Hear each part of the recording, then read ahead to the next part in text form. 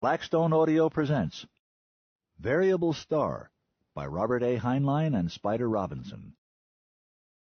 Dedication. For the women without whom none of this would have been necessary. Bam, Evelyn, Ginny, Jeannie, Amy, Terry Luana, Ruth, Kate, and Eleanor. Editor's Preface. In Robert A. Heinlein's Stranger in a Strange Land, there is a story about a Martian artist so focused on his work that he fails to notice his own death, and completes the piece anyway. To Martians, who don't go anywhere when they die, but simply become old ones, the burning question was, should this work be judged by the standards used for art by the living, or for art by the dead? A similar situation occurs here for one of the first times on this planet. This book is a posthumous collaboration, begun when one of its collaborators was 7 and completed when the other was 17 years dead. Spider Robinson discusses this at length in his afterword, but a brief explanation at the start may help readers to better appreciate what they're reading and to decide by what standards they should evaluate it. After the passing of Robert Heinlein's widow Virginia in 2003, his archivist-slash-biographer discovered a detailed outline and notes for a novel the Grand Master had plotted in 1955 but had never gotten around to writing, tentatively titled The Stars Are a Clock. Heinlein's estate executor and literary agent decided the book deserved to be written and read, and agreed that Spider Robinson was the only logical choice to complete it. First called The New Robert Heinlein by the New York Times Book Review in 1982, Robinson has been linked with him in the reviews of most of his own 32 award-winning books. The two were close friends. Spider penned a famous essay demolishing his mentor's detractors called Rah Rah R-A-H, and contributed the introduction to Heinlein's recently discovered 1939 first book, For Us the Living. It was a pairing as fortuitous as McCartney and Lennon. You are about to read something genuinely unique and quite special, a classic novel 50 years in the making, conceived in the golden age of SF by its first Grand Master, and completed in the age of cyberspace by one of his greatest students.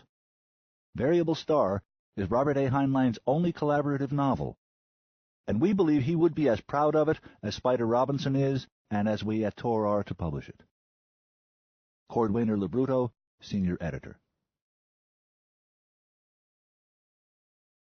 1. For it was in the golden prime of good Harun al-Rashid.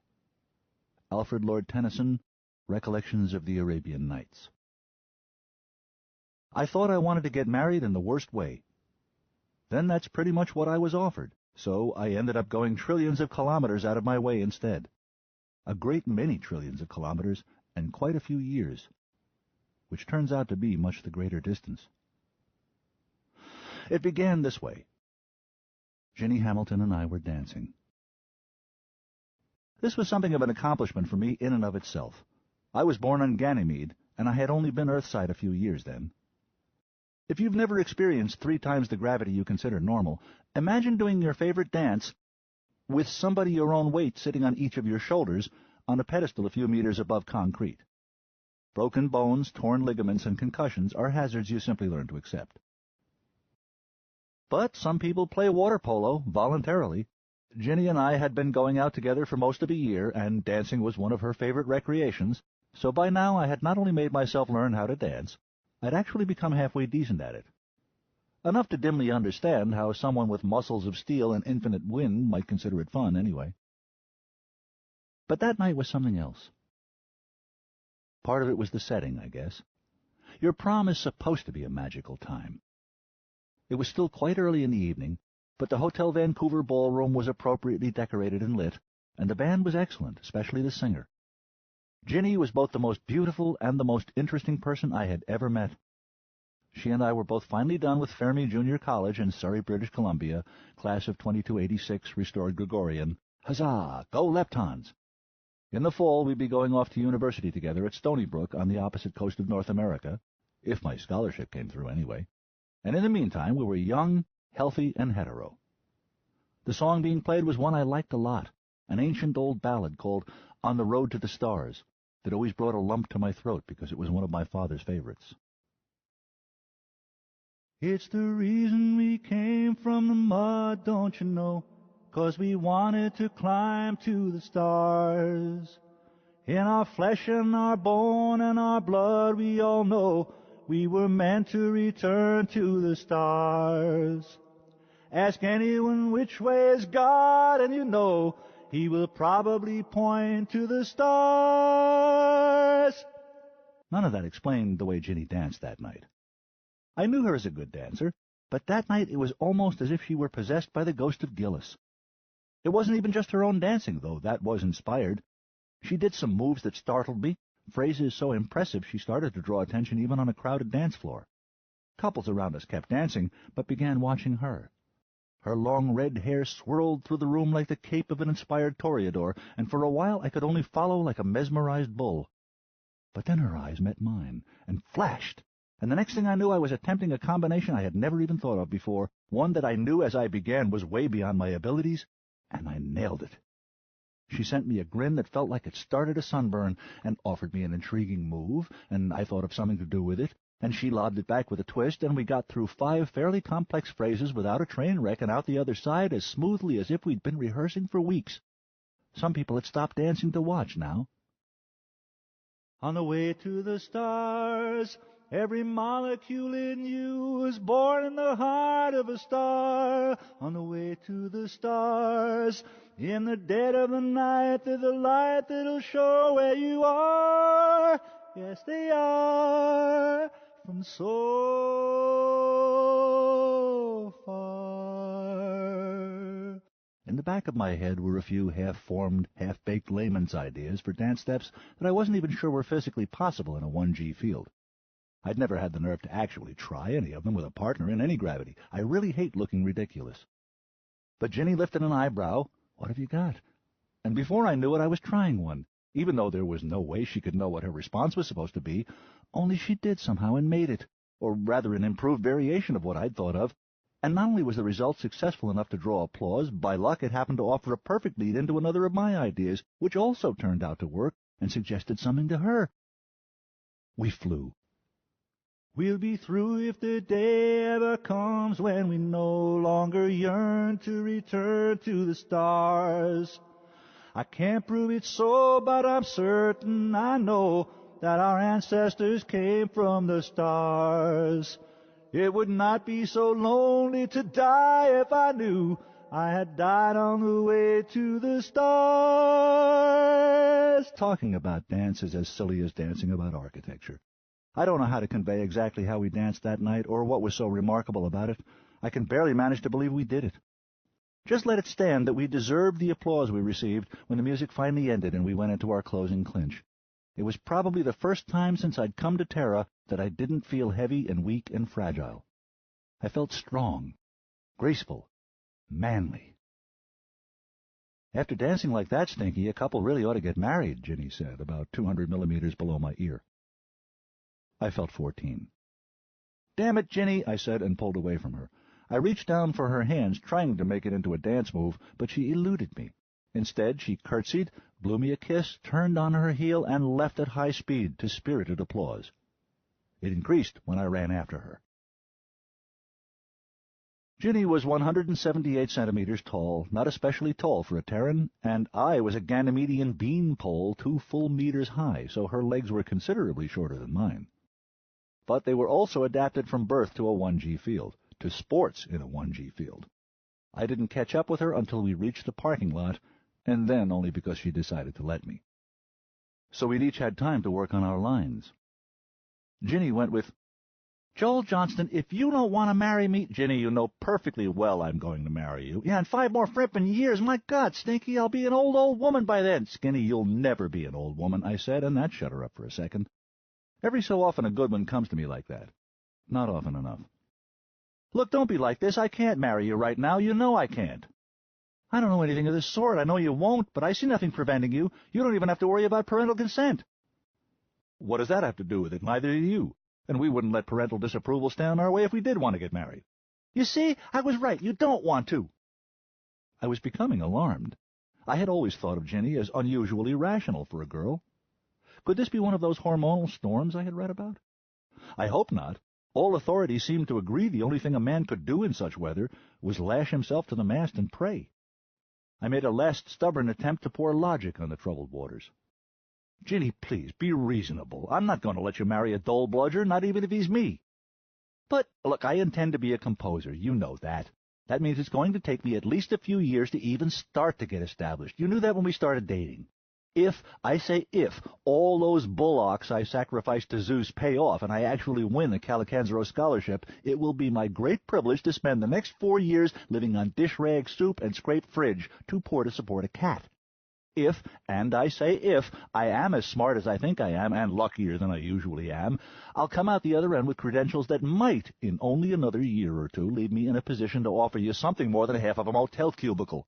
Meanwhile, you have your own scholarships and your law degree to worry about, so that once my music starts making serious money, nobody will weasel it away from us. Stinky, do you think I care about money? She said that last word as if it were a synonym for stale excrement. I sighed. Definitely a hormonal storm. Look, reboot and start over. What is the purpose of getting married? What a romantic question. She turned away and quested for her car. I didn't move. Quit dodging. I'm serious. Why don't we just live together if we want to be romantic? What is marriage for? The car told her she was heading the wrong way. She reversed direction and came back past me toward its voice and pulsing beacon. Babies, obviously. I followed her. Bingo. Marriage is for making jolly babies, raising them up into successful predators, and then admiring them until they're old enough to reward you with grandchildren to spoil. She'd acquired the car by now. She safed and unlocked it.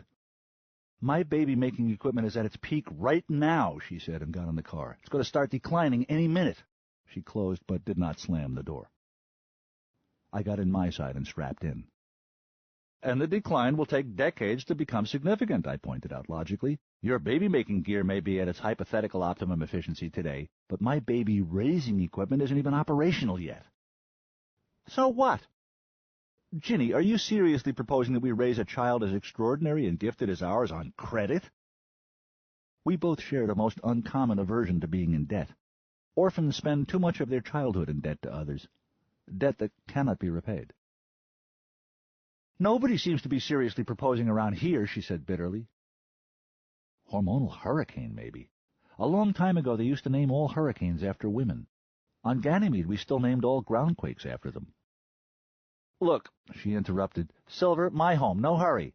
The car said, Yes, Ginny, and came alive, preparing for takeoff. I wondered, as always, why she had named her car that. If you were going to pick an element, I thought, why not hydrogen? I failed to notice the slight change in address protocol. Despite our low priority, we didn't have to wait long, since nobody else had left the prom yet, and the system was between rush hours. Silver rose nearly at once and entered the system with minimal hoo-hoo. That early in the evening, most of the traffic was still in the other direction, into Greater Vancouver. Once our speed steadied, Ginny opaqued the windows, swiveled her seat to face me, and folded her arms. I'm sure it was quite coincidental that this drew my attention to the area immediately above them. I believe in the Tooth Fairy, too. Pardon me for interrupting you, she said. She looked awfully good. Her prom dress was more of a spell than a garment. The soft, warm interior lighting was very good to her. Of course, it was her car. That was the hell of it. I wanted to marry her at least as much as she wanted to marry me. Just looking at her made my breath catch in my throat. I wished with all my heart, and not for the first time, that we lived back when unmarried people could live together openly. They said a stable society was impossible back then, but even if they were right, what's so great about a stable society? My pop used to say, Joel, never pass up a chance to shut up. Well, some men learn by listening, some read, some observe and analyze, and some of us just have to pee on the electric fence. Ginny, you know I'm a backward colonial when it comes to debt. And you know I feel the same way about it that you do. I blinked. That's true. We've talked about it. I don't care what anybody says. Becoming the indentured servant of something as compassionate and merciful as a bank or a credit union simply isn't rational. Absolutely. I spread my hands. What am I missing? Raising a child takes money, packets and crates of the stuff. I haven't got it, I can't earn it, I won't borrow it, and I'm too chicken to steal it. She broke eye contact. Those aren't the only ways to get it, she muttered. Silver gave its vector change warning, beep, slowed slightly, and banked left to follow the second Narrows Bridge across Burrard Inlet. So, I suppose I could go to Vegas and turn a 2-credit bid into a mega solar at the roulette wheel. Blackjack, she said. The other games are for suckers. My tenants back home on the Rock might strike ice. In the next 10 minutes, I could get an idea for a faster-than-light star drive that can be demonstrated without capital. I can always stand at stud, but that would kick me up a couple of tax brackets. Nothing else comes to mind. She said nothing, very loudly. Silver peeped, turned left again, and increased speed, heading for the coast. Look, Spice, I said, you know I don't share contemporary Terran prejudices any more than you do. I don't insist that I be the one to support us, but somebody has to. If you can find a part-time job for either of us that pays well enough to support a family, we'll get married tomorrow. No response. We both knew the suggestion was rhetorical. 2 full-time jobs would barely support a growing family in the present economy. Come on, I said. We already had this conversation once. Remember that night on Lookout Hill? The official name is Lookout Hill because it looks out over the ocean, but it's such a romantic spot, many a young man has indeed lucked out there. Not me, unfortunately. We said, I remember what we said. Well, then maybe I didn't. To settle it, I summoned that conversation up in my mind, or at least fast-forwarded through the storyboard version of the Master Index. And partway through I began to grow excited. There was indeed one contingency we had discussed that night on Lookout Hill, one that I hadn't really thought of again, since I couldn't really picture Ginny opting for it. I wasn't sure she was suggesting it now. But if she wasn't, I would. See here, Skitty, you really want to change your name from Hamilton to Johnston right away? Then let's do it tomorrow morning and ship out on the Sheffield. Her jaw dropped. I pressed on. If we're going to start our marriage broke, then let's do it somewhere where being broke isn't a handicap or even a stigma. Out there around a new star, on some new world 80 light years away, not here on Terra. What do you say? You say you're an old-fashioned girl. Will you homestead with me? A look passed across her face I'd seen only once before, on Aunt Tula's face when they told us my father was gone. Sadness unspeakable. I can't, Joel. How had I screwed up so badly? Sure you could. No, I can't. She swiveled away from me. The sorrow on her face upset me so much I shut up and began replaying everything since our dance, trying to locate the point at which my orbit had begun to decay. Outside the car, kilometers flicked by unseen. On the 3rd pass, I finally remembered a technique that had worked for me more than once with women in the past. Quit analyzing every word I'd said, and instead consider words I had not said. Light began to dawn, or at least a milder darkness. I swiveled her seat back to face me and sought her eyes. They were huge. I dove right in. Ginny, listen to me. I want to marry you. I ache to marry you. You're the one. Not since that first moment when I caught you looking at me have I ever doubted for an instant that you are my other half, the person I want to spend the rest of my life with, okay? Oh. Her voice was barely audible. You give me what I need, and you need what I can give. I want the whole deal, just like you've told me you want it. Old-fashioned, death do us part, better or worse monogamy, like my parents. None of this term marriage business, no prenup nonsense. 50-50, mine is dying down the line, and I don't care if we live to be 100. I want to marry you so bad my teeth hurt. So bad my hair hurts.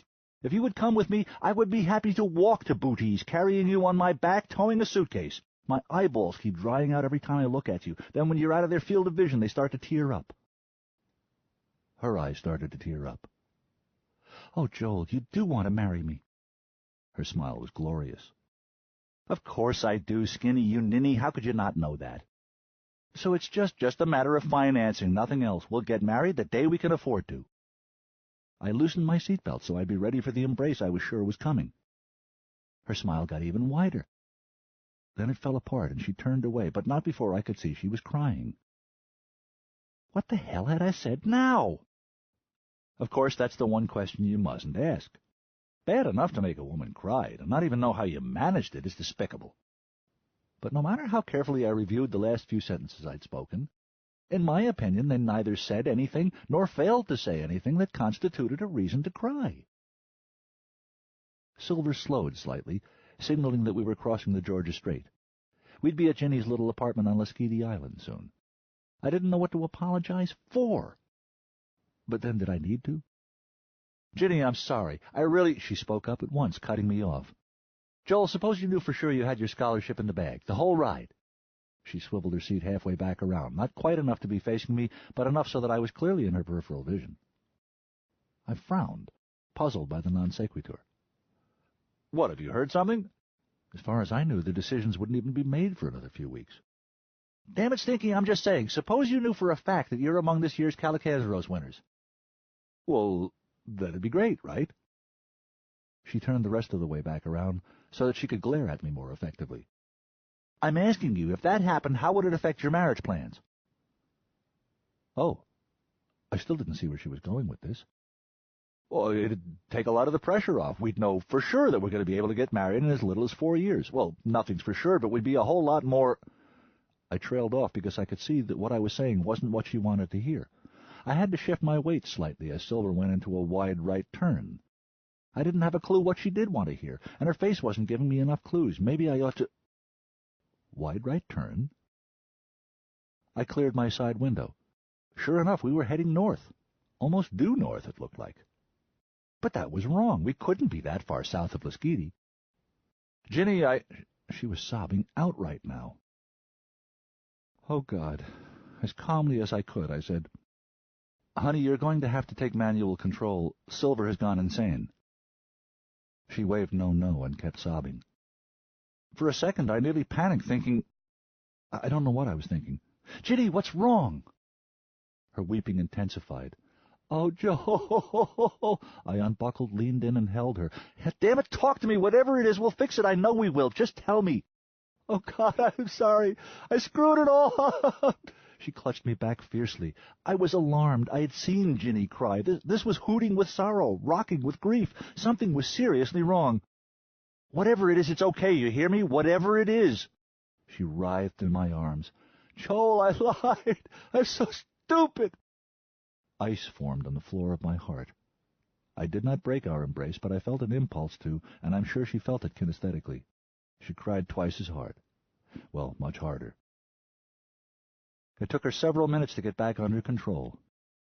During those minutes, I didn't breathe, or think, or move, or digest food, or do anything at all except wait to learn what my Ginny had lied about. Then when she took in a deep breath and pulled away from my arms, suddenly I didn't want to know, so I thought of a different question she could answer instead. "Where are we going?" Her eyes began to slide away from mine, then came back and locked. "To my home." This time I caught the subtle change. Usually the instruction she gave Silver was, "my place." "So, and it's north?" She nodded. "How far?" "Silver, step on it," she said.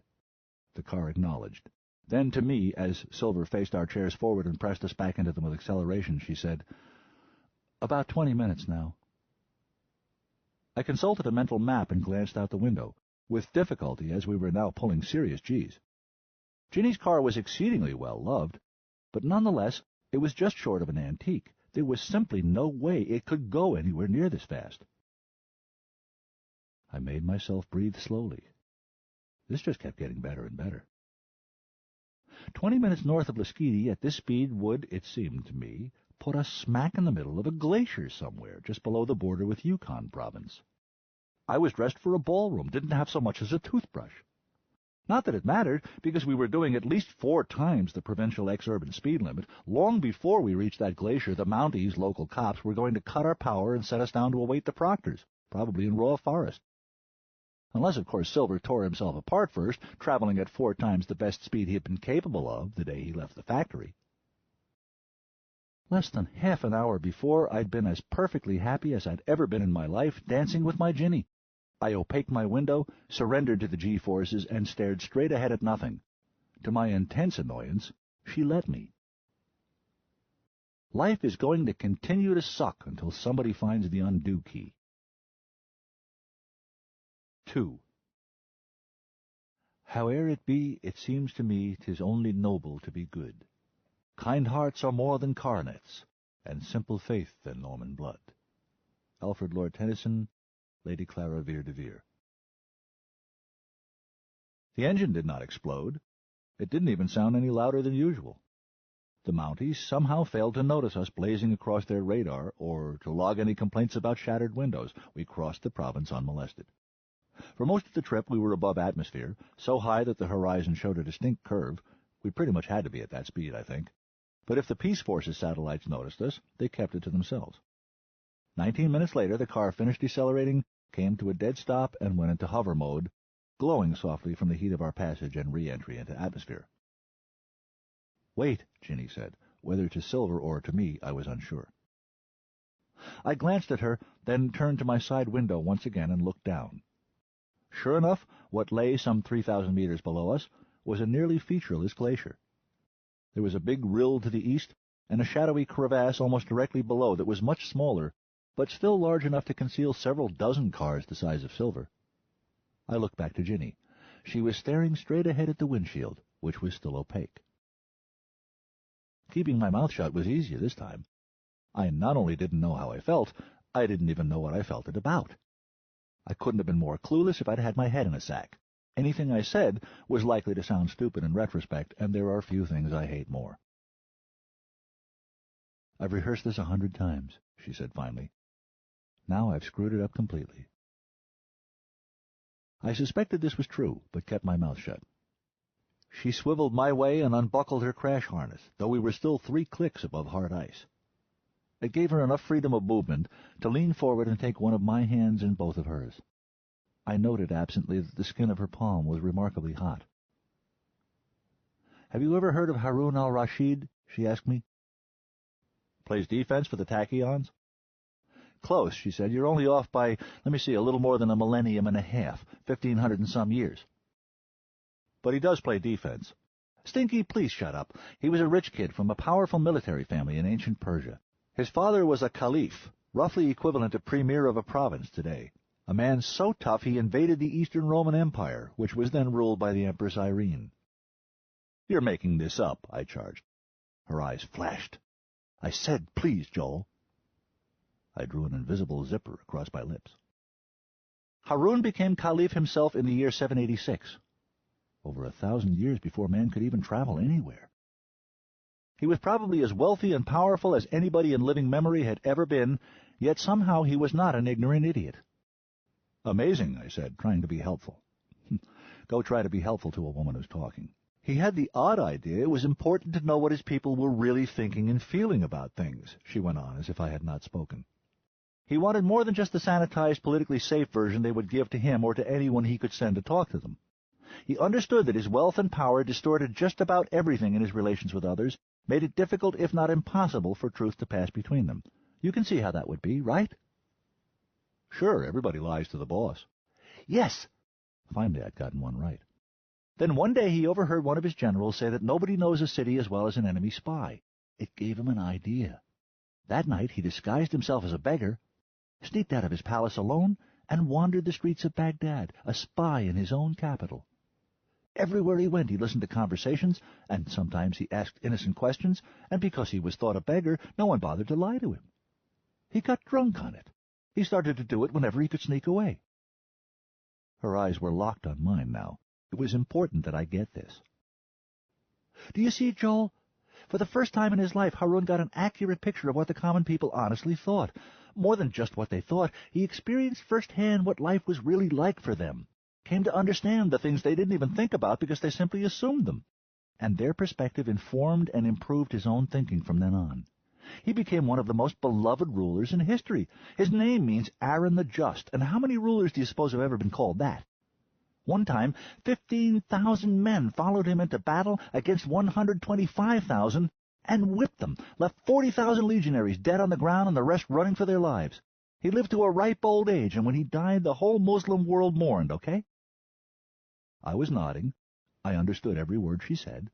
I had no idea what she was driving at. She took a deep breath. "Okay. Now, imagine you're a young Persian girl in Baghdad. I see your mouth opening, and so help me God if a wise crack should come out of it." That's better. "You're a poor but decent young Persian girl, working hard at some menial trade, struggling to better yourself, and so is—" A strange alto voice suddenly spoke, seemingly from the empty space between Ginny and me, just a little too loudly. I was so startled I nearly jumped out of my seat. "Your vehicle's hull temperature has dropped sufficiently to permit safe debarking now, Miss Ginny." If I was startled, Ginny was furious. I could tell because her face became utterly smooth, and her voice became softer in pitch and tone, and slower in speed as she said, "There are only 4 letters in the word wait, Smithers. There seems little room for ambiguity." "I'm sorry, Miss Ginny," Smithers said at once, and although there was no noticeable cessation of any background hiss or power hum, somehow I knew he was gone. "And so," she went on before I could ask who Smithers was, "so is your boyfriend. Call him Jalal. The 2 of you are very much in love and you want to get married, but you just don't have the means. And then one day—" "Wait," I said. "I think I see where this is going, sort of. One day the beggar who lives next door comes over, right? And it turns out he's incredibly rich, and he says he's been eavesdropping, and he understands our problem, and he offers Jalal a—" I stopped talking. The penny had just dropped. All of a sudden, I actually did see where this was going, at least in general terms.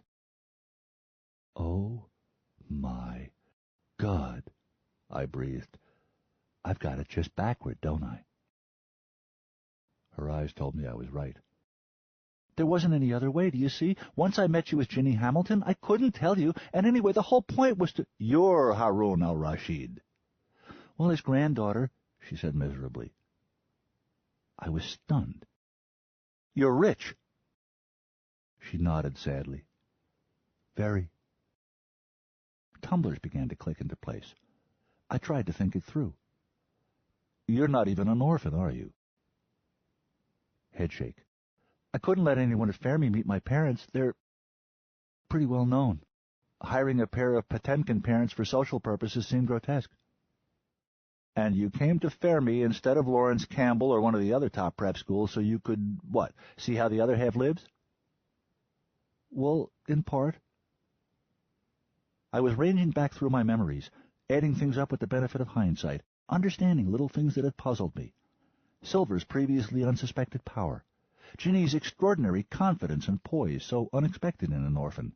How, whenever someone brought up one of the really fabulous vacation destinations, Tuva or the ice caves of Queen Maud Land in the Antarctic or Harriman City on Luna, Ginny always seemed to have just seen a good documentary about it recently.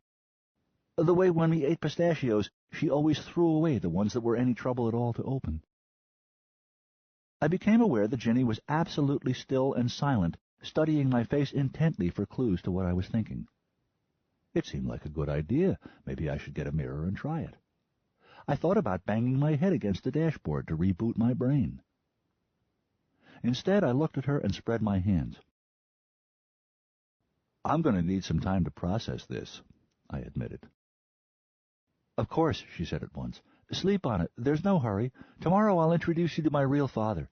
And meantime I'll answer any questions you have. No more evasions, no more white lies." I didn't feel as though I knew enough to formulate a coherent question yet. No, wait, I did have one. Purely for form's sake, I didn't see how the answer could help me. Still, what is it really? She blinked. "Crave pardon?" "You said, once I met you as Ginny Hamilton, so that's not your real name. Okay, I'll bite. What is?" "Oh, dear," she said. "Ginny O. Chinese, dear?" Not amused. "Joel, come on, how bad could it be? Look, let's meet for the first time all over again. Hi there, I'm Joel Johnston of Ganymede, and you are—" She stared at me, blank-faced. For so long, I actually began to wonder whether she was going to tell me. I couldn't recall ever seeing her hesitate about anything before, much less this long. One of the many things I liked about her was that she always knew what she wanted to be doing next. Finally, she closed her eyes, took in a long breath, released it, squared her shoulders and opened her eyes and looked me right in the eye. "I'm very pleased to meet you, Mr. Johnston. I'm Ginny Conrad." For a second or two, nothing happened. Then my eyebrows and my pulse both rose sharply. It couldn't be. "Not of Conrad," she confirmed. It couldn't be.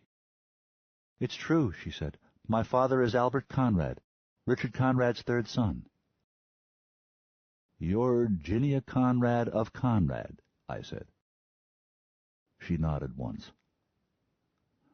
I didn't quite faint, but it was good that I was sitting down and strapped in.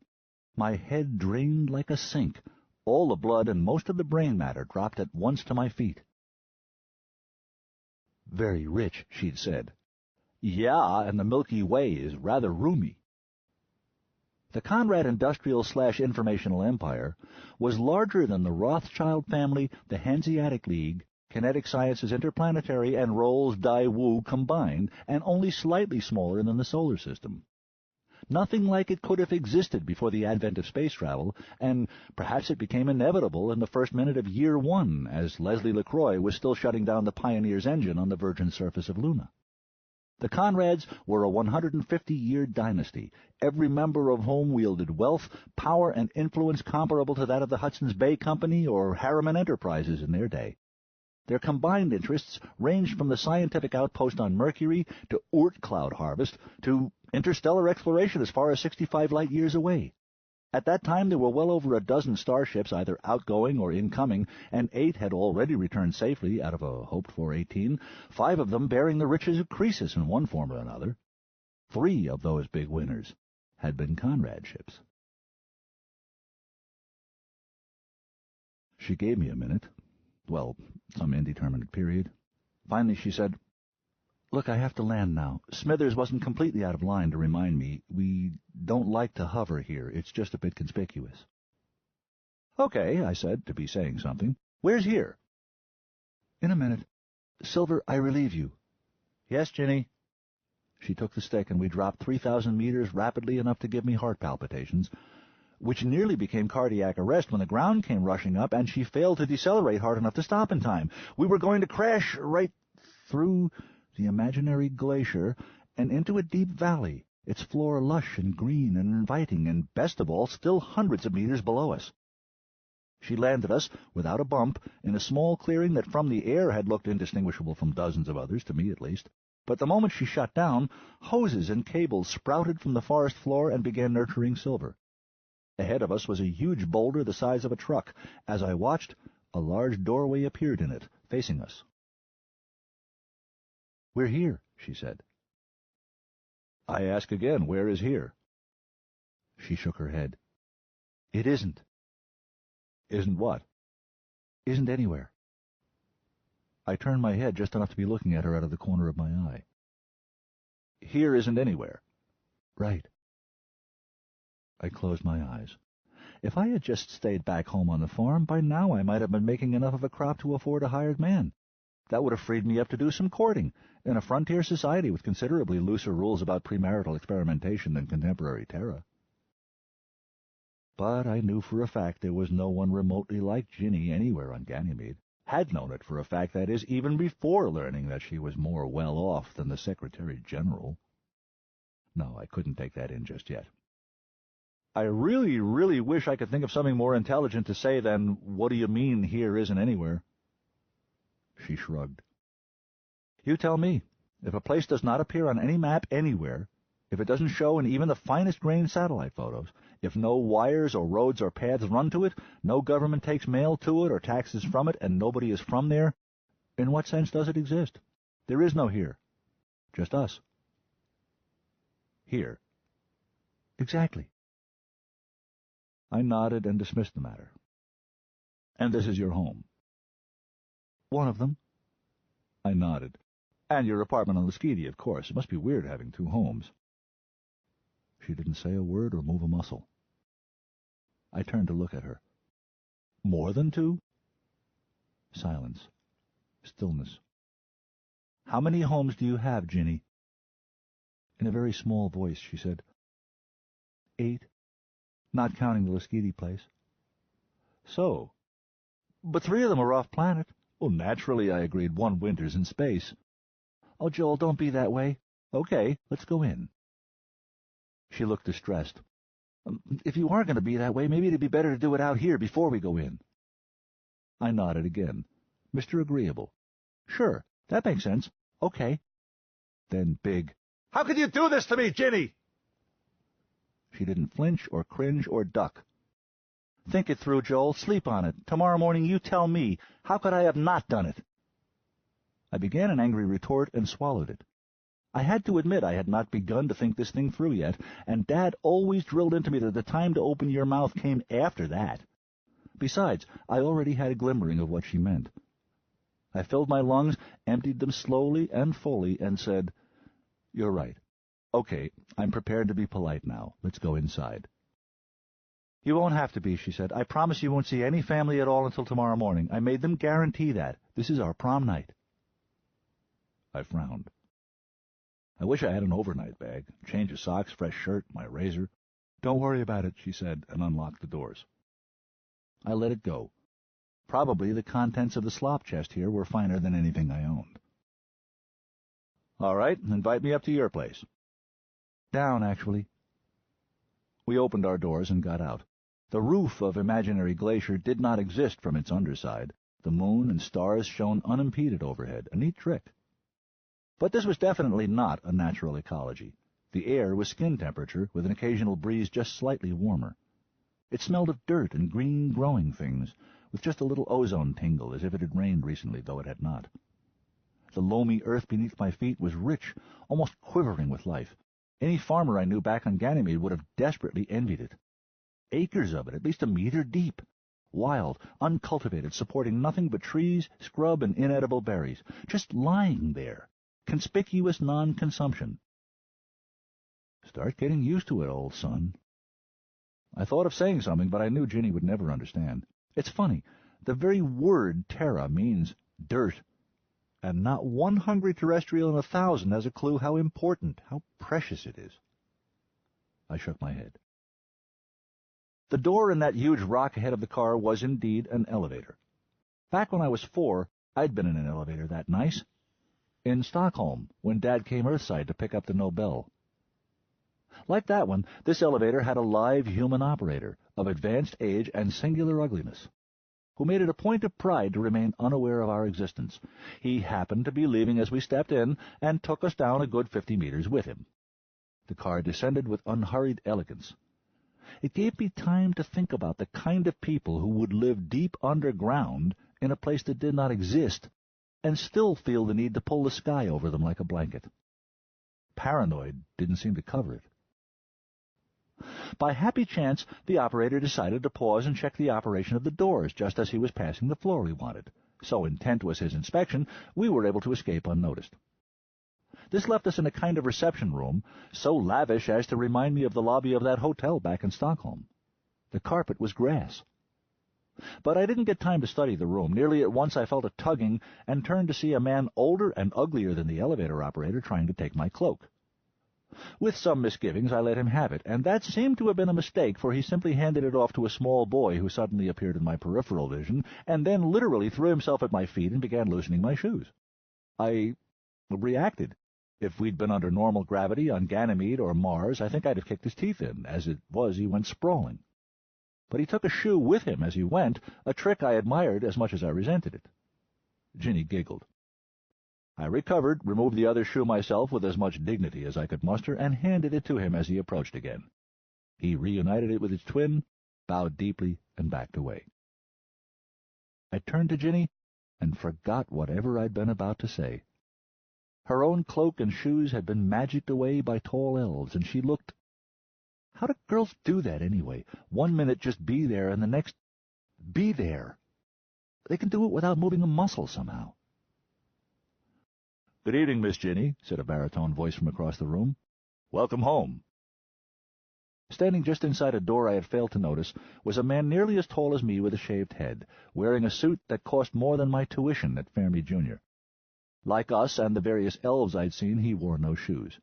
Presumably they would cobble us all new ones in the night. "Thank you, Smithers. This is... Damn, excuse me." She lifted her phone finger to her ear, listened for a few moments, frowned, said, "Yes," and broke the connection. "I've got to go for just a few minutes. Get Joel situated, would you please, Smithers? I'm sorry, Joel. I'll be back as soon as I can." "Okay." She was gone. Somehow he was at my side without having covered the intervening distance. "Good evening, Mr. Johnston. I'm Alex Rennick, master of the house at present. Welcome to the North Keep. Let me show you to your room first, and then perhaps I can give you the 10-credit tour." His eyes were gray, almost mauve. His head wasn't shaved. It was depilated. Despite his height, a dozen subconscious cues told me he was earthborn. He was fit and had an air of great competence and great confidence. I'm pretty good at guessing ages, given that everybody looks alike now, and I couldn't pin him down any closer than the 30 to 60 zone. I found it interesting that he knew my last name without having been given it. "Thank you, Mr. Rennick. You are most kind. Please call me Joel." "And I am Alex. Will you come this way, Joel?" I thought of an ancient joke, put it out of my mind, and followed him from the room. As I did, I promised myself solemnly that no matter what wonders I was shown here, I would not boggle. No matter how staggeringly opulent the place proved to be, I would not let it make me feel inferior. My father had been a Nobel laureate, and my mother a great composer. How many of these people could say as much? "Do you have any questions to start?" he asked as we went. "Yes, Alex," I said, memorizing the route we were taking. "Why does Jenny call you Smithers?" "I have no idea." His tone was absolutely neutral, but somehow I knew I'd touched a sore spot. Either it bothered him not to know, or the answer was humiliating. "Ah," I said, lowering my pitch, "to drive you crazy, then." I was curious to see how he would respond to an invitation to a jocular, between-us-men discussion of his mistress, whom I personally knew to be a handful and a half. He sidestepped effortlessly. "That would be redundant, I'm afraid." "Have you worked here long?" "Yes." "I see. How many people live here, in the North Keep, you said?" "The number varies." His stinginess with information was beginning to mildly irritate me. "No doubt, but surely as master of the house you know its current value." I halfway expected him to say, "Yes, I do," and clam up, but he wasn't that kind of childish. Instead, he used jujitsu. "There are 84 persons resident in the North Keep at the moment. By midnight the number will be 92, and shortly before breakfast time tomorrow it is expected to drop back to 89. "Ah." I hesitated in phrasing my next question. "And how many of those are employees?" "All but 4, 5 tomorrow." Yipes! Yes, Conrad's lived here all right. "Here we are." He stopped before a door that looked no different from any of several dozen we'd passed along the way, and tapped the button, which on Terra is for some reason always called a knob. The door dilated to reveal a room full of thick pink smoke. At least it looked like smoke, and behaved like it, roiling and billowing, with the single exception that it declined to spill out of the open door into the corridor. I reminded myself that I'd promised myself not to boggle, and with only what I hoped was an imperceptible hesitation, I walked right into the pink smoke, came out the other side, and boggled. Worse, I actually yelped. I was on Ganymede. Look, I admit I'm a hick, but I had experienced sim walls by that point in my life, even if I couldn't afford them yet. Even good ones didn't really fool you. You could tell they were not real, just rectangular windows into worlds that you never really forgot were virtual. I'd even experienced 6-wall sim, 360-degree surround, and even then you had to voluntarily cooperate with the illusion for it to work. It never quite got the rounding correction perfect at the corners, but it was pretty good.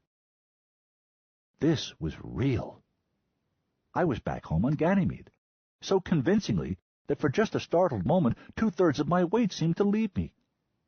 I realized with astonishment that the air even smelled like Ganymede air, tasted like it, different from terrestrial air in ways subtle but unmistakable.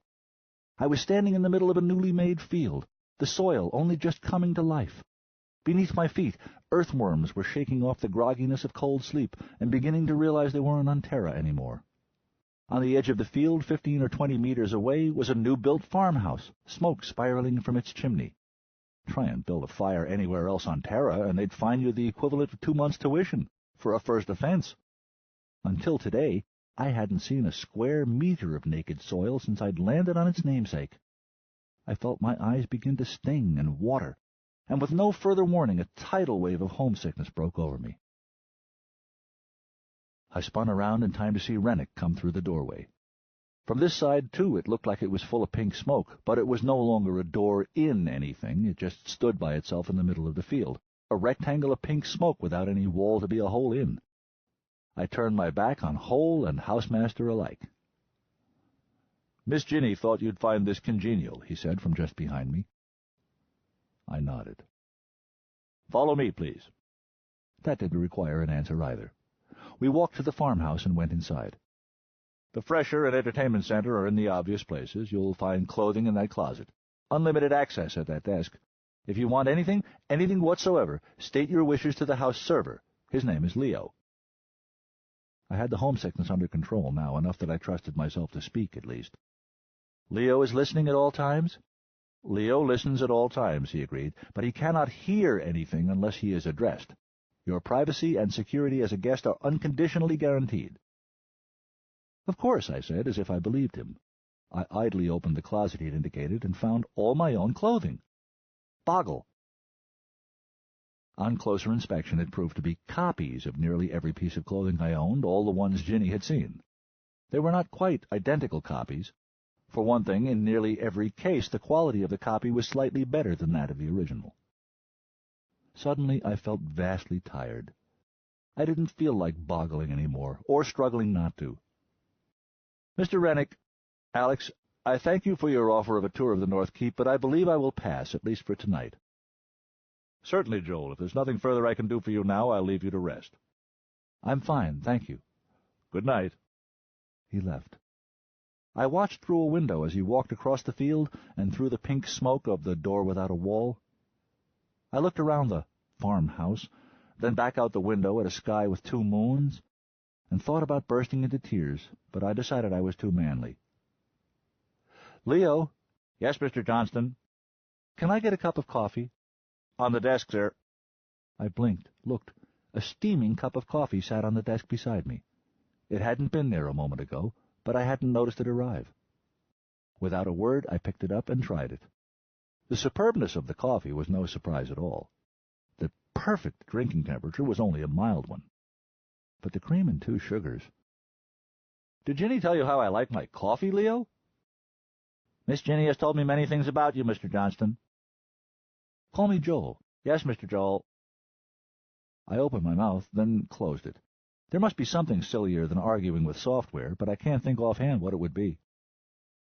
I sat down on a rocking chair that creaked authentically, put my feet up on a hassock, and began to dismiss Leo from my mind to prepare for the upcoming conversation with Ginny.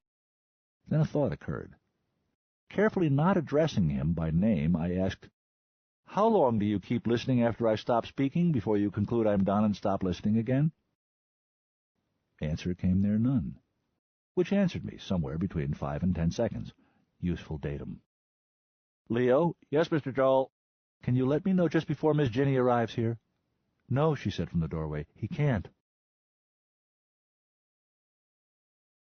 We were both tired and both emotionally upset, but we both knew there was more to be said before we could sleep. I took my feet down off the hassock, and she came and sat before me on it and took both my hands in hers. "No more ducking and weaving. Spell it out for me," I said. "In words of one sound bit, what's the deal?" She was through dodging. "I'm proposing marriage, Joel. Just as we've discussed. Lifetime, exclusive, old-fashioned matrimony. And I'm offering to support us, at least until you get your degree and start to become established as a composer and start earning. I can afford it. I'm quite sure you'll get that Calicanzaro scholarship. But if you don't, it won't matter. And best of all, we can start our first baby right away, tomorrow night if you want." "Huh? Skinny, what about your degree, your career?" "My second career, you mean? It'll keep. I've always known what my first career has to be." She tightened her grip on my hands and leaned slightly closer. "Stinky, maybe now you'll understand why I've been so—" She blushed suddenly. "So frimpin' stingy. So square, even for a Terran girl. Why I don't park or pet or sneak out after curfew, and why our clinches never got out of hand, or were even into it, so to speak. I think you know I haven't wanted to be that way. But I had no choice. It may be all right for some other girls to bend the rules and take risks, but me, I've had it beaten into my head since I was 3 that I have responsibilities." "The family name." "The family name my left foot, the family genes.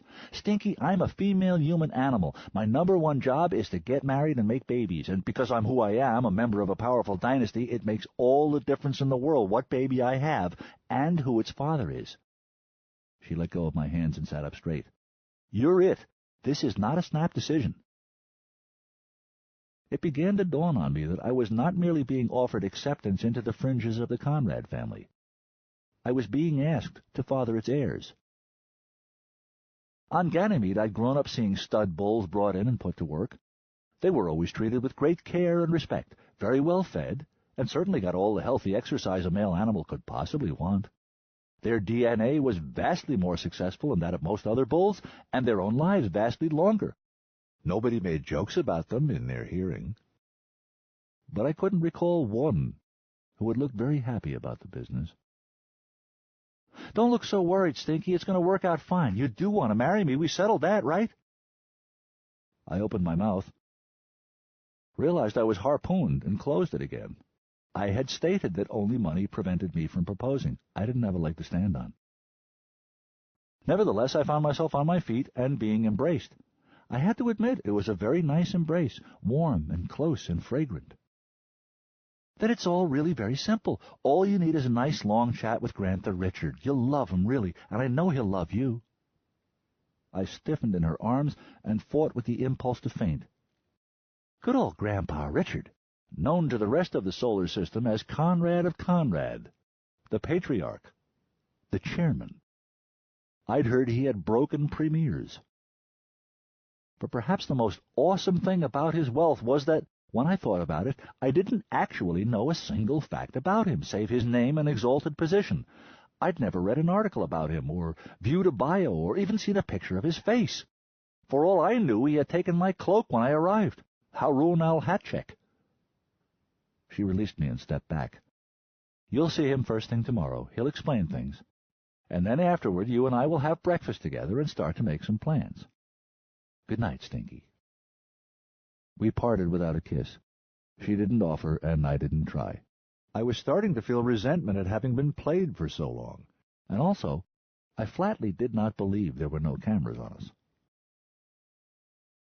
After she was gone, I thought about firing up that universal access Rennick/Smithers had mentioned and researching the size and scope of the Conrad Empire. But I knew if I did so here, now, on this computer system, Grandpa Richard would know about it. It just smelled ripe to me.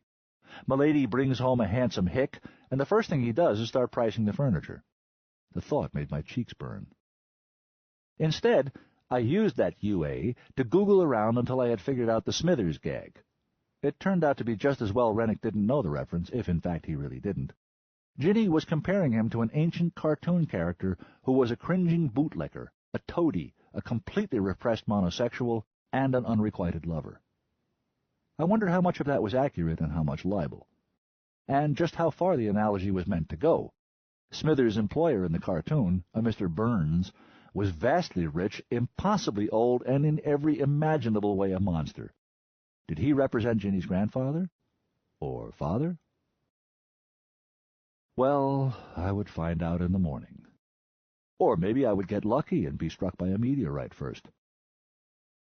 The bed turned out to be just like mine back at the dorm, except the mattress was better, the sheets were infinitely softer and lighter, and the pillow was gushier. Was I hallucinating, or did the pillowcase really smell faintly of Ginny's shampoo? It certainly did put a different perspective on things. It might be nice to smell that on my pillow every night from now on, and every morning, if in fact I was really smelling it now. While I was wondering, I fell asleep. 3. "Joel, it's time to wake up, dear." Yes, that was definitely her hair I smelled. I had heard Ginny say just those words, in much that low, throaty tone of voice, at the start of more than one pleasant dream. It was a novel experience to hear them at the end of one. Now, if only everything else would continue to unfold as it usually did in the dream. I opened my eyes, and she was not there. The scent was either vestigial or imagined. Drat.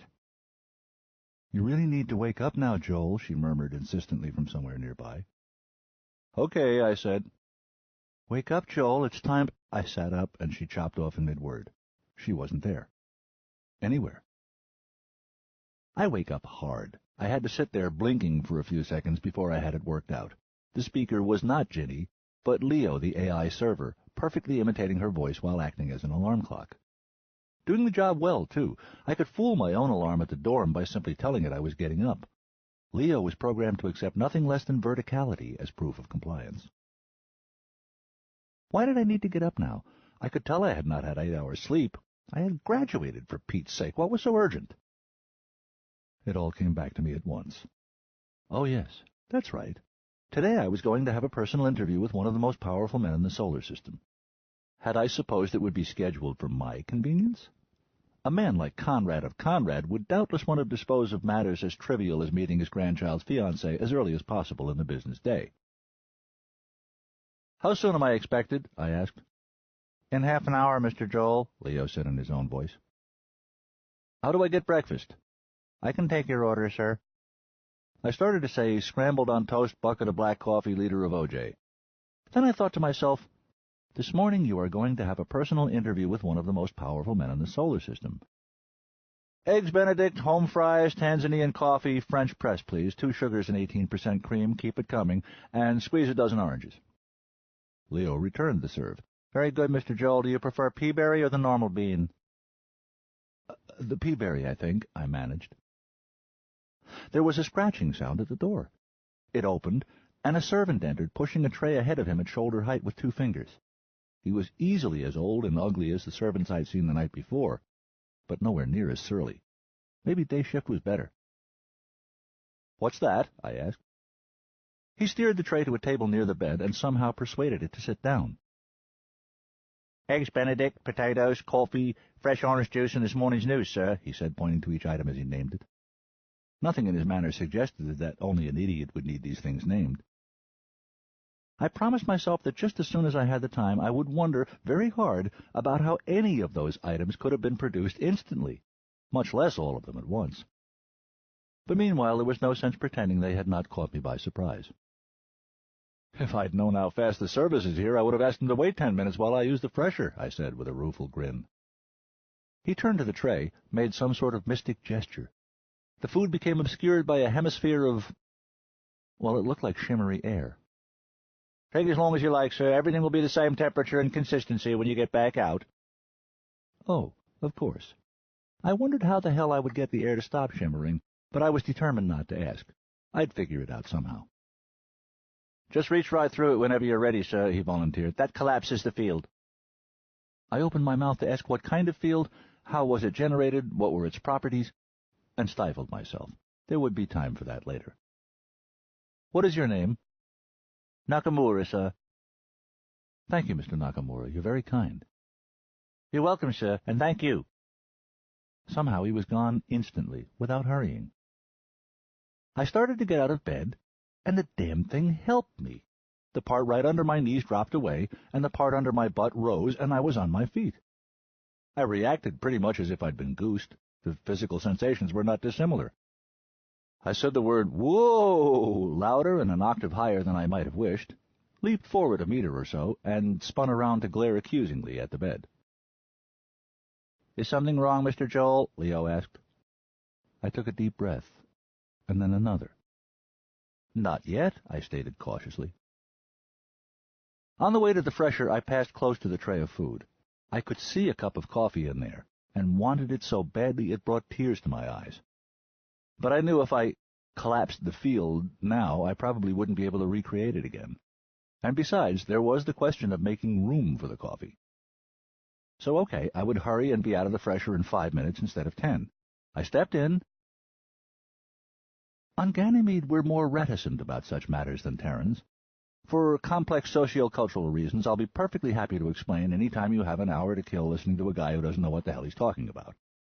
So I'll just say that this fresher was about 10 times better equipped and programmed than I had ever imagined possible, and let it go at that. It was more like 15 minutes before I was able to make myself end the sybaritic cycle. When I came out, my clothes were gone. I remarked on this, as casually as I could manage. Leo explained that they had been taken away for laundering. He invited me to wear any of the fakes in the closet that pleased me, and assured me unnecessarily that they would all fit me perfectly. I was not at all happy about this, but I could see my wallet, phone, and keys on the bedside table, so I postponed the matter until after coffee. By the end of the first cup, I had no strong objection to anything short of disembowelment or denial of a second cup. If you are ever given the choice, insist on the peaberry. Trust me. When I was ready to dress, I automatically reached for the copy of my best suit, comforting myself as best I could with the guess that this version of it at least would be freshly cleaned and would not be worn nearly through in spots. But as I took it from the closet, I noticed an item hanging just behind it that certainly was not a copy of any garment I owned. It was a J.L. Fong suit, top of the line, of the latest cut and style, in a color I noticed that would complement Ginny's hair. It was worth more than my entire wardrobe, more than my passage to Earth had cost. The tights were just a bit daring, but I decided I had the calves to carry them off. I was unsurprised to find suitable underwear and other necessary accessories in drawers, tucked in among my own trash. The moment I put it on, that suit became an old, familiar, and valued friend, and I became taller and wider across the shoulders. It could not have fit better if it had been made on my body. It knew things about me I wouldn't learn for years yet, and approved of them all. Wearing a suit like that, you could break up a knife fight with an admonishment, secure $1 million loan without being troubled for a signature, walk away from a crime scene, or obtain illicit drugs on credit. I examined the effect in a fresher room mirror and decided that, on me, it looked good. Perhaps, I felt, I could even survive an interview with Conrad of Conrad without soiling it. If it was a brief interview. "Will Ginny be present at this meeting, do you know?" I asked Leo. "No, Mr. Joel, only Mr. Conrad, Mr. Albert, and yourself." I blinked. "Wait a second. Which Mr. Conrad? Ginny's father or her grandfather? And who's this Albert bloke?" "Ah, pardon me, Mr. Joel. There are over a dozen adult males in the immediate family whose last name is or incorporates Conrad. But by long-standing family and corporate tradition, there is only one Mr. Conrad at any one time. At present, that is Jenny's grandfather, Mr. Richard Conrad, Conrad of Conrad. The others are Mr. Joseph, Mr. Chang, Mr. Aquanaboko, and so on. Mr. Albert is Ginny's father." "I see," I said. "Thank you." I began to understand Leo's insistence on putting Mr. before my name. I started to ask where Ginny was now and realized the answer would probably mean nothing to me. I paid attention to my breathing, trying to make it slower and deeper for another 20 seconds. Then I said, "Okay, I'm ready." "Very good, Mr. Joel." I left the faux farmhouse and walked through faux fields. It smelled convincingly like morning on Ganymede, and don't ask me to explain that. It felt inexpressibly weird to be walking through a colonial homestead, in the wrong gravity, dressed like an aristocrat, heading for a doorway of pink smoke. It was a bit of a relief to walk through the smoke and find myself in an ordinary corridor that smelled like Terra instead of Wonderland. "I'll guide you from here, sir," Leo said. "Do you see the light at your feet?" I glanced down, and there was a soft green light at the baseboard of the left-hand wall, pulsing on and off. It was about the size and intensity of a firefly, discreet but impossible to miss. "Lead on," I said. It moved away. "If you'll forgive a personal observation, sir," Leo said as I followed his blinking firefly down the corridor, "you have an excellent time sense for a human." "Excuse me?" "You said, 'Okay, I'm ready,' 29 minutes and 41 seconds after I advised you that you had 30 minutes to prepare." "Ah," I nodded. "A couple of people have told me I have a pretty accurate internal clock." "Extremely so, sir, if this example is representative." I shrugged. "I never burn the toast. Look, I have some thinking to do, all right?" "Yes, sir, I'd just like to—" "Later, Leo." "But, sir—" I was raised to be polite to gadgets. Dad always said it was good practice. But I was trying to get some fretting done, and Leo was distracting me. "Quiet." He shut up, and I put my full attention on the predicament I was in. First, I scanned my memory for everything I had ever heard or read about high-level etiquette, manners, or protocol.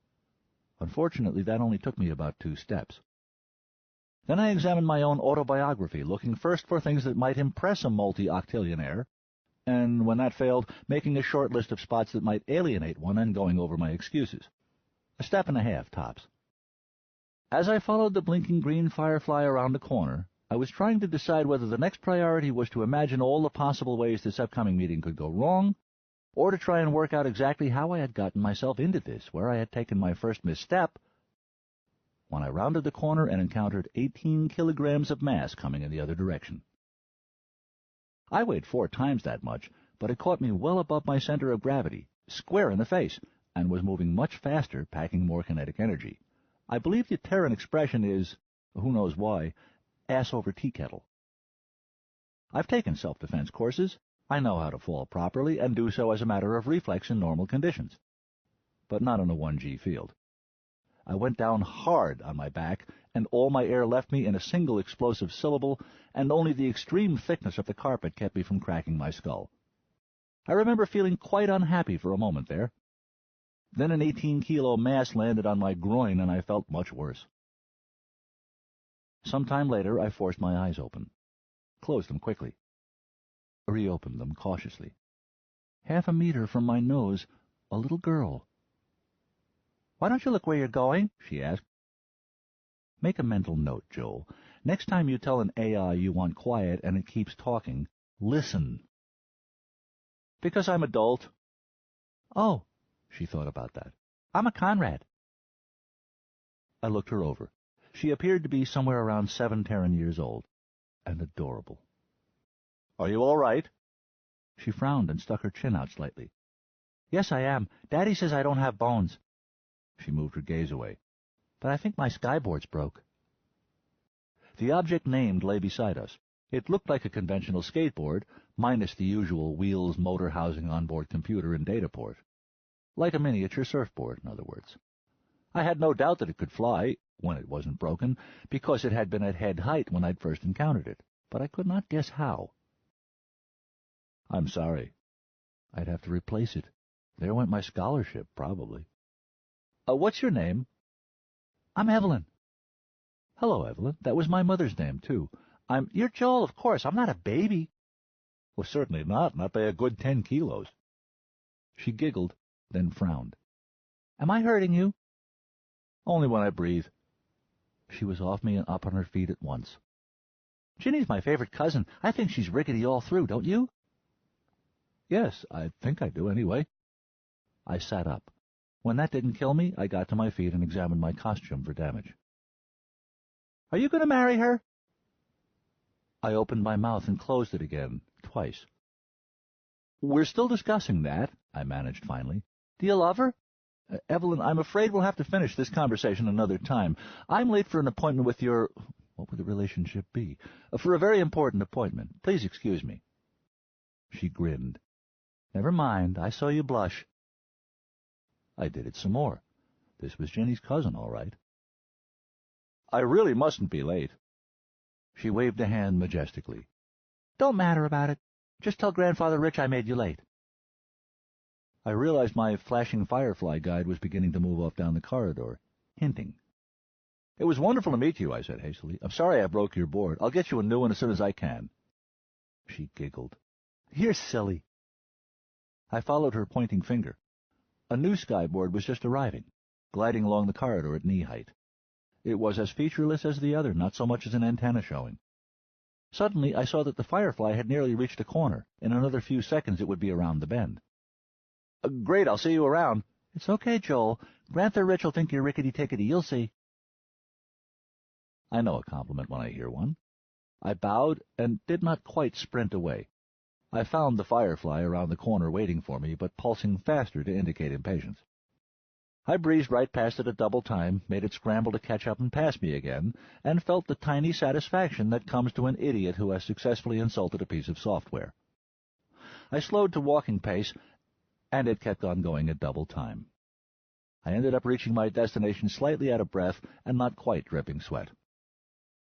I planned to pause outside the door for at least 2 or 3 deep breaths, but the infernal thing opened as soon as I reached it. I allowed myself 1 breath, mostly because I had to, and entered. But it was only Rennick's office. He did not say, "You're late," even by facial expression. But in the time it took me to walk 3 steps into the room, he had risen from his workstation, come all the way round it, and reached my side without seeming to hurry. "Good morning, Joel," he said pleasantly. He took my elbow, turned me, and we were back out in the corridor and walking again, not as fast as I'd arrived, but not slowly either.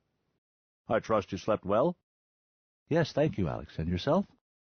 "There are things I must tell you, and we no longer have time for the standard set speech. As you know, there is only one Mr. Conrad in this house, and that is what he is called in his presence or out of it. But when one directly addresses him, he prefers, strongly, to be called simply Conrad. Thus you might hear someone say, for instance, 'Mr. Conrad approves of this. Isn't that so, Conrad?' Am I clear?" No honorific to his face. Not even sir? Not even sir. Yes, Conrad. No, Conrad. I nodded. Got it. Thanks. Do I call Mr. Albert to his face, too? Not unless he invites you to, which is unlikely. Until then, he is Mr. Albert. We came to a checkpoint. 5 large men, 4 of them heavily armed, and the deadliest one sitting at a workstation. Rennick didn't even slow down, and nobody killed him, so I didn't slow down either. Mr. Conrad does not shake hands. Mr. Conrad does not care for humor. Mr. Conrad is not interrupted. Right turn, another checkpoint. Another 5 armed men, but not large this time. Gurkhas. Their knives were sheathed. Rennick came to a halt and stood still, but ignored them. I did likewise. I could almost feel myself being scanned and sniffed and candled by invisible machinery. When Mr. Conrad says thank you, he means goodbye. The correct response is not you're welcome, but yes, Conrad. You say it on your way to the door. Got it.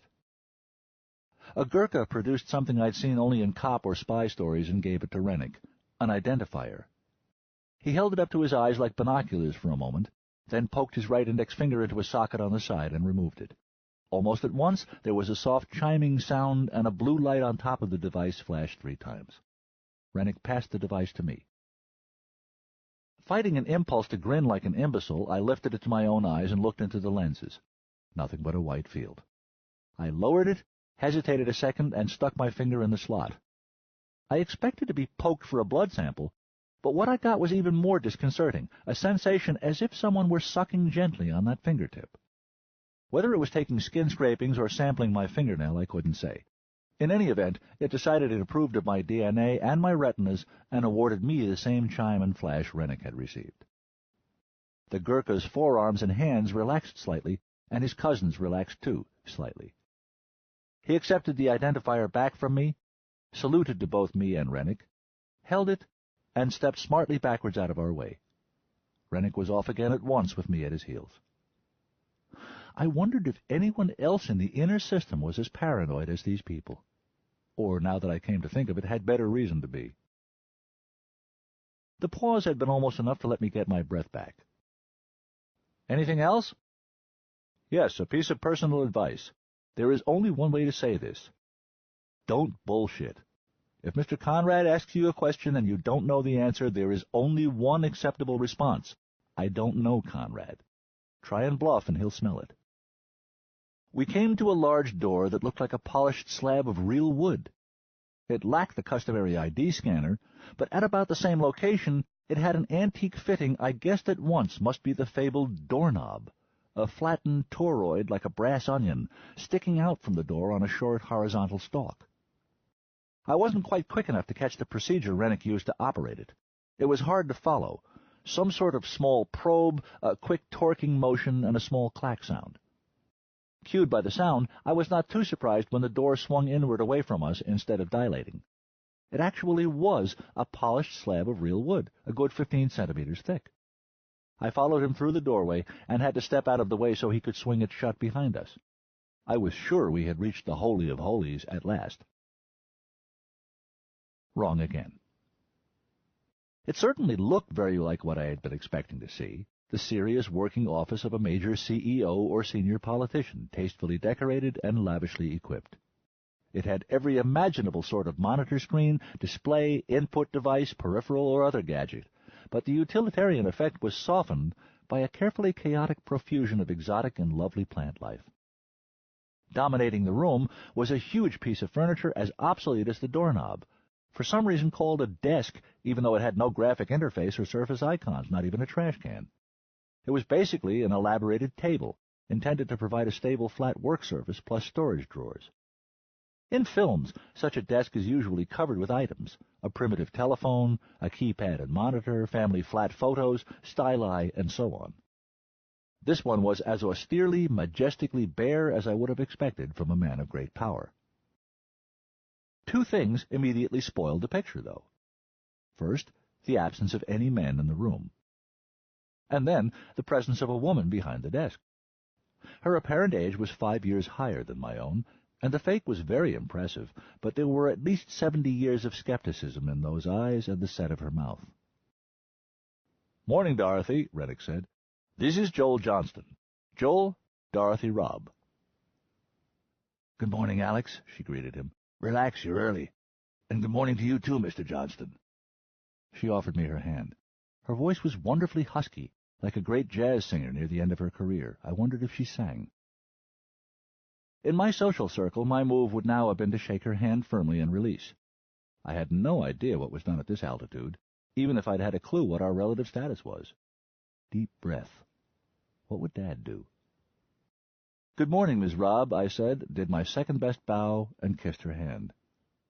She removed it quickly and said, "Dorothy," sharply, but I knew she was not offended because almost at once she softened it by adding, "Miss Robb sounds too much like—" I nodded. "A Victor Hugo novel. In that case, I'm Joel." Those cynical eyes opened a bit wider. "You read?" My parents infected me before I knew any better. There was no bedtime as long as I was reading a book. "What splendid parents!" Suddenly I felt myself blush. My multi-track mind was still playing with our pun, and it had suddenly realized that the full title of the book we were discussing would have been Les Miserables.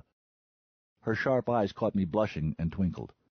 I realized I'd made no response to her compliment and was too flustered to formulate one. She saved me. "Do you know the story of the American farm wife who wrote a letter to Victor Hugo, Joel?" "No, I don't," I said gratefully. "She wrote, 'Dear Vic.'" I couldn't help smiling. Her accent and deadpan delivery were good. "We sure like that book you wrote there, Les Miserables." I began to grin broadly, and Rennick did too. "But we wanted to ask you one thing we can't figure out. Which one of them characters was Les?" I broke up, turned to Rennick, and saw that he was chuckling too, and had absolutely no idea why. Oops. Oh well, no reason his education should include period French literature. No reason anyone should, really. "What a glorious story," I said to Dorothy.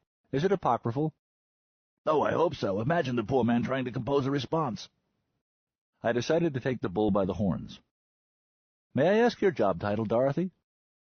She snorted. "Professional bureaucratic gibberish composers have wept with frustration over that one. There doesn't seem to be an adequate descriptive that any of them liked. For accounting purposes, we finally settled on enabler, which they simply hate." "Like a personal secretary, sort of?" She did not smile. "Mr. Conrad has 7 personal secretaries.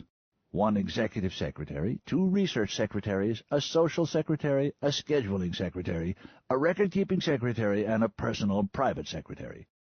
Plus assorted personal executive assistants, and chiefs of staff, and first facilitators, and chief counselors, and senior advisors, and legal counsels, and a personal physiotherapist, and several personal physicians and psychiatrists, a clinic, really, plus an incredibly complex, impossibly sprawling extended personal family. And then, of course, there is the empire itself, with its hundreds of CEOs, comptrollers, and so on. And finally, there are the various executives and executive, legislative, and judicial branches of a great many governments. I am one of 2 people through whom he accesses all those people. And vice versa. I have the 6 a.m. to 6 p.m. shift, or 1 p.m. to 1 a.m. Greenwich." I blinked. "And you have time to tell me Victor Hugo jokes?" "No, that's why I enjoyed it so much. You look like you needed relaxing." "I still do. How much time do I have?" "None," she said. A previously unsuspected door occurred behind her. "Good luck, Joel." Rennick stepped forward and entered. I didn't. The powers of motion and speech had deserted me. "You'll be fine," she murmured. "The suit looks terrific on you." When you're too scared to move, there's a simple fix. I'm not saying easy, but simple. Just lean forward. That's all you need to do. Keep it up long enough and you'll fall on your face, but your body won't let you. It will automatically put a foot out, and now you're moving forward. Repeat as needed. Remember to alternate feet. Before I knew it, I was passing through the doorway, lurching only slightly. 4. To understand the heart and mind of a person, look not at what he has already achieved, but what he aspires to. Khalil Gibran. The room was not small, but smaller than I had expected. and further surprised me by being furnished more like a den or a study than an office. At the far end of the room was a conversational grouping of 4 chairs. Rennick was just reaching the leftmost of the 2 that faced away from me. The 2 facing toward me were already occupied. In each sat a man who appeared to be approximately Rennick's age. The 4th chair, its back to me, was obviously the hot seat. My feet wanted to stop in their tracks again, but I managed to keep leaning forward. As I headed for the death chair, I invoked my very sharpest self-criticism. "You have not thought this through." Myself replied with some asperity, "And how the hell was I supposed to do that, chum? Using what data?" Social customs on Ganymede are considerably simpler and more direct than those on Earth. A frontier society is just too busy for interaction, innuendo, and ceremony. Nevertheless, I had, under Ginny's tutelage, gradually managed to soak up enough Terran manners to get by in the sorts of social situations in which I'd found myself. It had been some time since I'd heard anyone mutter "hayseed" beneath their breath after a conversation with me. But college life had not prepared me for this. I was in a milieu where I knew I had no faintest idea what constituted correct behavior, and I was already saddled with some complex and difficult social problems that I had about a dozen steps to solve for the toughest audience on the planet. When in doubt, I decided, fall back on analogy. Okay, royalty always takes precedence. That gets you started. Which one next, and how? I'd expected those 12 steps would seem to take forever.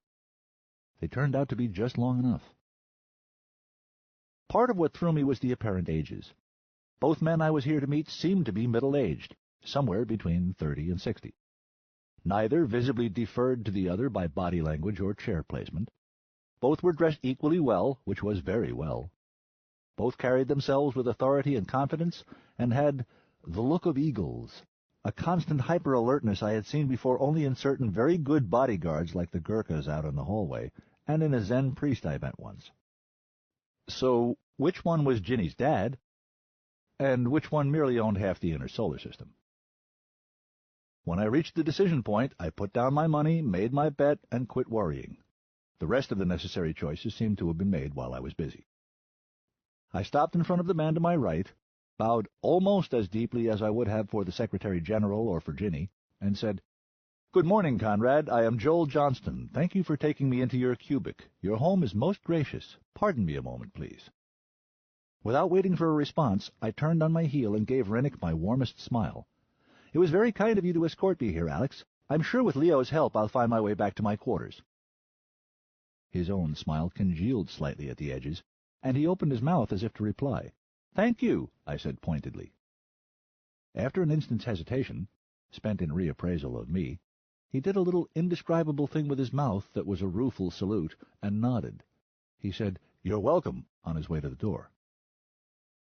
Again, without pausing, I turned to the second man, bowed almost as deeply as I had to the first, and said, "Mr. Albert, I am Joel Johnston of Lerner City, Ganymede. My parents were Ben and Evelyn Johnston of that city. I am a recent graduate of Fermi Junior College. I love your daughter, Ginia, more than I can say, and she loves me. I'm declaring now my intention to ask you for her hand as soon as I can. I will supply Dorothy Robb with what is necessary to allow you to inspect my background and records." I was done. I had shot my bolt, nothing to do now but wait and see just how badly I'd screwed things up. The door whispered shut behind Rennick, and sealed me in here in the lion's den. The man last addressed stared up at me, absolutely expressionless, yet with an attention that was almost a physical force, as if any slightest muscle twitch on my face might tell him something crucial. He stared for so long, I began to suspect I had botched the whole thing, guessed wrong, that he was not Mr. Albert, but the Lord God Conrad himself. I wished I could sneak a glance at the other man for a clue, but did not dare take my gaze away from his. "Well and boldly spoken," he said at last. "My daughter has made an interesting choice, Mr. Johnston. Good luck to you." It wasn't until I exhaled that I realized I'd been holding my breath. Those were the last words he said to me. "How did you know which of us was which?" the other man asked. "You can't have seen a picture of me. There are none." For a split second I thought about claiming to have had the foresight to Google up a picture of my fiancée's father last night. Rennick's advice came back to me. Don't bullshit. I did not know, Conrad. I was forced to guess. He nodded. On what basis? I didn't have a clue, but my mouth did. It opened, and out came Ginny's cheeks. What did you say? Well, yes, I could see what my mouth meant now that I looked. Ginny's cheekbones, Conrad, cheekbones and ears. They're distinctive. Mr. Albert has them, too. He mimed the word, ah, without actually emitting sound. Mr. Albert was poker-faced. I was beginning to understand why there were no pictures of Conrad. There's an expression actors use, he can't wear the clothes, meaning that actor, however talented he may be, just isn't right for that part. No one would have cast this man as Conrad. Not that he was in any way unimpressive, quite the contrary. He just didn't look nearly heartless or soulless or ruthless enough to fit my preconceptions of the head of a multi-planet empire. He looked learned and wise and kind.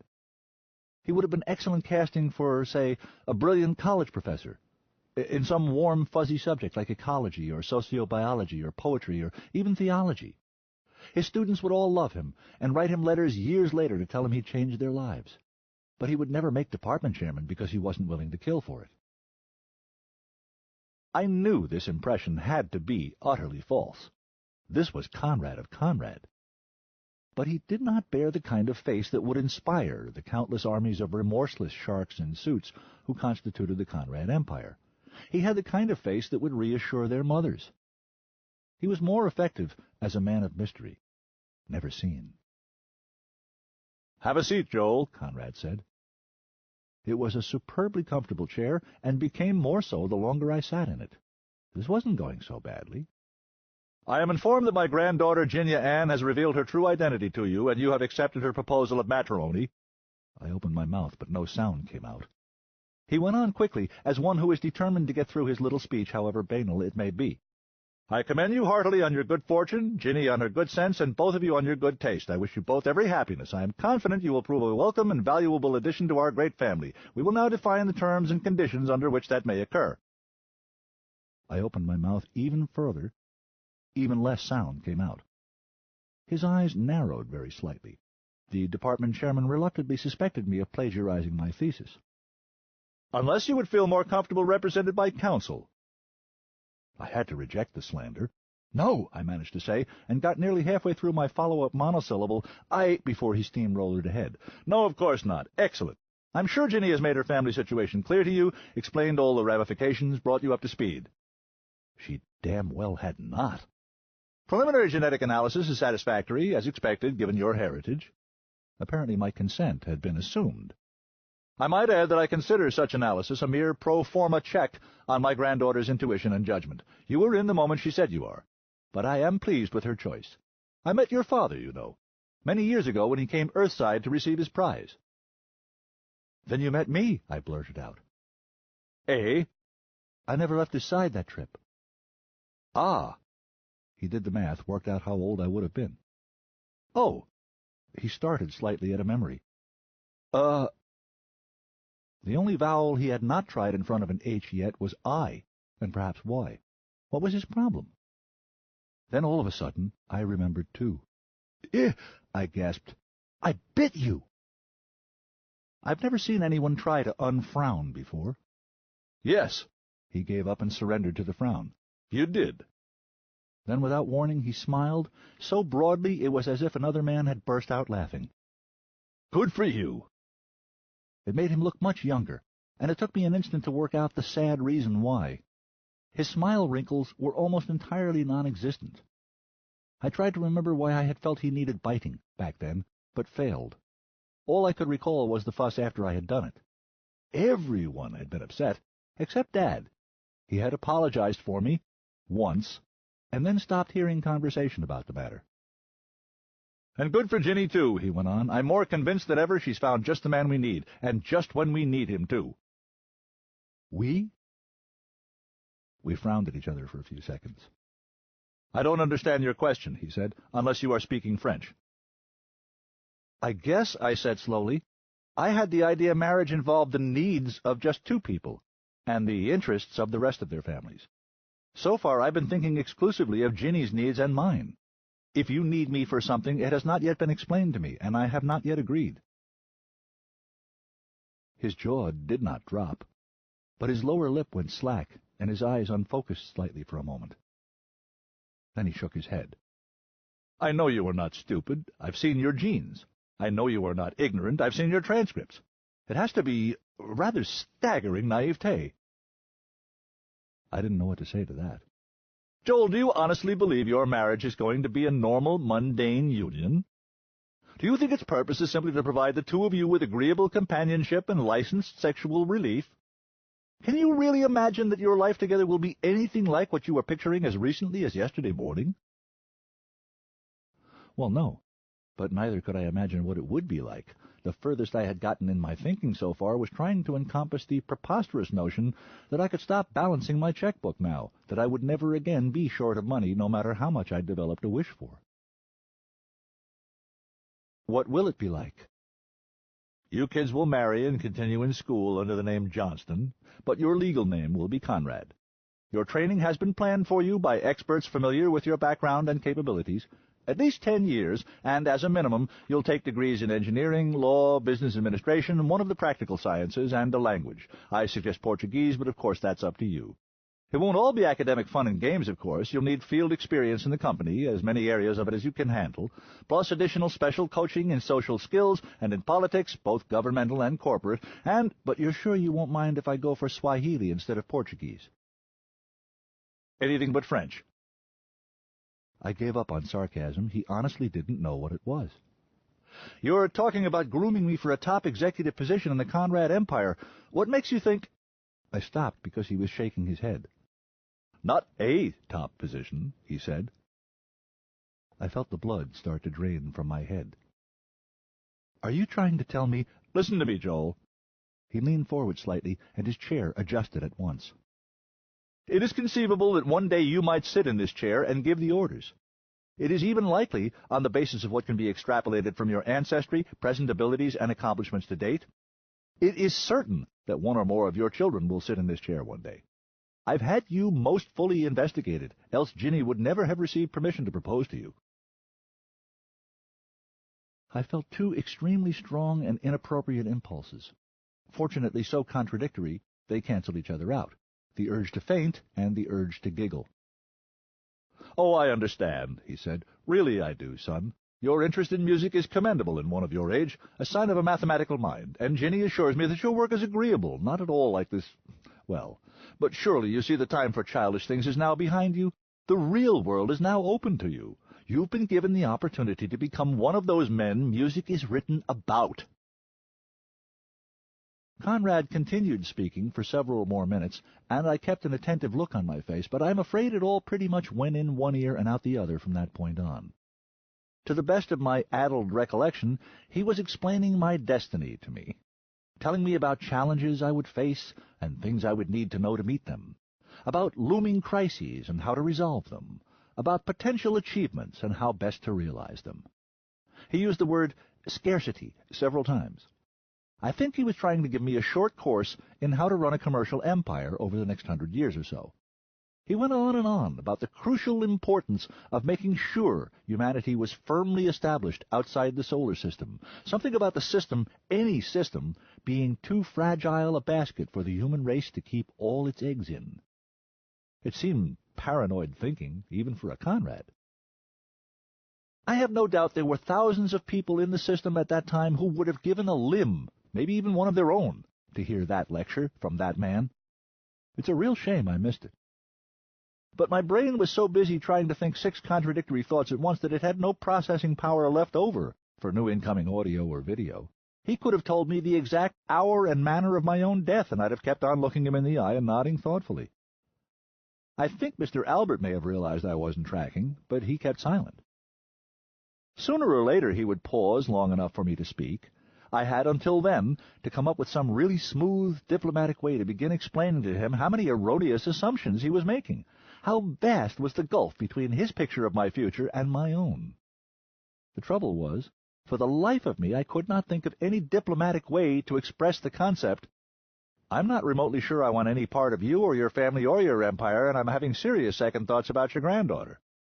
I could think of no gentle way to ask, "Excuse me, but are my own wishes, plans, thoughts, or opinions of any interest to you at all?" There didn't seem to be any polite circumlocution for, "Who the hell do you think you are?" Besides, I knew perfectly well who the hell he thought he was, and he was right. He was assuming my assent, not because I looked like some kind of patsy, but because nobody, weak or strong, ever said no to him. He assumed that I wanted to become him one day because everybody he knew did, because who would not? Ginny would never have taken up with me if I weren't sensible. I heard a story once about a pre-collapse songwriter named Russell who'd written a song called "I'm Lost in the Woods." And because its melody sounded African, he decided he wanted a background chorus to sing the title in Zulu. But all the translators he found told him the same frustrating thing. There was no way to say, "I'm lost in the woods" in Zulu. They didn't have that concept. Zulu didn't get lost in the woods. He had to settle for a chorus singing the Zulu for, "I am in the woods and I have gone crazy." There was no sense even trying to tell this man, "I do not want to become infinitely rich and infinitely powerful." It would come through as noise. When that pause in his flow of words finally came, he was going to hear whatever I said as, "I have gone crazy." Well, if it didn't matter what he heard, then I could say whatever I liked. The only question was what I wanted to say. Ideally, something that would not make me cringe every time I remembered this day in years to come. Something that would not force me to lie when asked what I'd told the old buzzard then. Something respectful but dignified. Polite but firm. As I worked on it, I became aware of distraction. I played back the last 15 or 20 seconds and spotted a plausible cause. A few sentences ago, he had dropped a subtle remark that implied, without stating it explicitly, that he was sure I had figured out Ginny's real identity long ago, and that he applauded my good sense and good taste in continuing to play dumb for the sake of her feelings.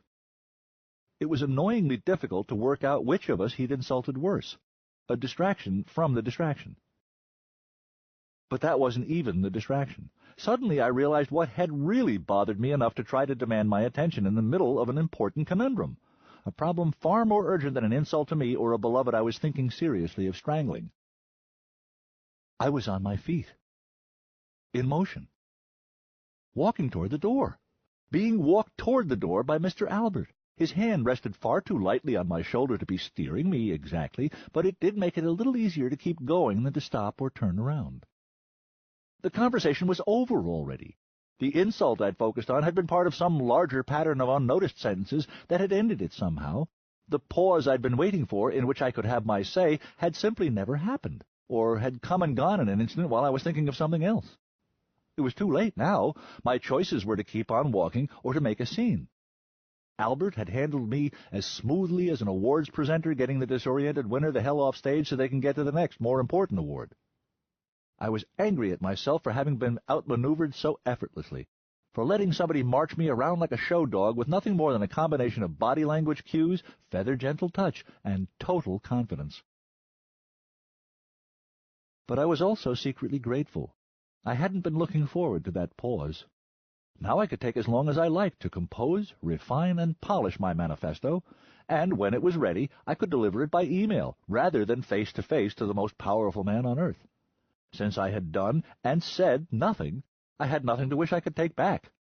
Since no one was interested in my opinions, why bring them up? Especially since I had no clear idea what they were. We reached the door. Albert said something or other. I made whatever was the appropriate response without thinking about it, and the door irised shut behind me. Rennick was not waiting outside. Dorothy smiled as I came through the door and gave me a thumbs up. I gave her what I thought was my very best sunny smile in reply, and she winced. I began and stopped. When she saw that I had no words, she stepped in smoothly. "I enjoyed meeting you as well, Joe. Would you like Leo to guide you back to your room, or would you care to see some of the grounds now? I don't believe you've had time for the tour yet." "Actually, I'd like to speak with Ginny," I said. "I'm sorry, she's off-site at the moment. An errand for her father. She should be—" "I'll phone her then," I said, and lifted my wrist. "We discourage phone calls to the outside," she said quickly. "It compromises security. She's due back before dinner time, and I'll make sure she speaks with you the moment she's back inside the perimeter." Right. I see, giving me time to calm down. Very well, then, thank you. It might just be a terrific idea to cool down a little before speaking to Ginny. 3 or 4 years ought to do it. "You're welcome. Would you like that tour of the grounds?" It's quite later, perhaps. Right now I'd like to go back to my room. "Of course. Leo, please guide Mr. Johnston back to his quarters." Yes, Dorothy. Green fireflies led me away. I followed them gratefully. When I'd passed this way in the other direction, the corridors I'd walked through had seemed wastefully, ostentatiously large. Now they seemed cramped and claustrophobic. There was barely room for me, let alone for the billion thoughts swarming around in my head trying to gain entry. I wished mightily that I knew what I thought, how I felt, what I wanted, but I had the idea that I would not know any of these things for certain until I screamed them at Ginny. My mind kept trying to take refuge in disbelief that any of this was really happening. The trouble was, I knew my imagination just wasn't good enough to manufacture a hallucination like this. I recognized from the other direction the intersection where I'd collided with little Evelyn earlier. I approached it with some caution this time, listening carefully for someone swooping through the air on a skyboard. But of course I had no clear idea what, if anything, one sounded like. I eased up on the intersection, hooked one eye around the corner for a quick peek, nearly bumped noses with Evelyn. She tried to keep a straight face, did pretty well for a few seconds, and then lost it. As soon as she did, I whooped with laughter myself. The tension release was welcome, almost too much so. I laughed a little bit harder than necessary for a little bit longer than I should have. She finished before I did. Maybe it shook loose some brains. When I finally spoke, what I said surprised me. I expected to hear myself say something polite, banal, phony. What came out was, "Can you tell me how to get a cab around here?" As I heard the words come out of my mouth, I realized I very badly wanted to be away from here, to be back home, alone, as quickly as possible. So I needed transportation, and I had no idea how to get any. And here before me, by happy chance, was about the only person in the entire compound, including Leo the AI, that I felt comfortable asking. She just stared at me, unblinking. "Transportation from here back to the lower mainland," I amplified. When she stared like that, she looked remarkably like an owl. "I came here in Ginny's car, but right now she's taken it off-site, and I need to get back home as soon as—" "You're imitating an owl, aren't you?" "I'm sorry," she said. "Yes, I was. I'll stop." "Thanks. I'm not really very sorry, but I'll pretend as long as I don't have to do a very good job. Evelyn, honey," the owl lit up. "You remember my name. Look, I really need to. Most grown-ups don't. Evelyn, you can't get a cab here, silly. There's no here." I nodded. I figured as much, but that implies there has to be some way to get guests where they need to go when they need to be there. Do you know what it is? I nearly lost her with that question. Then her ferocious frown relaxed. "I deserved that. I was the one playing dumb. Yes, Joel, I do know. I'll help you." I sighed. "Thank you, Ev. Will it take very long?" "Is there anything in your room you have to go back for?" I thought about it and shook my head no. "Follow me, then." 3 turns and perhaps 100 meters later, she stopped and touched a wall, and an elevator door opened up where not even a visible seam had been a moment ago. She touched the wall just beside the door in a different way, and the wall developed a monitor and extruded a keypad, at a height convenient for a 7-year-old. She typed something on it, with only her index fingers, but at a speed that would have been remarkable even if she'd been using all 10. Finally, she made a small grunt of satisfaction and turned to me. "You'll find a car waiting at ground level. Just state your destination. It'll find it." "How do I—" "When you get where you're going, you just get out and say, 'Dismissed.' It homes." Of course it did. I started for the elevator, then paused. "Ev, honey." "Yes, Joel?" "Is this— are you going to get in trouble for this?" She grinned. "Not unless you rat me out." "Are you sure?" "Guest cars aren't a secret. Anybody could have called you one." "But won't the record show that it was you who did?" She grinned again. "The record says Ginny did." I nodded. "Okay, then. Thank you. I owe you one." It didn't seem adequate. I bent, took her hand in mine, lifted it to my lips, and planted one just behind the knuckles. Then I straightened up and stepped into the elevator. "So long, Ev." Her eyes were huge. "Hot jets." "Clear skies." The door slid closed, and I rose rapidly enough to pull G-forces, reaching the surface in no time. The car waiting for me there was generic, but much more luxurious, to the eye at least, than the faux heap Ginny had driven me there in. The feature I found most praiseworthy was an exceedingly well-stocked bar. It contained the most expensive liquids, solids, vapors, sprayers, and essences then popular for the radical adjustment of attitude, mood, and energy. Being a poor student from a frontier world with conservative customs, I was familiar with most of them only, well, academically, and about their synergistic effects in multiple combination I knew nothing whatsoever. I decided to remedy this deficiency by personal experiment. I attempted to try at least one of everything, and for all I know, I may have succeeded. I never noticed the takeoff, or indeed any of the trip, and I have no recollection of arrival back at my place. I never did get my shoes back. 5. Like the fabulous Conrad compound, my apartment was mostly underground and did not appear on any map. But there the similarities ended.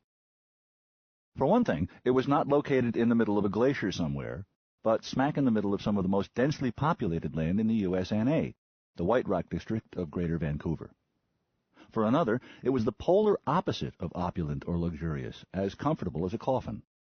Vancouver itself has a tradition of quasi-legal basement suites, dating back centuries to some World's Fair or perhaps Olympics, but outlying suburbs like White Rock acquired theirs so recently that they're still illegal, hence unrecorded, hence unregulated, hence mostly shitholes. In sharp contrast to Conradville, it had only a single virtue to recommend it. But right then, that virtue rated high in my scale of values. It was mine. I take it back. It had one other thing going for it. The thing that had recommended it to me in the first place, back when I'd first grounded on Terra. Like most caves, it was a terrific place to hole up. It had been my first refuge from the unbelievable crowding Terrans considered normal, from the appalling crime rate they considered acceptable, from my own sudden shocking physical weakness, from unexpectedly crushing homesickness and loneliness, and from my own unaccustomed social ineptitude. A womb with a view. What I needed when I woke up that horrible morning after was refuge from my own thoughts and feelings. The apartment did its best, but I suspect a riot would have been insufficient distraction. The emotion foremost in me when consciousness first reconstructed itself again was sadness, grief insupportable, but it took me a while to recall exactly what I was so sad about. Then it all came back in a rush, and I sat bolt upright in bed. My skull promptly exploded with the force of an antimatter collision. I'd obviously forgotten to take anti-hangover measures the night before, but the blinding white light and total agony seemed merely appropriate. I'd have howled like a dog if I'd had the strength. Instead, I whimpered like a puppy. For the last, I couldn't remember how many mornings, I had woken up thinking of Ginny, yearning for Ginny, aching for Ginny. Had woken every time from dreaming of Ginny, of us together, of the distant but attainable day when she would be there in the morning, there all night, the day when I would finally possess her fully. Possess her? Ha! My lifetime net worth would probably not suffice to lease an hour of her time. And yet she wanted me. And God help me, I still wanted her, as fiercely as ever. I could still have her if I chose. So why was I so sad I wanted to fall out of bed and bang my face against the floor? The sadness was because my dream was gone. Whatever the future might hold for me and Ginny, it would not, could not, remotely resemble anything I had ever envisioned. Conceivably, it could be a better future, perhaps much better. But right now, at this remove, mostly what it was unimaginable. Unless it was nothing at all, I could imagine that easily enough. I just didn't want to. Like life before I met Ginny, minus hope. Let's not be hasty, Joel. I couldn't rent an hour of her time, but I could have all of her hours if I wanted without paying a single credit. What would it cost me, though? Let's see. All my plans for our future, for a start, the identity and goals and place in the world I had picked for myself, The rustic notion that the husband should be the one who supported the family, which I had already admitted to myself months ago was archaic nonsense anywhere but a frontier society like Ganymede. It hadn't been customary for the majority of the human race for well over a century now. And let's not forget one other little cost that Conrad had been quite upfront about. Most of my waking hours for the rest of my days, which would be spent working very long and hard on things for which I had little interest, training, or talent, with the very best of medical care assuring that I'd be in harness as long as possible. I would have to assume and bear a yoke of almost inconceivable responsibility. Responsibility to literally billions of people, all with their own loves and dreams and plans for their futures. And even if I washed out personally, my children would be groomed and fitted and trained for that same responsibility from birth. All of them. In my vague 18-year-old imaginings of the children I might have one day, I had always pictured myself advising them to pursue whatever really interested them, to follow their hearts the way my father had with me. That would no longer be an option if they were Conrads. I'm making my hungover maunderings seem far more coherent and organized and cogent than they really were. At the very same time that all the thoughts I've just described were going through my head, for instance, I was also simultaneously asking myself over and over again just what exactly was so horrible about becoming one of the wealthiest and most powerful people in human history, if that was what it took to win the most beautiful woman in the solar system. Well, for a start, myself kept answering, you haven't earned it. What good is a prize, any prize, if you don't deserve it, if you haven't done the work? Face it, Joel, you don't even have the vaguest idea what the work is. To which my ongoing rebuttal was, oh, give me a break, self. Do you think even Conrad of Conrad truly earned that much power and money? Do you think anyone could? Do you honestly believe any conceivable human being, however talented and however hardworking, could possibly deserve that much compensation, merit that much authority? The most anyone can do is have it. Old man Conrad happened to have been born from the right womb at the right time and must have behaved thereafter more intelligently than any of his rivals, that was all. That was as close as he came to deserving what he had. It had been handed to him, and he had not fumbled it. Now it, or at least a piece of it, was being handed to me, or at least to my children, mine and Jenny's. How could she do this to me? Distraction. Change the that was it. I found the remote, thank you, Mr. Tesla, turned on the tube, and selected passive entertainment, genre search. First, drama. On some unimaginably distant colony planet, because there were 2 moons in the sky, one of them ringed, a beautiful woman with red hair was crying as if her heart were broken. No, thank you. Change channel. Comedy next. A young man my age, we did make great natural comedic victims, didn't we? Had done something incredibly stupid, and a room full of people and Martians were laughing openly at his humiliation. Next, please. Erotica channel. I was utterly disinterested and noticed that my right arm was extremely weary. Apparently that car's drug supply had included libido enhancers. Next. Sports. Free-fall soccer semifinals. O'Neill versus the Belt. Winner to face Circumterra in the fall. As it came on, the mob outside the globe roared. A forward as long and lean as a Ganymedian had just frozen, fumbled his chance, blown an easy shot by hesitating. Zoom in for extreme close-up of his anguished features, his obvious shame. Next. News, system-wide. Luna Free State was saying very rude things about Ganymede's trade policy, and Terra was making no comment. While nobody had actually used the words trade war yet, everyone was thinking them louder than they had last week. And here I was, trapped at the bottom of the gravity well. Next. News Global. The outfitting and provisioning of the latest colony ship, RSS Charles Sheffield, was nearly complete. It was expected to leave orbit in a few days, and a few days after that, assuming its drive lit without incident, its complement of some 500 souls should go bye-bye in a big hurry. Hopefully to a star called Omega 714, known also for reasons I could not imagine as Peekaboo. Only the day before yesterday I had considered most of them to be idiots, a company of misfits, malcontents, romantics, failures, crackpot visionaries, runaways, transportees, and other defective personalities. Now I found myself fiercely envying them. Just a couple more days, and nothing the Conrad dynasty or any individual Conrad could possibly do would ever again affect them in the slightest. What dominated my future and my children's future was shortly to become as irrelevant to them as the Roman Empire. Sigh. Next. Local news. Housing riots again. This time the demonstrators had somehow overwhelmed or outsmarted both proctors and private security and penetrated to the very heart of Vancouver's most upscale neighborhood, the Tony intersection of Main and Hastings. Standard anti-crowd measures could not be taken for fear of excessive damage to private property. I switched to the fiction channel, scanned my favorites index for a story I wanted to reread, something really good and solid and dependable, and long, at least a trilogy. As I did, random sentences from old favorite books kept running through my head. You don't turn down a promotion. If someone puts money in your hand, close your fingers and keep your mouth shut. Let this cup pass from me. He played the hand he was dealt. Opera knockety tunes but once, and you'd better be in tune with it. Oh, forget fiction. I was way too scattered to read. Even focusing on titles was beyond me. I didn't bother with any of the music channels. I just knew that whatever I got would be heartbreaking.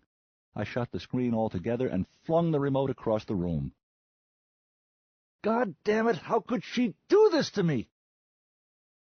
How could she lie to me that way, hide the truth from me for so long, tell so many lies to me, play me for a fool? My innocent, loving maiden turned out to be a slumming aristocrat, Harun al-Rashid's granddaughter in clever disguise, casing the marketplace for a strapping young peasant lad with acceptable features and good teeth to serve as stud back at the palace, smiling fondly inside at his earnest naivete and childish dreams. Again, rebuttal wrote itself. Joel, don't be a nincompoop. How could she not have done this to you? How would you have handled her problem differently in her place? Placed an ad on the web? Princess seeks hybrid vigor, salary effectively infinite, auditions daily at noon, bring resume, genotype, and headshot. Me. Well, no, but... Myself. But what? Once you did catch her eye, once she did somehow for some glorious reason cut you out of the herd and let you sniff each other, what was she supposed to do? Tell you who she really was on the first date? Come on, now. Me. But she could have. It wouldn't have... Myself. Oh, please.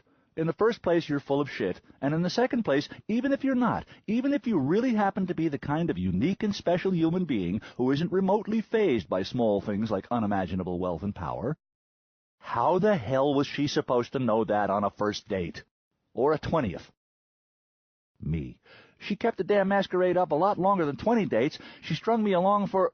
Myself. She maintained her cover until about 30 seconds after you stated for the first time, unequivocally and with sincerity in your voice, that you wanted to marry her as soon as you were able. Me. Myself. You tell me, can you think of any other way at all that a girl in her position could know for certain whether she's loved for herself or for her pelf? A gal needs to know these things, pal. I. He's right, you know. Me. Yes, but... Myself. Wait, I'm not done. Can you think of any other way at all that a guy in your position could know for certain that he genuinely loves a girl who's worth giga credits? Isn't it a good thing for the guy to know before he marries her? I. He'll never have any doubts about your motives now.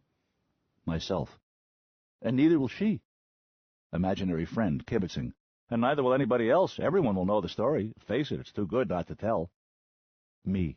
Spiffing. Everyone I ever meet will be thinking, how smart can he be to have been so profoundly fooled for so long? Myself. If they know the story, they'll know Ginny. They'll understand. Me. Okay, good point.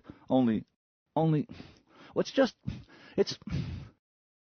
Damn it, out to the Oort cloud and back, I understood why she had to do what she did. But how could she do that to me? Distraction. I found that I was on my feet, dressed and pacing around my tiny apartment with no memory of having willed any of these things. This suggested to me that the distraction should take the form of a depressant rather than a stimulant. The bar in my home was a pathetic joke compared to even the field model in Conrad's guest taxi. I was a starving student who couldn't afford to indulge and usually didn't mind. But its sole useful content happened to be a large, unopened bottle of an ancient Greek alcoholic beverage called metaxa, a species of brandy, given to me by a friend with family on Icaros. I pulled the cork, decided to dispense with a glass, took a big, incautious gulp. It smelled and tasted the way I have always imagined gasoline must have smelled and tasted, especially if the gasoline were on fire at the time. By the time I realized my error and tried to scream, my vocal cords were crisped. My tongue cooked through as if microwaved. Tears spilled like lava from my boiling eyes. When I could see again, I located my arm, followed it to my hand. The bottle was still in it. I transferred my consciousness, became the bottle, managed to locate my former mouth, and made my way back there. But in attempting to make the jump back to my own brain again, in order to appreciate the full benefit of that second swallow, I got lost somehow. I thrashed around the noosphere for a while, looking for me, but eventually I decided to hell with it and just embraced the darkness. Darkness was a very good thing to embrace.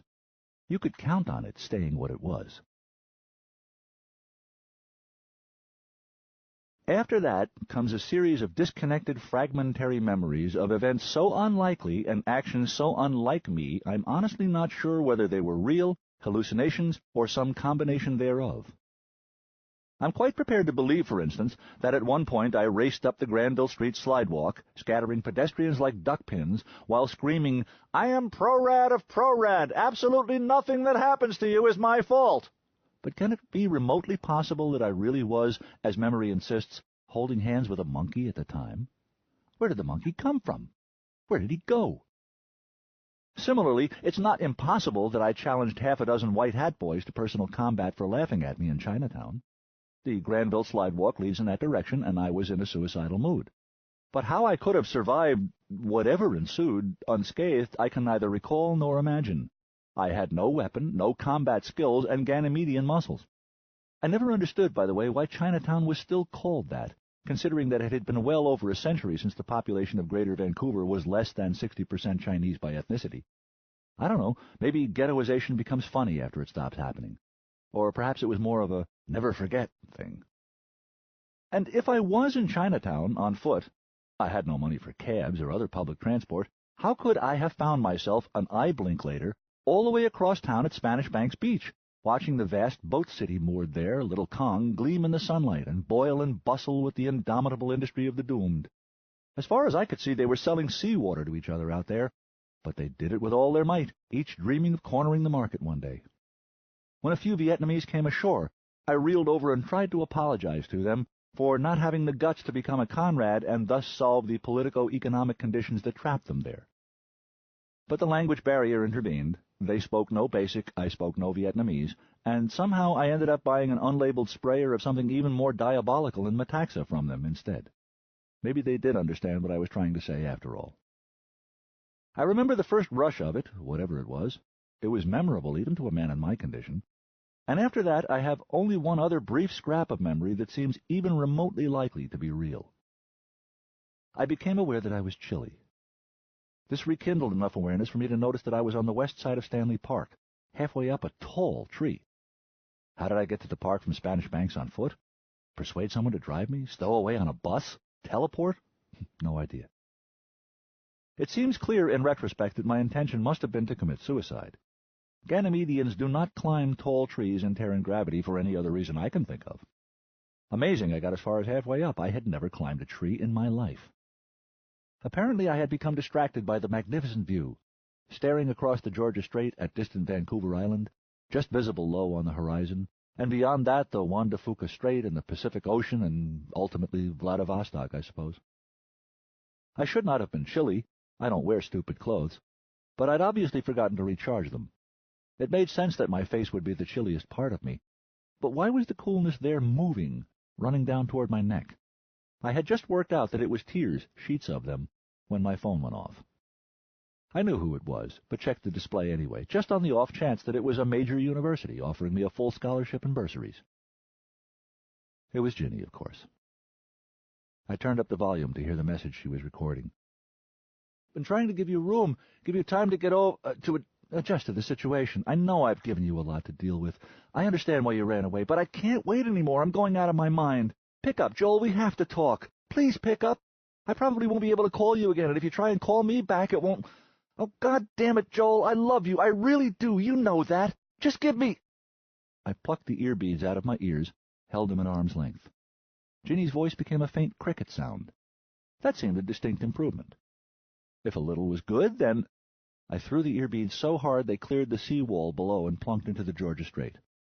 Yes, that was the ticket. No more cricket. "Ran away," I muttered. "I'll show you run away, lady. Watch me." How did I get back down from that tree without breaking anything? I reject memory, which says I was assisted by a team of swans, but have no better explanation to offer. There are, as I said, a few more shards of memory after that, but I don't think any of them represent real experiences.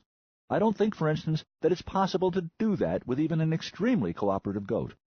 Certainly not without paying in advance. And then, with the shocking suddenness of running full tilt into an unseen wall, I was instantly 100% cold sober, and an ugly man with lemon breath was staring into my eyes from no more than 10 or 20 centimeters away, so fixedly and intently that I sensed he was grading them by some unknown criteria. I couldn't stop him, so I decided to grade his eyes. At first they seemed the eyes of a man so tired he was on the verge of a temper tantrum. But on second look I could see that he was always that angry, and the fatigue merely blew his cover. On the third look I learned something new. Until then I had believed that anger is always fear in disguise. My father had told me so once in memorable circumstances, and I'd never seen a counterexample. But now I could see that at least some of this man's anger derived not from fear, but from shame. In some way he had failed himself irredeemably, so irredeemably that there was no longer anything left to fear. His face tried to say that it was my fault, especially his mouth, but his eyes knew damn well it wasn't. "Am I finally addressing a sentient being?" he asked. Early 60s, ruddy face, strong lemon breath, sour lemon. "I doubt it," I said, "but I'm probably close enough to run for Parliament at least." He grunted and moved away. As his face receded, I tried to follow it and fell off my chair, thereby learning that I had been sitting in a chair. "Where this chair, mein Herr?" "There, mon cher." "Well, I swear." He let me make my own way back up into the chair, leaning into the force of his contempt as if it were a strong wind. It took me a while. Before I had time to congratulate myself, he said, "I'm Dr. Rivera. Do you know where you are?" I rubbed a sore spot on my face. "On Terra, obviously. Barbaric gravity." He didn't have the energy to be impatient. "Where on Terra specifically?" "In these pants," I said, and giggled. "After what I gave you, you should be straight by now," he said. "I conclude you must be a natural horse's ass." "Nonsense. I've had to work hard at it." Humor was wasted on him, or being wasted was not humorous to him, one of those.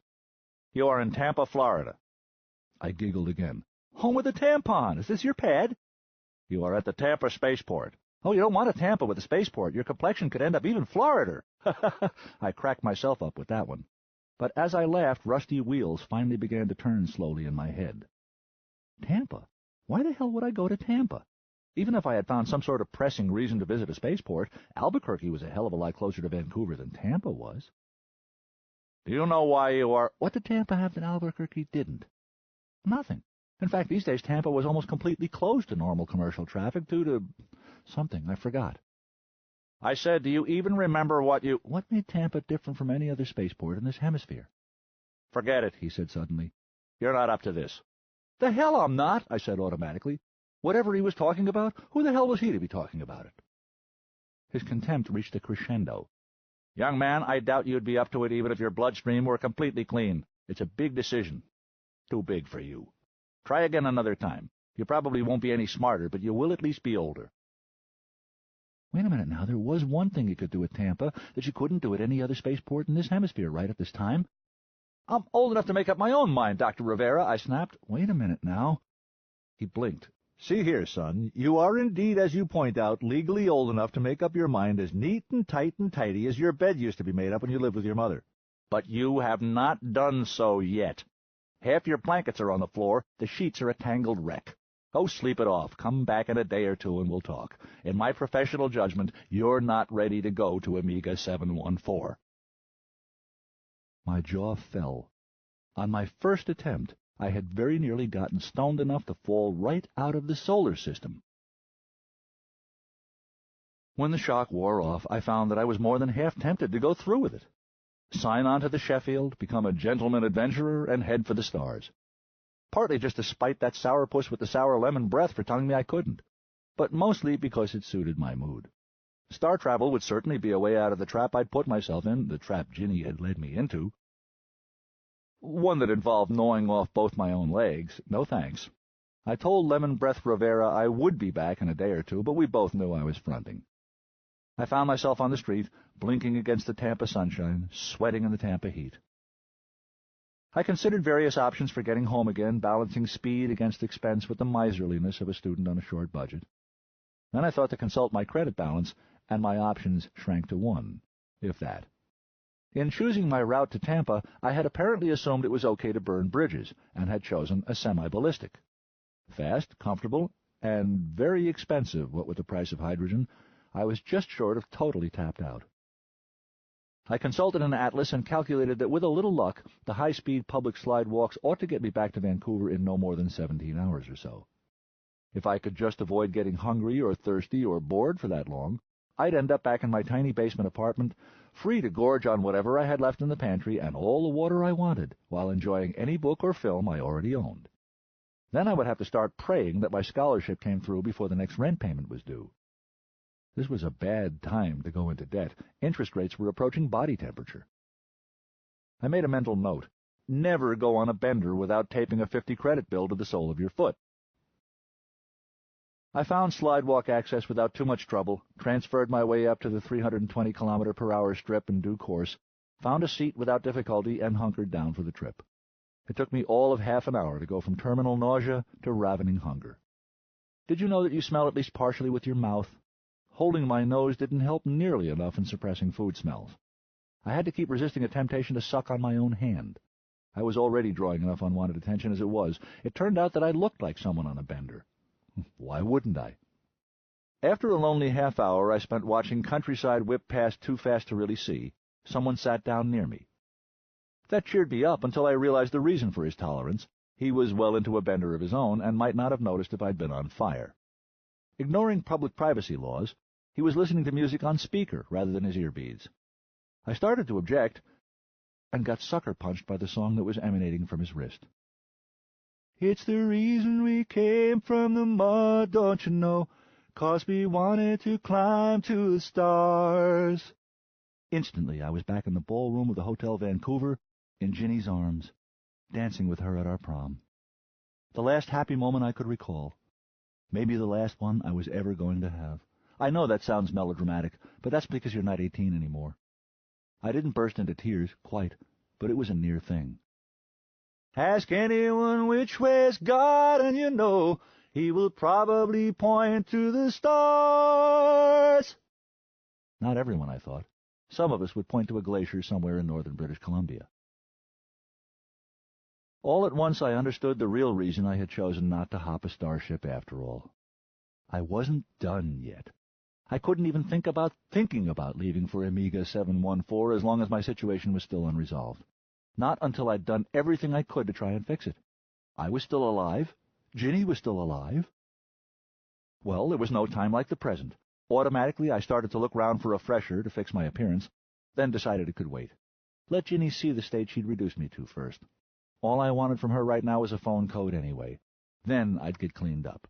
She and I would have our own conversation after this upcoming one was done. I punched her code from memory, my own, I mean, not the pod storage, and then the call went through, and I flipped my wrist over to make the screen go away and shouted, "Coventry!" loud enough to startle my zoned neighbor into muting his music. Why was I so surprised? Ask me which way is God, I thought, and I'll point to my phone. I turned my wrist back over, and Conrad of Conrad frowned up at me. I had wanted to talk to him, planned to talk to him with great firmness and determination. In a few minutes, once I'd gotten his code from Ginny and prepared my lines. Now I was off balance. Great start. He began speaking nearly at once. I could see his lips move.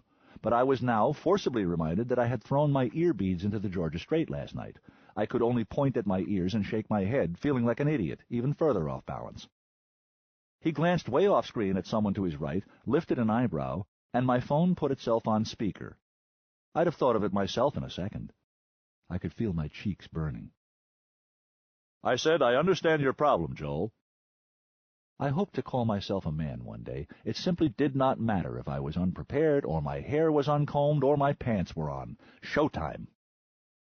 "I am very glad to hear that, Conrad." There now, I'd remembered in time not to call him sir. "You have grave doubts that you'll measure up. I tried to respond, and he kept talking right over me until I stopped. Any sane man in your position would. You have no life experience to reassure you yet, or to reassure me, for that matter. Women's intuition has historically been a chancy method of selecting winners, else Troy would still stand. But your genes and grades are excellent for what that's worth, and you have off-planet experience, which broadens a man. Maybe you are what we need. I think you are. In any case, you are going to be given a chance. One moment, Joel. His gaze shifted up and to his left slightly, and he began a conversation with someone in a corner of his screen. The audio cut off, and the image of his mouth fuzzed so that his lips could not be read. Very slick. I used the pause to get hold of myself, control my breath, and figure out what to say to cure his misconceptions. I even had a second or two to appreciate the surreality of having a phone conversation on a public slidewalk with one of the wealthiest living humans. Then I waited to seize control of the conversation the moment his eyes returned to mine. Waste of time. Once again, he simply ignored the fact that I was speaking. If you do measure up, you will become a Conrad with all that implies. If you don't, well, you and your children will be Johnstons, but considerably better off than you would otherwise be. One of the pleasant things about this dynasty is that we can be liberal in pensioning off those who don't quite make it. I'd have tried to interrupt if there had been any point. If you turned out to have no real head for business, but were tops in research, say, you might end up as Dr. Johnston, chief of Kindleberger Research Laboratories. Or you might choose to simply lie in the sun in cairns, and that can be arranged too. We can afford to be generous. One moment.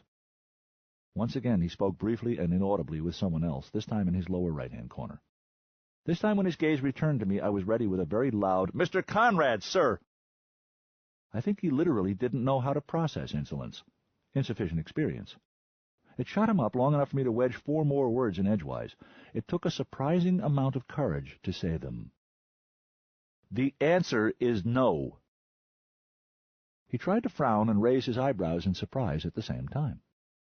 Even Conrad of Conrad must have heard those words before, or he'd own everything instead of only about a quarter of it. But he clearly hadn't expected to hear them now from me. "You mean you don't want to marry my granddaughter?" Surprising him cheered me up. I reminded myself that I had once bitten this man. Hard, as I recalled. "Don't misunderstand me. If Ginny wants to get married right away, we'll get married. I'll swing it somehow. But I do not intend to let someone else lay out my life according to some kind of timetable and tell me when to wipe my nose, no matter how well the job pays. It's not a question of measuring up. I'll do my own measuring, and I'll pay my own way. Thanks anyway, I appreciate it. I do appreciate it. But keep your free lunch. It's not for me." He glanced up and to the right, and this time forgot to mute his audio. "Tell the Secretary of State I will be a few minutes late." I think he really did forget, because when he said those words his voice was flat and cold, and when he turned back to me it had become warm and fatherly. "I admire spirit in a young man, I really do. We can't hold this thing together with yes-men and flunkies at the top. Your answer convinces me more than anything else that little Ginny Ann has made a wise choice. Nevertheless, I must convince you that we need you, and that you need training. We've got to crowd 30 years of training into the next 10. It's been proved over and over again that despite the wonders of modern geriatrics, young men must be allowed to make top decisions before age, experience, and caution grow on them like rust or mold. We must strive for a young man's drive and an old man's knowledge. Not easy." He sighed. "And the young have all the time in the world. I wish I did. You want to sleep on it. I can see that. Looks like you could use the sleep, too." Without taking his eyes from mine, he told someone, "Joel will call me at this code tomorrow at 0900 PST. I started to ask him what code to use to reach Ginny, but he had already broken the connection.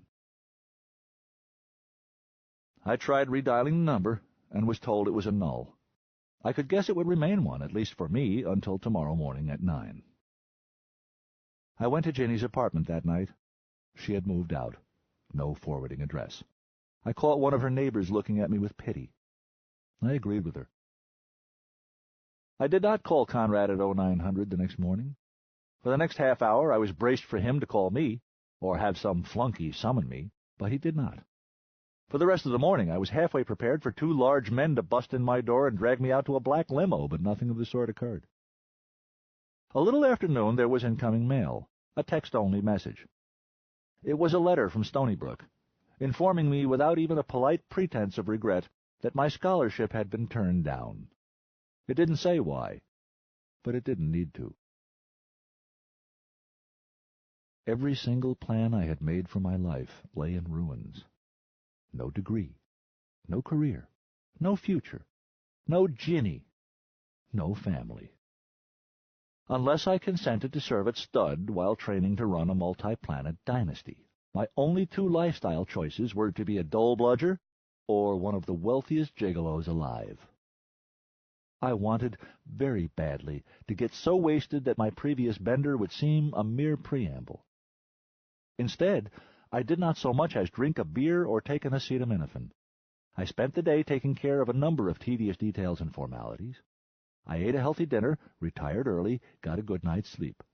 In the morning, I filled a backpack with the belongings and food I hadn't disposed of the day before, locked the apartment behind me for the last time, and headed for a crosstown slidewalk.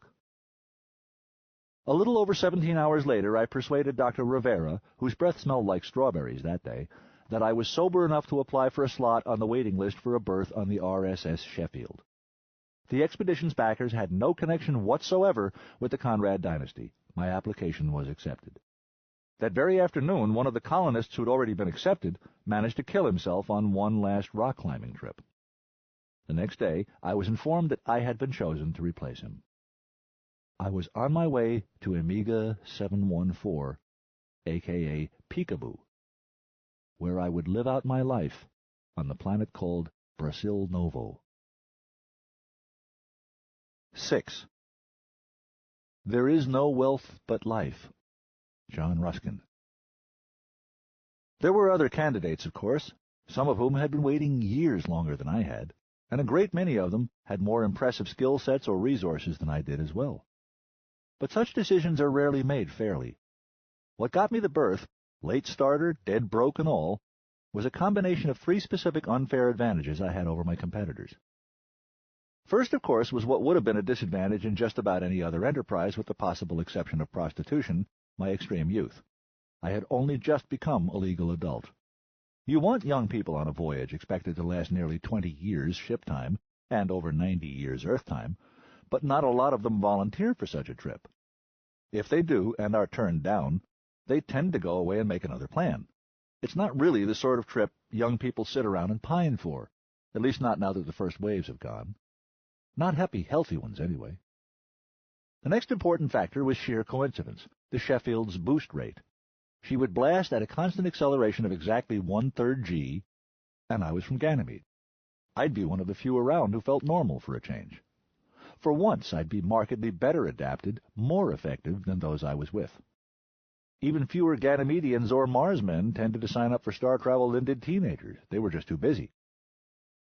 But what cinched the deal was I was from Ganymede. That is, I was one of no more than a handful of star colonists who had any practical hands-on experience whatsoever with, pause for ironic drum roll, dirt farming. You can't blame Earthlings for not knowing much about that. Despite what they named their planet, really good dirt is getting hard to come by there. God knows the prophet wasted enough of it for them, may his concept of hell actually appear for just long enough to accept him. But most Terrans haven't even done any hydroponic farming, and the few who have are generally too rich to make good candidates for interstellar refugees. There is something to be said for scarcity. The total food-growing experience of most Sheffield passengers was almost indistinguishable from zero. And I had a ton of it. Not theoretical experience either, not classroom knowledge, but the kind where bilging the course means you starve. Like most Ganymedians, and many colonials in or on other worlds, I had spent a portion of my childhood turning earth, hauling manure, outguessing weather, making crops, performing some of the most ancient labor there is, using tools so primitive by terrestrial standards that most of my fellow colonists probably could not have identified them without help. That's what we were all so busy at up there, if you've been wondering, turning rocks into rutabagas, because they tasted better and were also more nutritious. Go ahead, laugh. I did. The one aspect of my background that had always been guaranteed to elicit gales of laughter from those Terrans I admitted it to ended up being the deciding factor in sending me to the stars. Pretty good joke, even for fate.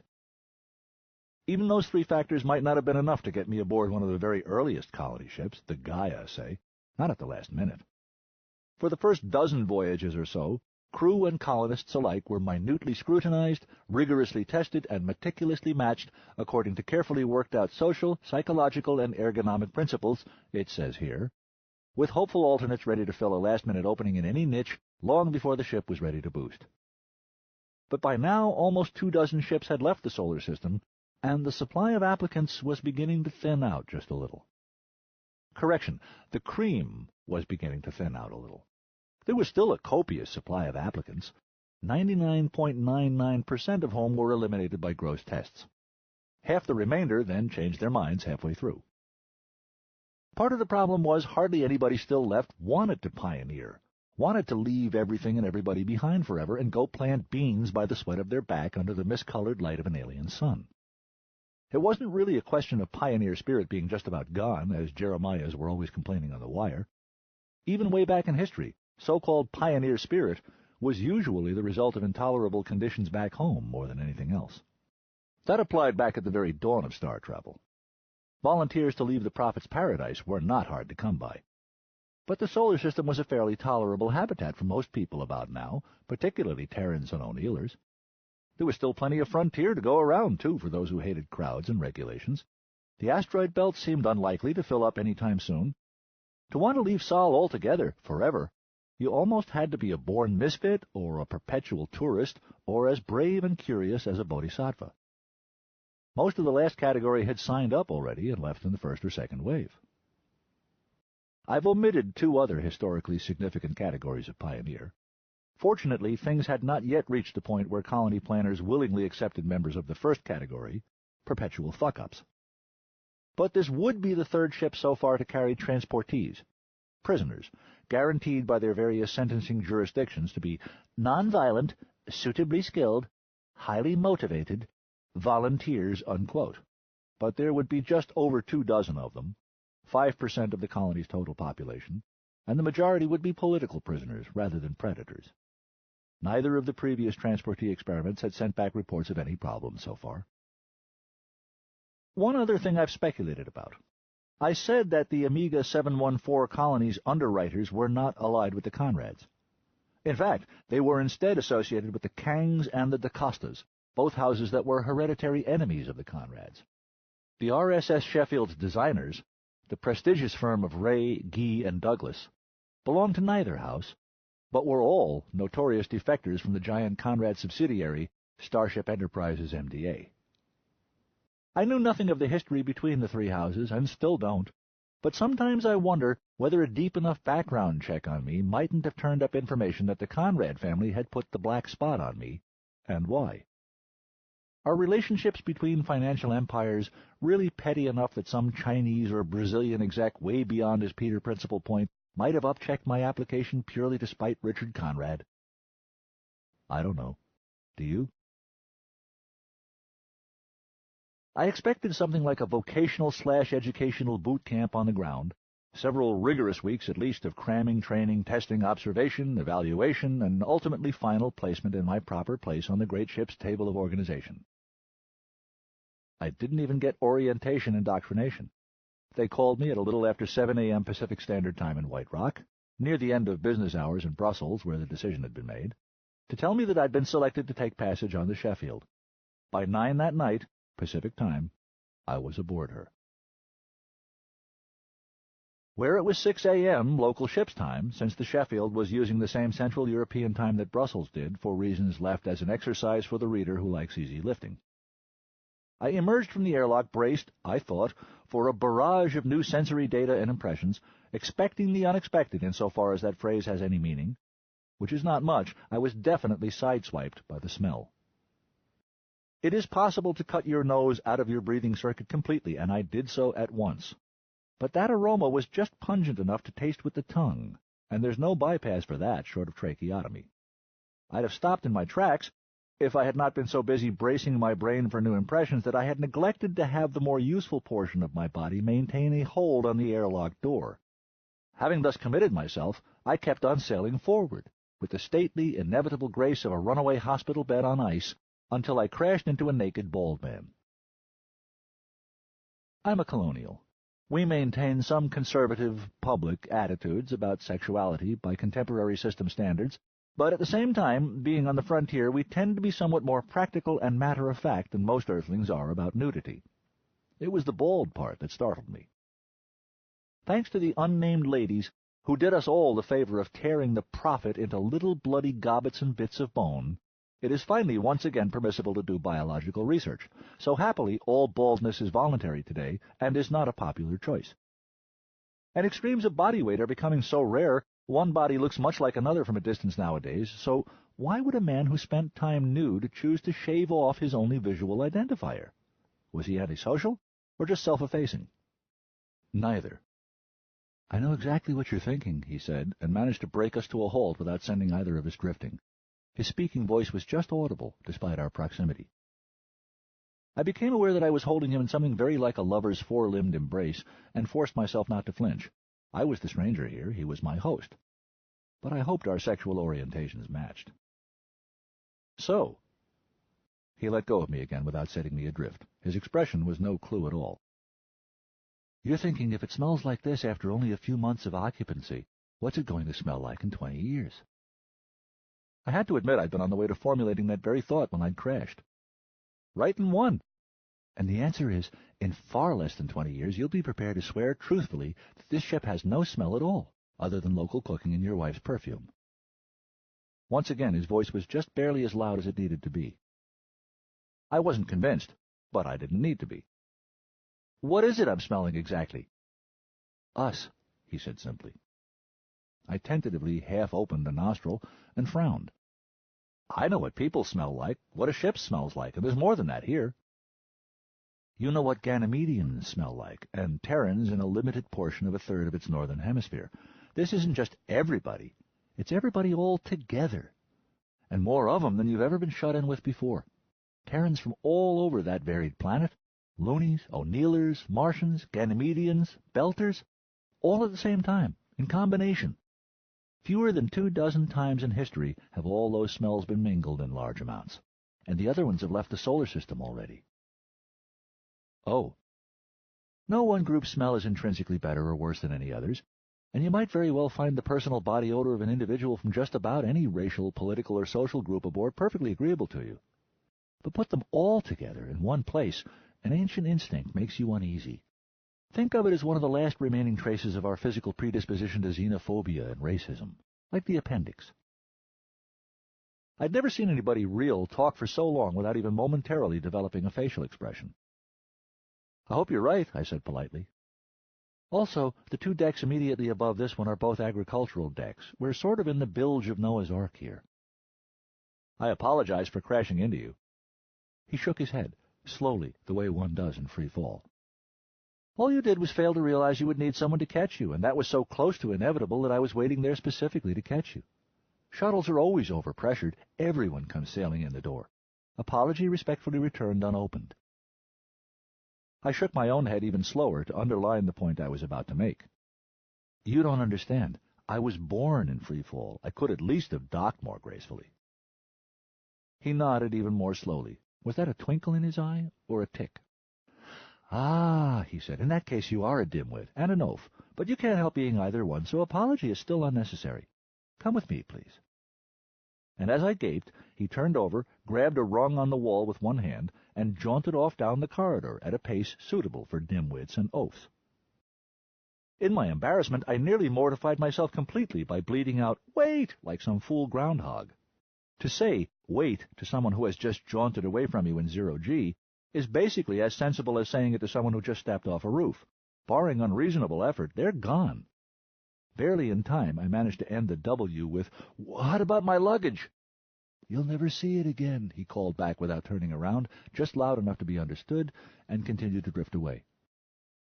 I realized to my dismay he had left me stationary. That's not supposed to be possible in free fall, and I suppose technically I must have had some sort of vector, but I could see it wasn't going to close the half-meter gap between me and the corridor wall any time soon. I had no thrusters or even wings. It turns out you can swim in air if it's thick enough, but not well at all, and definitely not without looking like a dimwit and an oaf. By the time I got one hand on a rung, he had receded so far there was great temptation to complete my disgraceful display by flinging myself after him too hard, the classic newbie mistake. Instead, I carefully set a measured pace, just faster than his own, and settled back to... He stuck out his arm as if signaling a turn, grabbed a rung, zip, made an abrupt turn in the direction I was falling right at the moment, and disappeared. When there's nothing else you can do, breathe slower. There's no way it can hurt, and it might help. Long before I reached that rung which I had failed to spot as larger than the rest, and therefore a corner rung, I had calmed down enough to find at least a few small items to place in the "this might not be so bad" column. If it was possible to swim in air at all, then the air pressure in this dump was considerably better than that in the low-budget liners and the one military vessel I'd previously traveled aboard, which explained why smells were more pungent than I'd expected, but also promised that the food was going to taste as good as it did on Terra, presuming, that is, that it started out that tasty. If you've never experienced anything other than Terran normal pressure, I may need to explain that. Most Terrans don't seem to realize more than half of what they think of as their sense of taste is actually their sense of smell. This confusion becomes clear the first time you eat something you like in lower pressure. Federation military standard pressure is just barely good enough to appreciate superb coffee. Aboard an economy liner, everything pretty much tastes like varying consistencies of warm cardboard or tinted water, and you can chew red Savina habaneros, 500,000 Scoville units. Economy passage on a luxury liner, I'm told, gets you warm spiced cardboard and flavored water. I had tolerated both ends of that spectrum without too much difficulty, for the length of an outer to inner system hop most conveniently measured in weeks. 20 years was going to be a decidedly different matter.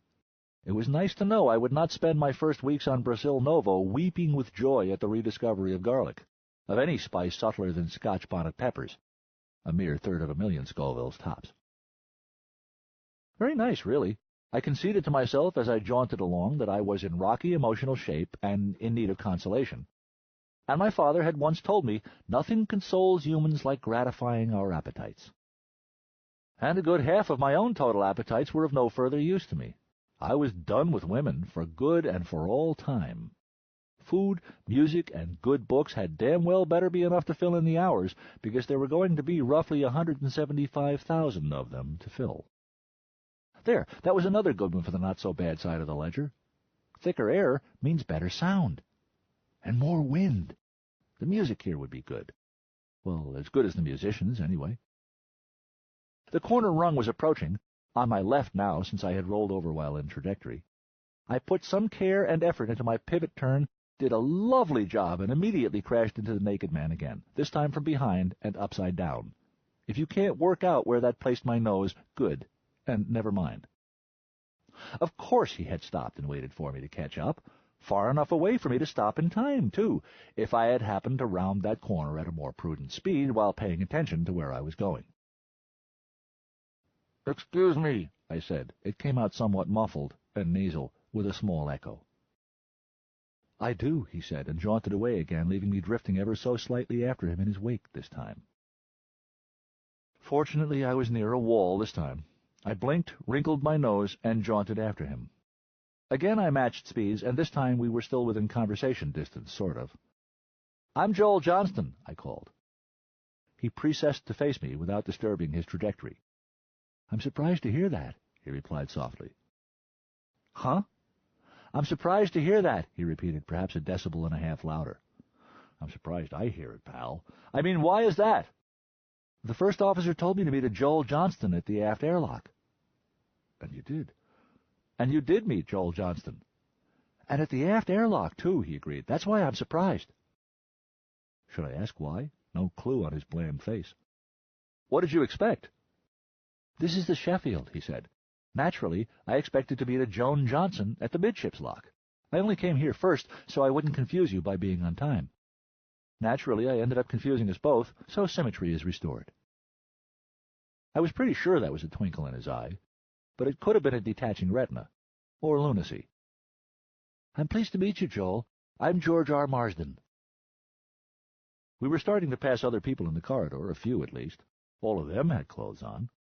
All of them ignored us, busy with their own affairs, or possibly their own business. "Glad to know you, George." He didn't wince or frown exactly, but the twinkle in his eyes guttered. "I prefer George R." File for later. "Of course, George R. May I ask what you do?" Again, poker-faced delivery.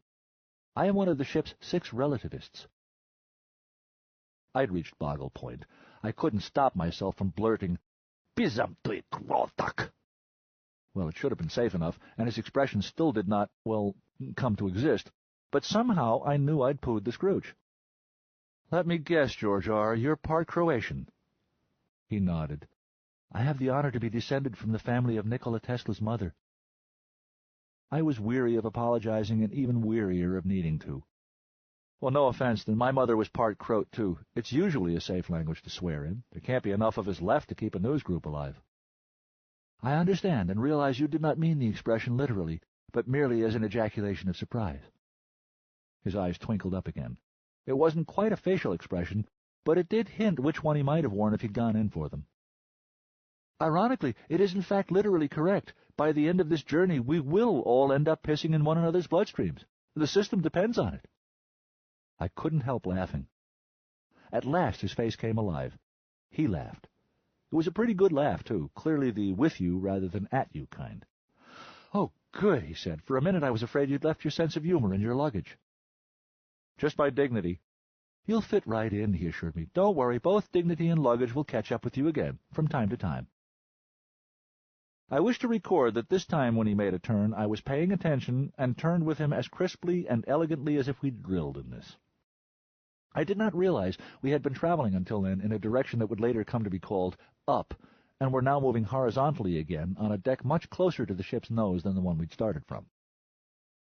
What I wanted to ask, of course, was, why is one of the 6 most important people aboard this tub herding newbies from the airlock to their cubic? But it didn't seem polite.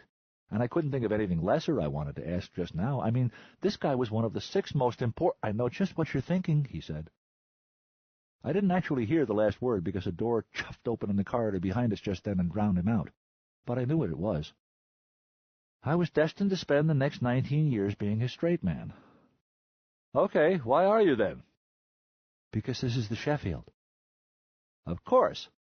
No, what is the name of the man on second base? What would have constituted weirdness would have been if they'd sent, for instance, one of your cubic mates who actually knew where the damn place— Wait, now, this looks right. Something must be wrong. No, this is it. Let me catch you. He grabbed a rung just this side of a door— hatch, Joel, think hatch— with one hand, and braked himself to a halt, while letting me use his other hand to brake myself. Somehow I ended up stationary in front of the hatch, with him beside it to my right. The hatch bore the stenciled label RUP0010E.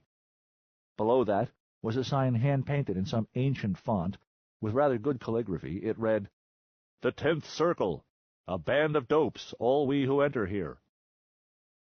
George R. released my hand. He was smiling again. "Doubtless this will be a disaster for you, since you came to it quickly. Just try to remember at all times the prime law of the Sheffield." "I don't know," plays third base. "I am keen to know it, George R." "No refunds." "Ah." He was drifting away before I knew he had eyes to go. "Satisfaction guaranteed, or you're screwed. Good," and I'm pretty sure the last 4 syllables as he was passing out of earshot were, "Bye, Joel Johnston." But he might have said, "Bye, Joan Johnson." I found myself grinning after him. His sense of humor was drier than fossil bone and vacuum. And it's hard not to like a man whose only facial expression is a gentle smile. Ah, that wonderful moment just before you meet new bunkmates. Like the moment just after you step off a roof and just before you open your eyes and look down to see how many floors away the ground is. Deep breath, best smile, I palmed the door. After George R.'s build-up, I half expected it to shock me unconscious and call for the proctors. But it accepted me as a resident rather than someone merely unknown seeking to annoy one, and opened to me. As it slid open, a faint cloud of pale smoke emerged and intersected with my face. Tobacco. I smiled, mildly pleased. I'm not a nicotinic myself, but I've always enjoyed having a smoker cubic mate. It's hard not to like that scent, especially in thick air. It's going to be a while before the biological sciences really get back on their feet, but safe tobacco was one of their very first new fruits after more than a century of enforced barrenness. The prophet repressed the weed so savagely that it became a mark of defiance, then a symbol of rebellion, and finally a way to identify other members of the cabal. Now he's ashes, and cigarettes no longer produce them. As my father once said, the weed outlasted the creed. I could see the nicotinic was the only one present in the cubic at the moment, drifting near the center. It seemed an awfully small space for 4 people. Then, contradictory clues resolved, and my perspective shifted. The room was fine. It was just that he was awfully large for a 4-person cubic. Much better. I could always kill him. I'd have to sneak up behind him with a pretty big chainsaw, though, and take him down a limb at a time. He was enormous. Between his mass and the copious white beard, he looked like a Viking chieftain, or perhaps Santa Claus's big brother. The latter impression was strengthened by the eyeglasses I could see he wore. People who do that are usually writers or visual artists of some kind. Most normal people with astigmatism are willing to risk surgery with a failure rate of about 1%. At worst, you need eye transplants. What's the big deal? He wore classic jeans and a baggy blouse with elbow-length sleeves. As he rotated lazily, the front of him came into better view, and I saw that he was typing on air, and a hologram glow unreadable at this angle was keeping station with his face. A writer, then, I surmised. He kept rotating until he should have seen me, but didn't, and kept typing furiously. Definitely a writer. I hoped he was a poet. If you threaten one of them with death and mean it, they always stop. Then he rotated to where I could see his hologram from the back, and my heart sank. It was way too far away to read, even if it had not been backward, but even from here I could see it was properly formatted text, with consistent margins, nothing centered, and words arranged as paragraphs that began with indents. It was about as bad as it could be. He was a novelist. I think I made a small moaning sound. His eyes refocused past the hollow and locked onto me, and the hollow vanished. His hands drifted at waist level, but somehow less like they were poised over an invisible keypad and more like they were poised over the controls of an invisible weapon. "Johnson," he called. I shook my head. "Johnston," I corrected. He shook his head. "No," he insisted. "Johnson." "I'm pretty sure," I said. "I'm positive," he said. I closed my eyes and opened them again. "One last time. Who's on first? What's on second?" I said. He frowned thunderously. "I don't understand you." "My point exactly. Let's start this routine over from the top and see if we can identify just where gangrene set in. Ready? Straight man. Say, who's that handsome bastard floating outside the doorway? Talent. Joel Johnston, junior agronomist. Honest, I really am." His brow and hands relaxed. "You got a corrupted copy. My script reads differently." "Dipshit. Say, whose work am I interrupting?" Talent. Herb Johnson, the writer. Dishonest, but I really am. Light dawned. We had been talking at cross purposes. "Glad to know you. Which one am I again?" "The other one. You coming in? I'm losing smoke." I was starting to enter when the choice was taken from me. 3 men arrived behind me, all talking loud and fast, and I found myself swept into the room before them. I grabbed the nearest handhold, which turned out to be what would be an overhead light once we were under acceleration. The loudest voice was holding forth on English history, I'm pretty sure, though I don't know which period. "That not many people realize is that the Dukes of Hazzard used up nearly 300 Dodge Chargers." "So it wasn't a total loss, then," one of his companions replied. "Right, and who is this before me?" "Johnston," I said. He shook his head. "Close, Johnson, and who are you?" Herb and I exchanged a glance. "My name is Joel Johnston." "He's the new guy we heard about," Herb said. "Ah," said the third arrival, "John's ton. You are him plus tea." "Actually," Herb said, "he's me minus coffee." He turned to me. "It's going to be a long 20 years, isn't it? They've got me doing it." "Welcome to Rup Toohey, Joel," the second newcomer to speak said to me. "Home of the Lost Boys. I'm Pat Williamson, one of your new roommates."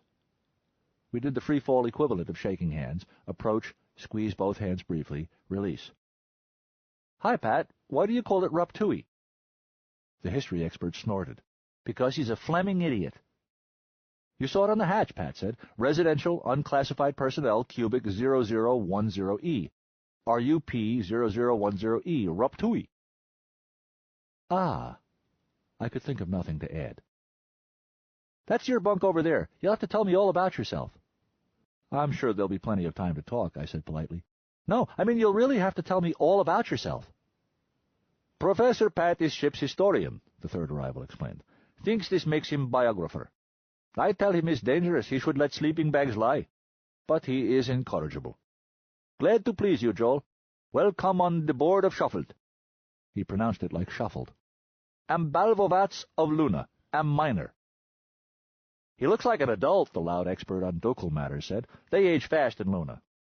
Oh, give to me a fracture. Balbovitz glared at him and turned back to me. Balbovitz mines. In mine. You got rock, give you ore. You understand? I managed a nod. So when shuffled reach Amiga 714 and big shoot. Till then, like teats on male person, no more use than historian or writer.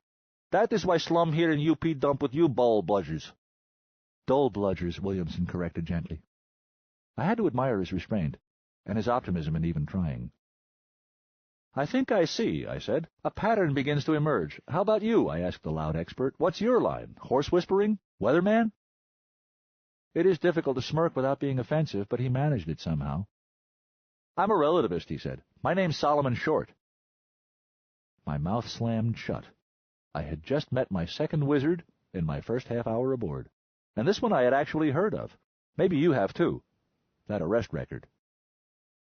He was smirking at himself, that was why. Yeah, you remember the headline they all used. Short grounded. They loved that one. I keep meaning to bisect a baby. They'd all die of biblical ecstasy. Solomon subdivides tot. Unfortunately, I haven't been able to locate a donor. Was your father? Yes. He nodded and stopped smirking. Well chosen, sir. May I ask your own line of interest? It was diplomatically asked. Most people said, Are you a physicist like your father? And thought themselves tactful because they hadn't said, Great physicist. So instead of giving my standard deflective response, I'm involved in pneumatic generation of sequences of higher-order vibratory harmonics designed to induce auditory maximization of local endorphin production, I just told him, I'm a composer and musician. He smiled, no smirk component at all this time. This voyage has just become distinctly less intolerable. And what is your axe? Saxophone. Now he beamed. It made him look like a cherub who you do not yet know has just lifted your wallet. Which one? Well, since they didn't count against my mass allowance, I brought the standard 4, soprano, tenor, alto, and baritone. He shivered with joy. I often wish I could manage to make myself believe in a god, but hardly ever so I can thank him for something. Welcome aboard, maestro. You haven't even heard me play yet. He nodded, and the agony is delicious. I'll leave you a Oh, my word, I don't see them. What? Tell me you didn't entrust your instruments to your luggage. I didn't have any other— Oh, don't panic yet, he cried, and sprang for the door so fast it barely had time to iris out of his way, and used both hands to swing himself out into the direction of traffic. There may still be time, his voice said as it dopplered away. A hand closed on my shoulder. The bone held. Do not worry, friend Joel, Balbovat said. A snitch in time saves mine. He let go before I would have had to scream, whacked me on that shoulder blade, and drifted away again. Somehow I retained my grip on the overhead light, but it took me a moment to stabilize again. He's right, Herb assured me. It takes time to wreck luggage, and they always save the best stuff for last. And they're all afraid of Sol, Pat put in. They should be, Herb said. They're staying behind, so he doesn't need them alive. This is your bunk over here, Joel, Pat told me. Right above my own, unless you'd care to discuss the matter with pistols. Knives better, Balbovat said. Fine with me, I said. Once we were underway, it would be the upper bunk on the right. I've had a preference for the upper ever since I figured out that farts are heavier than air. He grinned evilly. I don't care what my spell checker says, of course there's such a word, in an evil manner, okay? Not mine. I carefully jaunted in a direction soon to be known as down, over to my bed, and docked with it. I'm not sure why, since I had no luggage or other belongings to secure, I guess just to symbolize taking ownership. It didn't wait to find out. The moment I grabbed it and started using it to break my arriving mass, one of the two folding angle braces intended to support it under acceleration tore right out of the plasteel bulkhead. All 3 bolts, and 2 of the bolts on the other support. The bed immediately rotated around the remaining bolt about 60 degrees clockwise and jammed to a halt against the top of the folded-up lower bunk. This left me dangling from the other end of it like a tyro, trying desperately to clutch bed as well as bedclothes and avoid the indignity of being thrown altogether. I never even noticed banging my face against the wall. The shriek of frictionally stressed plasteel and my scrabbling rat noises gave way to an omnipresent, rather glutinous sound, which was like silence but different. As I stabilized myself, I realized it was the sound of men not laughing. I turned to face the room and made, very loudly, the sound of a man not murdering anyone yet. Pat Williamson pointed to a spot just below me. I glanced down, and in a moment realized that his own bed was not folded up against the bulkhead, It was duct-taped to it. His had torn out of the wall, too. I could see the bolt holes. They were not empty. Each contained a little shiny-ended bolt stump. All 6 had snapped off clean. I looked, and all 5 of my failed bolts were the same. I looked back to Pat and raised my eyebrows inquisitively. He spread his hands, palm up. He wanted to explain, but couldn't do it louder than he was not laughing at me. Ballovats took it. "Welcome into Shuffle, Joe. Do not worry, is warranty.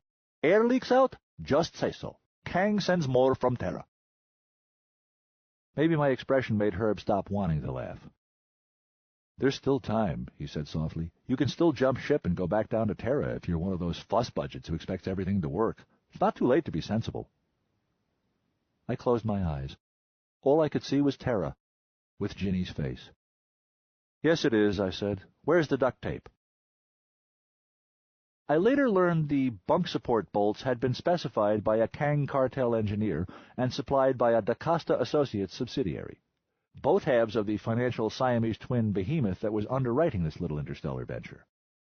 The desk that wouldn't interface properly with my PDC or phone, despite nominal system compatibility for the next 2 days, was the other way around. DaCosta design, Kang manufacturing. And the blame for the complex cluster of systems failures that combined to keep all my luggage except my 4 saxophones, Sol Short rescued them somehow, from catching up to me for another 2 weeks was, I was eventually able to establish, divided up roughly evenly between the 2 houses. Fortunately, nudity was not taboo aboard the Sheffield. It was not commonplace either, but nobody got upset if I sat around the laundry room naked while waiting for my only set of clothing to dry each day, or went to and from the fresher without a robe. There were ship-issued jumpsuits and robes I could have had. I preferred skin. They were, visibly, the plasteel bolts of the clothing world. I did end up with a lot of time to reflect that most of the Conrad Empire products I had ever purchased had worked pretty reliably, and I retained just enough sanity to realize this was probably an omen of some kind, perhaps even an unfavorable one. But I had told Herb the truth.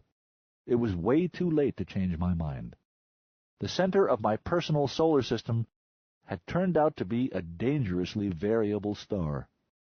It was imperative to break free of her pull while I still could, and go somewhere else, far, far away. 7. I only know we loved in vain. I only feel farewell, farewell. Lord Byron. Ginny phoned 2 days later, about 8 hours before we left.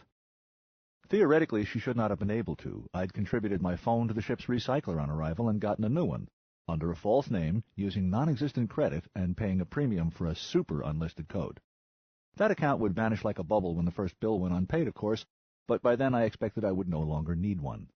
I only needed it now to say goodbye to a few friends and acquaintances, and to dispose of my few remaining assets on Ganymede.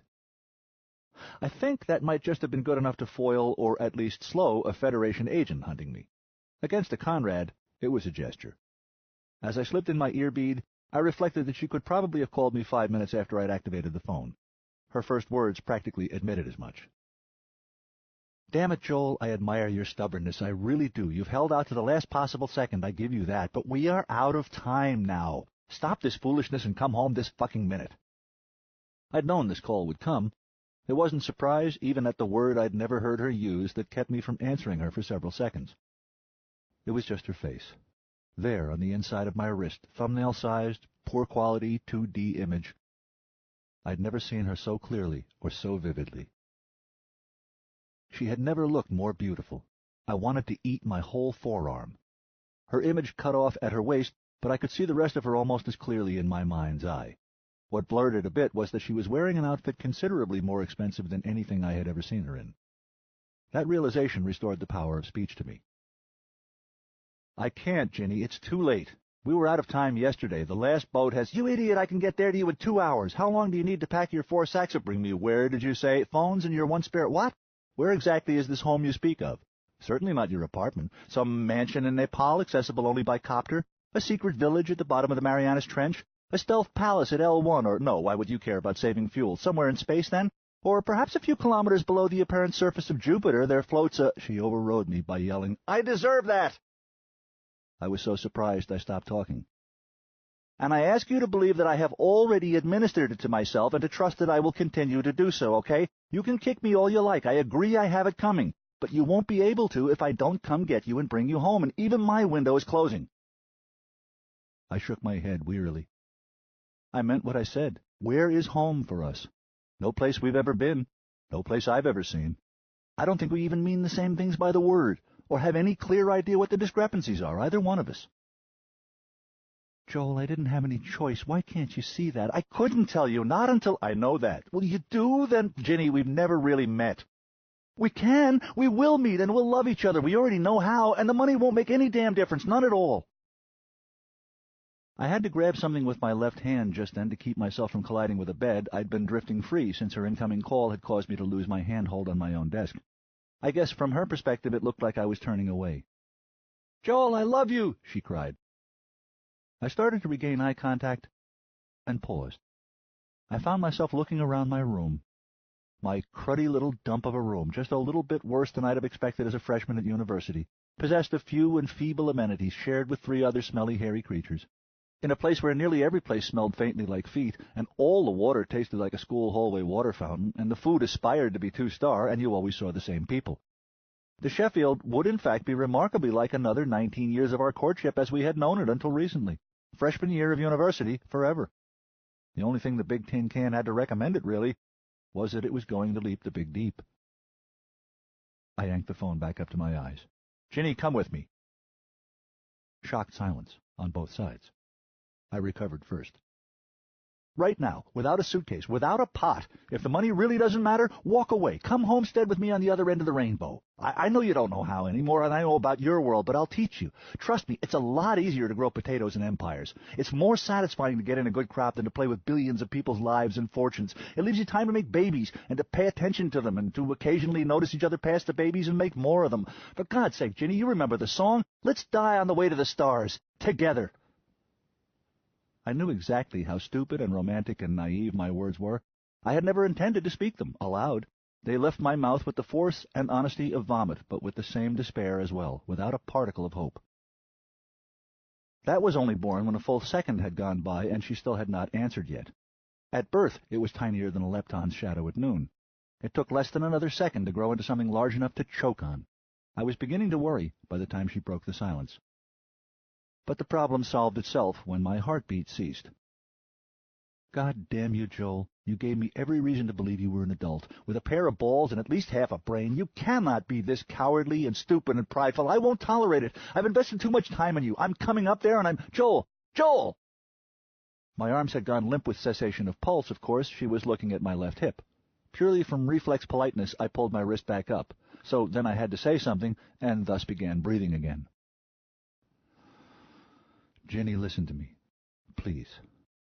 I honestly don't know if I have what it takes to be a Conrad. I admit that. But I don't know if anybody does, so I'm not at all afraid to find out. What I do know is it's not something I want to be. I guess it seems self-evident to you that any rational man would, so you won't want an irrational husband." She tried to interrupt, and for once I overrode her. "If you think even your granther has enough proctors and bailiffs to delay the launch of a Kang da Costa cartel starship by 5 minutes so you can arrest a junior apprentice farmer for breach of promise, you're being irrational yourself. Now, listen to this last part and don't interrupt until I'm done, and then you can call me any dirty names you like until I light the candle at 8 hours and reception goes to hell for a while, okay?" "Go ahead." She was deploying her ultimate weapon, and we both knew it. Her voice was trembling on the edge of tears, and they were absolutely genuine. My own voice tightened. Ginny Hamilton, you were my first love. You may be the last. You are certainly the last I will have in this solar system. For what it's worth, I forgive you for not telling me what you really were. I understand, I really do. You had no choice, no other way to play it. I am sorry, genuinely sorry, that you wasted your investment. Maybe nobody is as sorry as I am. I'm pretty certain I'm in the top 5 anyway. All I can tell you is that the prospectus you were offered was complete and accurate in every particular. I answered every question I was asked, honestly. I took a deep breath. My own investments haven't done too well lately either. Thanks for teaching me to dance, and listening to me play my music. Really. Good luck in your future investments. Maybe I'll see you in a couple of 100 years and we can swap notes. Anything else to say? Yes, but all of it angry. Delete it. It was way too late for anger to serve any purpose worth the indignity. Your turn. The pause this time was probably as long as the earlier one, but with no hope in it, it went by faster. Good luck, Joel. I really am sorry. She let go on the last word, cried so hard that the screen image became a sideways close-up of her scrunched-up left eye. Somehow I held on myself. I know, honey. Me too. Really. Goodbye. The phone was dead. For some reason I was not. So I went looking for strong drink and did the best I could. By the time we left the solar system, I was far from feeling no pain. I was probably in maximum emotional pain, and in considerable physical discomfort from being loaded in free fall. But I was momentarily too stupid to mind either. Terra sure looked pretty shimmering there in the simulated window, and slow shrinking didn't spoil the effect at all. In fact, the smaller she got, the prettier she looked. The same seemed to hold true for Mama Sol. She was prettiest just before I passed out, as a single pixel of pure white in a sea of ink. We did not really achieve enough initial velocity for the sun to show detectable shrinkage that first day. That last view was an effect of my vision graying out. A matter-antimatter torch is not something you want to start up quickly and max to throttle, certainly not in the vicinity of an inhabited planet. We left high orbit under conventional fusion drive, albeit a hellacious big one. Even in my stupor it seemed noisy. Unsurprisingly, the menu of recreational drugs obtainable on board was considerably shorter and tamer than what I'd had available to me back in Vancouver. A man who wished to stupefy himself pretty much had to rely on alcohol and/or marijuana. They did the job in combination. But once you used your month's ration of either one, it was gone, so the binge burned itself out faster than it might have if I'd had more powerful tools. By the time I had binged, crashed, died, revived, and been restored to feeble continued interest in events outside my own skull and thorax and indigestive system, the captain had just throttled the fusion plant back from a space drive to a mere power plant, and things got much quieter again for a while. The sun looked just perceptibly smaller in disk size there in my simulated window, and considerably dimmer than normal, even though all the other stars now seemed brighter than usual. I thought of trying to locate Ganymede by eye to bid farewell to my birth planet, but it was already way too late. She was in opposition. Within an hour, the old man had gotten the antimatter torch lit, and some noise and other vibration did resume, but by no means as much or as loud, or as unpleasant. Less like an ongoing earthquake, more like a waterfall or rapids in a stream. Then the sun's dwindling could be detected, if you had the patience to watch long enough. I did, for far longer than made any sense I can explain. There could be no Key West sunset, no final last of the light. I knew that even by the end of my journey I would not have traveled so far that Sol's light could not still reach me. It would be old light, that was all.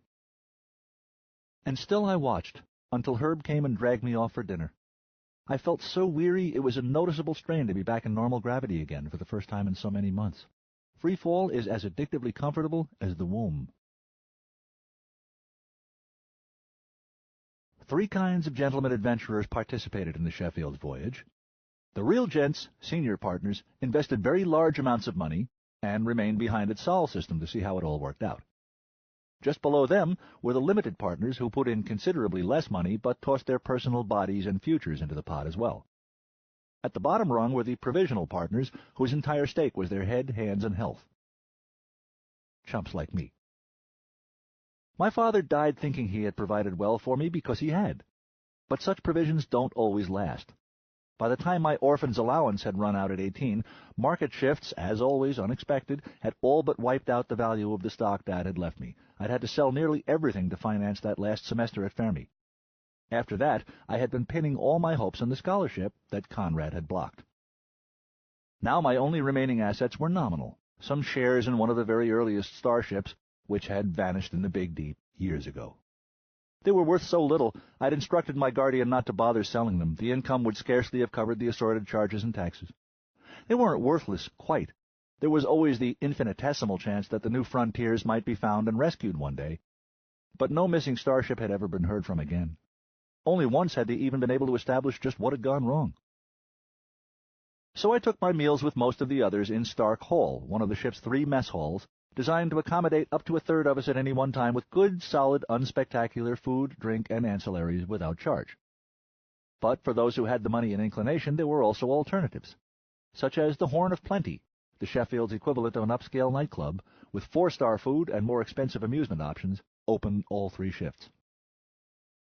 I had not expected to ever set foot in the place unless a live waiter's job should open up, but it was there that Herb insisted on dragging me for my last dinner in the solar system. I did try to resist. I had known several novelists, but none with even as much money as I had. Herb, I don't know about you, but I can't afford this. There's an old pre-collapse blues song that goes, "If money did my talking, I couldn't breathe a sigh," and that's... And my voice trailed off because the next lines of the song suddenly loomed up out of memory and clotheslined me. "But my baby's love is one thing even money can't buy. Ain't that fine?" Herb said, "This meal is on me. You have almost nothing in your system but poisons and toxins. The food you take on to absorb it all should be of the highest quality." "I don't know if I'll be able to pay you back." "I know, you probably won't, and I'll get to hold it over you forever. Cheap nominance. Come on, it's right up ahead." I stopped this at the door and tried to thank him, but he brushed it away. "Sheer self-interest. I have to live with you." They seemed to know him inside. As we were conducted to our booth, I had that weird feeling you get entering a place that's a little out of your reach. The irrational sensation that everyone is looking at you and can tell you're out of place, which is caused by everyone looking at you and knowing you're out of place. Herb had a way of walking as though they were out of place, but he was a broad-minded man. Ginny had it, too. A dance performance was in progress on a cleared area of the floor, something classic modern, I think, though I have trouble keeping the distinction straight. I don't think ballet is ever done in silence. Serious dance, at any rate, not mating dance, and apparently very well done by 3 energetic people a little older than me. They finished to thunderous applause as we crossed the room and sprinted backstage. I did notice a bandstand, an interesting one, just beyond the dancers' marley floor. It was powered down at the moment, unoccupied, but it looked nicely equipped. The keyboard system was built into a very good replica of a pre-collapsed grand piano. It looked as though the player could produce real, mechanically produced acoustic sound with the thing if he chose. The drum kit, too, could have produced reasonable accompaniment for most purposes, even powered down. The stringed instrument cases I saw were all obviously for either acoustics or hybrids. I mentioned that to Herb as we were seated. "You watch," he said. "Pre-electric music is going to become very popular in this ship over the next 20 years. We all know deep down we're going to a place where we may not have power to spare for luxuries for some time to come. Subconsciously, we're preparing. Brunch menus, coffee and orange juice for 2, please." I hadn't noticed the waitress approach until he spoke, and she was gone by the time I turned around. Yet I later learned she was human. "Brunch?" I asked, checking the time. "In a restaurant that never closes, in a ship with 3 shifts, it's always brunch time, or dinner time, or midnight snack time, or tea. You need serious food that doesn't challenge digestion. Ergo, brunch." The food was indeed wonderful. It penetrated my depression, forced me to concede to myself that I did have some interest in continued life, even if I had no idea why. I was continually conscious of a sensation of having gnawed off one of my feet to escape a trap, a pit-of-the-stomach feeling that wouldn't go away. But for some reason it didn't interfere with my appetite much, or even my mood. Herb, I was very gratified to learn, was the kind of man who did not chatter over his food. Save for a handful of conversational politenesses, he used his mouth for intake only. It gave me permission to do the same. We already knew we were going to be friends, and there was going to be plenty of time to use up our conversation stores. When he did speak, it was with a friend's directness. "So," he said, setting down his fork, "have you decided whether you're going to cut your throat or not? Inquiring minds want to know." "No." He relaxed slightly. "Yes, you have. You're not." "I really hate it when somebody tells me what I'm thinking. Or are you a telepath?" "Well, as a matter of fact, yes, but not the way you mean. A real one." I snorted. "Right, your mind isn't fast enough." In fiction, a telepath can read minds. A real telepath is just a glorified radio with a single receiver. But really glorified, way faster than any radio. Our time rate and the systems were already diverging very slightly under the constraints of Einsteinian physics, and would get steadily worse for the next 20 years. Every day, radio and laser signals took just a tiny bit longer to cross the widening gulf between us, and by the time we reached our destination it would take them the greater part of a century. But telepathy, for reasons nobody understands, takes place instantaneously across any distance yet measured.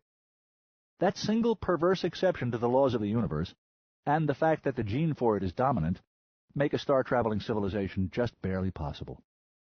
Our ship, like all of them, carried several people capable of telepathic rapport with a single partner back in the system, usually, but not always, their identical twin.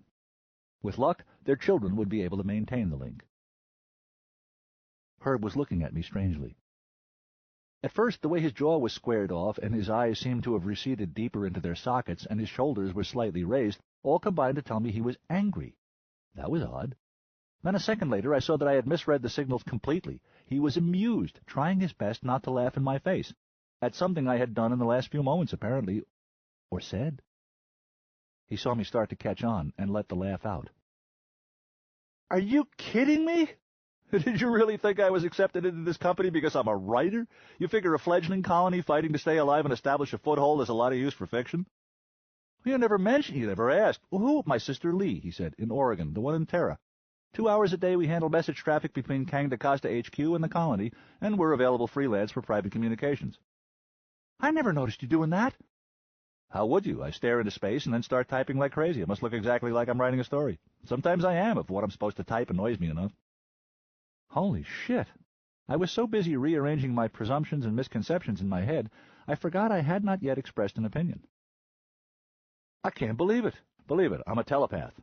A communicator." His voice cued me. A lot of people are weirded out by telepaths. A few people call them the kind of names that cause a proctor to show up.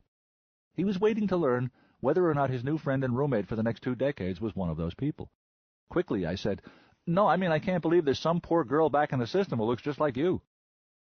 His shoulders dropped. "Back to our argument. I was winning. How can you stay a bachelor? Have you no appreciation for fine womanhood? No sense of obligation?" My mind took a left. Talking about Ginny and the Conrads had reminded me of something, a small burr under my saddle, an unfulfilled obligation behind me. "Well, as a matter of fact, I do, both. So much that I'm going to presume on our friendship and ask you for a favor." "What friendship?" "I know, but it's all I've got. I want to send a private message back to Terra." He frowned. "Phone still works. So does mail." "No, I mean private. I need to thank a young lady for defying her grandfather to help me out of a tight spot, and I don't want to risk getting her in trouble." His frown deepened. "Just tell me one thing. Is this young lady rich and beautiful?" "That's 2 things, and yes to both." "Maybe there's hope for you yet. Okay, this once I'll do it. You want visual or just voice?" "Voice is fine." He shook his head. Hopeless. "Name?" "Evelyn Conrad." "How do you want to route it to her?" "Through an intermediary I think I can trust. Can your sister put a really serious privacy shield on a message?" "Yes," was all he said. "Okay, ask her to get it to Dorothy Robb, 2 B's. "Address?" "Ms. Robb is the chief enabler for Conrad of Conrad." Herb came as close as I would ever see him come to betraying surprise. His nostrils flared just perceptibly for a moment, as if he had begun to doubt his deodorant. His eyes did a funny little thing where for just an instant they tried to widen and narrow at the same time. There was maybe a quarter-second hitch in the soundtrack, and then he said, "I take it back. There is no hope for you." I spread my hands. When did I claim there was?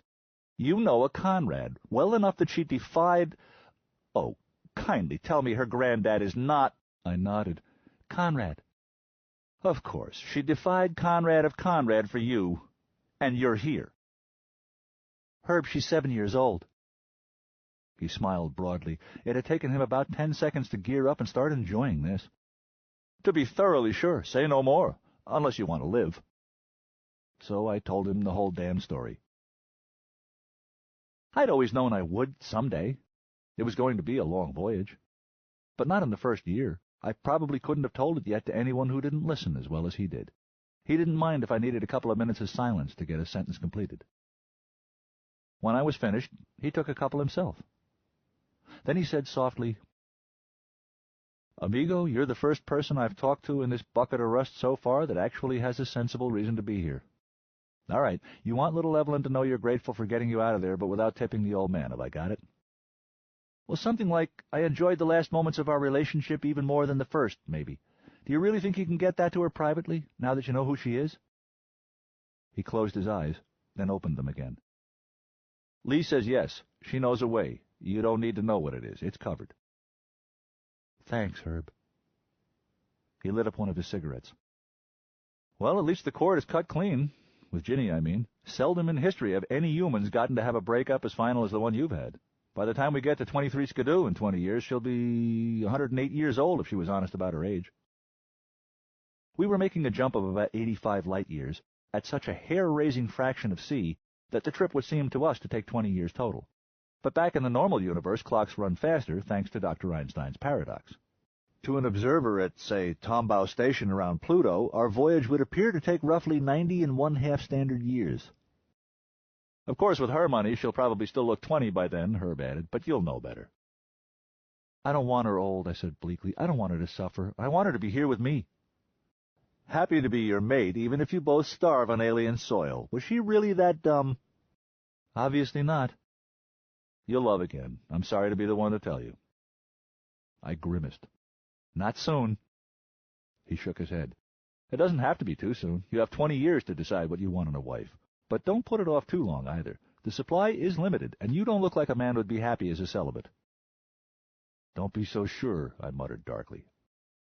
Look, you have decisions to make, some short-term, some long-term. If you plan to spend the next 20 years licking your wounds and letting those decisions make themselves for you, you're going to be a tough friend to have. I suggest you get started working on them. Decisions like what? He leaned back in his chair. What do you want to do? A perfectly simple, sensible question, the logical first step in making any plan. He might just as well have whacked me in the forehead with a plank. I did not really see a burst of bright white light and then find myself on the ground beside my horse, godstruck. The earth did not literally tremble and roar at my feet. My heart probably did not actually pause, and I have it on good authority that time did not at any time, in fact, come to a stop. But Herb's perfectly obvious question hit me with that kind of impact. He and the room went away while I tried to cope with it. Surely, I thought, I had an answer for him. But I could not find one. I rewound mental tape and realized with shock that I had not asked myself that question once since the night of my graduation from Fermi. Throughout all the terrible days since, I had been focused intently and exclusively on what I did not want to do. Well, that had been silly of me, hadn't it? Now that I was finally and forever safe from the terrible danger of becoming one of the richest humans alive, married to the girl of my dreams, perhaps it was time to give some quantum of thought to what I might find preferable, if anything. Great blathering mother of morons, what was I going to do with the next 20 years, or the 20 after that if it came to it? Herb was saying something. Why did I know that? Oh, he had touched my hand to get my attention. I rewound my ears. Don't have to come up with an answer right at this minute, he said. I wasn't absolutely sure I agreed, but just then I heard my name called. It was Solomon Short, in a larger nearby booth with 3 companions. He waved emphatically to us to come and join them. I looked to Herb for help, and he shrugged, so we got up and went over to the other booth. Sol's companion slid over to make room for us while he made introductions.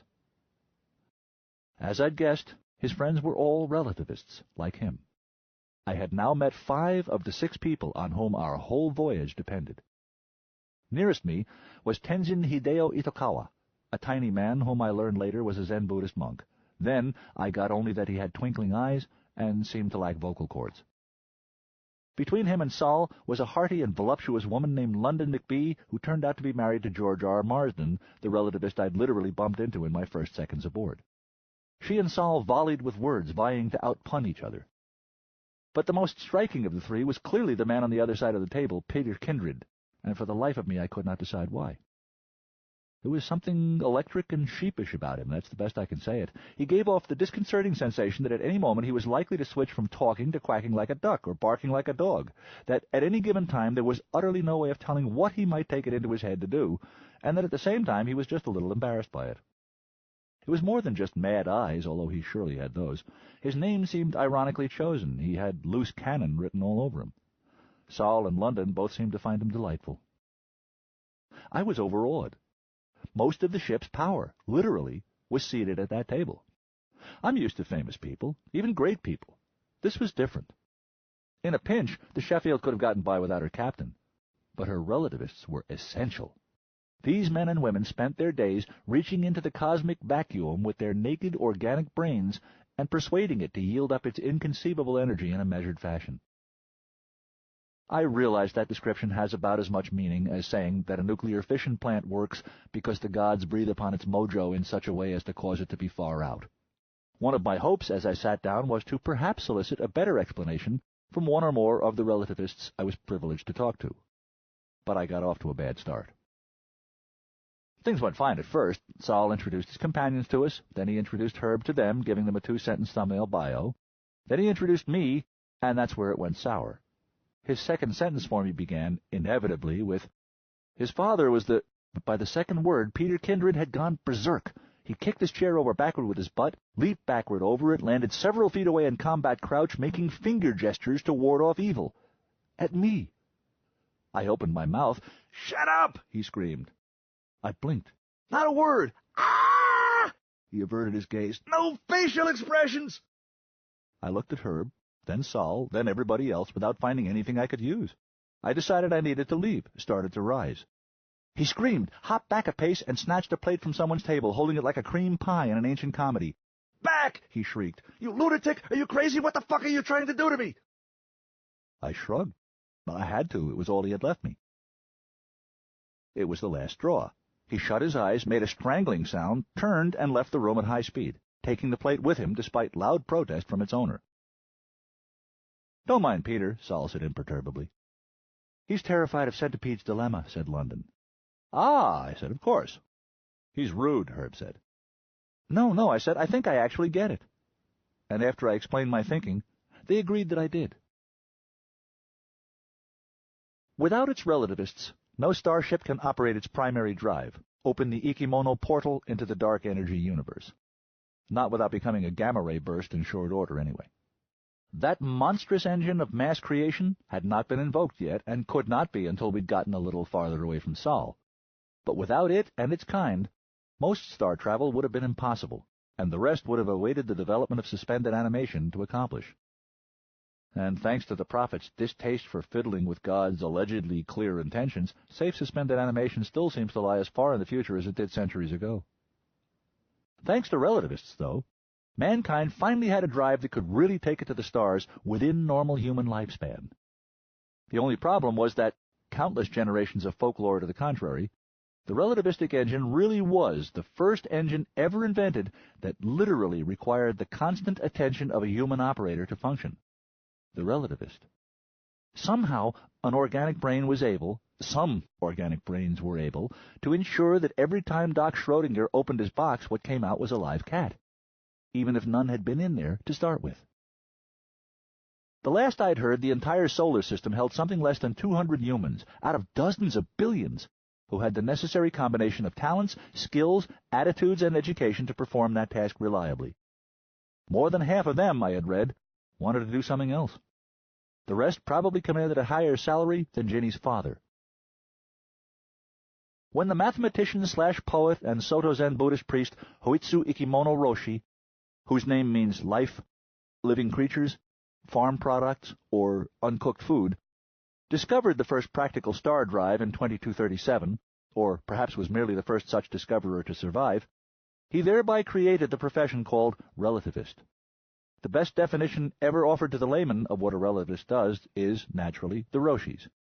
He said they meditate on and with the engine in order to make it happy enough to function. He held back the part about how they dissuade the star drive from becoming a star, until humankind had invested heavily in star travel, both economically and emotionally. Fortunately, that did not take long. The Roshi's only significant character flaw was reluctance to keep a joke to himself. A great pity it finally killed him, a joke he must have loved.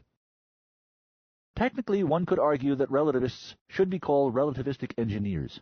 Without them, no engine, res ipse loquitur. But as it happens, the term engineer is already in use by people who find the very kind of science that relativism requires to be witchcraft, spooky science, mumbo-jumbo, perhaps even hocus-pocus. To them, it stops just short of being that most despised of all modes of thinking, a religion. The very first word in its technical description ruins all hope of conversation, sets engineers' teeth on edge, and makes all the hairs bristle at the backs of their necks. Quantum ramjet. The quantum ramjet relies on the well-established theory of quantum fluctuations in the energy of the vacuum. These occur throughout the universe on extremely small scales of time and distance. Over times on the order of 10 to the minus 15th second, and lengths of about 10 to the minus 55 centimeter, Masses as high as 10 to the minus fifth gram and energies as high as 10 to the minus sixth ergs pop in and out of existence interminably. Conventional physics supports this picture, but it is an entirely different matter to make use of vacuum quantum fluctuations to propel a starship. A quantum ramjet, first proposed by H. David Froning, an engineer, back before the collapse, would work by, quote, ingesting, unquote, the energy of the quantum fluctuations and converting it to propulsive energy. If the quantum starship could tap only a very tiny fraction of the theoretically available mass energy of the vacuum, it could accelerate rapidly to relativistic velocities. But until Ikimono Roshi tried visualizing something in his mind as he sat zazen in his ship in the belt one day, and found himself half a light year from home before he could stop doing it, no one had a clue how this might be accomplished. It almost certainly never occurred to anyone before then that human attention might be a necessary condition for the phenomenon. It was fortunate indeed that Huitsu Ikimono was a Roshi, a Zen master for whom sustained attention was a given, or he might never have made his way back to Seoul to spread the news. The philosophical implications of the quantum ramjet alone are startling. If, as the inflationary theory of cosmology mandates, the universe evolved from a quantum fluctuation that somehow grew to its present enormous scale, the same thing might occur as a matter of course in the heart of the quantum ramjet. Does each quantum ramjet create and destroy countless universes as it travels our cosmos, and are their crews as gods to the countless beings in the universes that support their flight? The engineers have already left the room to vomit, and I can't really say I blame them. But who knows? You maybe? To an engineer, it's simple. If you can explain what you're doing in numbers and prove them, it's science. If you can't, it isn't. End of story. There is much to recommend this view. It is essentially what keeps the black heart of the prophet rotting in his stained coffin where it belongs. And any relativist will happily admit she does not know how she does what she does. Nobody does. It's not at all certain, in fact, that anybody ever will. One thing is generally agreed, however. The man who had so far come closest to providing an explanation, who had at least provided some useful mathematical tools for approaching the problem, and pointed out a promising theoretical path through what had been an impenetrable thicket, was a Nobel Prize-winning physicist from Ganymede named Ben Johnston, my late father. No wonder Kindred was terrified of me. Kindred did not want even the slightest morsel of understanding of the process by which he made himself one of the wealthiest individuals alive to creep into his mind. The thing that most relativists fear the most is burnout, utter annihilation of personality. Not Kindred. He might even have yearned for it a little. As London had said, he was terrified of the centipede's dilemma. Once the centipede got to pondering just how he managed all those legs, he couldn't do it anymore. Kindred feared that if he understood what he did, he might stop being able to pull it off. For all he knew, my father might have told me some significant datum before he died, shared some crucial insight that I might be stupid enough to blurt out whether I understood it myself or not. The risk was tiny, but to him the stakes were everything. So he averted his eyes and fled. An engineer would call that raw superstition, primitive bullshit, childish magical thinking. But nobody cares what an engineer thinks about this topic until he can make a big can full of people move at close to light speed without carrying any fuel for its primary drive. So, of course, they're working on it, and good luck to them. But I can't think of any engineers I'd have been as excited to talk with over postprandial coffee as the three relativists who remained at the table. Nearly at once, and without warning, I found myself skateboarding right off a conversational precipice. 1 minute I was enjoying the ride, the next I looked down and saw, kilometers below, the rock-strewn base of the cliff I had just left behind me. Why it took me by surprise I cannot tell you. I admit it, in retrospect I looked dumb. How smart would I have had to be to guess that one of the very first polite questions to be directed at me would be, "And what do you do, Joel?" Now, where did I put that parachute? It happened to be London who asked. The correct, honest answer was, "It cheats the bit out of me." I hadn't even had time during my walk here from my room to draw up a master list of my options arranged by category, much less zero in on anything. What I did these days was mostly get loaded and mourn my lost love. It seemed to be all I had been doing for quite a while now. I did not want to tell three of the most interesting people on the ship that I was that big a fool, but I had no other answer to give them.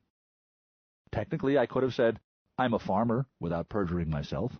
I had contracted, as part of the price of my ticket, to spend 21 hours a week working down on Sheffield's agricultural decks, sharing my putatively valuable experience and expertise in hydroponic farming. Somehow I didn't feel like going with that answer either. I'm no longer sure, but I think I had decided on an enigmatic smile as my best response when Sol answered for me. "You're going to love it. Joel plays the sax." "And composes," Herb amended for me. I opened my mouth. "How wonderful," said Hideo, the little monk. I closed my mouth. "Saxophone? Oh, I do love it," London said. "Are you any good, Joel?" That one, at least, I had numerous stock answers for on tap. I tossed out the first one that came up.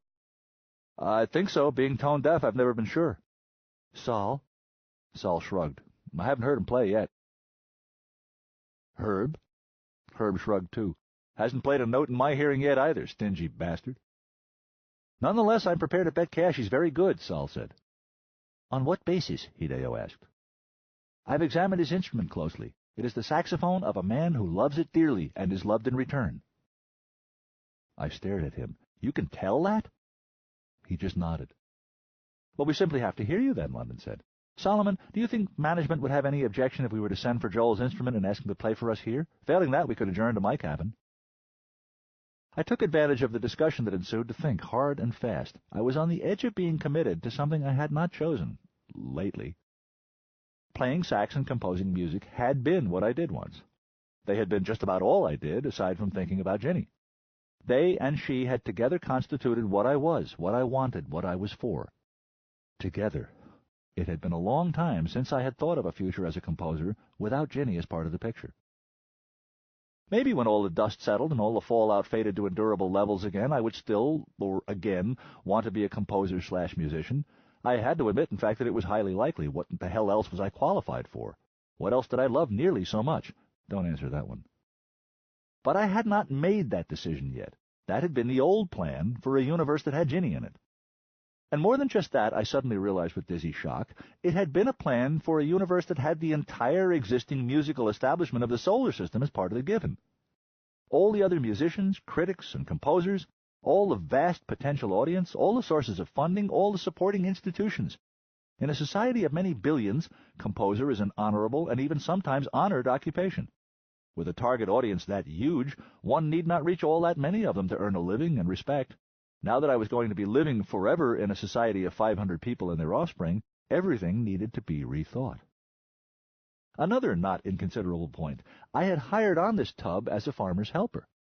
The Colonial Council might decide to hold me to it, feeling that the colony needed shit shoveled more than it needed sax played, and until I could afford to put up enough credits for at least one basic share, they had as much say over my time as I did. The prudent man would divide his time between the hydroponic farm and whatever would bring in the highest possible return in the shortest time, which did not describe sax playing in any known universe. Not even the currently most popular kinds of sax music, which were decidedly not what I wanted to compose. If I did not speak up right now, these folks were going to accept me as a composer/musician. That would be awkward down the line if I ended up concluding that my life was best spent as something else altogether. What else? I hadn't admitted it to myself until now, but what I had always been second most interested in, after music, was history, particularly pre-collapse history. Terrific. If anything, history was even less use than serious music to a frontier society. If, after a long day in the fields, my hypothetical descendants had any curiosity at all about the planet the old farts were always nattering about, they would be more than satisfied with the copious data we already had aboard, and any new historical fact I could ever learn would already be over 90 years old back on Earth, already chewed to death.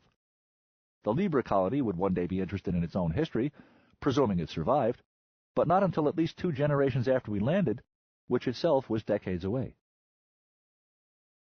Okay, Joel, don't think about what else now, but start backtracking right now, right up to the point where you'd have to commit to some other track. Otherwise, you may spend the next 20 years being thought of as the composer who couldn't cut it. Sol and Herb spoke a little hastily without realizing it, I heard myself saying. Music is what I have done. I'm not certain it's what I will do now aboard the Sheffield, or when we hit dirt at Persil Novo, either, for that matter. I'm still giving that thought. What other areas interest you? Hirakawa asked. Well, I've always wanted to try space piracy, I said. A step up from musician, Sol agreed dryly. Or perhaps dowsing. London whooped with laughter, a bracing sound. Yes, I imagine aboard a ship would be a good place to learn how to locate water. You could check your answers without having to dig all those pesky holes. I smiled back at her. I wanted to banter with her, but also wanted this part of the conversation over as soon as possible. I had given just enough comic answers to hint that a serious one would not be forthcoming. You will find your path, Iokawa said. He sounded a lot more certain than I felt. With luck, I agreed. And speaking of things we weren't speaking of, but I didn't have to manufacture a subject change because one presented itself just then. My axe. The decision to send for it had apparently been made while I was deep in thought. Nothing for it but to play now. But first they all had to ooh and ah, of course. I had brought 4 saxophones with me, actually. Soprano, tenor, alto, and baritone. Musical instruments did not count against personal weight allowance. But someone, almost surely Saul, had sent for my personal favorite, the one I considered my primary axe. Anna, a genuine silver sonic. A pre-collapse Yanigasawa B9930 baritone, solid silver with a gold-plated hand-engraved bell and keys. The Selmer is more famous, but how often is the most famous really the best? Anna is a thing of beauty even to a layman, so elegant and precise you'd think she'd been finished by a jeweler, and a special joy to play for those who can handle her. Featherlight keys, lightning-fast response, tone-boosted resonator pads. Never mind, I see you yawning. Let it stand that 3 people who spent their working days contemplating the infinite beauty that underlies the universe thought her special enough to admire extravagantly, even before they'd heard a note. The baritone sax has never been a terribly popular instrument with musicians because it is physically such a screaming bitch to play. It's huge and ungainly and requires you to move an immense volume of air. But some of the greats, Jerry Mulligan, James Carter, understood that it is worth the effort. Baritone sax is probably the most powerful resonant wind instrument there is, the Paul Robeson of horns, and no other is so immediately impressive to the layman. A purist would note that there are actually 2 deeper saxes, the bass and contrabass, just as there are 2 higher than soprano, the sopranino and soprillo, and some even recognize one lower than contrabass called the tubax, but you're unlikely ever to hear any of them. While I whetted up my reed, I tried to decide what to play for them. Naturally, I wanted to play them one of my own compositions, and I was reasonably sure all 3 were sophisticated enough to appreciate it, if only mathematically, very sure in Saul's case. But what if they were sophisticated enough to hate it? Also, I was far less sure of everyone else in the place, and perfectly well aware that some of my work can strike a civilian as dry and complex, to pick the most polite words Ginny had used. Okay, wrong time and place for an original Johnston. Something immediately accessible, but not crap. I reached into the air and pulled down a tune Charlie Hayden wrote to his wife Ruth, called First Song. It was the opening number of the last set Stan Getz ever played, and it always tears me up. You'd think a tenor piece wouldn't sound right on a baritone, but that one does. It snuck up on me. Before long I had forgotten anyone else was listening, and played my heart out. I hadn't played a note in weeks, hadn't even thought of it. My fingers were stiff, my embouchure weak, my wind less than optimal. I killed him, that's all. You can tell when it's working. I was playing smarter than I actually am, and could tell. For the first 3 or 4 minutes, I was imagining accompaniment. Kenny Barron, who backed Getz by himself on that long-ago night in Copenhagen. Piano as crisp as snapping sticks. And then suddenly the piano was really there. I nearly clammed the phrase I was playing and spun toward the bandstand. It was empty. Wherever the keyboard player was, he was really good. Really good. I quartered the room without finding him, then eighth'd it with no better luck. There were several side rooms and alcoves in which he might be lurking, or he could have been anywhere on the ship, listening in and tapping into the house sound system to play along. I decided to worry about it later and put my attention back on Anna. That piano was just the floor I'd needed to set my feet properly. We talked, briefly, and then he set me loose to wander.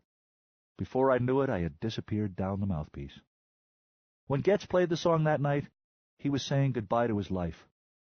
I used it now to say goodbye to mine. God knew what new life I would build for myself, but the old one was over for good and for all, as unreachable as a moment ago, or the second before the Big Bang. Out of the bell of my Anna, I blew my scholarship, and the mentor who would appear someday to nurture and teach me, and my master's, and my debut at the legendary Milkweg II in Amsterdam, and my discovery by the contemporary serious music establishment, and system-wide recognition and the respect of an entire generation of my peers. I blew away my courtship with Ginny, and our marriage, and our wedding night, and our first nest, and our first child, and all our children, and their childhoods and adolescences and adulthoods, and their children, and all the golden years she and I would have spent loving and cherishing them all. I blew away both my dead parents, whose widely separated graves I would never see again. I blew away Ganymede, my home, lost to me for so long, and now lost for good, and all those who still lived on her. And not incidentally, I blew away a quantum of wealth and power that perhaps could have been expressed as a fraction of all there was using only a single digit in the denominator. I didn't get it all out, didn't come close, but I made a start. I actually didn't hear the applause. Herb told me about it later. I left the Horn of Plenty that night minus about 1,000,000 kilos I'd been carrying on my shoulders, and with a steady gig 2 nights a week, Tuesdays and Fridays, for a scandalous sum, tips, and all I could eat. Plus the private phone codes of 3 relativists. 4 since London and George R. lived together. On the downside, I also left without finding out who had been playing that piano. Nobody seemed to know. The sound source had apparently been the house MIDI system, but the originating keyboard might have been in a sealed booth somewhere in the Horn or up in the control room for all anyone could tell me. All I could positively rule out was a player back in the solar system, because our communication had unquestionably been conducted in real time without any lag at all. So I didn't worry about it. I had 20 years to find him. He could hide, but he couldn't run. On our way back to our room, I tried to thank Herb, to explain just how much he'd unwittingly done for me, but he brushed it away. "I think everybody made out on that deal," he said. When I pushed it, though, he allowed me to promise to bring home a doggy bag on Tuesday and Friday nights, and perhaps a doggy bulb of good scotch. After half an hour at his desk, Herb gave me a data cube and suggested I play it privately. I did so at once, so I could stop thinking about it. It was little Evelyn Conrad, back in the solar system. Audio and video, stereo both ways. She told me gravely that I was very welcome. She said she was very cross with her grandfather for making me go away. She said she was going to marry me one day just the same. She told me not to marry anyone else without checking with her first. She gave me a, quote, private, unquote, mail address, but warned me it was not totally secure. And she closed with a solemn bon voyage and a blown kiss. By that point, I was grinning and crying at the same time. I popped out the cube, stretched out on my bunk, and slept like a stone for 13 hours. And when I woke, rude things and implausible suggestions had been written all over my face and hands with a laundry marker. I guess I snore. 8. The squeaking of the pump sounds as necessary as the music of the spheres. Henry David Thoreau. The first thing I did when I woke next morning was to sit down at my desk and summon a list of positions available. There were a lot more than I expected. It had apparently occurred to the expedition's planners that not only could nearly all the actual useful work of preparing to start this colony be safely put off until the last few years of the voyage, it probably would be anyway, humans being human. Therefore, it would be good to keep them all occupied doing some damn thing or other for the first 18 or so years.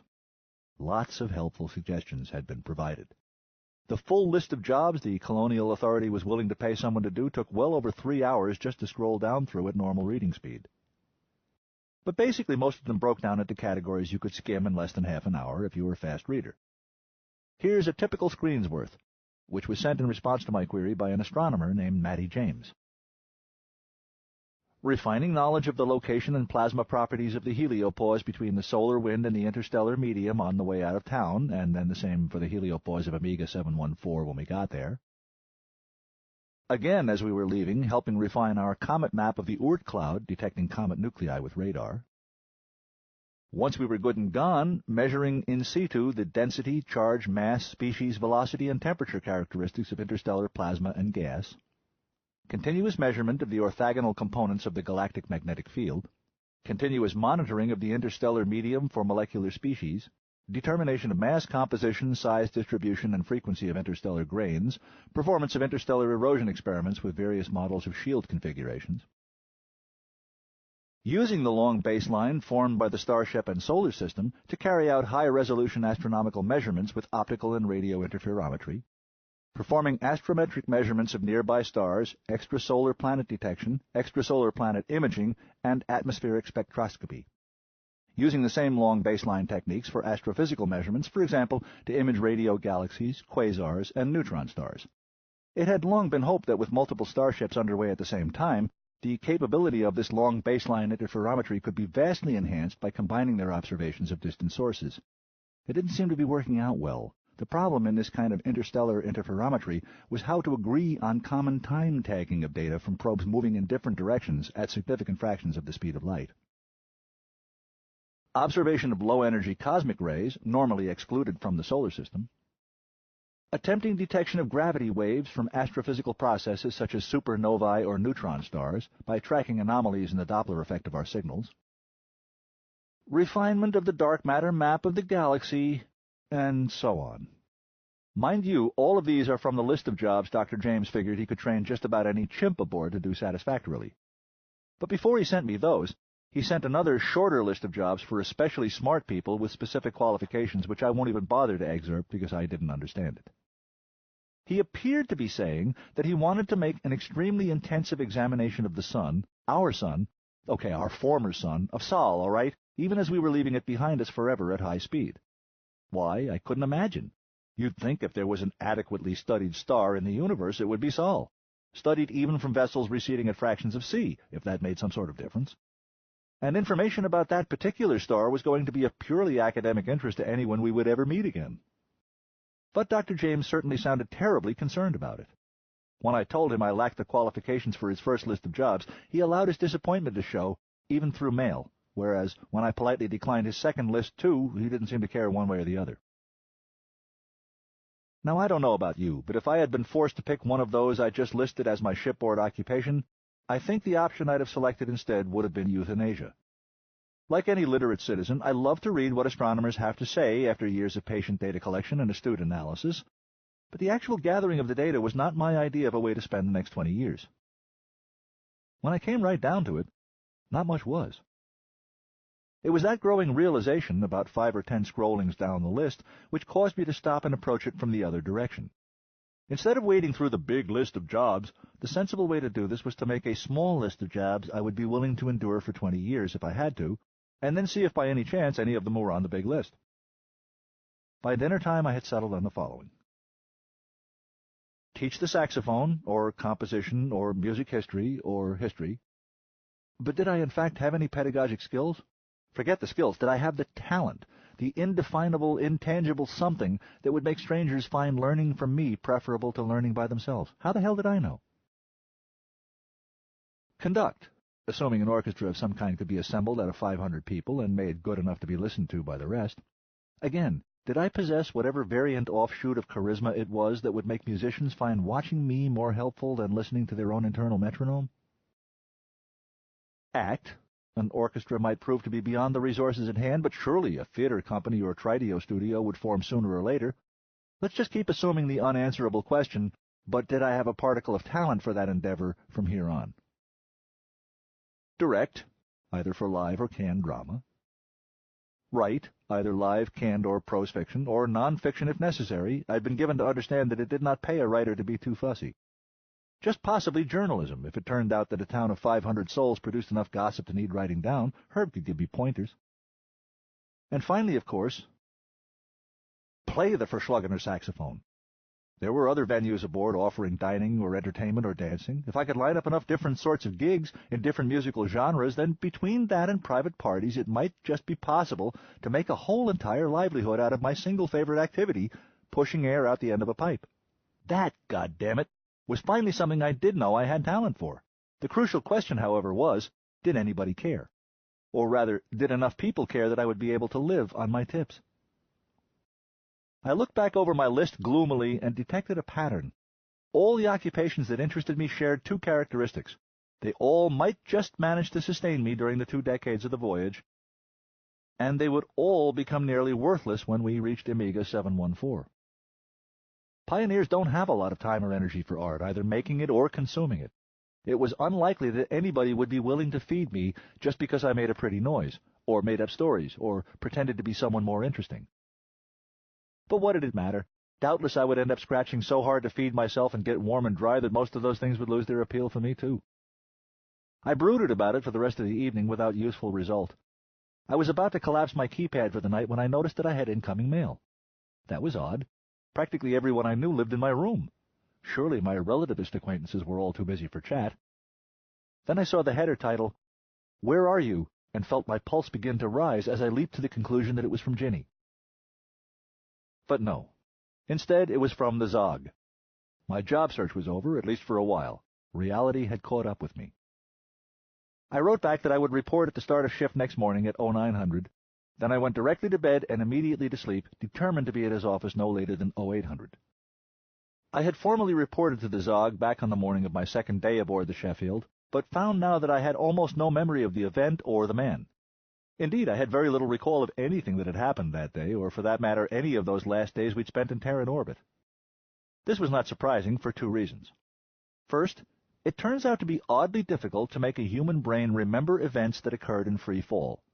The sleeping brain, which does the filing, insists on treating such experiences as dreams. The phenomenon wears off after a few weeks of zero-G, but we hadn't hung around in orbit that long. And second, I had spent that whole period in a mental-emotional state approaching fugue, the sort of zombie numbness one must maintain during the process of sawing off the trapped limb. The Zog must have taken one look at me and realized I would be useless until we left the Oort cloud. With that symbolic cutting of the cord, and the colossal bender with which I had marked it, and finally my musical catharsis with Silver Anna at the Horn of Plenty, I had finally snapped out of my funk, rebooted my brain. Just that day, really. And several decks away, a man who had seen my vacant face exactly once for less than a minute had sniffed the air that morning and somehow sensed that I had finally germinated and was ready to plant. That's the Zog for you. Kamal Zogby was a Marsman who made you think of Martians. He didn't have 3 legs, as far as I know, but he was unreasonably tall and thin, even for a Marsman, and bow-legged, and slow-moving unless he was in a blurring hurry, and he had an almost Martian distaste for sitting down or any posture but bolt upright. Also, he was as taciturn as a Martian, with a similar sort of gravitas, and sometimes could be almost as hard to read. And, like a Martian, the Zog never needed to look anything up. But no Martian ever had a nose like that great ice-axe Lebanese honker of his, or many humans for that matter. Nor did Martians have teeth anywhere near that big and white and frequently displayed. And he was unlike any Martian ever hatched in 2 important ways that made it possible to work for him. He genuinely cared about everybody he ever met and found them interesting, and he had a strong and subtle sense of humor. He was not a botanist, or an agronomist, or a plant physiologist, or a hydroponicist, or an anythingist, really, not on paper anyway. He had no degrees at all. He was just the straw boss. Back on Mars, literally dirt poor, he had once kept a whole dome town in food, water, and air for 20 years after a catastrophic echo collapse nearly wiped them out. They said if a thing could be grown under any circumstances, he could grow it hydroponically. He could grow lemon trees hydroponically, or succulents, or even fungi.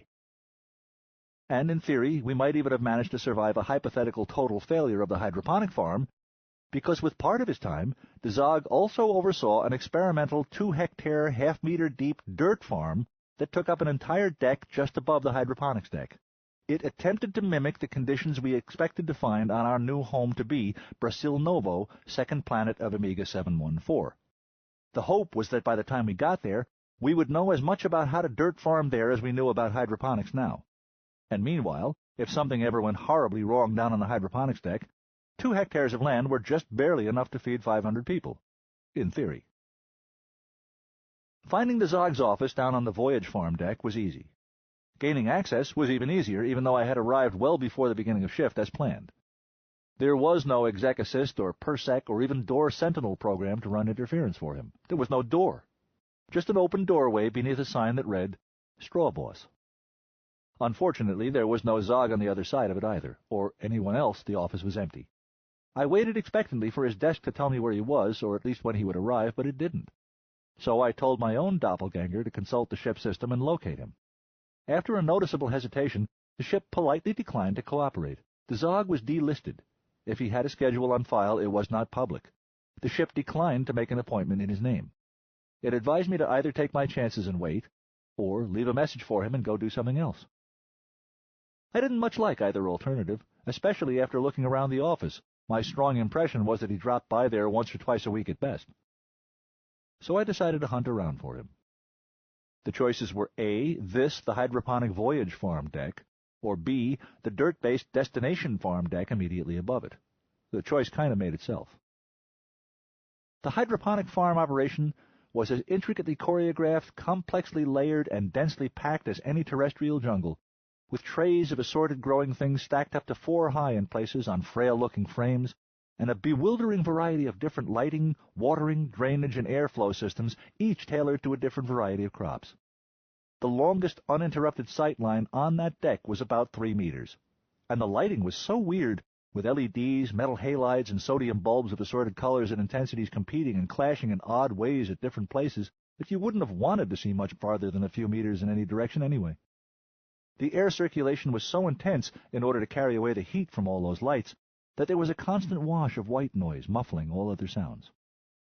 The farm immediately overhead, on the other hand, was basically a huge heap of somewhat modified dirt, above which a few seedlings, sprouts, and shoots should just be starting to become visible. If the Zog was on that deck, I could probably pick him out by eye very quickly. It was definitely the place to start looking. And I had a hunch it was where I would find him, where green things grew up out of the soil you could plunge your hands into. It wasn't quite that easy, in fact, but close. The destination farm was designed to be as close as possible to one enormous deck, with long sight lines in nearly all directions. But it was also designed to be kept at destination normal conditions. That meant, among other things, at least at the moment, air that was half again as rich in oxygen, slightly denser, a lot more humid, and a bit warmer than ship normal Terran sea level standard. All of which meant, among other things, weather. Specifically, fog. It was controlled somewhat by air circulation, but less than it could have been, obviously by intent. Apparently, we were all going to spend our golden years on a planet that was prone to low-lying fogs and mists for at least part of the year. Brasil Novo would be a kind of jungle world, a steamy hothouse of a place. It began to dawn on me that there was a lot I did not know about our destination planet, my new home-to-be. I had more or less presumed that if a whole lot of people were willing to go there forever, it must be a nice place. It might, I thought, be well to delve into that just a little deeper. Another problem facing me was that since this was the deck with the most open space and the most experimental food, this was the deck where the majority of the livestock was quartered and processed. Not to put too fine a point on it, the fog stank, and rude noises seemed to come distantly from all directions, as if some mad ventriloquist had descended to fart jokes. And, finally, it was blinkin' dark in there. Brasil Novo had a day just a hair over 24 Terran Standard Hours long, 36 minutes longer. Therefore, so did this deck, which meant that its day and hours diverged, and had been diverging since whenever the Zog had started its clock. It was the beginning of the morning shift everywhere else in Sheffield, but here it appeared to be at least an hour before dawn. Despite all these handicaps, I found the Zog within a minute or two of my arrival. I had heard him laugh once before, and heard him now from a few hundred meters away. That got me started in the right direction, and luck took me the rest of the way. If that's the word I want, he was at the goat quarters, one of the riper of the animal enclaves.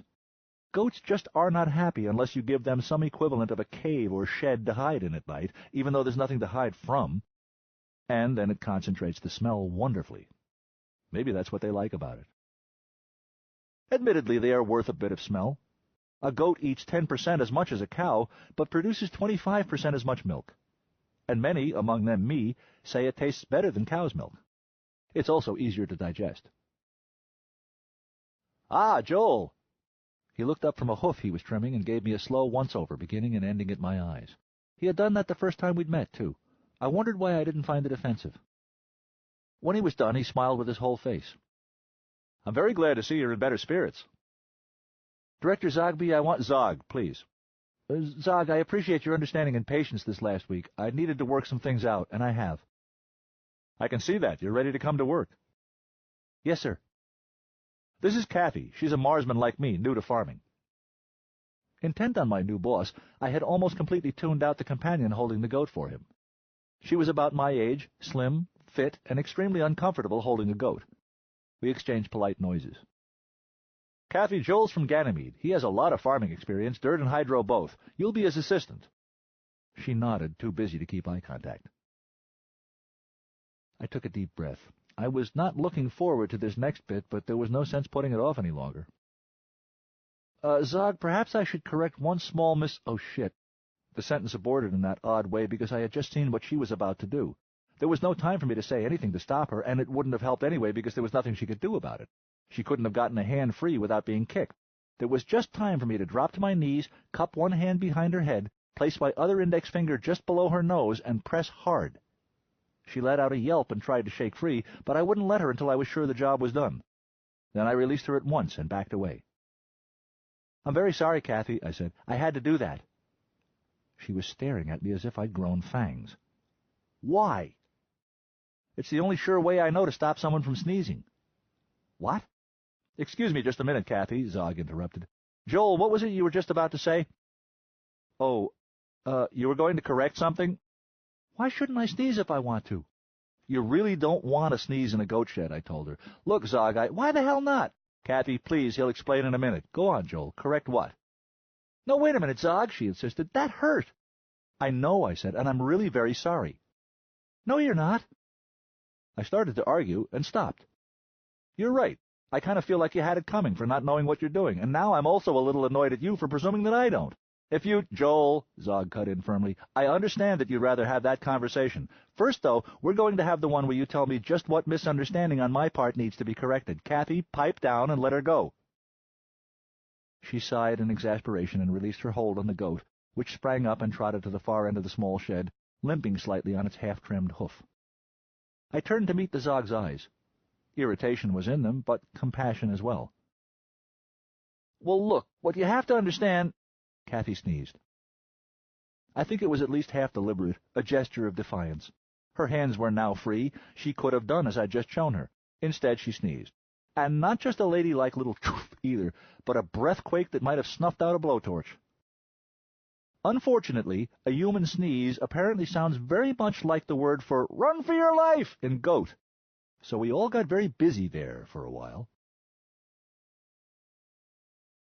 When things settled down a bit, I poked my head up and found that I was in the corner of the shed farthest from the exit, the original exit. I had begun to congratulate myself on my good instincts when I realized there were now several brand-new exits, one of them less than a meter from my head. A goat hoof can be a weapon of terrifying power, and a partially trimmed goat hoof could only be worse. Then I discovered Kathy underneath me. Maybe my instincts were okay after all. I rolled off her, intending to ask if she was all right. Instead, I let out a squeal and kept on rolling. Killer monkeys! But no, within a revolution or two I had seen that what was dangling from the ceiling was not the huge ape my brain at first decided it was seeing, but someone with considerably better instincts than mine. Only by luck had Kathy and I managed not to be in the path of a fleeing goat, but none of them had been running up. Zog let go of the rafter and dropped back to the floor. He landed just beside Kathy and lifted her to her feet with one big hand. "Are you all right?" he asked, and she ran a quick inventory and assured him she was. "I'm sorry if I've squashed you," I said, getting to my own feet. She shook her head. "No problem. You know how to use your elbows." I found myself blushing. And her blushing back. "Besides," she went on quickly, "if I'd only listened to what you were trying to tell me—" "No harm done," Zog said, "except to the shed." He glanced around at the damage and sighed. It was guaranteed goat-proof. "I'll bring it back to the store," she said. He shook his head. "Traveling at relativistic speeds voids the warranty." "Figures." "I'll go round them up," I said. "We all will," Zog said. "That's okay," I said. "I'm the new guy. And I really should have taken the time to explain to Kathy why—" "We all will," Zog insisted, "once we patch this shed together well enough to hold him again." And of course he was right. Catching a goat is just barely possible for 3 people working together. I doubt any 2 of us could have caught even one. The hairy little bastards led us a merry chase. A goat can leap pretty well even in terrestrial gravity. In 1/3 G, they begin to seem more like large birds than mammals. Large, smart birds with offensive armament. By the time we were done, I was thoroughly exhausted and quite understood why many cultures have used goats to represent Satan. I left the shed and flopped down not far from the entrance, with my back against an intact section of wall. Zog took a seat beside me, with noticeably less effort even though he had nearly 20 years on me, and Kathy dropped into Taylor's seat facing us. The 3 of us sat in silence for a while, Kathy and I because we were getting our breath back, and Zog because he had nothing to say. Finally, Kathy frowned, shifted position slightly, reached beneath her, and removed something. She held it out on her palm to examine it. A slightly squashed goatberry. I managed to choke off the giggle and to slap on my poker face, but it took me a few seconds, and I was sure she'd heard me at it. She looked up, our eyes met, I waited to see if she would flare up at me. Well, it so happens that the average goat turd is just the size, shape, and color of the data beads used to hold video or audio programming. when she took it between thumb and forefinger and pretended to be trying to insert it into the docking slot on her wrist CPU, it wasn't what you could call a hilarious jest, but it was excuse enough for a tension-releasing blurt of laughter from both of us. "That music sounds like shit," Zog said, and we laughed harder. After a while we went back inside, and Zog had Kathy and me finish hooving that goat together and pass out treats to all of them to calm them down and by way of apology for our carelessness. Then we left, and Zog said, "Joel, I believe you were about to correct a small misunderstanding on my part about your background?" "Ah, yes." "Well," his eyes met mine, and I heard myself say, "Not a misunderstanding. I lied, Zog. Not about dirt farming, but pretty much everything I put down about my experience in hydroponics is pure goat berries. I'll come in real handy in 20 years when we all start doing this kind of farming on a large scale at our new home. But right now you're going to need short words and long patience." He just nodded. "Why did you lie?" "It was the only way I had to get a berth aboard the Sheffield, and I really wanted one." I'd been sweating this moment for days now. He nodded again, and that was the end of it. "We'll begin your education in hydroponics tomorrow. For now, follow me," he said, and took us on a grand tour of that deck. It really was a wonder, a Garden of Eden such as no planet had ever seen, designed and constructed so that the local light intensity of any given square meter of that vast area could be varied from 0 to noon in Baghdad with equivalent control of humidity, airflow, O2 and CO2 content, and some other factors I forget. Those crops that were able to thrive on a 24-hour light cycle or other variant could do so without disturbing the slumber of the ones nearby who liked things the old-fashioned way. Those that were reasonably happy in the different conditions that obtained on our destination planet were already enjoying them, and all the rest would hopefully be successfully reconditioned to enjoy them over the course of the next 2 decades. The goats notwithstanding, the staple meat aboard the Sheffield besides chickens was not chevon but rabbit. Low fat, a milder taste than chevon, and easier to cook. You couldn't subsist on rabbit alone, not enough vitamins A or C, but we weren't trying to. They're less fussy eaters themselves, too, happy to live on alfalfa with a pinch of salt, which both upper and lower farms produced in plenty. Each doe and her litter took up about a square meter of living space, but a stackable square meter, and about 12 times that in alfalfa. The yield works out to about 150 kilos of boneless meat per hectare per day. What was left of the rabbits was fed, along with each day's dining hall waste, to chickens. They, too, insist on a dark, stinky home like goats, but it's safe to enter it even with a head cold, and the reward is 4 or more eggs per colonist per week, plus fried chicken. And finally, there was fish, the last stop on the tour. Mars-bred fish, as productive as the rabbits in terms of protein, and less trouble to care for. As we were strolling there from the chicken run, Zog told us that one of the very few stabs at genetic manipulation the prophets had ever approved was an attempt to breed a chicken that would reliably lay an egg a day. The holy ones liked eggs. The church's breeders were successful technically, Zog said, but unfortunately the resulting chicken was literally too dumb to eat. If you want to take that as a metaphor for the true church's whole approach to science, you're pretty astute, in my opinion. God, Kathy said, what a shit stain in history. Middle Ages were worse, Zog said. Maybe, but we could have had immortality by now. We could have beaten cancer by now. We might have had telepathy by now. She sounded angry. We have telepathy, Zog said mildly. Sure, terrific, but only in identical twins and fewer than 4% of them, and we don't have the faintest idea how they do it or why they can and the rest of us can't. True, there remain mysteries to be solved. Well, it's infuriating. She really seemed upset. I decided to distract her with a diversionary anecdote. Let me tell you both my very favorite mystery, I said. You reminded me of it just a second ago, Zog, and it's related to what you're talking about, Kathy. Kind of, anyway. She didn't answer. Go ahead, Joel, Zog said. I ran across this in a book. Just before the hiatus, natal medicine got so good that they were sometimes able to save babies born so prematurely that they had not yet even developed a sucking reflex. And now that the prophets are all finally holding services in hell, we can do that again. Rescue babies that are, in the Zog's colorful phrase, too dumb to eat. How? Kathy asked. Force feed the poor things? The Zog shook his head. They'd never learn then. No, they train them to suck, I said. Kathy frowned. How? If something is too dumb to figure out that eating is pleasant, what the hell do you reward it with? I smiled. Music. Her face smoothed over. Oh, I love it. Rhythm? Zog asked. You'd think so, but no, I said. Melody. The little buggers will work hardest to bring about repetition of a favorite scrap of melody. That's how hardwired love of music is in the human brain. It predates survival instinct. It doesn't seem reasonable, Zog said. How would a brain evolve so? I spread my hands. Ask God, I just work here. All I know is it's my very favorite mystery. You like music too? She asked. I like it a lot. What kinds? The question seemed to puzzle her, but she gave it a try. Audible. She liked everything? It seemed to me in my sophistication that people who liked everything must understand hardly anything. I was 18, all right? For the past hour I've been thinking this place could use a banjo player, I said. There are 2 listed, she said, and 1 other who isn't. They're all pretty good.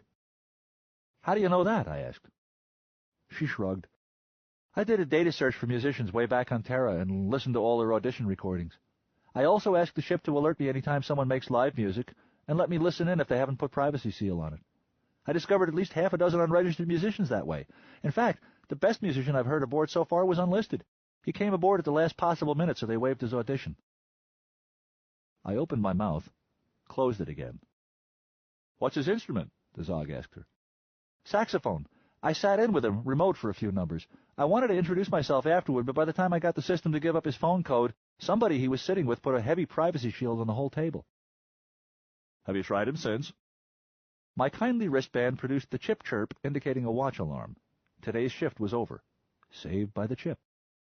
Zog, I said, I really hate to act like a clock watcher on the first day I bothered to show up, but I really do need to— There are things we need to talk about, he interrupted. I know. I can meet you somewhere in a couple of hours. Your office?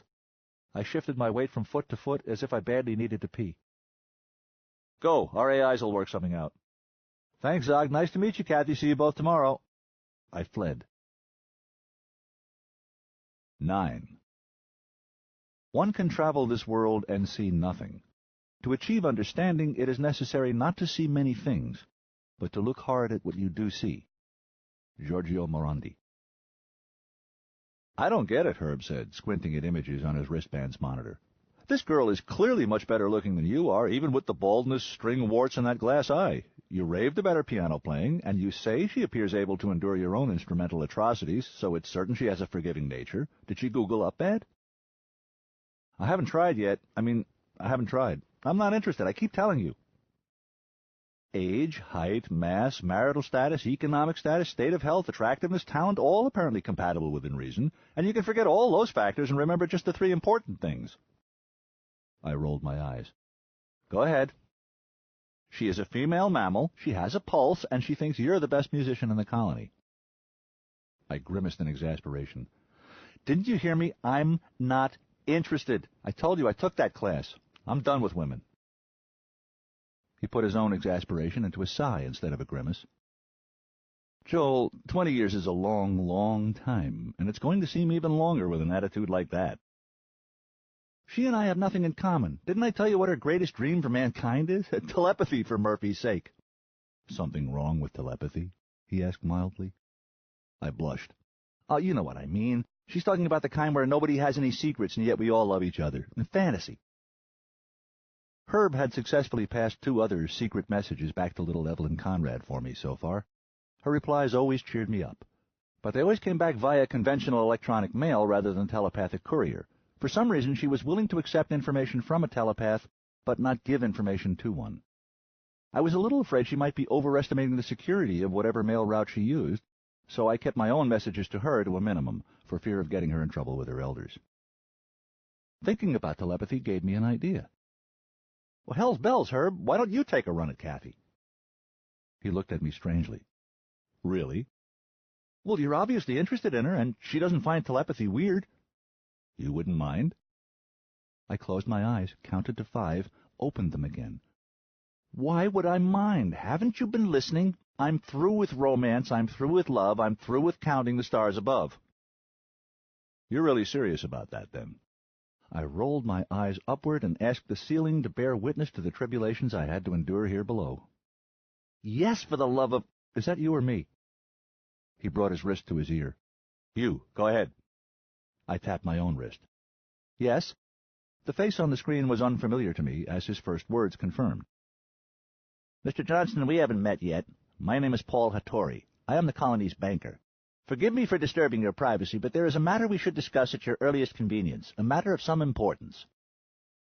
I thought for a second. The day was young. Hell, it was still before noon. But my morning had been overfull of stimulating inputs.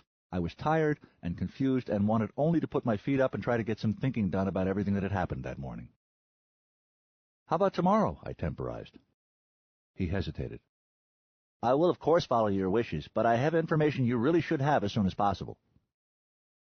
What could he possibly be on about? Was this some sort of pitch for investment advice or banking services? He had access to my financial records. Surely he must know I was a dry hole. Can you give me some idea what it's about? He was smiling, but there was something odd about the smile, something I couldn't put my finger on. It wasn't phony exactly, just odd. I can, but if you will forgive me, I would greatly prefer to tell you in person. I met Herb's eyes, raised an eyebrow. He shrugged. Are you sure you don't want Communicator Johnson? Same address, he's my roommate. No, it's you I need to speak with, Mr. Johnston. He gave an address only one deck below the officers and crew. He was a VIP. All right, I'll be there in half an hour, but I still think you have the wrong bloke. Who is that? Herb asked. Never mind, I said. It can't be important. I started to change to better clothes, then changed my mind. Why should I dress up for this joker? I wasn't the one who'd asked for this meeting. Showing up was courtesy enough. Putting on formal tights and collar would be obsequious. I had no reason to impress the man, because I had absolutely nothing to impress him with. He had nothing I wanted. Pausing only to empty my bladder and comb my hair, I left dressed just as I was, like a man who had recently been in a goat shed when somebody sneezed. I took my time on the way, too. So I had time to develop a dark suspicion as to what he might want to talk to me for, which quickly built itself into an ugly and plausible theory. Hattori was a banker. Bankers know all about very large sums of money. Did I know anyone who was connected in some way with very large sums of money? Had I not, indeed, recently roundly pissed off some people of that description? If they took a notion to have some sort of heavy weight dropped on my scrotum in retaliation, might not a banker be their chosen instrument? It was hard to sustain alarm. As far as I knew, I really was bulletproof from a financial point of view. I had nothing to steal, no credit to ruin. If the Conrads wanted vengeance, they would just have to have me beaten or killed like civilized people. Nonetheless, by the time I reached Hattori's cabin, I was paranoid enough to be feeling just a bit belligerent. I was going to stop just outside his door and take a few deep breaths to calm down, but the door recognized me and opened before I had a chance. I had expected his quarters to be impressive. They exceeded my expectations. They were tasteful, supremely comfortable despite a Zen simplicity, luxurious without ostentation. A Hawaiian slack-key guitar played at background level. Cyril Pahanui, I think. I was given an understanding chair and offered a beverage impressive enough to denote respect, which I accepted. Banker Hattori was a pleasant-looking cobber. I'd have guessed his ancestry at a combination of something like Hawaiian or Japanese and Scottish or German. He was short by Ganymedean standards, a little short even by Terran reckoning, but well-proportioned and clearly in excellent physical shape. Back on Terra, he might have sailed, climbed mountains, run marathons, flown an ultralight. Now that those joys were lost to him for the next 20 years, he probably played a competitive but non-contact sport and worked out. But he was not hard to take the way some jocks can be, did not challenge. In person, his smile was as subtly off as it had been over the phone. The surprisingly few seconds he wasted on polite ritual and pleasantry gave me just enough time to figure out what was odd about it. He was clearly a man who smiled a lot in his off hours. The placement and depth of the smile wrinkles at his mouth and eyes told you that. But he was unaccustomed to smiling like that at work. In retrospect, it's actually pretty impressive that he didn't drag it out longer than he did, surrounded with even more of a big drum roll buildup. I couldn't have blamed him if he had. He must indeed not have gotten to impart news of that particular sort very often.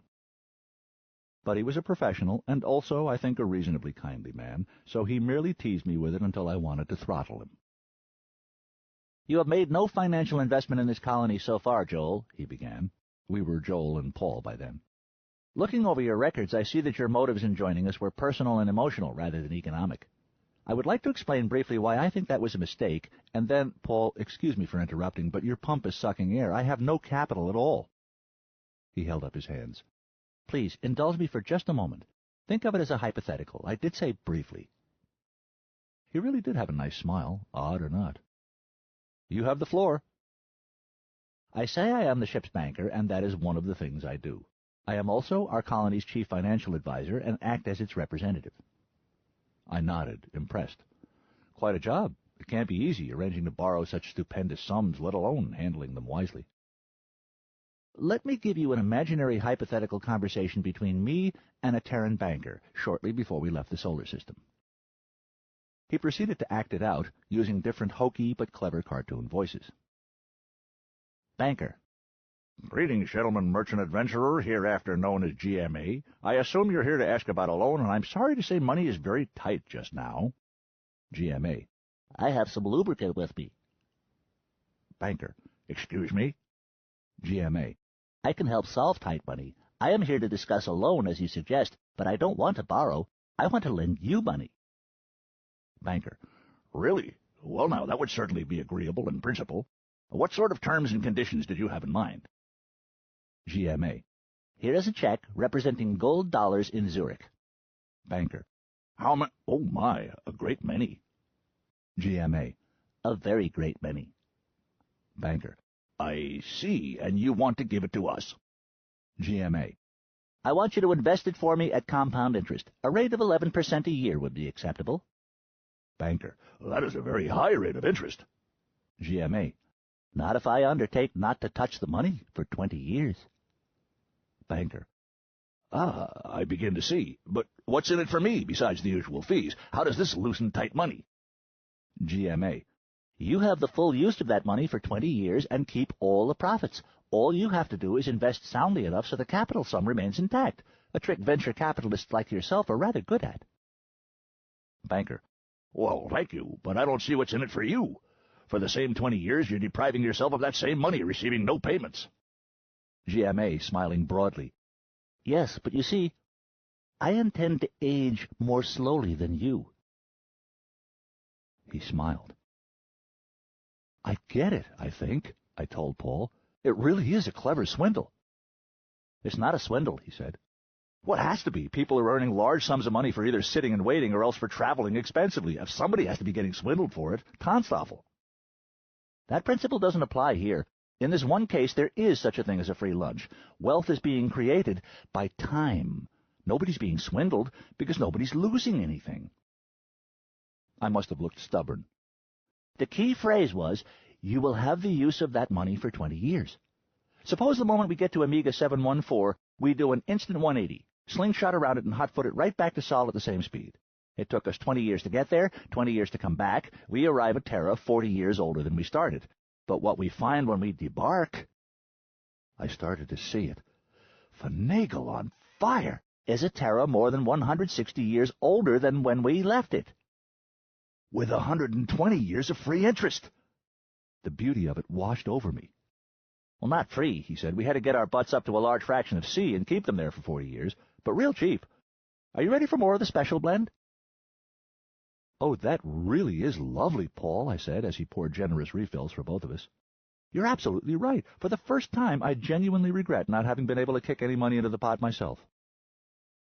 Well, theoretically, of course, a person could choose to buy in even now, or for that matter at any point in the trip, although the degree of participation would naturally go down some as the voyage gets longer. I grinned, and a faint tingling of the lips told me the special blend was beginning to hit me. With what I make turning shit and piss back into food, plus what I hope in my wildest dreams to earn in tips playing at the Horn of Plenty, by the time we reach Peekaboo, I can confidently expect to see profits in the low 5 figures. That mysterious smile had never quite left him, even when he was playing banker and GMA. It was still there, and now his eyes were twinkling too. Joel, let me tell you about another starship a long time ago. One of the unlucky ones. There was bad sickness aboard, one you didn't get over. Both their telepaths died in the first wave, so the only reports were by radio and laser. Some of their relativists died, and then it was reported that all the others were infected, and the quantum ramjet was being shut down. That cut the power for the radio and lasers, and the ship passed from human history. This was sounding oddly familiar. Hard to pin down the memory, though. When I closed my eyes to try, the room began to rotate around me, counterclockwise. I heard about a ship like that once. No, clockwise. Lost in the stars, forever. Only not, Paul said. They were very lucky. Their first bit of luck was that their plague, whatever it was, burned itself out completely with 75% of them still alive. They were able to keep the antimatter engine alive, stroke of luck number 2, which gave them enough power to survive and run all the machinery, including the data banks they'd brought along with them, the total accumulated knowledge and wisdom of the human race at that time. Very important, I agreed. Keep them from going crazy with boredom and despair. Way more important than that because of their third bit of luck. I knew he was toying with me somehow, but it didn't feel unpleasant, so I played along. And what was that, Mr. Interlocker? Mr. Interocular... What was that, Mr. Hattori? One of the relativists had conceived and bore twins on the voyage.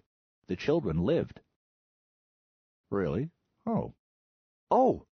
I think I get it. When they grew old enough, they studied everything they could find on their mother's profession. One day, when they felt they were ready, they somehow relit the quantum ramjet and resumed the voyage. That's amazing. What a story. Oh, they must have flipped back at Terra when they started getting radio messages from a ghost ship. How long did... Wait a minute. Oh, hell, I can't do math when I'm sober. The gene for my father's kind of mathematical talent is fairly self-evidently recessive. Nonetheless, your intuition is correct. Is correct. Nice to know he was feeling it, too. If the happy news came by radio, we would not be receiving it for several years yet. That's the fourth bit of luck.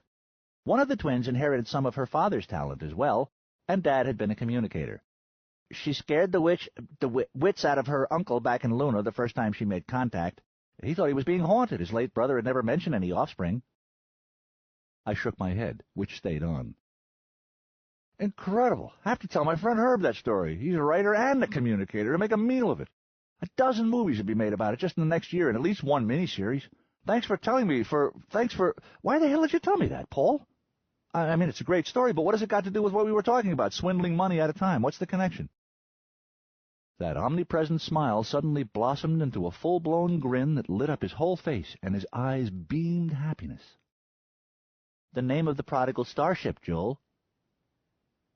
All the pieces finally fell into place, and I knew exactly what he was going to say next. Unfortunately, it cost me the power of speech, so he said it anyway. It's the New Frontiers. I suppose a similar effect could have been achieved by turning every other atom in my brain to antimatter. Your father meant for you to be a rich man, Joel, Hattori's voice said from the far side of the cosmos. Now you are. All shares have been reactivated, and you have a lot of them. Should you choose to, you could become one of the Sheffield's biggest investors. I began to laugh.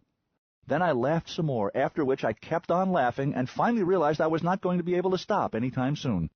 I was on the floor by then in fetal position, Hattori fussing futilely over me, and I discovered that I could convert the laughing to crying for minutes at a time, which was a change at least.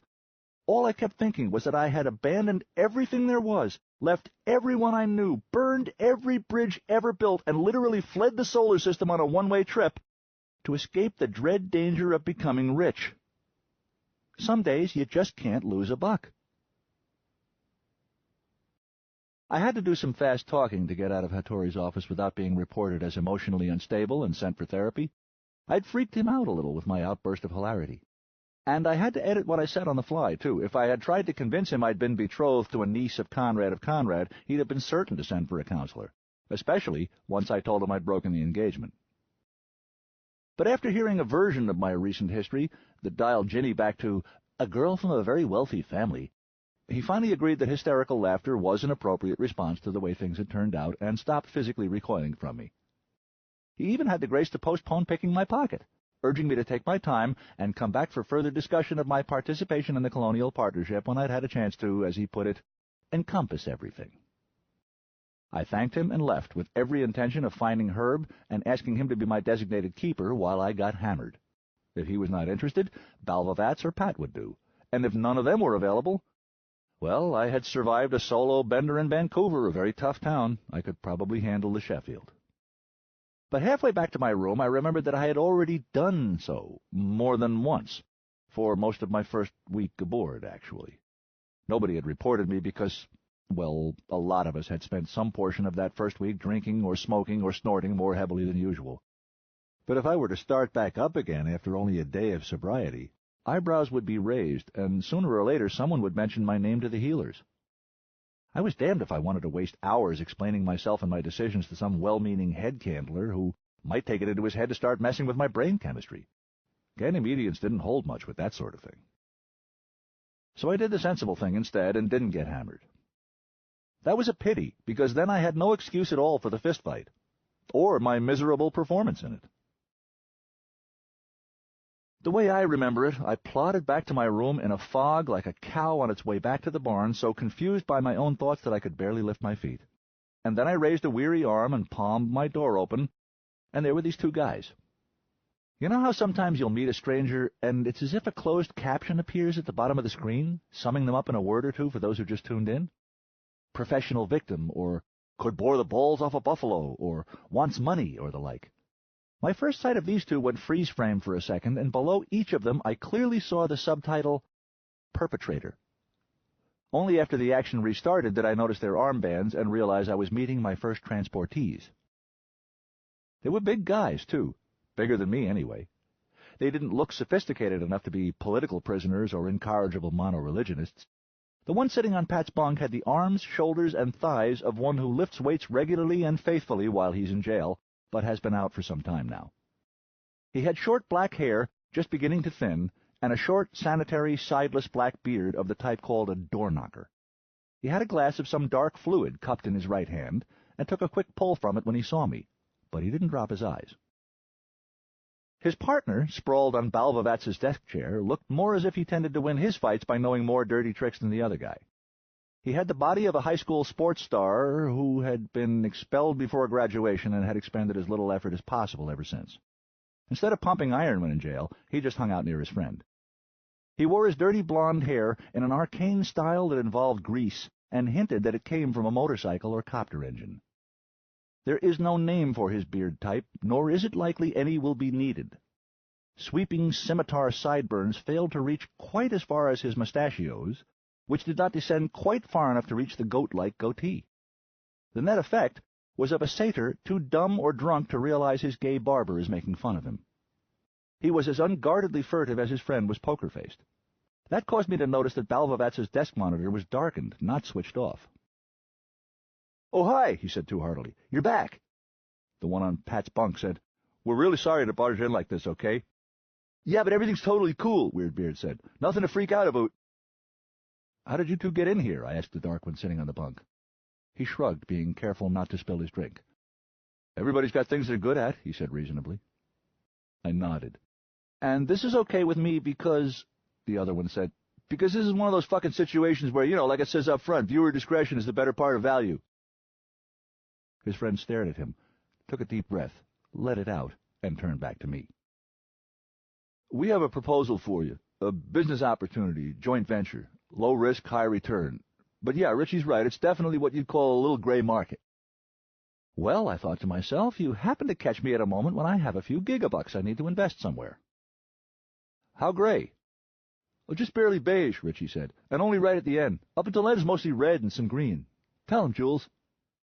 "Richie, will you take it easy? Joel, can I call you Joel? It's real simple. You work down on the farm decks, right?" I agreed that this was sometimes so. "Dirt or hydroponics?" Richie asked.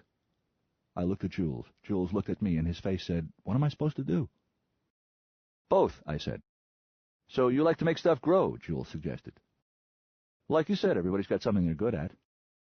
"And you know your way around down there, like where things are, what parts get looked at all the time, what parts don't get looked at so often?" Light was beginning to dawn. "Why?" "Well, we got some stuff we'd like to grow." "Yeah, without bothering the Zog with a lot of fucking paperwork and formalities," Richie put in.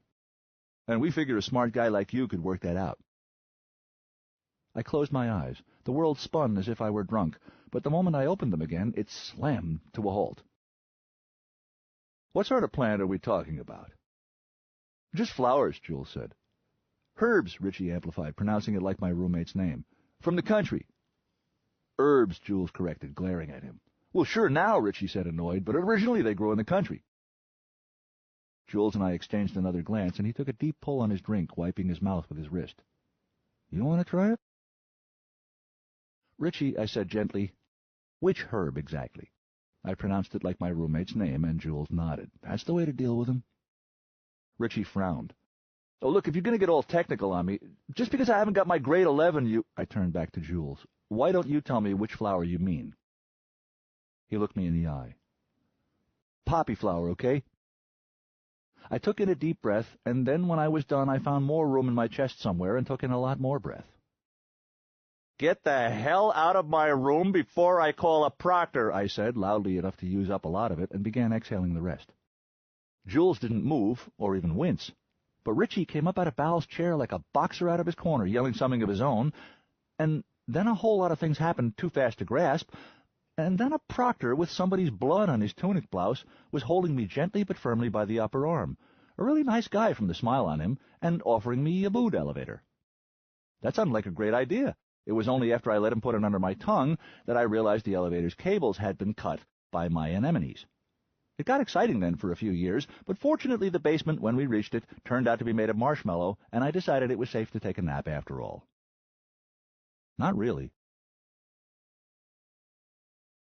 I walked corridors for 1,000,000 years. The same ones, for all I know. I didn't mind. I wasn't tired. I wasn't even bored. Funny things kept happening as I walked. Silly funny. A cat danced with a fire extinguisher. Doors grew phallic knobs, then dilated and swallowed them. The floor was furry beneath my bare feet, then grassy, then hard and cold as ice. A section of pale yellow wall started to melt like frozen urine from the heat of my passage. Nothing odd there, but it ran up instead of down. Less than zero, gee whiz. It started to collect overhead, but I ignored it and walked on. Goats sang harmony, in rabbit rather than goat, a ludicrous choice. A bubble began to keep station on me, ahead and to my left, and inside it grew a hollow, a life-size headshot. It was Ginny, hundreds of years older. She smelled like fields of barley, light as flax. Her face was in ruins, beyond the power of even power to save. Her hair was still widely red, but often misunderstood. Her eyes were hazel, stoned, rolling. Then Ganymede devalued the debit, the economy went bad, and her bubble burst. Well, at least the goats finally got their butts out of their heads and started singing in goat. I began to encounter members of a race of Easter Island statues, huge mouths gaping like Art Deco urinals, making fluttery sounds like pigeons as I went by. Then one short one blocked my path and turned into my roommate, Pat. "Joel?" he asked me. I waited with interest to hear the answer, but it didn't come. He asked if I could hear him, and after considering it, I said, "Sometimes." A pigeon fluttered, and Pat said loudly, "Just a moment, please, Proctor," and then softly, "Take this."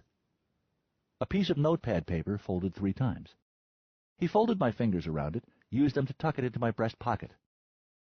"A time will come for you to speak," he said, very quietly, but with an unmistakable urgency that reached me in my fog. "When that time comes, say exactly what is on that piece of paper and nothing else. You hear me, Joel? Say it back to me." I nodded. "When it's time to talk, say what's on the paper, just that." He nodded back. "Okay," he said loudly, and was dissolved by the sudden strong tide that swept me forward. I remembered that I should have told him about his bunk being destroyed.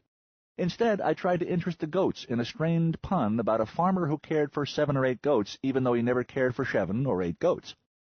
It shut them up, at least. I trudged on in comfortable silence until I came upon my mother. I knew her at once, and was delighted to learn what she looked like, how she moved, how she smelled. It was only when I saw the concern in her troubled eyes that I began to realize how much trouble I must be in. That made me dizzy, and I told her so. She said I could sit down, so I did, and by the time I realized she'd meant I should sit in some chair somewhere nearby, it was way too late. My tailbone hit the floor with a crash, angering the floor so much it reared up and smacked me on the back of the head. It burst, like Ginny's bubble had earlier, disintegrating me just as effectively. 10. No, you're not thinking. You're just being logical. Niels Bohr. I was wide awake and clear-headed. I was in an absolutely anonymous cubic, a generic plasteel box of air about the size of a small studio. Its only features were doors at opposite ends, generic chairs, and a monitor. I was seated on one of the chairs, facing one of the doors, the monitor on the wall to my right. Seated facing me was Solomon Short. Behind him was another man I did not know, who sat facing the monitor and seemed absorbed in it. My tailbone hurt quite a bit, and so did the back of my head, but I did not mind much. "Do you accept me as your advocate, Joel?" Sol asked me. I blinked. "Sure." "I understand Pat has given you your lines." I remembered what he must mean and patted my pocket. The folded note was still there. "Yes." He nodded and gestured to the monitor. "Stick to the script. Now pay attention to that." The screen showed a room larger than this one. At its far left, 3 people sat behind a long table on a short, shallow stage. On the right, 3 smaller tables faced the stage, with people seated at them, 1 at either end and 2 at the center table. They were the only ones I recognized, Richie and Jules. "Is this real time?" "Yes." "Oh, fine. They got to tell their side first." "Closest to us on the left," Sol said, "is Coordinator Merrill Grossman, representing the colony. Beyond her is Magistrate Eleanor Will, and after her is Lieutenant Frank Bruce, 3rd officer representing the crew. With me?" "So far." "Good man. Nearest to us on the right of the screen is Prosecutor Arthur Dooley, representing the Covenant. Look him over carefully. I believe you've met the next 2 transportees, Butch and Sundance. Beyond them is their own advocate, Counselor Randy Leahy." He spoke over his shoulder. "Sound, please, Tiger." The man addressed, a Japanese of great grace and dignity, lifted a remote control he hadn't been holding a second ago, and turned up the volume on the scene we were watching. Coordinator Grossman was speaking. "Chance to rebut or amend afterward before this recording is formally entered into evidence. Do you both understand?" "Sure," Richie said sullenly. "If it's bullshit, we can tell you after. I got it. Only I'll tell you right now it's bullshit." His partner, Jules, threw him a glare. "We understand, Your Honor." I noticed that his right hand under the table, visible to the camera but not to the panel on stage, held a half-full drink. Dr. Will, a striking, slender brunette with skeptical eyes, spoke up in the formal tones of one reciting ritual for the record.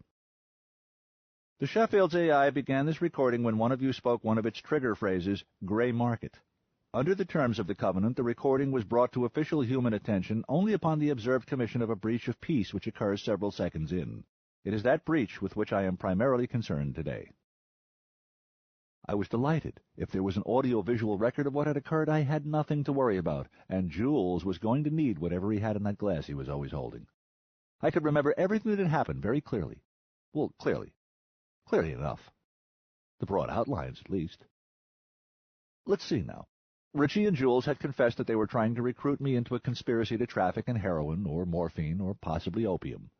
Any of the 3 was an offense not merely detainable, but serious enough to get one sent to Coventry, in jurisdictions where one existed.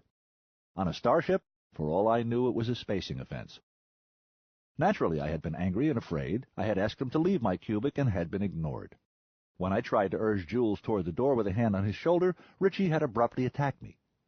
Releasing a lot of my own pent-up frustration, I had admittedly over-responded a bit, knocked him all the way across the room, back onto my own bed, destroying it. Then Jules had sucker-punched me from behind, and we'd all ended up entangled on the deck, where I'd managed to keep them both restrained until the proctors arrived. Yep, that was everything. I realized it was a bit unusual for someone of my size, mass, and background to make such easy work of huge bruisers like these 2, so I was glad to know a visual record existed to back up my account. "Sheffield, please begin playback." "Yes, Magistrate," the ship said. I settled back to watch myself in action. "Gray market," Jules's recorded voice said. "How gray?" I heard myself ask after a pause that now seemed to be incriminatingly long. "Just barely beige," Richie answered. "It only gets black for a day or so right at the end. Up until then it's mostly gray and some green. Tell him, Jules." That's odd, I thought. Poppies aren't black at any part of their life cycle. Or gray or beige. I'd grown them for the Lermer City Hospital back on Ganymede. They're extremely colorful flowers, which ultimately yield a white or pale yellow seed pod that oozes a white sap. How could a drug dealer know less about his product than I did? Or was Richie simply talking through his ass? I glanced at Sol when Richie's hydroponics line came, expecting to share at least a grin, if not a chuckle. I was sure it would delight him. He didn't crack a smile. Solomon Short failing to find humor in a situation was so out of character, I was still puzzling over it when I suddenly realized the crux of the whole matter was approaching, and resumed paying close attention. Here came the sentence that would exculpate me. My heroic battle scene would not be far behind. Richie's voice blathered something about his grade 10. My own voice asked Jules, "Why don't you tell me which flower you mean?" Here it came. "Happy hour," Jules said. My jaw fell. I was so shocked I stopped paying attention to the events unfolding on screen. Someone had to have altered the recording. "Saul!" I cried. "Shush," he said loudly and firmly. "Reserve your questions and observations." "But damn it," he said. "Pipe down," I said. Damn it to hell, he'd said poppy flower, not happy hour. Developed in one of the L5s, all of them publicly disavowed blame and all of them privately claimed credit, happy hour was a flower whose leaves contained a mildly entheogenic alkaloid just slightly stronger than marijuana in effect and no more habituating. It was about the opposite end of the spectrum from opium poppies. It just barely qualified as a restricted drug on Terra, and there were jurisdictions, among them Ganymede, where its use was legal. I had no idea what the Sheffield's policy on it might be. There were shouts and other loud noises from on-screen, but I was oblivious, aghast at this unexpected turn of events, trying to reconcile the impossible. The only rational explanation was that someone, somewhere, somehow, had been able to corrupt the Sheffield's AI. If so, I was about as screwed could be. I began to panic. "Saul, you have to listen to me." "I know," he agreed, eyes on the screen. "Isn't it terrible?" "But don't call me But-I," he said, and used the remote to raise the volume enough to drown me out. It wasn't easy. The fistfight playback had finished while I was distracted, and the sole audio output now was the soft voice of the magistrate. But Saul mashed down on that volume up button and only backed it off when I resumed paying attention to the screen. And found Dr. Will in mid-lecture, more in sorrow than in contempt tone in her voice. "Even mentioned your ridiculous attempt to claim your names were actually Corey, Trevor, and J. Rock." "I told you it was a fucking reflex," Richie said off camera. "However," she went on determinedly, "this court does take notice of your special request regarding language, and reluctantly agrees with your argument that for you to defend yourself properly you must be allowed to use your own natural idiom. To require you to use my vocabulary would be a distraction roughly equivalent to you asking me to speak to you freely and eloquently without ever using any words that contain the letter T. I rule that you, only you, may use profanity in my court." "Wow, thanks, Your Magistrate. That's really fucking awesome." "Richie," Jules began. "Well, it is," Richie said. "Okay, so you saw it. That dick got all pissy for no reason and started talking about proctors and shit. Well, I'm already on probation like you pointed out before. Who's a proctor going to listen to, me or some citizen? So I got mad and told him he was being an asshole because he was. And what does he do? He punches me in the face." No, that wasn't possible. Surely I hadn't. Dr. Will said, "At that point a proctor would have seen your face and his knuckles and believed you. Why didn't you call one?" "Well, I would have got around to it," he said defensively. I was kind of fucking busy just then." "Busy whacking him," Jules muttered. "I was trying to, knock his punches aside," Richie insisted, "so I kept missing. Big fucking deal. What am I, a boxer? Anyway, Your Worship, my point is after that the whole thing kind of got out of hand and nothing that happened was really anybody's fault, and the stuff that was somebody's fault wasn't really so much because all of us were full of shit. So what I say is, why don't we let water under the bridge, lay where Jesus, flang it, and just forget the whole thing? That's fair." Jules said, "I hate to admit it, but he's right, Your Honor. It's a wash. No harm, no foul." Dr. Will sat breathing through her nose for a while, looking at the pair of them. Finally she said, "Here is my judgment. You will both apologize to Mr. Johnston for invading his privacy, disturbing his harmony, and ruining his furniture. You will repair the damage yourselves. For the next month, you will each be confined to your quarters whenever you are not working or eating." She closed a folder that lay before her. Richie couldn't believe his luck. "That's it?" She cleared her throat meaningfully, and his grin vanished. "I would be considerably harsher," she assured him, "but the Sheffield senior healer, Dr. Lewis, has advised me that she considers moderate recreational use of happy hour acceptable on this voyage, and the captain concurs. Neither of you knew that when you approached Mr. Johnston, but it was a fact all the same. You have narrowly escaped serious sanctions. Consider yourselves lucky that the camera's microphone did not malfunction." "We do, thank you, Your Honor," Jules said at once. "Let's go, Rich." They both got up and left the frame, and a few seconds later the door I was facing dilated, and they both came out together, accompanied by Leahy, their pot-bellied advocate. They were striving hugely, and without much success, to suppress grins big enough to frighten a hired killer or even a real estate agent. When they saw me, their grins did not falter, just became more wolf-like somehow. "Hey, Farmer Brown," Richie called out. "Knock, knock." I was so confused and demoralized I played along. "Who's there?" "A fucked-in-the-head dipshit with manure on his shoes who goes around punching people because he doesn't know his ass from his Elmo," he said triumphantly. I opened my mouth, but if there is a comeback to that remark, I still don't know what it is. "Good looking there, arsehole," Jules said, and took a sip of his ever-present drink. I hadn't noticed it on the monitor, but he had it now. "Come on, Rich, let's go." They both walked boldly through us, making a step out of their way, and left through the door behind us. "You have your lines?" Solomon asked again. I started and patted my breast pocket. "Damn, I should have studied them. Too late now," he said. "Let's go." I soon found myself in a surprisingly comfortable chair, facing the three bears. To the left sat Coordinator Grossman. She wasn't that big physically, but she was a little bigger than the human average in all dimensions, and more important, she was one of those larger-than-life people who can dominate any room she cares to.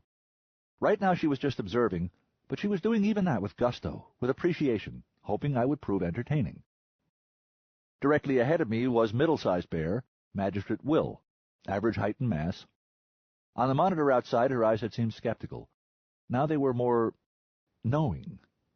Mothers always know what you're thinking, I've been told. Until you reach a certain age, anyway. Apparently I hadn't reached it. I was glad there was a third bear because it gave me a reason to pull my eyes away from hers. And then I was sorry I had. Littlest bear, Lieutenant Bruce, was really more of a bantam rooster. Most small men learn to deal with it, but if they get picked on enough early enough, sometimes they never do get over it. He was permanently pissed off at everyone. And me, he was allowed to be pissed at. I tried not to look and failed, and sure enough his feet did not quite reach the floor, even with the lifts he was wearing. And he caught me looking. "Good afternoon, Joel," Dr. Will said. I turned back to her and opened my mouth, and only then realized that every molecule of moisture in my oral tract had gone someplace else. I made a faint croaking sound. Solomon said, "Good afternoon, Doctor," and gestured to someone outside my peripheral vision. "You speak for Citizen Johnston, Dr. Short?" Lieutenant Bruce asked, surprised. "Yes, third officer." A bottle of water was put before me. Once again I was glad, but only momentarily. The instant the first sip touched my lips, I suddenly knew exactly where all that missing moisture had gone to, where all the moisture in my body had gone to. Use of his honorific had pleased Lieutenant Bruce. "Do you mind if I ask why, Dr. Short?" "He plays the saxophone, sir." This response clearly baffled Bruce. He wanted to find it contemptible, but even he couldn't be contemptuous of a relativist. Dr. Will cut in, and again it was one of those glad but only for a second deals, because with her first words I realized she was speaking in courtroom tones. "Joel, we're here to adjudicate the events that occurred in your quarters earlier this afternoon. First we will establish what facts we can. You will have an opportunity to explain, interpret, argue, or rebut afterward. But please reserve your comments, if any, until we've finished examining the record. The Sheffield's AI began saving this recording when one of you spoke one of its trigger phrases, gray market. Under the terms of the covenant, the recording was brought to official human attention only upon the observed commission of a breach of harmony which occurs several seconds in. Oh, shit, here we go, I thought. Okay, when it gets to the crucial point in the playback, they'll all hear how close it sounded like poppy flowers. They'll see how it was an honest mistake. The playback began on the monitor before me, with a peripheral echo over on Prosecutor Dooley's table. And of course they'll agree that if somebody had been trying to peddle poppy products in a small society like this one, they should have been spaced. Anybody might take a poke at guys like that before getting control of their emotions. Reluctantly, I admitted to myself that on screen they did not look particularly like villains. They looked like idiots, somehow still optimistic enough to think they might put one over on the man despite a consistent record of failure. Worse, they were clearly harmless idiots, not nearly as menacing as I remembered them. Richie said his hydroponics line again, and Sol brayed with laughter, even though he'd heard it already outside in the anteroom. Then the recording reached the point at which I'd heard poppy flower, and what Jules said on screen now sounded nothing at all like poppy flower. It was clearly and unambiguously happy hour and nothing else. And then nothing that followed was as I remembered it. I watched in growing dismay at what resembled nothing so much as a performance by an ancient comedy team called the Three Stooges.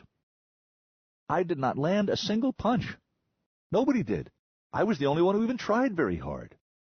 The me on screen cussed Richie and Jules out and told him to get out of his room or he'd call a proctor. Richie jumped up indignantly, shouting, "Hey, fuck that, I'm on probation, okay?" He put a hand on my shoulder to turn me around to face him so he could argue more effectively. It was quite clear he wasn't attempting a sucker punch, and I tried to spin on my heel and punch his face in, and tripped over my own feet and missed by a kilometer and fell heavily into him, staggering him a little, and behind me, Jules tried to step forward and pull me back by the collar, except the place he planned to put his foot turned out to be full of my tangled ankles, so he tripped and fell onto me. That tipped Richie the rest of the way over backward, and we all crashed onto Pat's bunk together, tearing it right out of the wall and dropping us to the deck. Richie and I both got the breath knocked completely out of us, but Jules was able to rise up far enough to reach a muscle-bound arm up and grab hold of my bunk, which promptly also tore out of the wall and whacked him hard enough on the head to knock him cold. It drove his head forward and down, so it slid off the front of his head and landed edge-on the middle of Richie's contorted face, smoothing it out completely at just about the same instant that Jules's kneecaps impacted both of my kidneys. Then it fell over onto the back of my head, and Jules's face landed on it, and then we were all very quiet and still. "Do you wish to see the recording again, Joel?" Dr. Will asked. My mouth had once again become dry as a balance sheet. I shook my head no, reached for my water, and allowed myself the tiniest possible sip. "Is there anything you wish to say on behalf of the colony, Prosecutor Dooley?" "No, Doctor. I believe what we've seen twice now speaks for itself." "It certainly does," Bruce muttered sotto voce. "Joel, if there's anything you would like to say, now is the time." Oh, I was ready for this one. Thank you, Pat." I fumbled at my pocket, took out my lines, tried to unfold the paper under the table unobtrusively so it wouldn't be totally obvious I was using a crib sheet. And when I had it open, the damn thing was blank. I looked at Sol. Sol looked back at me. I looked down at that piece of paper. Then I looked back up at the judge and shook my head no. She merely nodded, but her mouth changed slightly in a way that gave me the impression my response pleased her for some reason. "Anything to add, Advocate Short?" "Yes, Doctor," Sol said. He tapped a few keys on the table's terminal. "You will all find my representation before you. It speaks to certain facts and circumstances which I hope you will agree are mitigational in this matter." As all three looked down at their screens and began to read, I looked at ours, but it was blank. I looked at Sol. Sol looked back at me. I faced forward and waited. "I see," Magistrate Will said after a few moments. "Thank you, Advocate." Coordinator Grossman was next to finish reading. She sat back, turned her head 5 degrees to the right, and studied me, frowning slightly. When Bruce spoke, there was something odd about his voice. "You appear to have been under a great deal of stress lately, colonist." It took me a moment to identify the subtle change in his tone. He was addressing me with respect. It confused me so much the interval into which I could have inserted a response passed before I could think of one. Dr. Will polled her companions by eye. There was some brief silent communication I didn't get. "Very well," she said then, and fixed me with an eagle's remorseless gaze. "Citizen Joel Johnston, physical violence aboard this ship is intolerable. You have damaged fellow citizens and colony property without cause. Examination suggests that you may have done so because of situational emotional imbalance and possibly perceptual error, rather than from an unhealthy belief that you are entitled to correct the moral lapses of your fellow citizens with assault. Therefore, this matter will be held in abeyance indefinitely. You will not be required to accept remedial neurochemistry at this time. You are released in your own recognizance on the conditions that first, you enter treatment immediately and satisfy all requirements of your chosen healer to the best of your ability, and second, you either make peace with transportees Bent and Rafuse or mutually file a standard 100-meter restraining order. In addition, you are fined their medical expenses and the cost of materials for repairing the physical damage to your quarters." "Do you understand all that, Joel?" Grossman asked. Her voice was deep, raspy, kindly. "Settle the score, bury the hatchet, do as your healer tells you. This all goes away and you get to keep on being who you are right now. Otherwise your brain chemistry gets readjusted until you're fit to live with people. It's our only choice, I'm afraid. We have no Coventry aboard." I sat there listening to the blood in my ears until Bruce said, "Is there anything you wish to say for the record, Citizen Johnston?" I looked at Sol. Sol looked back at me. I looked down at my crib sheet, and it was still blank. I looked up at the panel and found that there was enough moisture in my mouth to permit speech, and that decided me. I said, "Thank you" to Magistrate Will, and "very much" to Coordinator Grossman, and "all of you" to Third Officer Bruce. All three gave the same inclined nod of polite acknowledgement. All three stood up. So did Sol. So did Prosecutor Dooley. So, finally, did I. Hot jet, citizen, Dr. Wills said formally. Clear skies, I responded automatically, but she had already spun on her heel and left, followed by her fellow panelists. I turned to Sol and found him beaming at me. Some people are really hard to drag to a shrink, he said. Then his expression changed slightly. Whoa now. Okay, let's sit down and have a nice drink of water. That's better. Now a nice deep breath. Hold it for a moment. That's it. Let it out. Wait. Deep breath again. Hold. Release. Hold. You've got it. A little longer each time. The breathing thing was very hard to do, but soon it did start to clear my head a little. My heart was pumping a click a sec.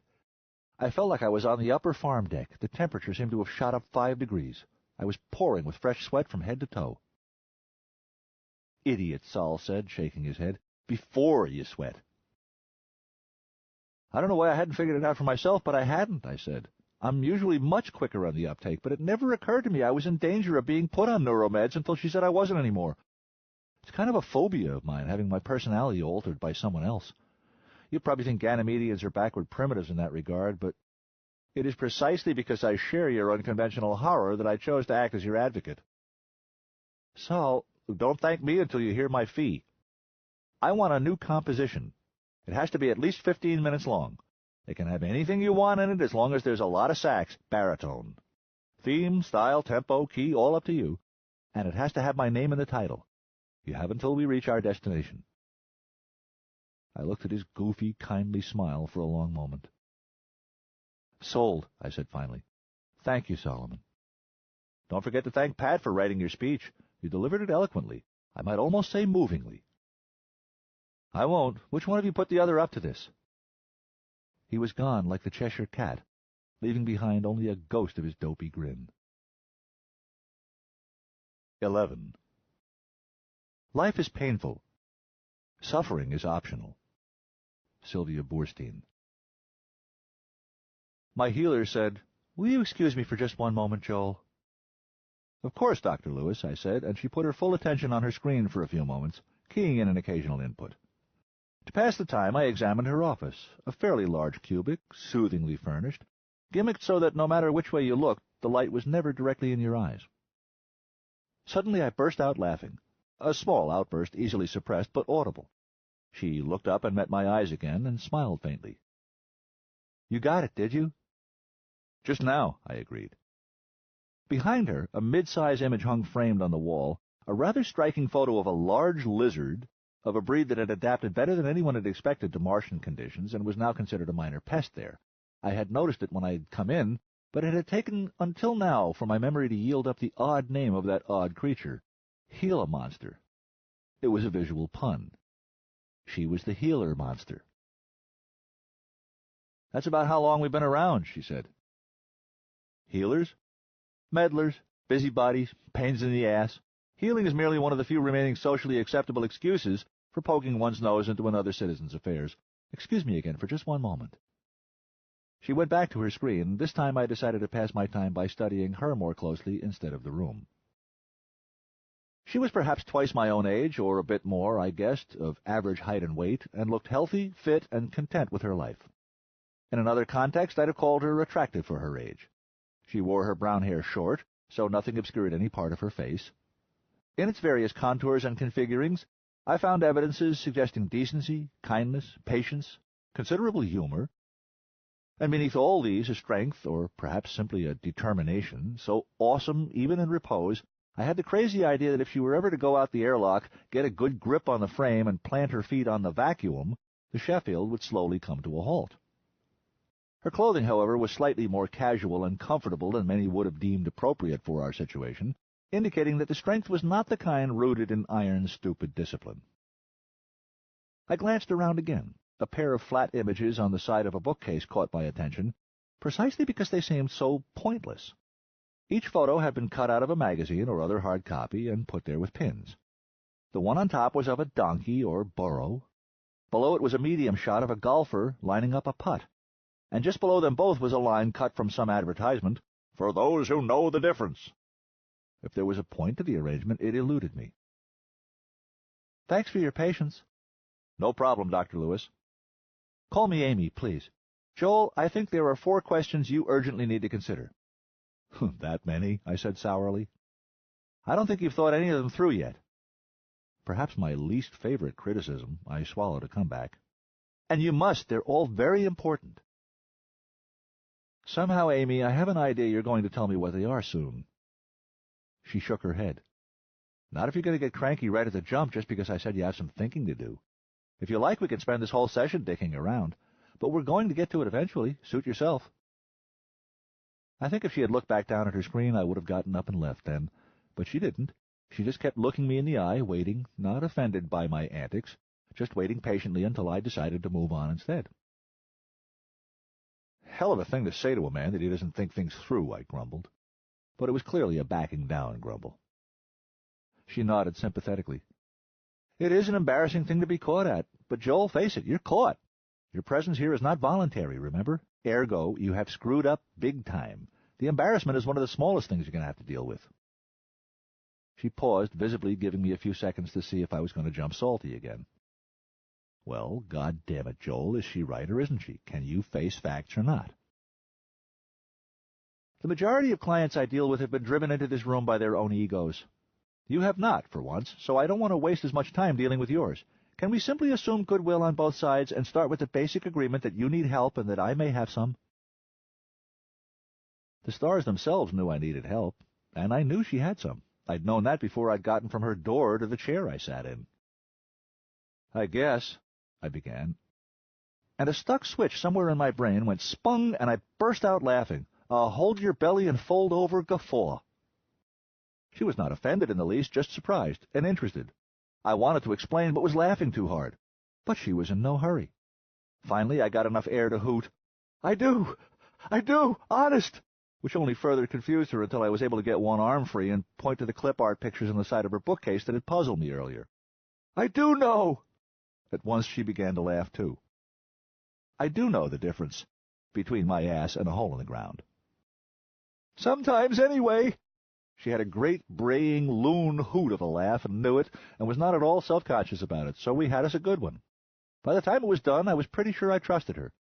It's humorless people who frighten me, because I can't begin to understand them. At last I said, I'm sorry, Amy, please tell me the 4 questions you think I need to address first. She nodded. Who? What? Where? Why? I blinked. Not when? She shook her head. The answer to that is always now. I took a deep breath. In that case, let's do it. First, who? That's almost always a good place to start. Who are you? Not who did you plan to be, or who you expected to be, or even what would you like to be. Who are you? Who the hell is this Joel Johnston when he's at home? I don't think you know, and I'm certain I don't. It would be a useful thing to know, don't you think? I was past sarcasm or irony.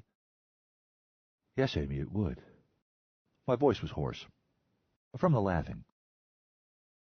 Next, what? What led you to this place? To this ship, this 20-year voyage to the back of beyond? What led you to abandon literally every single thing you've ever known except the concept of associating with other humans? Why did you leave the world, leave the rest of the race, leave the solar system for good? This is probably the question you think you know the most about, and I'm pretty sure you're wrong, or only part right. It was a broken heart, wasn't it? Wait, had I expected heartbreak to be permanent? Did I really intend to die a virgin? If my Ginny was not to be with me, nor I with her, how was it any better if she was 85 light-years farther away? The third question, where, might actually be your best place to start. Where are you going? I mean that not rhetorically, but literally. I didn't understand. Literally? That's easy. To Peekaboo 2, Brazil Novo, if you want to be formal. The second planet of Omega 7-something. Tell me about it. Huh? Tell me about the planet. When it was discovered. Its physical parameters. Its atmosphere. Its geography and geology. Climate, seasons, flora, fauna. Most intelligent-seeming organism identified. Most dangerous-looking predator identified. Intended location of our first landing site. She paused expectantly. It's real hot and damp for extended periods, and there's a whole lot of oxygen, I said, and realized with dismay that I had shot my bolt. You're going to spend 20 years getting there, and you'll stay there the rest of your life. I would spend some of the 20 years studying just what you've gotten yourself into. All at once, I felt immortally stupid. She was absolutely, shockingly right.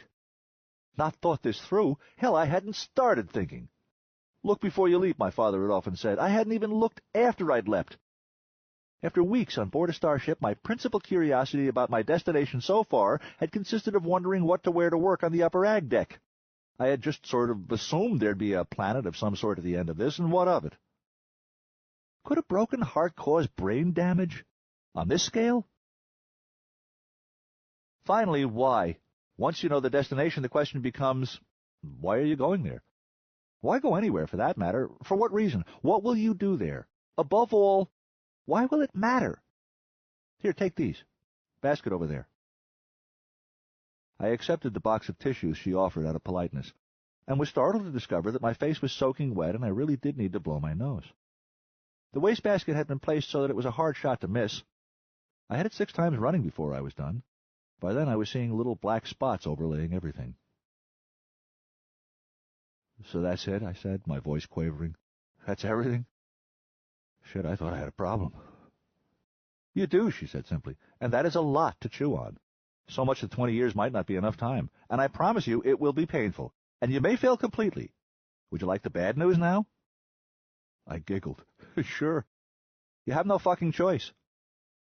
Tell me there's good news. I tried to parody desperation, but did too good a job. She smiled. You have the best healer on the ship. I will give you some good tools, and yell encouragement, and take your crap, and share your breakthroughs, and tell you when your exciting new profound insights are horseshit. Tools? Techniques, disciplines, attitudes, drugs. In addition, I will listen to anything you want to tell me, and give advice if I happen to have any. That sounds good, I said. When do I start? Now. Okay. How do I start? First you have to stop. Stop what? Everything. Huh? Crave pardon? To grow, you must learn about yourself. To learn, you must listen to yourself. To listen, you must first learn the hardest trick of all. To shut the hell up. I was so startled, I did. And then realized it would have been a not unclever reply if I'd done it intentionally, so I tried to pretend I had and made an elaborate show of obligingly cocking my ear to listen to some imaginary sound, and then tried to pantomime hearing some transcendental insight. She just kept looking at me with no expression, and suddenly I had a sense of seeing myself from the outside, watching myself mug and fidget, and finally began to get a sense of what she was driving at. I let my face go as blank as hers, took a deep breath, and tried my best to listen. To myself, to her, to whatever. After a few seconds, I closed my eyes to help myself concentrate. I don't hear a damn thing. Wait, is that the air circulator? It's gone now. This is silly. Really silly. Stupid kid's game. Hide and go fuck yourself. Wait now. A hum? A note at the very upper limit of audibility, somewhere right around 20,000 cycles per second. No, 2 of them. Disharmonic. I never disharmonic. What's wrong with that harmonic? God, I'm sleepy. Hey, why can't I hear my own pulse? I wonder if... There's a certain interior monologue that never stops, isn't there? Her voice startled me enough that I opened my eyes. Yes, there is. Try and make it stop. Stop thinking? Completely? Hell, that's one of my best tricks. Go ahead. About 5 minutes later, I admitted defeat. Whose is the voice you hear? My own. To whom does it speak? To me. Why? It was a good question. How could it be so important to tell myself things I already knew that I couldn't seem to stop even for a second? I had always prided myself on controlling my own mind, but it now seemed I only had limited control of what it thought about, but I could not make it stop. I don't know, I admitted. It must be terribly, terribly important because I can't make it stop even as long as I can make myself stop breathing. It's like my heartbeat. If it ever pauses even for a few seconds, I'll die. But that can't be true. I've stopped thinking altogether a lot of times. Drunk, stoned, sedated, anesthetized for surgery.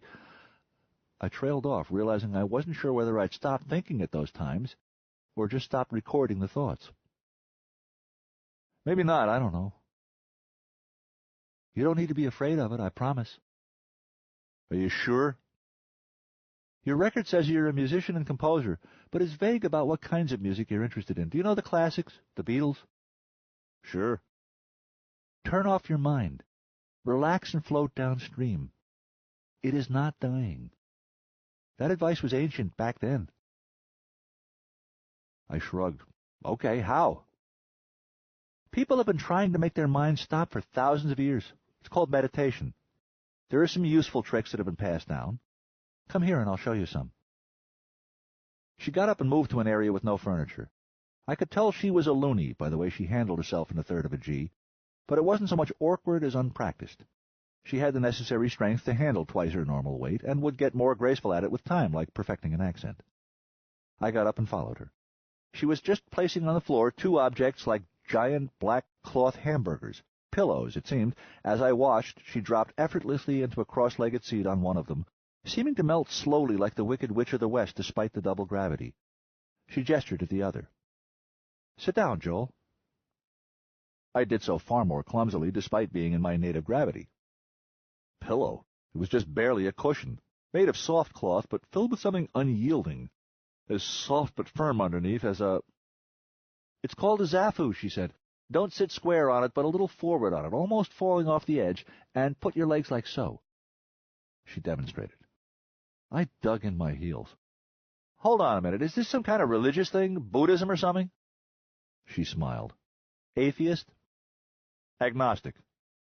Fear not, Buddhists are only one of many groups of humans who have found this a useful posture for meditation. So have Hindus, Taoists, TMers, and a dozen other groups. And in any case, Buddhism isn't a religion, strictly speaking. It isn't? No god or gods or goddesses, except in a couple of the more obscure sects. No heaven or hell in the theological sense. No patriarch or matriarch. No prophet or pope. They don't go in for holy wars or heresy hunts. Really? If Buddhists believe the Buddha himself was simply a man who woke up one day. As far as I understand it anyway, I know hardly anything at all about Buddhism. If you're interested, you can talk to Tenzin Itokawa, the relativist. He's a Zen priest of the Rinzai school. Right now, forget Buddhism. Forget religion. Just put your legs like this and trust me, okay? I tried. Show me again. She unpretzeled, then pretzeled slowly again. I tried to copy it. This time I came closer. Other way around. This one over that one. There, that's it. Now work your knees around a little until they're comfortable. Suddenly, I seemed to just snap into place. Like that? That's it. Good. Okay, now spine straight. Stack those vertebrae. Hands together, palms up, left hand on top with the thumb tips touching. Settle your skull on those stacked vertebrae. You got it. It did indeed feel like a position I could hold for a while in relative comfort. Now what? Don't just do something. Sit there. I mentally shrugged and did so, or rather tried to stop doing anything. As before, I tried to stop thinking too, with no better success, but I did become aware that I was starting to relax. My thoughts didn't exactly slow down, but they became less intense somehow. After a few minutes of silence, she said, Now we do a breathing exercise so childishly simple it can't possibly have any effect. Sounds good. There really is nothing to it. In your head, count to 4, at intervals of about 4 seconds or a little longer. I did as she asked. Okay, now, you inhale for a count of 4, then hold your breath for a count of 4, then exhale for 4, then hold for 4. In, hold, out, hold. Repeat and keep repeating. Try it. I played along. A full cycle, then another, then another. After half a dozen or so, I found the rhythm and settled into it. Easy as pie. Considerably easier than pie. Stop that, Joel. Good. Now with each cycle, slow it down just a skosh. Not much, and when it seems to be too much, let it come back up again until you find your slowest natural speed. As soon as you're sure you found it, stop counting and just breathe. It wasn't hard. It was mindless was what it was. Silly and pointless and I could feel my shoulders settling. Feel my facial muscles relaxing. Feel my pulse slowing and deepening and steadying. hear my pulse, playing bass under the alternating E-A organ chords of my breath. As I became aware of it, I had the idea I could hear it slowly changing from electric bass guitar to acoustic stand-up bass, quieter but more resonant. I let myself sink into it. I closed my eyes, and paradoxically as I did, I became more aware of the room, of my position in it, of its position in the Sheffield. And as I followed the thought through to its logical next stopping place, it was as if the ground fell away beneath me without warning. Have you ever been so stoned or drunk that you suddenly fancied you could actually perceive the vast, slow spinning of whatever planet you live on? Not just as something known intellectually, but as something felt in the gut? Ever find yourself clutching the ground to keep from falling off? Well, something like that happened to me then. For the very first time, I suddenly got where I was. I was in an incredibly, pathetically flimsy bubble of moist air, hurtling through interstellar space at a speed so intrinsically terrifying that its friction with nothingness was enough to require powerful and clever shielding. Propelled by a force no man really understood, so powerful it could have wrecked my star if invoked too near it. With a would-be village of other misfits and refugees, I was plummeting through the universe so fast time itself couldn't keep up, living by Dr. Einstein's clock, while behind me the rest of the human race continued to age as God or random chance had intended. In these hair-raising conditions, I would, if I was very lucky, spend approximately the next fifth of my life racing toward a destination I had not given a second serious consideration, a place where, if I was incredibly lucky, it would prove possible to raise turnips and keep hogs, and the monsters wouldn't be able to kill me. All this in a microsecond. Then, in the time it took me to open my eyes, the feeling popped like a bubble and I was back in my body again and was just a guy sitting in a room doing nothing at all. It happened and then was over so impossibly fast that I was still relaxed. There hadn't even been time for my heartbeat or breathing to increase. But when I did get my eyes open, the first thing they saw was Dr. Amy's eyes looking straight into them, and I knew at once that she knew what had happened to me. She'd been expecting it to happen. No, that was wrong. She had known it might happen and had hoped it would. My whole head vibrated for a few seconds like a hummingbird in denial. "Whoa!" I croaked. "See, Joel? You sat still and quieted down, and you noticed where you are. Sit still longer and you'll start to notice where you're going. Sit still long enough and you may figure out why you're going there. You could end up with some clues to just who the hell is doing all that. And that would be a good thing." "Yes," she said, raising her voice 2 notches higher in volume for the single word. "Stop looking dubious. When you peel back enough layers of your own bullshit to finally get a good glimpse of yourself, you are going to find you respect yourself a good deal more than you expected to." I said nothing. "I promise that, Joel. The journey you need to take isn't going to be easy, but you're going to like the destination. Certainly a lot better than where you are now. Now lie to me." "Beg pardon?" "Tell me you believe me." I tried unsuccessfully to suppress my grin. "I believe you believe it." She nodded. "Close enough. That's enough for one session. Here's your homework. First, I want you to spend an hour a day sitting zazen. That's what you just did. And I'd like you to do it in a sim room." "I was thinking of a spot on the upper ag deck." "Later. Starting out, use the sim. Accept the simulations it offers you for the first 2 weeks, the ones I'll program for you. After that, you can override if you want, using your own judgment.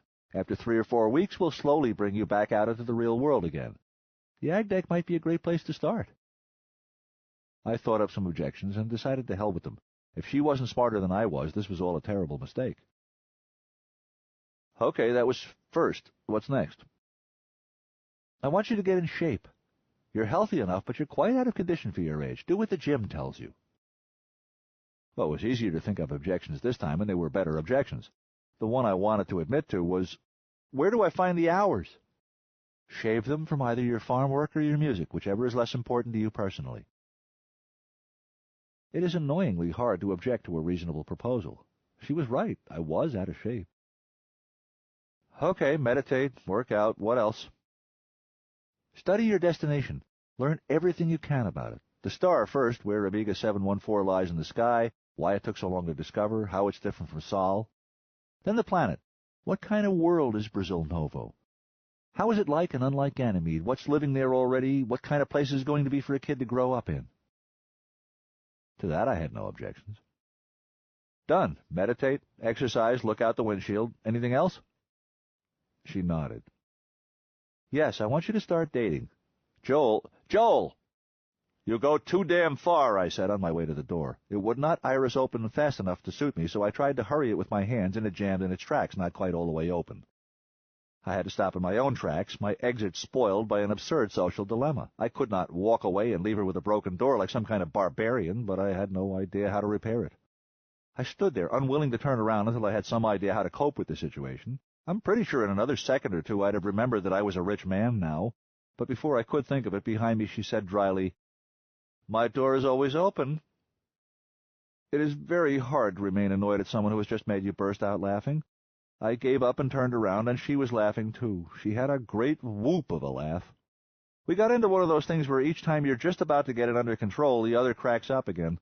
It always ends eventually with you smiling at each other, breathing like runners after the marathon. Okay, she said finally, if you can laugh like that, you can take a few weeks before you start dating again. Go do your homework. I nodded and gestured at the door. I've got this. She nodded and put her attention back on her screen as she'd been doing when I'd first seen her. I guess that was really the day I finally joined the colony, became a Brasiliano Novo, or at least decided to try. I had already been utterly committed physically since the Sheffield had left orbit, but it was only after I left Dr. Amy Lewis's office that afternoon that I finally started to become emotionally committed to anything but numbness. Until then I had not only been drifting, but paying no attention where I was drifting. Reefs or deeps, rough seas or doldrums, all had been the same to me. But from then on, I was at least back on the bridge, trying to work out my position and best course, trying the rudder, learning how the sails handled, testing the diesels, scanning the horizon for clues to the weather ahead. I don't mean to suggest it happened in an hour. It took weeks to happen, months, years. But that's the hour when it began happening. 12. There is no easy way from the earth to the stars. Seneca. The first thing I did about it was not move out. Everyone seemed to assume that now that I was stinking rich, I would of course move out of the prematurely decaying hovel I had been sharing with 3 hapless losers, leave dear old Ruptooey behind me in the dust, and settle into vastly more lavish solo quarters several decks higher, and with all the privacy, comfort, and, most prestigious of all, roominess that could be desired by a healthy young nouveau millionaire whose healer had advised him to start dating. But I had lived alone before. I had always lived alone before. Until I'd been accepted into the 10th Circle, I'd had no idea how much that sucked. I remembered it well. I had no particular reason to suppose money would make it all that much better. Also, I kept remembering that I might very well have been spaced as a danger to the Sheffield by now if it had not been for my bunkies Pat and Herb, and for Solomon Short, who was one of the 6 wealthiest people aboard, and had chosen to be my friend when all I had to my name was a good sax. Besides, as Mark Twain says, 2 moves equals 1 fire. I had already moved once recently.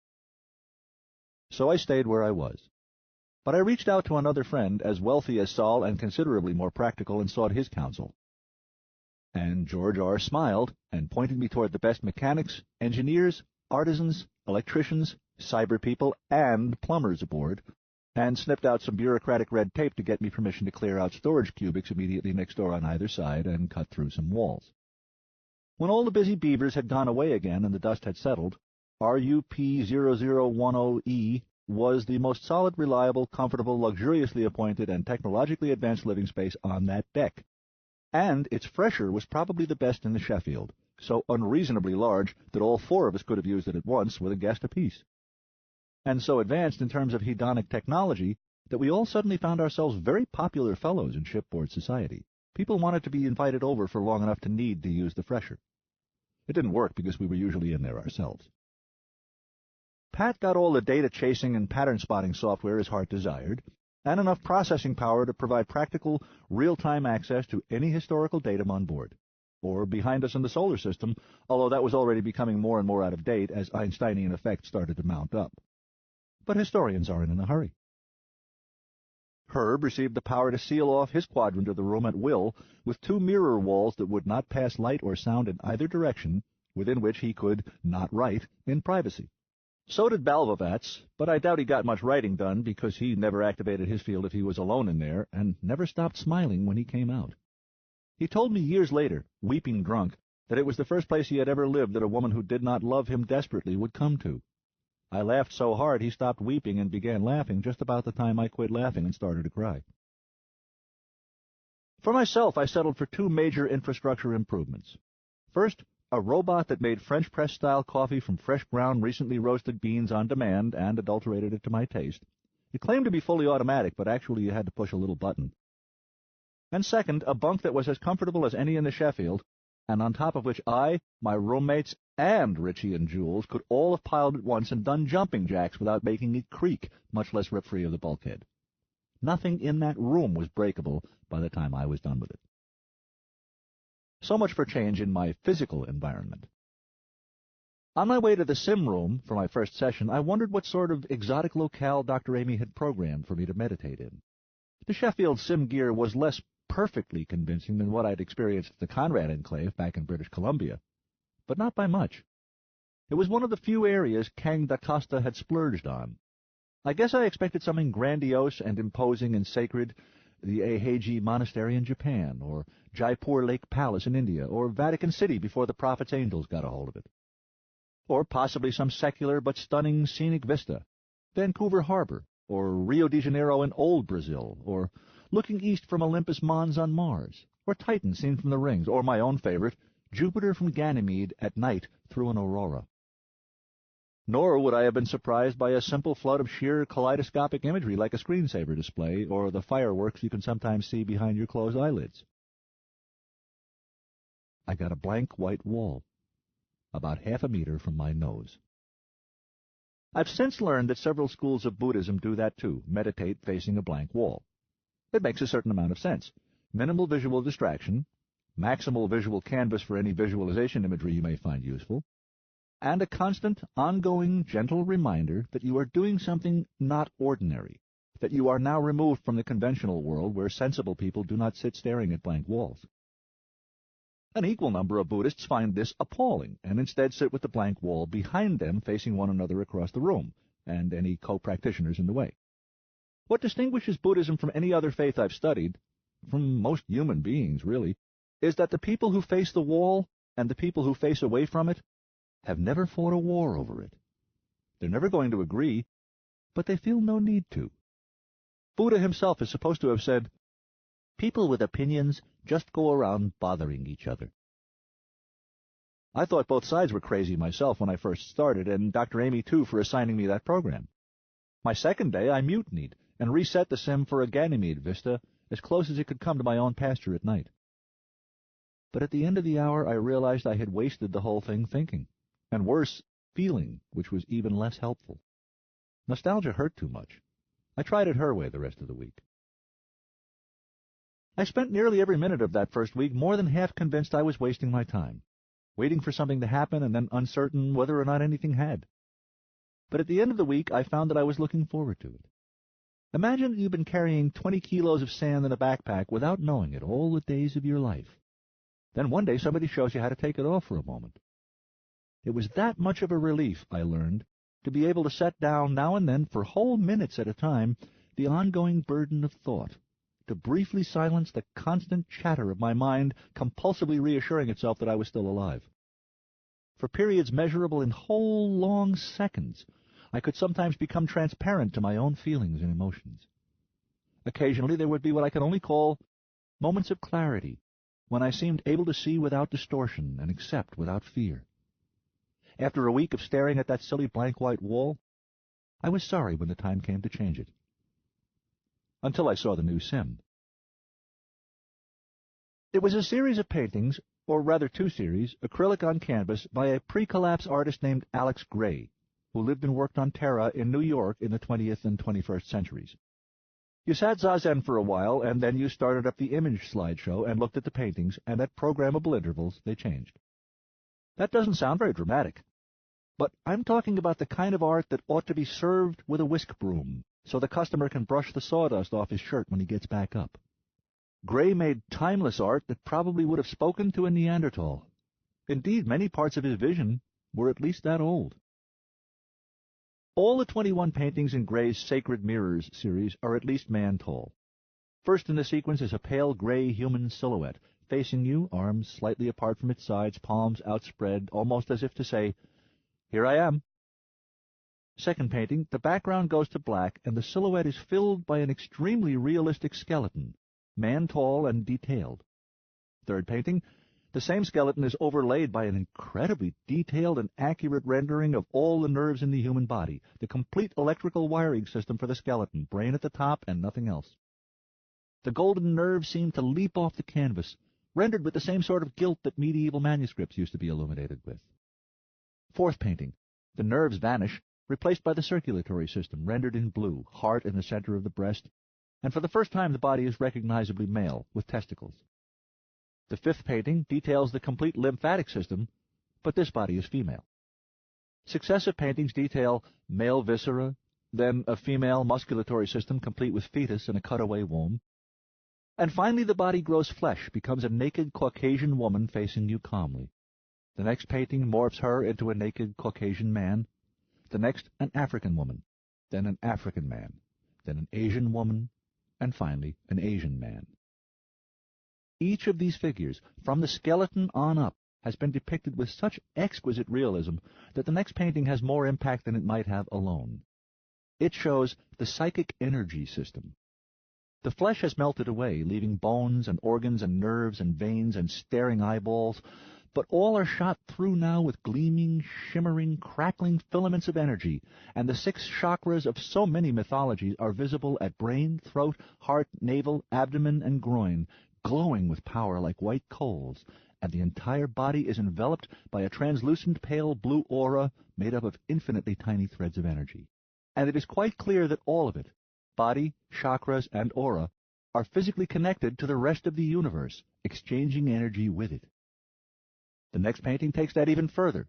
The flesh and meat and bone melt away, leaving a human-shaped form composed almost totally of the strings and threads of energy that generate it, extending outward to meet the cosmos at head and feet, wrapped in a great bubble of unimaginable power.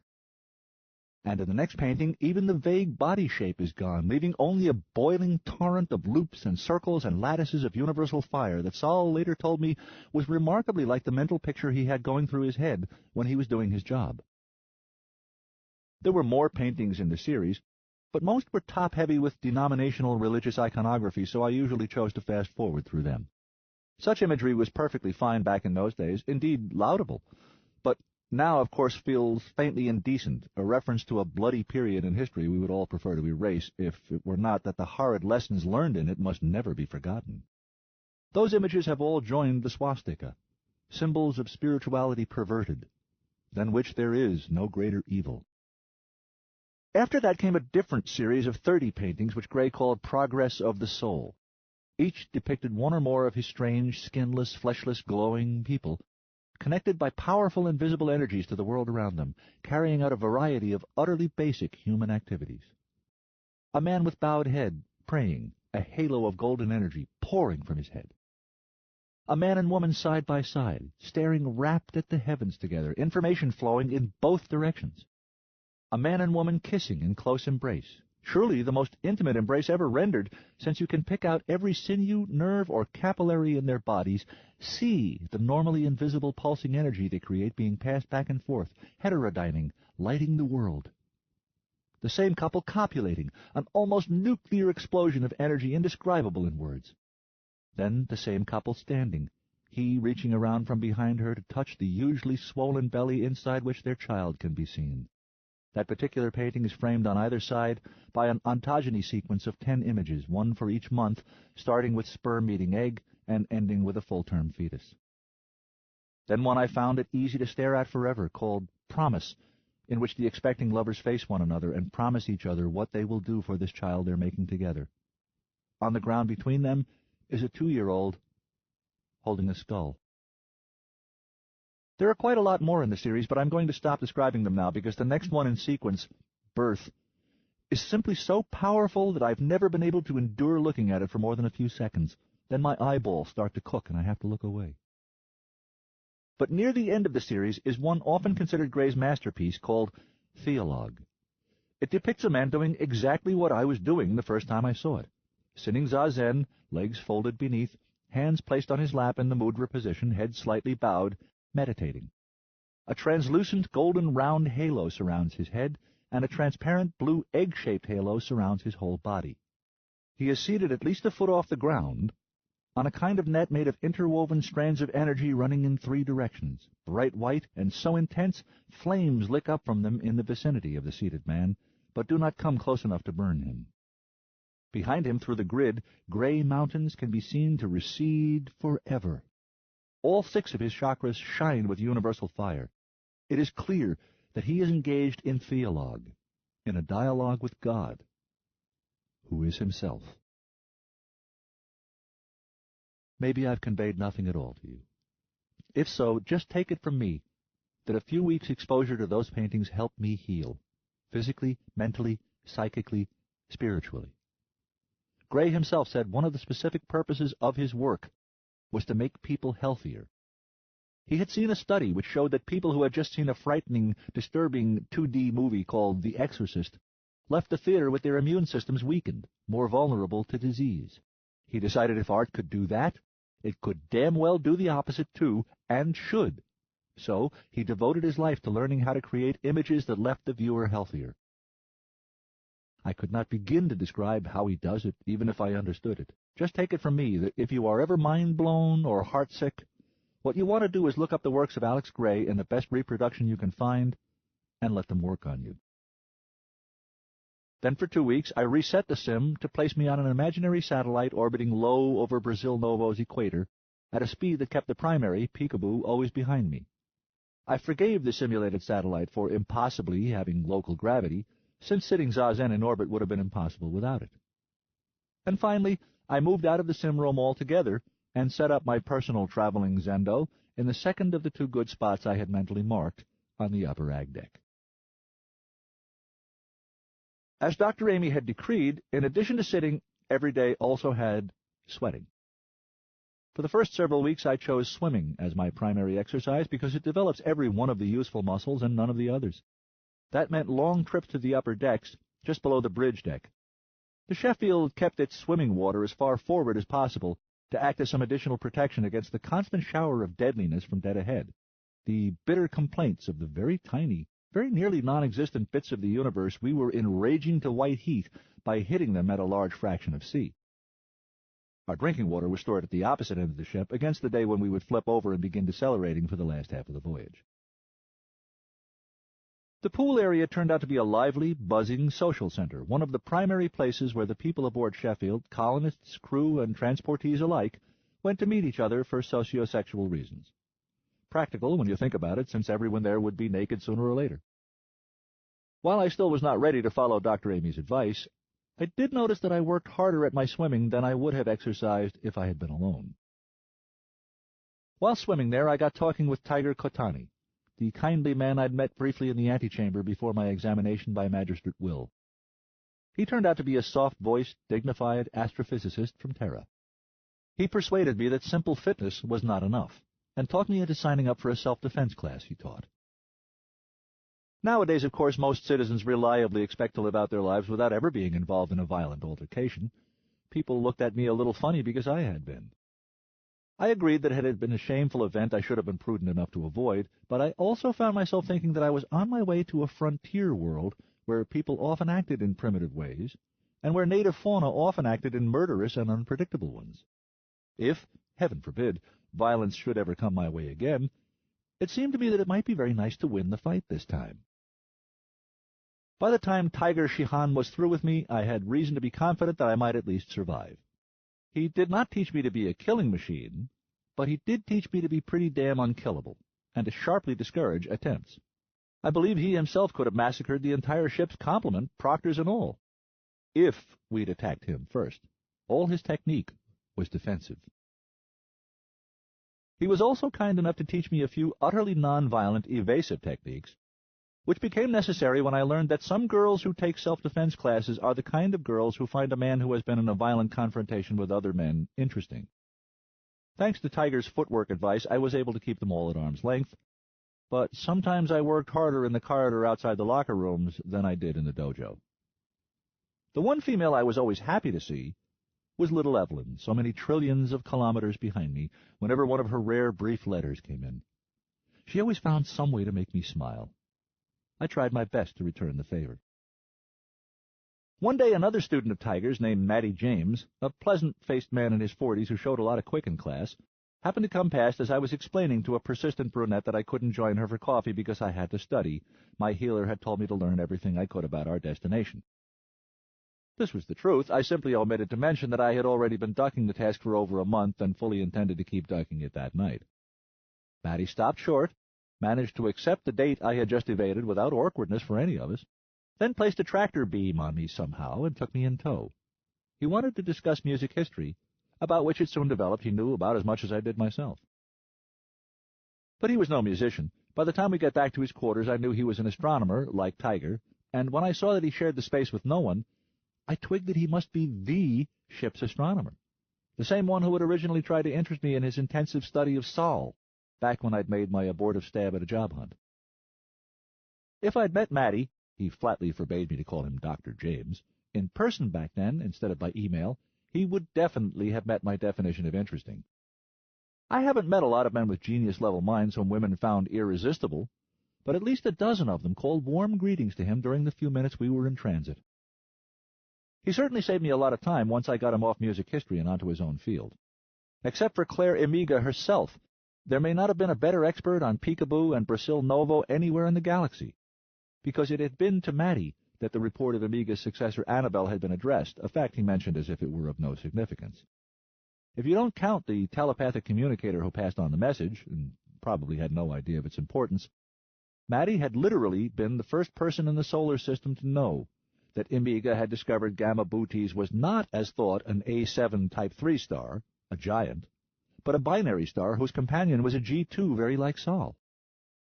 Her robot probes had found a very promising planet orbiting the new G2 star, news that had rocked 4 different planetary stock exchanges when it became public, and had ended up causing the construction and commissioning of the RSS Sheffield. It didn't seem to impress him much. Matty spent the entire trip to his room explaining to me the problem with his Sol study, and I think he believed I understood what he was saying, even though I did not try to fake it. He was simply so focused and so excited he failed to notice my incomprehension, which would have been incomprehensible to him. All I gleaned was that his research was really frustrating to him, because for some reason he absolutely hated the data he was getting. He had happened to catch a perfect solar eclipse by Terra as we were leaving the solar system, a major stroke of luck. I understood that much. And something about the displacement of a few stars behind the sun was very, very slightly wrong, and somehow that was very, very bad. It indicated something about the J2 component of angular momentum was bollocksed.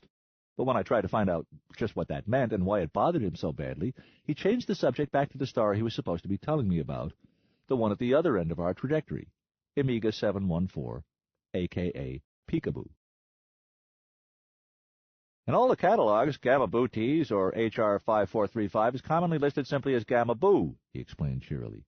So when Claire Emiga of the 44 Bootes colony sent back word that Gamma Boo was not a single star but a binary with a G2 companion, the formal name of the G2 became Emiga 714 in her honor, but it took about 15 seconds for the system's media to name it Peekaboo. And when she added that its second planet looked extremely promising in terms of habitability, naturally that became Peekaboo too. The name was just annoying enough to stick in a lot of minds, and the DaCosta Consortium became interested right away. But of course, you don't start outfitting a starship on the basis of promises, however extreme. It wasn't until Emiga's robot probes confirmed the good news that DaCosta formed its partnership with Kang and began seriously planning our expedition. That took a while, long enough that Emiga herself did not live to learn just how spectacular her find had been. Picture the geometry. 44 Boo, a variable star, eclipsing binary, lies a little more than 41 light-years from Sol system. From there, it's another 43 and change to the newly discovered Emiga 714. The first colonists to settle on 44 Boo's fourth satellite were a bit too busy surviving to stargaze a whole lot, but eventually two of them combined to produce Claire Amiga. She became an astronomer and soon discovered Peekaboo and Peekaboo 2. She was 25 before she had amassed sufficient clout to browbeat her fellow colonists into letting her divert what must have been scarce resources for ultra-high-speed probes. Even though these very tiny but very intelligent robots managed a very high fraction of C on their journey, it naturally had to take them well over 43 years to make the trip, and then another 43 years for their reports to make it back to 44 Boo at light speed. From there, of course, the colonists' telepaths were able to pass the data back to their siblings back at Sol System in 0 time. But Claire Amiga was over 30 years dead by then, so she never knew, at least not for sure, that the new planet she had given mankind was one of the best it had yet found within its reach. G-type stars like Gamma Boo are damn scarce within 80 light-years or so of Sol, Matty told me. And G2s that happen to have planets of the right mass orbiting within the zone that will permit liquid water to exist are less common than buttons on a snake. By now, nearly all the really promising ones already have colonies either in place or on the way there, and so far, nobody else has drawn the kind of jackpot Amiga did. It's really that good? Well, if you had your heart set on skiing or ice fishing, I'm afraid you're screwed. If you like bone breaker gravity, you'll hate the place. If you adore hostile environments, harsh conditions, scarcity, and surly natives, you'll be bored silly. But if you can steel yourself to a world where your feet never hurt, food and energy are cheap, and everybody goes naked most of the time. 13. That is happiness, to be dissolved into something complete and great. Willa Cather. As soon as we got back to his luxury digs, he started bringing up Brazil Novo stats for me. Normally, I'd rather read figures in printout than on screen, but what he used for a monitor was an entire wall, bigger than any 2 walls in my place. So I sank back into an armchair so comfortable I kept murmuring thanks to it, sipped Matty's excellent scotch, and learned. Brazil Novo is roughly the same size as Mars, but thanks to a smaller iron core, it is 12% less dense, giving it a surface gravity of 0.33 g, rather than Mars's 0.38 g. It lies more than 1.1 AU from its star, but Amiga 714 is slightly brighter than Sol, so it seems normally bright in the sky for a sun, despite being 10% farther away.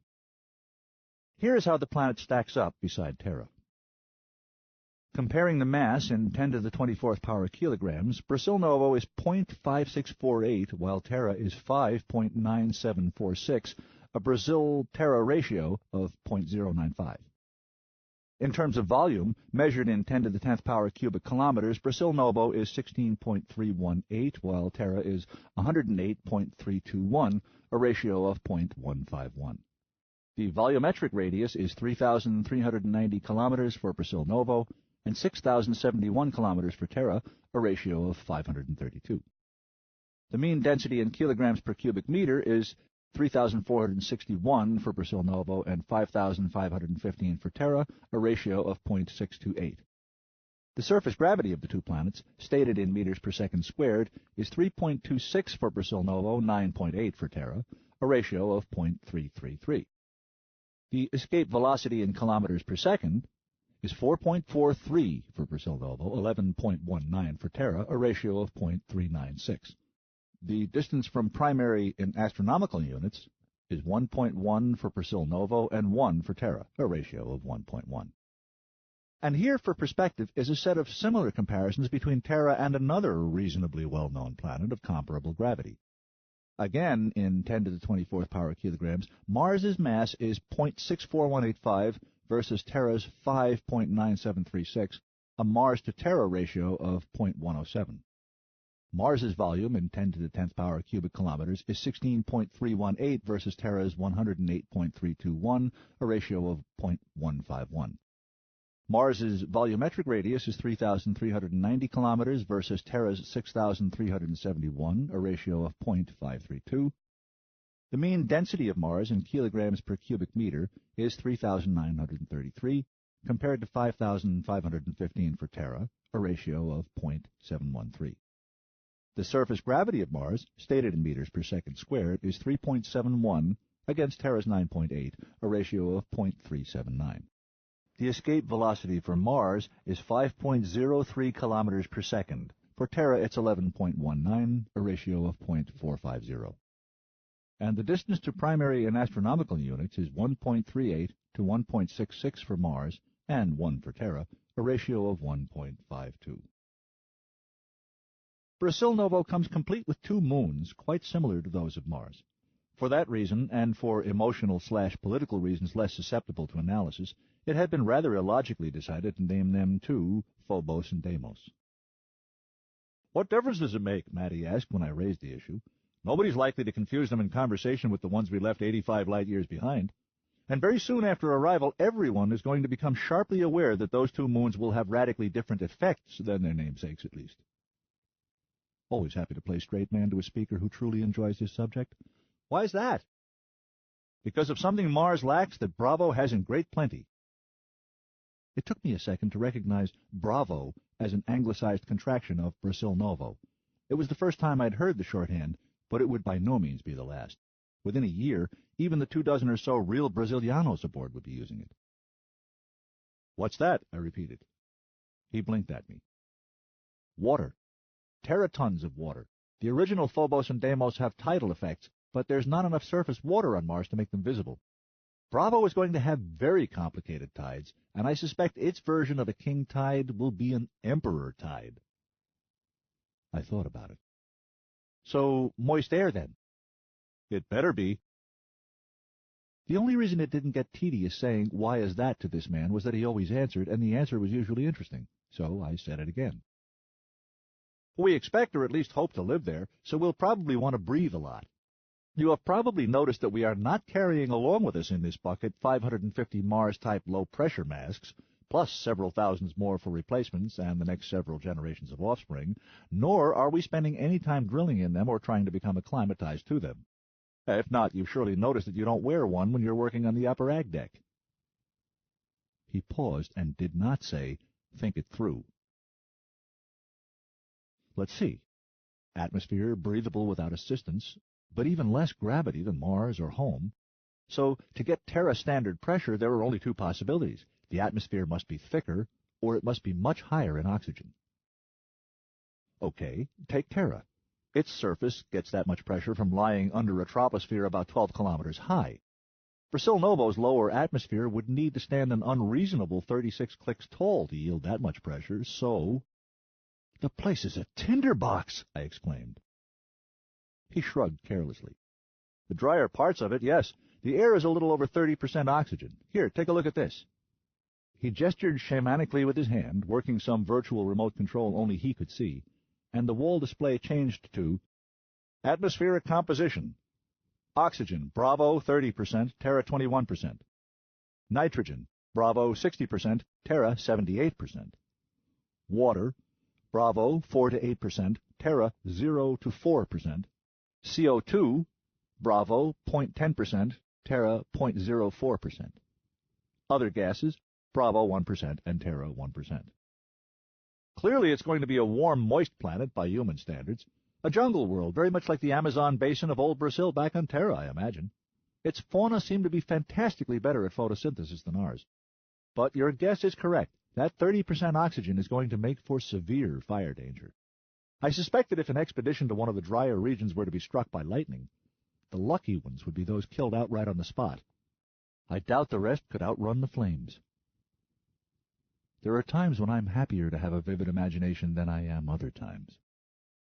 But there will be no shortage of damp places. Bravo has almost as much saltwater cover as Terra, a bit more than half its total surface compared to Terra's 70%. What you get basically is 3 major continents, more or less evenly spaced around the globe, each supporting a large, dense jungle, with a major river flowing out of each, as in the Terran Amazon or Congo.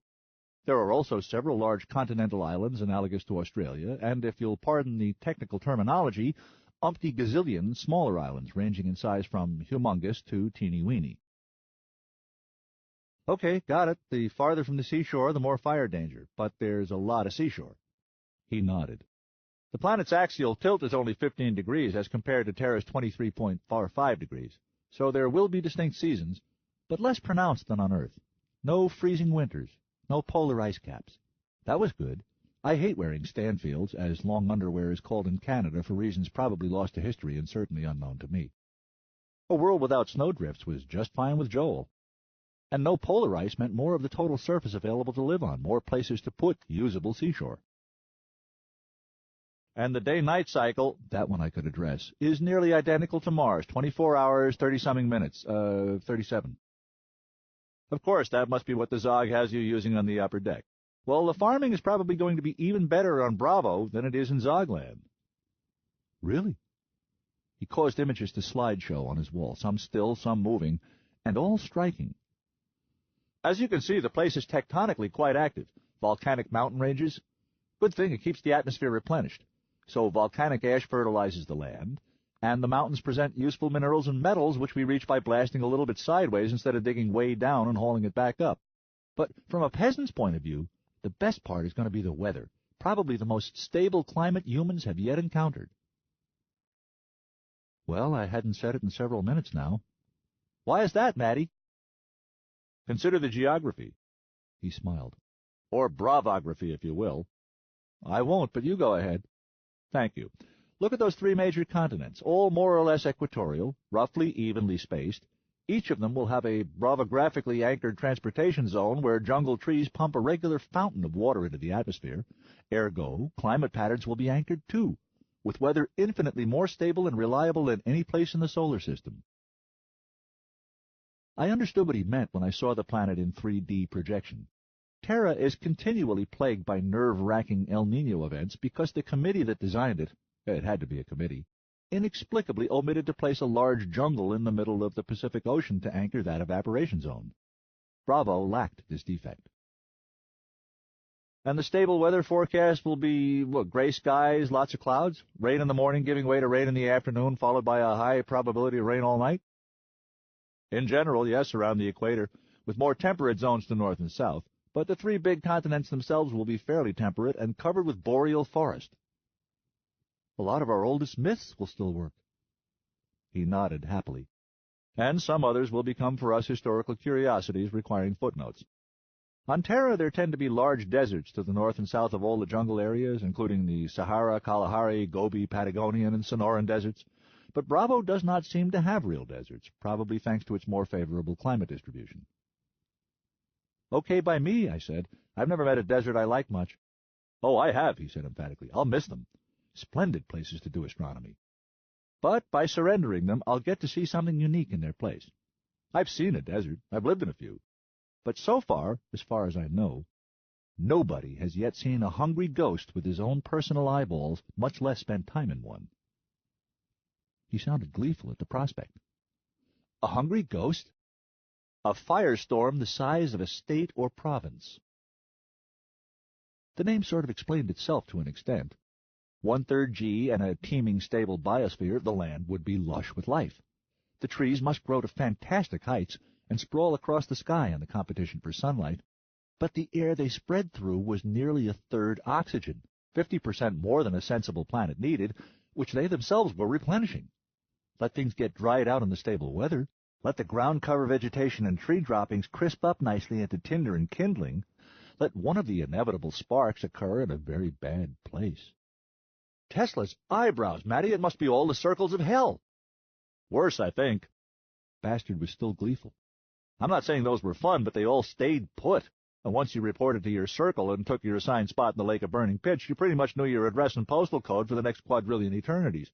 Bravo has more sunlight and higher temperatures than Earth, so it's going to have serious winds, sometimes hurricanes, primarily in tropical ocean regions, but also in high-elevation land plateaus where forests tend to dry out. Oh, that's not good.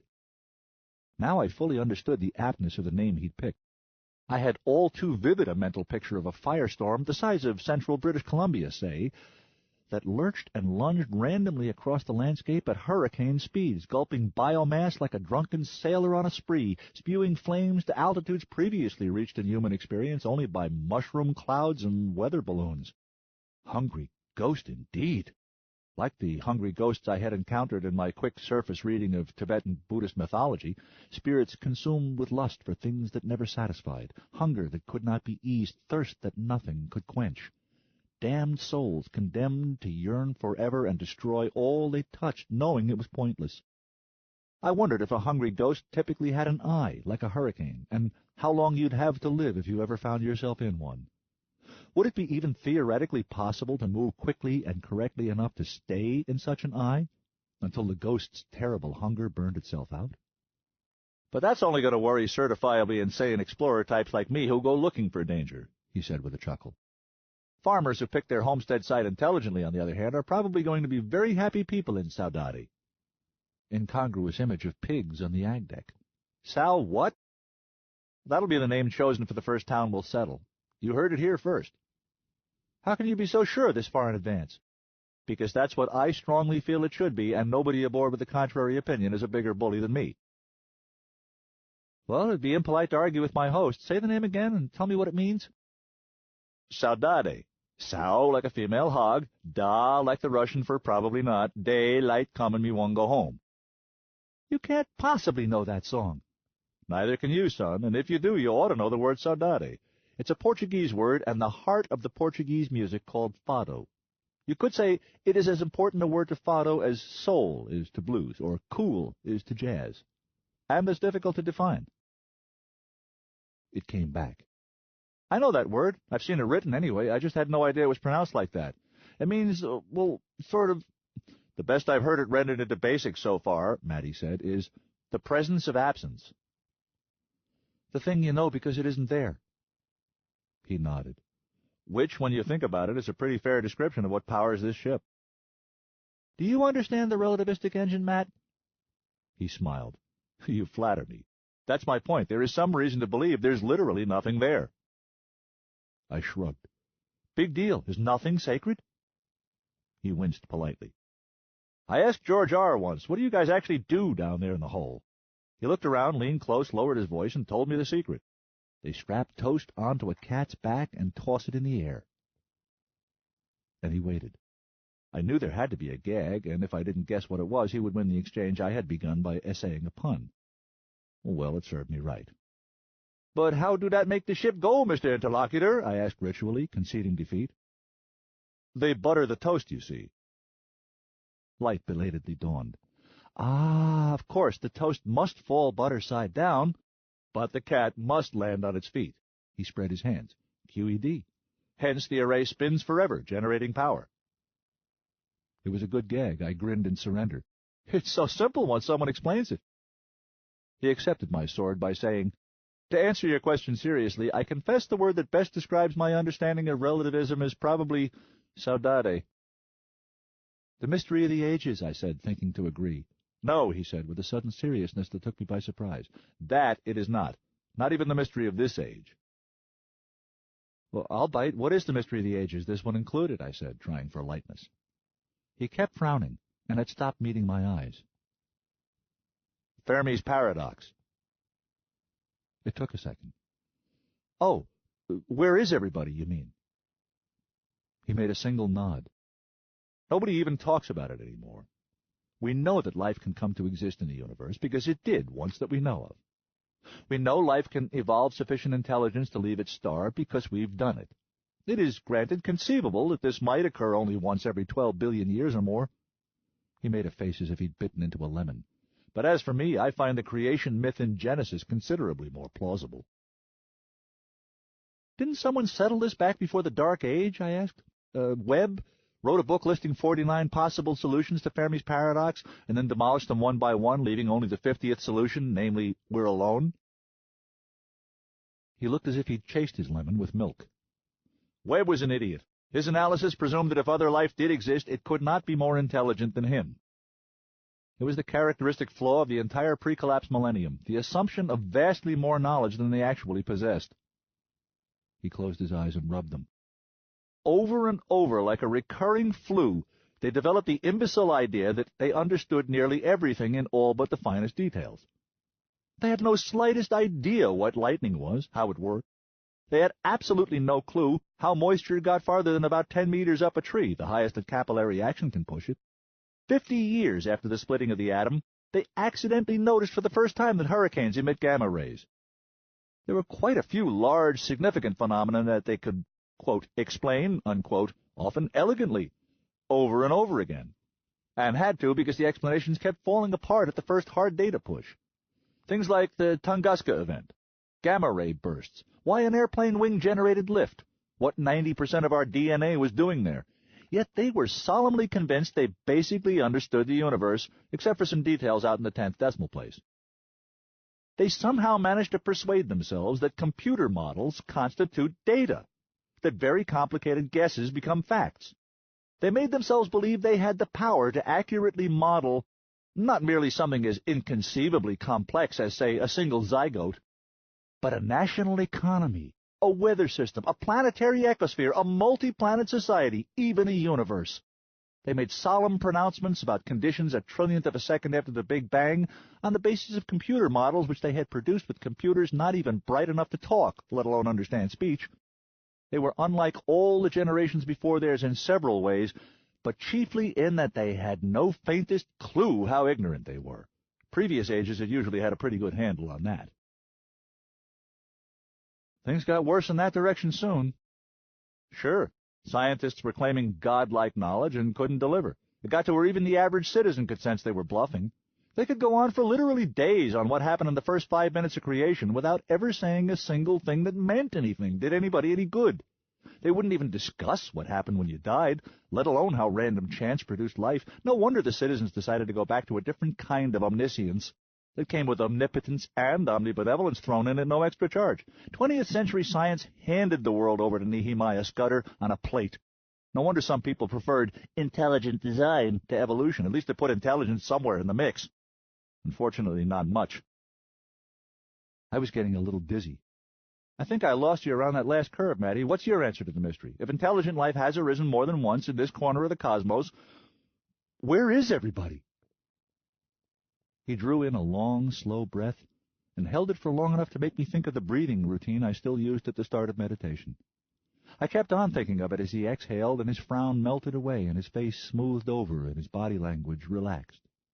He fiddled with his remote and said, "Authorities differ, but for my money, probably the closest thing to intelligent life we'll find on Bravo is the spit-toothed sloth."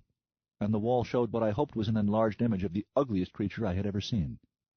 Admittedly, it is difficult to assess intelligence based on observations made from orbit. Once a probe is fairly sure a given life form is not a serious threat to man, it moves on to other things that might be. But the sloth's competition is not impressive. It seemed clear he was changing the subject, and he had been so helpful and generous with his time, that was fine with me. His reasons were none of my business. We moved on to an interesting discussion of exotic fauna like hoop snakes, snippers, blimps, and the truly disgusting rocket slugs, which dodge predators by expelling feces so violently they shoot into the air and glide great distances. A whole pod of such frightened slugs, Matty said, can apparently fill the air with a ghastly green mist. Later on, though, after I'd read up on spit-toothed sloths, I became less certain he'd been changing the subject. A sloth sits high in one of those preposterously tall trees, waiting with infinite patience until something preyish-looking happens to wander by below. Then she, once the males are done with their fertilizing, their only remaining function is as hibernation food, spits out a poisoned tooth with high velocity and great accuracy. It drops the prey for so long she has time to slowly descend, retrieve it, and bring it back up the tree to consume at her leisure. In other words, they conceal themselves perfectly, take no risks at all, and attack without warning or mercy. I would recall that later in the voyage. It all started to come together at some point. The meditation improved my disposition and outlook, without which no beneficial change is possible. The physical exercise began to pay off next. When you're in better shape, you think better. When you're thinking better, meditation produces more useful insights. As I came to understand Bravo better, my work on the ag decks became both more effective and more meaningful to me. And before long I started to acquire something I hadn't even realized I'd been lacking, a feeling of worth, of making a contribution, having something tangible to offer. I actually did have a knack for it, too, I learned, for sensing just how the new conditions would alter plant requirements and capabilities, and figuring out ways to compensate. The Zog told me once, after I managed to bring a fungal disease under control without quite knowing how myself, that I thought like a Bravonian vegetable. I don't know if I've ever been more flattered. In time, it became possible to dimly imagine a future life on Brasil Novo, an endurable and maybe even pleasant one, in which I might have both purpose and value. 2 moons in the sky, similar to Callisto, Europa, and Io back home on Ganymede. I liked that. 1 moon wasn't enough to keep a sky interesting, in my biased opinion. There would also be the giant A7 star in the sky, too, Omega 713, as it had been renamed, in preference to some horror like Alpha Gamma Boo, which Solomon, of course, liked, saying it would make a great name for a fraternity. According to Maddie, since it lay 100 AU away, it had only 4% of the brightness Sol had from Terra, but that made it 100,000 times brighter than Luna. It might only get really dark at night when there was heavy overcast, or when the A7 was on the other side of Peekaboo. I liked that, too. The music I composed became better, stronger, deeper. The music I played finally started to approach what I'd always heard in my mind's ear. I had better wind, a clearer head, and a much clearer idea of who it was playing. Not only did my reputation begin to spread throughout the ship, I began to feel more and more as if it was deserved. As I said, after a certain point it all began to heterodyne. I felt better, so I did better, which made me feel even better, So that first year of star travel would probably have been an extremely happy and satisfying one for me, on balance, if I had not taken all of Dr. Amy's advice and resumed dating 6 months into it. I don't suppose it will stun you to learn that Kathy was the first girl I asked for a date. It certainly didn't surprise anybody I knew in the slightest. I'm given to understand that people I'd never met or heard of on the far side of the Sheffield knew it was going to happen weeks before it did. God knows Kathy was not surprised to be asked, and had the kindness to accept before I'd quite finished getting the words out, which cut my interval of agonized suspense down to just the 100 million years it took me to not quite get the words out. And why should any of us have been surprised? We were such a perfect couple on paper that even if we disliked each other's body odor, which we didn't, we'd have had to at least give it a try. Musically, we shared a bond, a level of communication that many married couples never do achieve, and others do at the cost of great struggle. Even tone-deaf people in the audience could sense it and responded to it. She was very good in the same way that I was, and we brought out each other's best. We helped each other say important things we could not express alone. And how far can that be from love? Loving Zog's Farms was another profound connection, one that went back in time almost as far as music. Plunging hands into soil together is very close to thrusting them into one another. And of course both of us were simultaneously fertile and ripe, a paradox whose metaphorical impossibility accurately reflects the turmoil of that condition. Afterward you look back on it and call it golden. At the time, it is hell on rusty wheels. Part of the problem was precisely that we were so self-evidently perfect for each other, a cliché looking for the spot marked X. Enough so to have made us both self-conscious from the very start, enough to make each of us want to dig in our heels out of sheer stubborn unwillingness to be that predictable. We'd both read and seen enough romantic fiction to know that if the writer seems to insist on throwing 2 characters together, it's their job to resist for as long as they can anyway. A silly reason not to love, I know, but are there any that aren't? But in an utterly closed community that small, you can run but you can't hide. Not forever. 20 years stretched before us. Eventually you say, why not get it over with and find out? Or maybe I mean, why not find out and get it over with? One of those. And that, too, is predictable. Like I said, nobody was too surprised when I asked Kathy out, including her, and nobody was too surprised she said yes, even me. I took her to a play, the second production of the Boot and Buskin Society, and afterward we went to the Horn, ordered Irish coffees, and talked. 5 minutes into a discussion of the play we'd just seen, Simon, very well done, I interrupted myself in the middle of explaining why the lead actress's performance had been so remarkable, and launched into a 10-minute monologue of my own. Kathy listened patiently. I told her about Ginny, first about Ginny Hamilton, and then about Ginia Conrad of Conrad, and I worked in my father, and the little I knew of my mother, and my experiences with sudden poverty and solitude, and anything else I could think of that might help justify being a basket case. That was probably pretty predictable, too. At a conservative estimate, I was probably the 100 billionth asshole since Adam to try and tell a woman, I find your company enjoyable, but I am too damaged for any long-term emotional involvement, so don't place your hopes on me. They almost always listened patiently for some reason, but I doubt if anything I said surprised her very much. Probably the only person in the entire ship who ended up finding anything at all surprising in that entire date was me, after I finally shut up long enough for Kathy to tell me that she'd gotten engaged 2 weeks earlier to two very nice people, and had I ever thought much about opting into a group or line marriage myself, because they were looking to expand, full-bore omnisexual, of course, but no pressure. I haven't the slightest idea what response I made. That date lasted another hour and a half. Herb and Balvavats agreed I got back 2 hours after the play ended. But I cannot for the life of me recall another word either of us spoke, or anything that occurred. 14. If you don't live it, it won't come out your horn. Bird. Things gradually settled, as they always seem to do eventually, into a routine.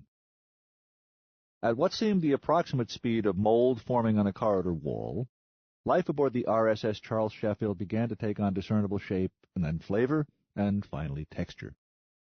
500 people slowly got to know one another, heard the first version of each other's backstories and dreams, learned each other's strengths and weaknesses, discovered what we needed and what we had to give, slowly began to design and assemble by trial and error and what few lessons history had made clear enough, a society that would use all of us and feed all of us and give us all something to be part of for 20 uninterrupted years. Complicating the task, of course, the society was intended to become something utterly different at the end of that 20 years and needed to be kept aimed in that direction at all times. For most humans, anything farther ahead than this time next year is the far future. It can be all too easy to lose sight of a goal that far off, and we had to be ready when we got there. The good news was that Merrill Grossman was our coordinator. She had a keen mind, a great understanding of her job, and a way of bullying people that was so transparently an act of love, everyone let her get away with it. 6 months into the voyage, she organized and chaired the Sheffield's first town meeting. It had to be electronic, naturally. Any cubic large enough to have held all of us at once, even in free fall, would have been a preposterous waste of space in a ship that never seemed to have enough. Even the pool could barely have accommodated half of us, and only on the friendliest of terms. But a well-run ETM works better than a live rally in the park, and Coordinator Grossman knew how. I mean, speeches were made, inevitably. We are talking about humans here. But they were kept short, and they assayed out remarkably low in bullshit content. Captain James Bean, a man who looked exactly like you want the captain of your starship to look, and had the reputation to back it up, got 5 minutes and used 3. The whole ship rocked with applause when he was done. He was well liked. 5-minute gab slots also were awarded to Colony Governor Jamie Roberts and to George R., representing the relativists. Another would have gone to Governor General Lawrence Cott, representative of Kang da Costa, but he was ill, so his slot was given by his life mate Perry Jarnell, who took 6 minutes. At that point, his audio and video both cut out. After that, even the most pompous speakers quickly figured out that if they hadn't gotten it said within 5 minutes, Merrill wasn't going to let them keep trying. By the time everyone's screens went dark that night, we had accomplished what I considered an astonishing amount. Names, for one thing. People had been arguing them for months, occasionally at a volume that drew proctors. But somehow our coordinator cut through the confusion in a way that didn't seem to leave anyone feeling disenfranchised, and before too long we had all finally reached consensus on names for most of the places and things that would really matter to all of us when we got to Bravo. I, for one, found most of the choices cheering, too. Our colony seemed to be a jolly crew. The 3 major continents, for example, were christened Samba, Cerveja, and Carnaval. What lay ahead we knew not, but we intended to have a good time there if we could. At the same time, once he'd explained it to everyone, Matty James's suggested name for our first settlement, Saudade, passed by a landslide with fewer than a dozen opposed, the closest to unanimity we came that night. We all understood that our good times would always be seasoned with a sharp regret, a longing for all the lost loved ones and planets and habitats we had left so far behind us forever. To pretend otherwise would be foolish. Nearly as popular a choice were the new names given to our 2 moons. Nobody had liked the unimaginative names Amiga had given them, New Deimos and New Phobos. For one thing, they didn't look like their namesakes and would not behave like them in the sky. For another, a lot of us were from Mars, and did not want our good times tinged with nostalgic regret every single damn time we looked at or discussed the night sky. That was one reason the two closest alternatives to Saudade, Rio de Janeiro and Niterói, had found so few supporters, I think. So I'd been expecting the grassroots effort to rename the moons. But the names chosen were a pleasant surprise from the music of the 20th century. Tom and João. The great composer Antonio Carlos Jobim, known as Tom, and his great disciple João Gilberto, between them created samba, the lush basis of all subsequent Brazilian music, which became a major influence on the work of my favorite saxophonist of that period, Stan Getz. I took that as a good omen and made a mental note to find out if Kathy knew his work with Tom and João. She did, and knew a guitarist who could play Gilberto style. We killed him at the Horn of Plenty all that week. Governor General Cott's partner had by that point leaned on somebody hard enough to get hooked back online and expressed his co-husband's strong distaste on behalf of our noble patrons at Kang da Costa for the growing tendency of some colonists to shorten the name of our new home-to-be from Brasil Novo to Bravo. His partner found it disrespectful, and Jarnell found it vulgar, if I've sorted them out correctly. He stopped short of demanding prohibition of the name Bravo, but asked for a resolution agreeing that the proper name was Brasil Novo. The Brazilians aboard registered strong support. Merrill sighed and asked if anyone else wanted to address the question. A colonist named Robin Feeney spoke up, pointing out that bravo was a word used to applaud a feat of great difficulty, and a jump of 85 light-years certainly qualified. Our successful arrival would itself be a bravo to Captain Bean and his excellent crew. That went over well. The word was also, she added, one we commonly applied to artistic effort that moved us, and as an actress and painter, she hoped hearing it often might help to remind us that the arts would have an important place even in a frontier society. Someone promptly said, "Bravo," and was widely echoed around the ship.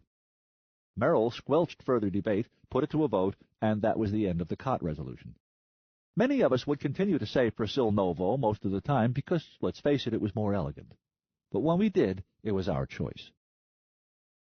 More time was nearly wasted on the contentious question of just where on exactly which continent Saudade should be founded. It was a big planet. Almost none of us had an opinion, but the few who did were married to them. Fortunately, before it got out of hand, Merrill pointed out to us that the reason most of us had no opinion was that none of us was entitled to one. It was not yet possible to state with certainty where the best site for a colony might be. We simply didn't know enough yet. Robot probes were good, but they weren't that good. We would simply have to wait until we approached the Peekaboo system and could take a closer look for ourselves. We did more than just pick names that night. Some sensible suggestions were made. Survivor Gerald Nave, for example, proposed we establish a prize of some kind for most constructive complaint of the month. Sol Short broke in to suggest we establish some sort of penalty for the least constructive, but Merrill ruled him out of order and made it stick. The most popular speaker of the evening was clearly the Zog. He spoke on what it was now believed our new home would be like, the local conditions we expected to find, some of the flora and fauna we knew about. Not in any great detail, really, just enough to give a sense of the place. More than a few of us were still as ill-informed as I had once been, and all were spellbound by his descriptions. He made it sound exciting, enticing, mysterious. A steamy jungle planet, shrouded in mists, teeming with life as exotic as if it had been made up to entertain a child at bedtime. His description of the hoop snakes, which bit their own tails, curled up into the shape of a wheel, and then by deforming their belly muscles were able to roll along the trails carved through the jungle by the sniffer beasts, had everyone chuckling. Then his straight-faced explication of the propulsive method used by the rocket slugs caused such a ship-wide convulsion of laughter Merrill had a hard time restoring order. For months thereafter, the words green mist had the power to make us all crack up. I remember thinking at the time that it was the first time the entire colony had laughed together about something, and that I hoped it wouldn't be the last. Zog even managed, don't ask me how, to make the ever-present mortal danger of fire we would face, and even the threat of hungry ghosts, seem like only bedtime story monsters, thrilling but not truly terrifying. I think if you took a poll, most people would agree with me that Bravo Colony's history as a real rather than merely potential entity begins with the moment Kamal Zogby began to speak that night. Before that, we were a big can full of smelly strangers. When he was done, we knew that we were a family. and one that was going to create an entire world from scratch together one day, in an environment strikingly like the one in which humans had first evolved back on Terra, and that it was going to be an adventure. Everything we did would be legend for 10,000 years, the first legends of our planet. There were a couple of obligatory anticlimax speeches and announcements, and then Merrill closed the meeting precisely when she had said she was going to, at 2300 Sheffield time. Ship's time, that is. By that point in our voyage, 6 months out, we were already beginning to use Dr. Einstein's clock instead of Sol. Lorentz contraction had set in, and we were aging just measurably slower than the people we had left behind. How much slower? Not a lot. Yet. At the instant when those of us in the Sheffield passed the 6-month mark of the trip, residents of the solar system were only about 17.5 hours older than we were. But it would get steadily worse as our velocity mounted up, and constant boost mounts up fast. At the 1-year mark, the differential would be about 7 days and 7 hours. At 2 years, it would be more than 58 days. By the 5-year mark, the divergence of our clocks and mankind's would surge up to almost 3 years. We would be traveling at more than 0.938 C. And when I had been traveling for 10 years and was 28 years old, more than 45 years would have elapsed on Terra. Behind me, Ginny would be closing in on 64, and receding at 99.794% of the speed of light. Then we would flip over and do the whole thing in reverse, and assuming we got it right and made orbit around Brasil Novo as planned, we peekaboobs would be 20 years older, and Solarians would be something like 85 years older. Ginny would be 103, and probably wouldn't look a day over 80. Time has always struck me as one of the allegedly intelligent designer's ideas that was never properly beta-tested before its implementation. I know, they say it serves to keep everything from happening at once. But what would be so bad about that? You'd get to see both the Big Bang, if there really was one, and the heat death, if there's going to be one. Either way, at either end, you'd know. That and everything else knowable. You'd have what Adam and Eve got cheated out of, what they thought they were bargaining for. Gnosis. So would everybody. No more bullshit. Okay, so it would lack suspense. But it wouldn't lack surprise. Everything would be a total surprise, always. I have a great career ahead as a consultant in the thriving field of universe design, Sol once told me. I told him he should hire me. Some experts said he and his fellow relativists generated mini-universes like soap bubbles every working day. He said the moment he got a complaint from one of them, I was the guy he would hire to do the renovation. I don't care what Dr. Einstein says. My own clock seemed to speed up as the days went by. Those first few hours after leaving orbit took forever to pass. The first few days went by at a glacial pace. Then, for weeks, every minute of every day brought new information, new people, new situations, new problems, new mistakes, new things to learn and unlearn. After a few months, of course, it began to slack off. At 6 months, I had a fair idea of where to find most of the good stuff and how to avoid most of the bad stuff, and the days started to slide by while I wasn't paying close attention, and events began to sort of lurch forward in quanta rather than unfold in a smooth flow. Things did move forward, though. By the end of the first year, I was on my 6th girlfriend of the voyage. I've already mentioned the first one, twice, but you probably didn't notice her go by. Robin Feeney was the female lead in the Doc Simon play I took Kathy to see on our first and last date, the actress whose performance I was championing just before everything went to hell. When Robin spoke up at that first town meeting, in support of the shorthand name Bravo, I was just out of frame beside her, holding her hand and smiling encouragingly. I'm the one who said, "Bravo!" first when she was done. It got me soundly kissed about 2 minutes after the meeting ended. And that, I'm sorry to admit, is very damn nearly all there is to say about that relationship. That kiss may have been the high point. If my life were a play, Robin would have had to be a pivotal character, vivid and vibrant, the source of several life-changing insights, and utterer of at least 1 or 2 lines that would come back to haunt me in the third act. It was a role she was perfectly cast for, too, one she could play the hell out of. Unfortunately, she had no one to write it for her, and no skill at improv. On stage, she was vivid and vibrant. Offstage, she was usually thinking about how to be thought vivid and vibrant the next time she was on stage. I sound like I'm implying that she was more self-centered than I, which is both unfair and untrue.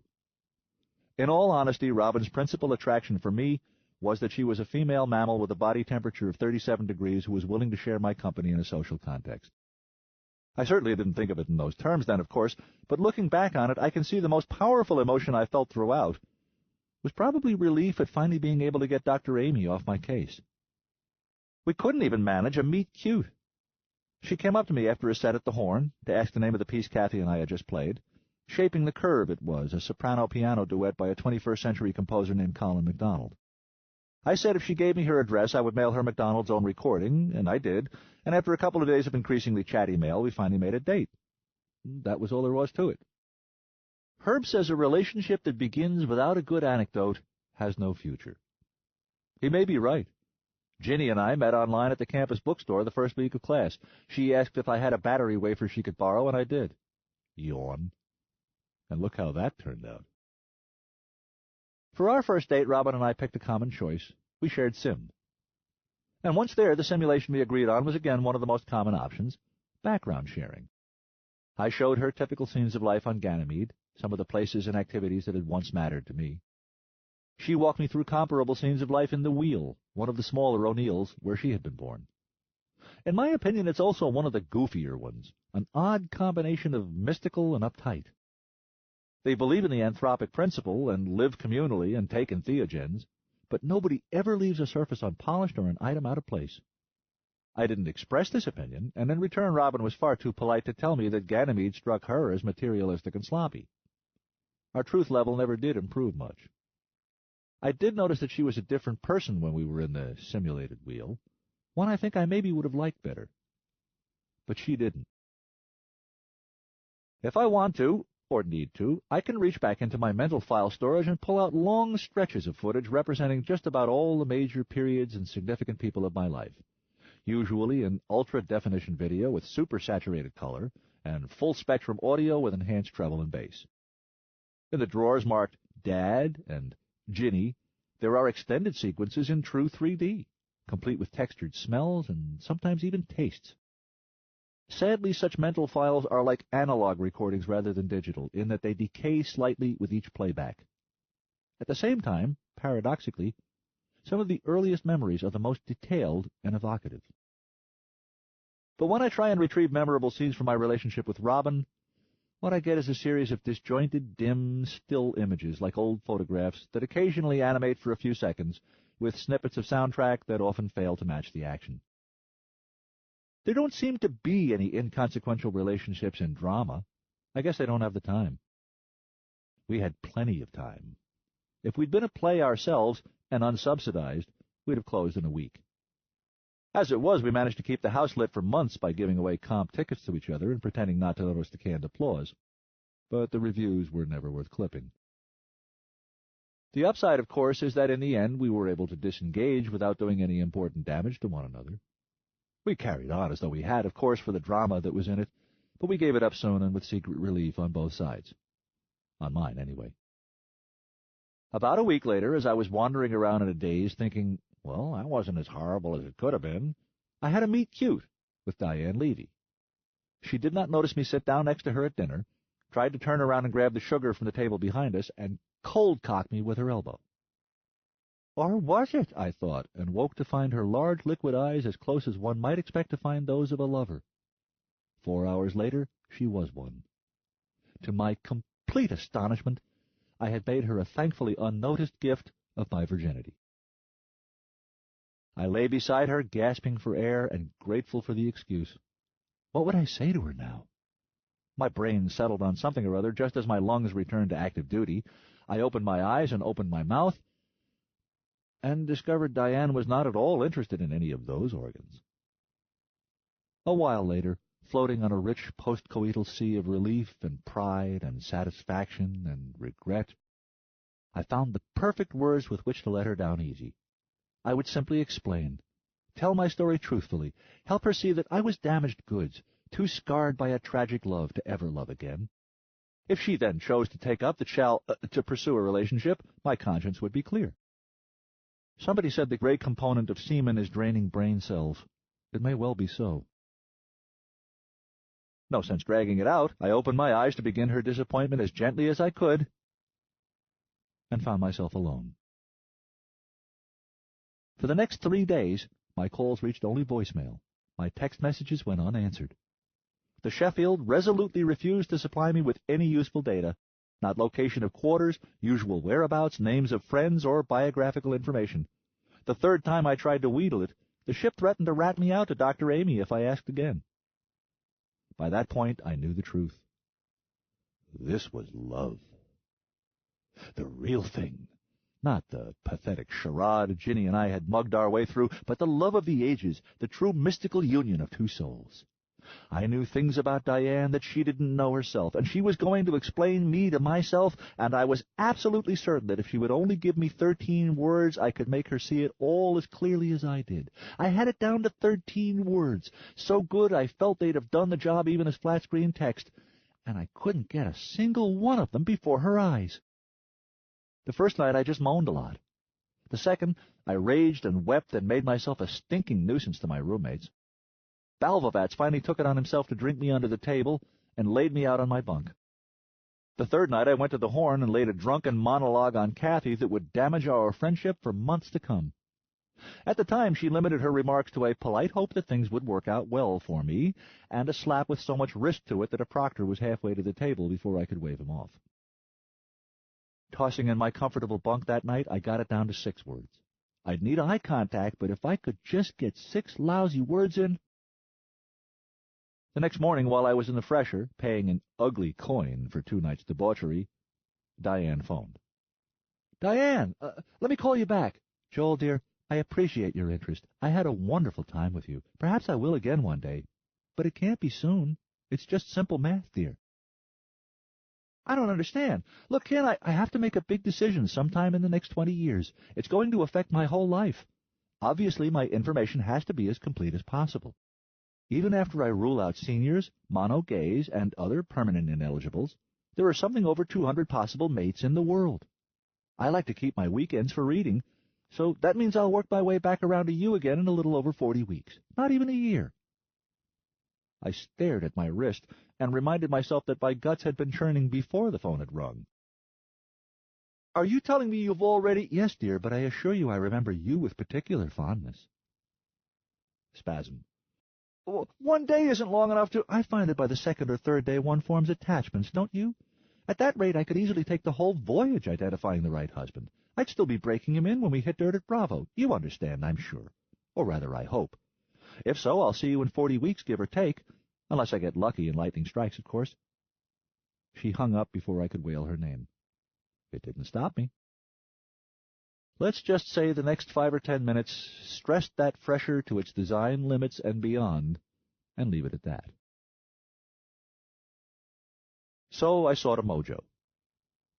That's a term from pre-collapse times. It means a love charm, a magic spell or fetish of some kind that I could use to make Diane see her search was over. Naturally, I sought the advice of an expert.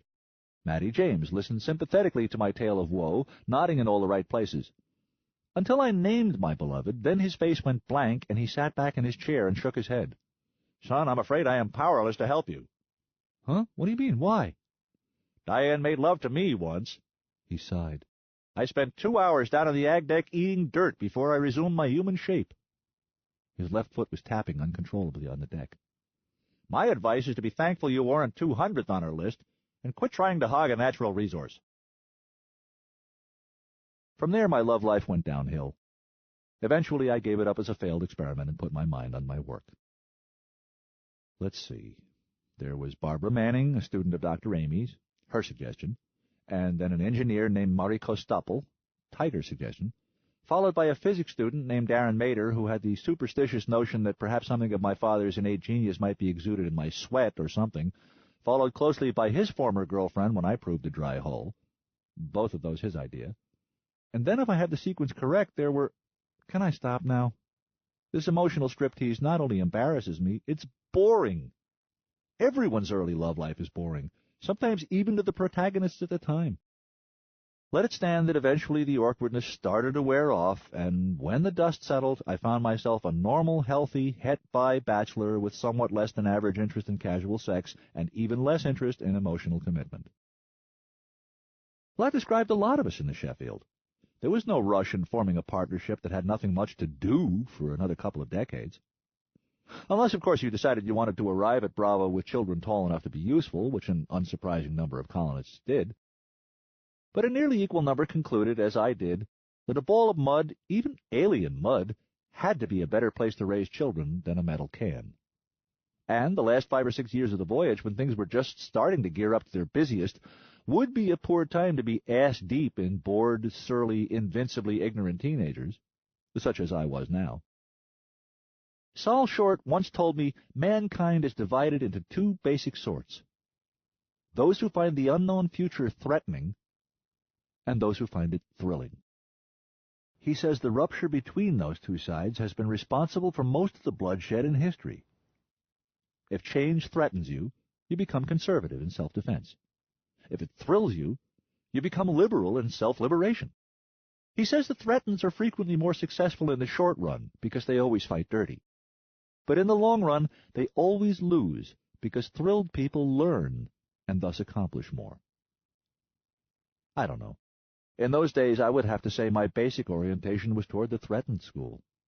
I had begun life by losing a mother I never knew, except as a source of rhythmic thumping sounds and intermittent gurgling noises and comforting warmth. Then, when I was just old enough to get the full impact, I found out how infinitely much worse it is to lose a parent you know. My world had just begun to shake with the changes of puberty when it exploded in my face. At the moment I most needed adult guidance, my supply of parents dwindled to 0.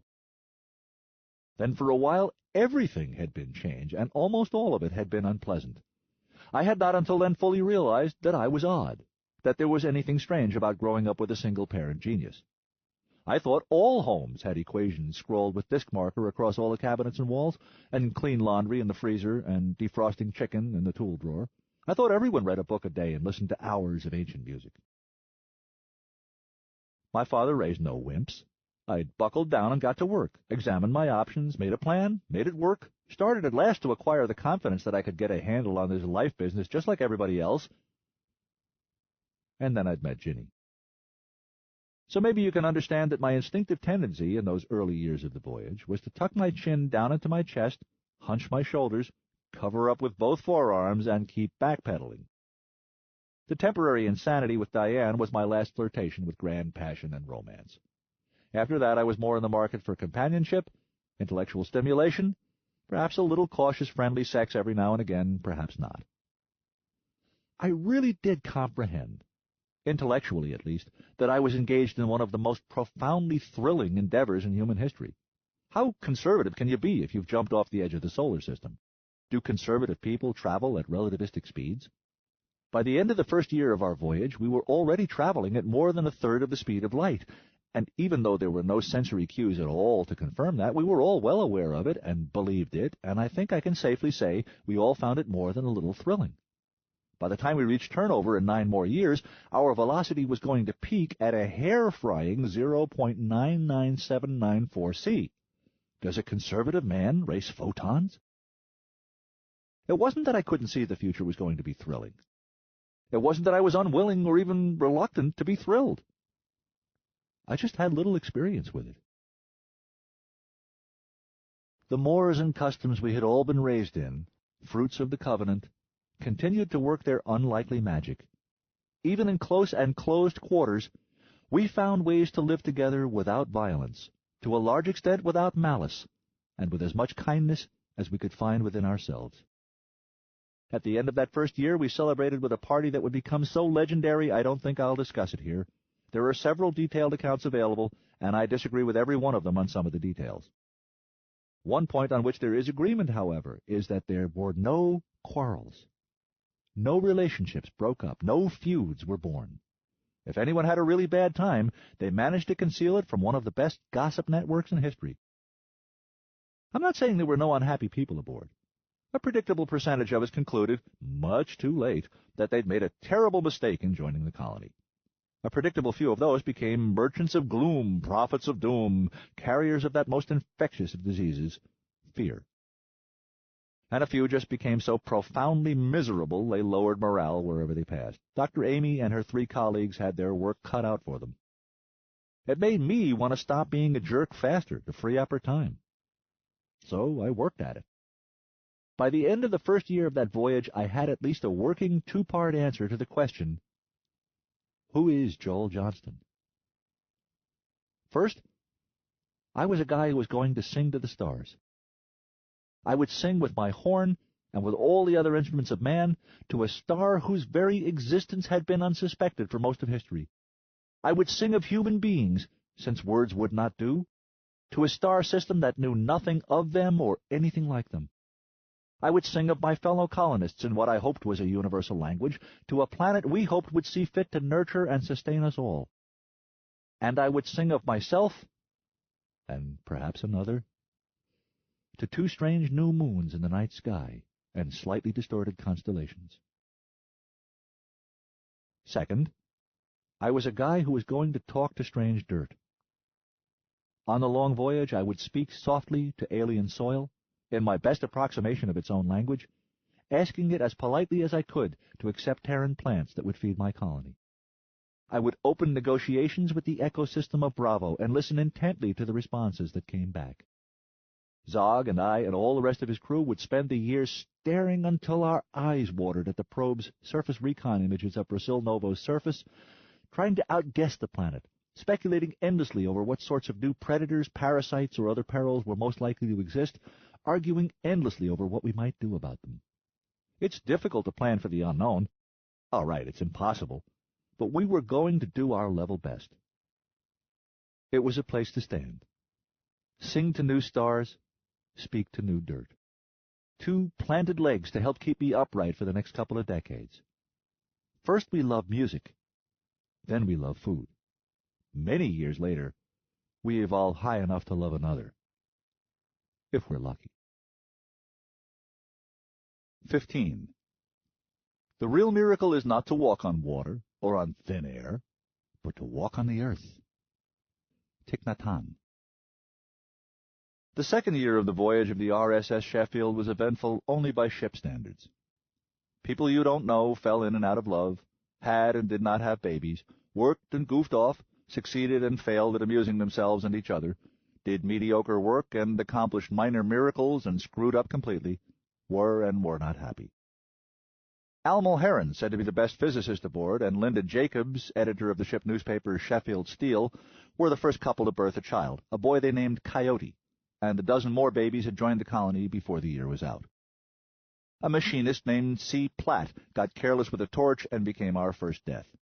He was not widely mourned. Not even his roommates knew what the C stood for.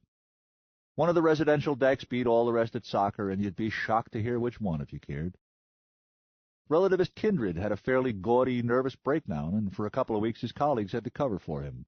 But this had been expected and planned for, and caused no difficulties. It would become a roughly annual occurrence. I think most of us colonists half expected that Peter Kindred was going to burn out eventually at some point along the way, but none of his fellow relativists did. His shift was taken by Dougal Beater, the only one of the relativists I haven't mentioned yet, because it took me months to meet him. Dougal was sort of the backwards of the flamboyantly eccentric Kindred, quiet and sane and empathetic with a diabolical dry sense of humor.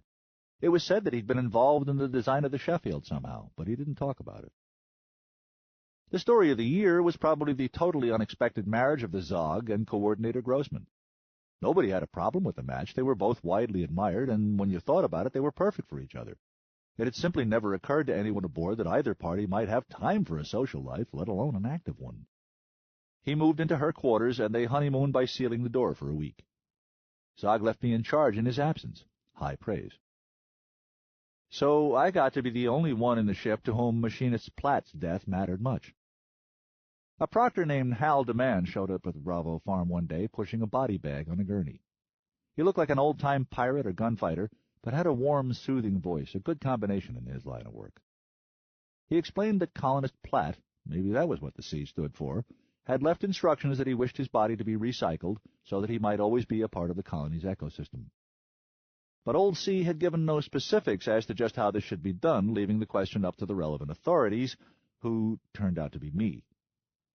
The problem itself was admittedly trivial. Solving it was not. There was certainly plenty of dirt to plant him in, and there were several places where he might even prove useful as fertilizer and as a check on how Bravonian conditions would alter the usual processes of decomposition and fertilization. But there was not enough dirt to plant him 2 meters deep, and we had long since learned that no fence is always foolproof. Having his corpse dug up and eaten by pigs or goats or dogs would technically have met the requirements of Platt's will, and I was tempted to, as the poet Buckley said, just scoop some sand over his wig and swoop the scene. I was fairly sure he wouldn't have complained or even minded. But I was absolutely sure I knew what the Zog would say if he came home from his honeymoon to find some of the leftovers being dragged across his ag deck by one of the pigs. Devising a solution wasn't all that hard. Implementing it was. Kathy and I dug as deep a hole as we could, about 1 meter, and laid Platt in it. Then we stood on either side and covered the corpse over completely, me with broken glass and busted springs, she with curry powder and a spray bottle of lion urine. Chemically simulated, of course. Zog had fetched a lot of odd things along from Sol. Then we replaced all the dirt we'd dug up, leaving a mound of loose earth, but one that was unlikely to be disturbed. The first problem I had with implementation of this simple solution should be obvious. Nowadays it takes something close to total destruction of the brain to beat the autodox. I have told you the damage was done by a torch, and you know where the brain is generally kept. Work it out. The smell alone was memorable. My second problem was less gruesome, but bothered me for a longer time. When we were done with our shoveling, Kathy and I stood there for a few moments, catching our breath and thinking deep thoughts. And then as I was about to turn and walk away, she said, "Shouldn't we say something?" Phrased that way, it meant, "Shouldn't you say something?" And of course I was in charge, and of course I should say something. It didn't seem right to just plant the man and go. But of course I had absolutely no idea what kind of words the deceased would have wanted, did not even know if he subscribed to one of the religions humane enough to be permitted under the covenant or not. If nobody knew what his first initials stood for, there was no point posting a query about his metaphysics on the ship's bulletin board. I had no all-purpose, non-denominational homilies on tap. I had experienced only one death, and hadn't heard a word anyone had said at the funeral. I stood there for a long time feeling inadequate, stymied by the question, hating Kathy for raising it. She waited.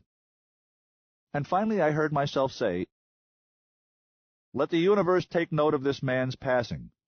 Somebody should. He was one of the bravest adventurers our species ever produced. He died on the way to the stars." That night, instead of sleeping, I thought of better things I might have said, and said them in my head to a man I'd never known. The Zog told me I'd done well when he returned. He'd had a different spot in mind for the ship's cemetery, but was fine with the one I'd picked. I warmed to his praise, but it took me a while to stop resenting Kathy for asking that question. Third year, let me scan my diary. The social bombshell of that year, beyond question, was the surprise wedding of Sol Short and Hideo Itokawa. If the nuptials of the Zog and Merrill the year before had startled everyone, this one stunned us all speechless. The Zog v. Grossman match had paired 2 strong people, both administrators, one quiet and the other loud. Sol and Hideo were 2 extremely powerful minds, both mavericks, one loud enough to dominate any cubic he entered and kind and hilarious enough to get away with it, and the other so impossibly quiet and still that the eye tended to subtract him. I hadn't even realized Buddhist priests were allowed to marry. I don't believe anyone aboard opposed the match once we thought about it, but to do that you had to first imagine it, and that took us a while. I found out when Tenzin Itokawa asked me to play at the wedding. I don't remember what I said. The wedding feast was a memorable blast, and there is nothing in the world duller than hearing the details of someone else's blast memories unless you were at the same blast, so I won't recount any. That was the kind of year it was. The most exciting event in it was not really worth recounting to anyone who was not conceived that night. Year 4 would probably have been downright dull if it hadn't been for the happy disaster. 3 months into the year, the sim deck went down. And stayed down for weeks. The Sheffield's diagnostic systems furnished an explanation, and the 6 people aboard capable of understanding it all agreed that it sounded reasonable to them, but I never comprehended a word of it and will not reproduce it here. By that point, most of us were making fairly heavy use of Sim, for recreation and for emotional therapy and for a way to fight the growing monotony and claustrophobia of life in a great big can. If Dr. Amy or one of the other 3 healers decided you were using it too much, they could limit your access, and by that 3rd year they were starting to do so often enough that it became the subject of jokes. Unhappy ones. When the Sim hardware first failed, I worried for colony morale. It doesn't matter how huge it is, any space becomes confining if you absolutely can't escape it. Without the escape valve of assisted fantasy, I was afraid the ship would start to shrink on us. A few folks did panic at first, and the general tension spiked. It didn't help when Matty James had a public flameout. He had no regular partner, and Sim use was not monitored by the healers like drug intake, so no one had really noticed as, over the years, Matty had quietly turned into a hardcore Sim addict. But when he was forced into withdrawal, he switched instantly to a hardcore drunk, and that became very ugly very fast. Dr. Amy did all she could, but even sober he was unmanageable, and finally she was forced to put him in his quarters. His door stopped opening for him. It was only the 2nd time in her career that she'd ever suspended anyone's covenant rights, and it devastated her, and upset the rest of us. Until then he had been much liked and highly respected. His collapse left everybody on edge. But then word went around there would be an unscheduled ETM, and when we all logged in, it was Dr. Amy leading the town meeting. That was surprising in itself, but what she proceeded to do was probably the last thing any of us would ever have expected.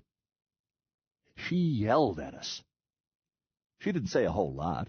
She never used profanity, obscenity, or blasphemy, but what she did say was as memorable as an unexpected enema. If you cannot function without sucking on a holographic fantasy tit that does all your imagining for you every day of your life, what good will you be to Colonia Brasil Novo? It usually takes a life-and-death crisis to show what you're made of and what your neighbors are made of. Thank whatever powers you believe in that all it will cost you is a few weeks without your favorite soap operas. The overwhelming majority of your primitive, ignorant ancestors managed to get through their lives without 3D 5S simulation somehow. It must be possible, don't you think? Children in an empty playroom can amuse themselves for covenant's sake. Some say anyone who goes to the stars is a loser running away from reality. I have never believed that of anyone aboard this ship. I'd rather not start. Those were some of the highlights. I guess she summed it up in her literal last word, and in the force of the exasperation with which she delivered it. Cope! And do you know, later on, when the dust settled, it turned out the Sim system's failure had been a good thing after all. Maybe even one of the luckiest things that had happened to us so far. Forced to amuse and inspire ourselves, we rose to the challenge. Social groupings of all kinds sprang up throughout the colony. Get enough people talking long enough, and sooner or later someone will say something interesting or useful. Happy meetings occurred. Good conversations got held. With more time to read, we spent more thought on what might be good to read and began to learn things. Creativity that begins with off-hours amusement soon accidentally spills over into work and into social interaction. Weddings and less formal partnerships of all kinds spiked to record levels. The theater group acquired competition and rose to the challenge. The ship's daycare problem finally got serious, none too soon. Ship-wide drug intake went down. And when the system finally came back up, Sim use never did reach its previous level again, let alone exceed it. Indeed, toward the end of the year, I developed a funny suspicion about how well it had all turned out, and queried the Sheffield as to whether any previous starships might ever have suffered Sim failure and discovered an overall benefit. I was absolutely certain it was physically and emotionally impossible for an untrue word to pass the lips of Dr. Amy, but for all I knew, any or all of her 3 colleagues could have conspired to hoodwink us all for our own good. But if that was the case, the ship's AI was in on the gag. It told me only 9 previous ships had even carried 5S sim gear, and none had ever experienced more than momentary failures, save for the one that had blown up. Clever con or sheer luck, either way it was damn good luck. The colony was emotionally healthier than it had ever been as it entered its 5th year of star travel, gaining confidence in its own ability to cope. That proved useful when disaster struck. What goes on in the power room of a relativistic starship like the Sheffield? Maybe God knows if she exists. The relativists themselves aren't at all sure. I remember I was sitting at a table at the Horn once with Herb and all 5 off-duty relativists, everyone but Kindred. I can't recall what led them all to be awake at once, and Herb asked what it was like. I'd never have had the hairs to ask myself, and there was silence that lasted nearly 10 seconds. Then Dugald Beater shifted his pipe in his mouth and said, "Well, it's like staring at a random visual screensaver until you can predict what it's going to do in the next second." George R. said, "It's like playing high-a-lie with 50 different opponents at once in zero gravity, blindfolded." London, her head on his shoulders, said, "It's like being inside a spherical mirror in free fall and remembering at all times where the door is." Sol grinned. "It's like running full tilt across a tightrope in spike heels with your eyes closed while cooking an omelet with a blowtorch," he said, and turned to his husband. "Your turn, Spice. It's like—" "Not being," Hideo said. "Ah, come on," Sol said. "I declare that answer void." Hideo blinked at him and then nodded. "Very well. It is for me like an archery exercise, in which you must first hit the bullseye, then hit that arrow, then hit that arrow, and the next, continuing until you can retrieve all your arrows with a single tug without taking a step forward." He turned to the rest of us.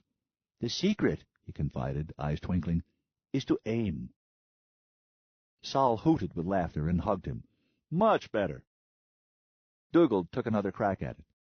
"Sometimes I think of it as looking for a hayseed in a giant needle stack." "Oh, Dougie, that's good," George R. said, wincing as he mimed rummaging through needles. His wife said, "To me it's always seemed very much like hearing a very complex, unfamiliar 4-part harmony in the distance and trying to instantly, intuitively improvise 5th, 6th, and 7th harmonies." That one boggled my own mind. Most people have trouble intuiting the 3rd harmony. Nobody else came up with anything better that night, but I later learned someone had asked Peter Kindred, and he'd offered 2 of his own. "It's like looking at a Rorschach blot until it means everything," and "It's like repairing nothingness." None of which tells me anything. Despite years of friendship with 5 relativists, and close friendship with Sol, George R., and London, I don't know what it looks like inside the power room or even the antechamber. Nobody does who hasn't been inside one. The convention that has become established in film and other forms of fiction is to portray relativists sitting before banks of instruments with lots of blinking lights, intently studying gauges and readouts, constantly making fine adjustments with levers, dials, wheels, or mice that invariably cause beeping sounds. But no such layout has ever been certified authentic, and as far as I or anyone really knows, it is equally likely that what they do in there is simply sit in meditation in a bare white cubic, a meter off the floor held aloft by sheer spiritual purity. I have no idea what takes place in a power room, and I particularly have never been able to conceptualize what it is like in there at the moment of transition, when one shift ends and another begins, how that handoff is accomplished. I am not one of those fools who believe relativists guard their guild secrets to protect their monopoly. None of the ones I knew had an avaricious bone in their bodies. Avarice would appear incompatible with the mindset that produces a relativist, or that a relativist produces, a rare case of fortune bringing immense wealth to people fundamentally indifferent to it. But I have no idea why it is that they do discourage specific questions about their daily activities. I simply know it is their right if they choose, and they do. It is purely my own intuition that they do so to protect the rest of us from the knowledge for some reason. It may equally well be that they simply literally can't explain what they do, that you and I have no reference for the information, nothing in our experience that any words we know could evoke. Maybe I'm like a cat trying to understand exactly how the fish get into those little cans, or a man trying to understand women, unequipped. For all I know, something happened in that room every day, all day, that was simply beyond ordinary human understanding. That's the way I lean, anyway. The one thing I'm absolutely certain of is that my last chance to ask any of the relativists I know about such matters is gone for good. I waited too long. Anyone who is aboard can tell you where they were and what they were doing when it happened. Any society has such events, benchmarks in its shared history. Usually they involve great tragedy. It may be the untimely death of some universally beloved public figure, or a natural disaster of uncommon magnitude. In the old days, it was most often a war, and sometimes a plague. But in those times war and plague were expected dangers and survivable ones. I doubt there have been many humans in history who've known anything like the instant, ice-cold horror that comes to every passenger aboard a relativistic starship when they suddenly find themselves in free fall. Where I was that day was on Bravo Ag Deck, goofing off behind the goat shed, chewing the fat with Sol Short, while the two colonists I'd drawn as my unskilled labor that shift, John Barnstead and Adewale Agbaji, listened and tried not to look awed. We were passing around a flask of wine Zog had made from the Brazilian flower Muirapuama, which was making a very happy adjustment to Brasil Novo conditions. I can even remember what we were talking about. At the gentle urging of Dr. Amy, and with Sol as intermediary, I had long since buried the hatchet with transportees Richie and Jules, going so far as to comp them for a night at the Horn so they could hear me play. It made a difference. Richie came backstage after to stare at the floor and say he Apollinized, and Jules put one arm around me and hugged me, and from then on, whenever we encountered each other in the corridors, they were both loudly friendly. So I had begun a small but precious collection of Richieisms, and loved to compare specimens with Sol, who appreciated them as much as I did. That day, I recall, I had shared with him, "Don't kill the goose that laid the deviled egg," and "You can't sell a fucking book by looking undercover." John threw one in then. He'd heard someone ask the pair why they were constantly together, and Richie had said, "Two heads are better than none." And Sol had just gifted us all with the gem, "I told you so," as in, "I knew that would happen. I hate to say I told you so, Jules, but I fucking told you so." And we were roaring with appreciation, when all at once the ceiling came down to join us, and the floor fell away. Sudden, unexpected weightlessness can only mean drive failure, and this is never good news. But if you're on a starship, it probably means you're dead. You and everyone in your world. It is just barely possible to restart a quantum ramjet at velocities higher than 0.5 c. But time is critical, and luck even more so. It had been done, twice before in history, in each case by a relativist said to be particularly adept. Successfully, I mean. There had been two spectacular failures, by colleagues generally agreed to have been equally good. That was why the Sheffield needed a minimum of 4 relativists. 6 hours was the longest one could reliably sustain the necessary concentration, and why it carried 6. We'd have carried more if Kang DaCosta had been able to hire more. If the quantum ramjet was not restarted, and damn quickly, the Sheffield would literally never get anywhere. There would be plenty of power for life support, and nowhere near enough to slow all those megatons of mass appreciably. We would drift for all time through the void at more than 9/10 of the speed of light, forever unable to decelerate to any more reasonable speed, incapable of making any port. John and Adewale and I were none of us spacemen. We panicked. The blood did not drain from our heads because there was no gravity, but we didn't become as ruddy as we should have. We'd all been in free fall long enough to learn some basics, but none of us had free fall instincts or reflexes. All we had was enough intelligence to understand how much trouble we were in. The goats didn't even have that. They knew only 2 gradations of terror, none and total. They simply happened to be right for once. The goat shed exploded, and jagged pieces of its walls became lethal frisbees, followed by a second wave of hay, hooves, and horns. Miraculously, none of us was hurt by any of these. It was Solomon Short who broke my collarbone, using it to launch himself toward the stairwell, and who dislocated Adewale's shoulder using him to leapfrog, and busted John's nose when he couldn't get out of the way fast enough. I figure I'm responsible for my concussion. I could probably have ducked that goat if I hadn't been watching Sol dwindle in the distance. But how can you look away from somebody crying like that? To be honest, I don't think I'd have been much help to him even if I hadn't gotten my skull kicked. I was already thinking in terms of coping with my own responsibilities, my livestock, my farm, both my farms. Everywhere things would be going to hell, delicate hydraulic systems pumping dry, containers spilling over, lattices coming apart, koi trying to swim in damp air. So it was John, not even particularly a friend of Sol's, who thought of it first, and did it in time, and so ended up accomplishing far more good than I would that day. The instant he had drifted within reach of something substantial enough to change his vector, a light fixture in the ceiling, still on, still hot, he used it to launch himself after Sol. He stayed close to the ceiling and used every surface feature he passed to add speed, so he had soon built up nearly as good a head of steam as Sol had. At about that point, I heard the right rear quadrant of my skull make the sound clop and decided to take a little nap, so I missed John's triumph. Sol had sensibly ignored the lift, beelined for the emergency stair shaft/drop chute, and flung himself down it like a hungry ferret going down a hole. It was the mental picture of him in that ship-length tunnel, reaching ever higher velocity with the help of the handholds that were usually rungs under gravity, that had galvanized John. He was far less free-fall savvy than Sol, but massed more, so he arrived at about the same speed. He knew there was no way he'd make the turn, but he never even attempted to decelerate, just sailed into the chute, slammed against its far wall, and accepted the damage.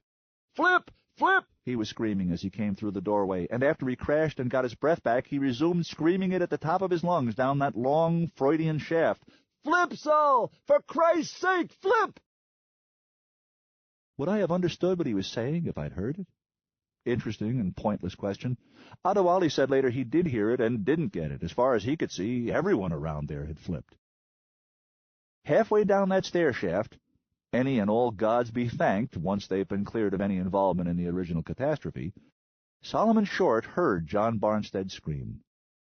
He was then in a kind of frenzy or fugue state, as fixated as a heat-seeking warhead. But John had selected a word from the tactical menu used by warheads. It was a legal command, and as Sol received it, he instantly saw the sense of it and obeyed. By a process that has never been properly described, because everyone who spent time in free fall knows it, and nobody who hasn't can ever understand it, Sol tumble-flipped his body end over end and continued his plunge feet first. John's mental process had gone more or less like so. If Sol is the first relativist to reach the power room, we're all screwed. By the time he can get there from this far away, the ramjet will probably have been off too long to restart safely. So we must pray that another of his colleagues beats him there. But if so, what of Sol in the stair shaft? Sure enough, the Sheffield was later able to tell me that it was less than a second after Sol stabilized in his new position that weight suddenly returned, followed a split second later by the siren blast that was supposed to give 10 seconds warning before any vector change. At once he began slapping at passing rungs to kill velocity and looking below for his landing site. In the end, he landed with nothing worse than a sprained ankle, which became severely sprained after he ran on it. By the time he landed, that was important. Crucial, even, because by then George R. was dead, and London was permanently out of action. The Sheffield was down 2 relativists now, and that left us exactly enough to keep the quantum ramjet running 24 hours a day. There was going to be no acceptable excuse to miss a shift for the next 15 years. What happened in the power room that day? There's a lengthy report on file, which I am assured is accurate and complete. You're welcome to look it up. It's full of what look like words, arranged in sequences that seem to be sentences, and the one I come closest to understanding seems to say that the 0 point became briefly numerable, and George R. was unable to deny it. Maybe that conveys something to you. It's noise to me. Months later, at various times, I heard Dougal Beater say that George R. had stopped surrendering, and heard a massively drunken kindred assert that his colleague had lost his focus. How those two things could describe the same event, I cannot imagine. Here's what little I do understand. First of all, George R. was not supposed to be on duty that shift. Hideo was. That was why Sol lost it. But at the last minute, one of Hideo's Zen students had come to him with a spiritual crisis, and he'd asked to be replaced. This was no big deal. By that point in the voyage, all the relativists had missed a shift or two. It was part of what spares were for. Hideo had probably missed fewer than anyone else but kindred, and had extracurricular responsibilities the others lacked. If anyone was entitled to blow off a shift, it was him. The person he was supposed to succeed was George R.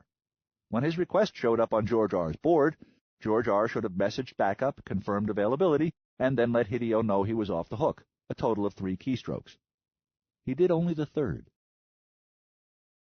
Who can say what was in his mind? Of the relativists aboard, Sol was the loudest, and Peter Kindred the most egotistical, but George R. was far and away the most sheerly confident. There was no leader, but he was senior among equals. The backup he should have called was London. She was asleep just then in their quarters. Perhaps he just wanted to do something nice for his wife. Maybe it was a gesture of apology to get him out of some marital doghouse. It may simply have been easier for a man as confident as him to push one key rather than three. He certainly was not the first relativist ever to work a double shift, but I think it's safe to say he was the last. Fatigue, monotony, bad judgment, bad luck, none of them ever said, and none of us ever had the balls to ask.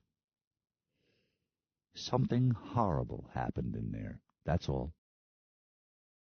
Whatever it was, took something like 30 seconds to finish burning his brains out, and matters should have ended there. It is certain that he did not at any time trigger an alarm or send out a message of any kind.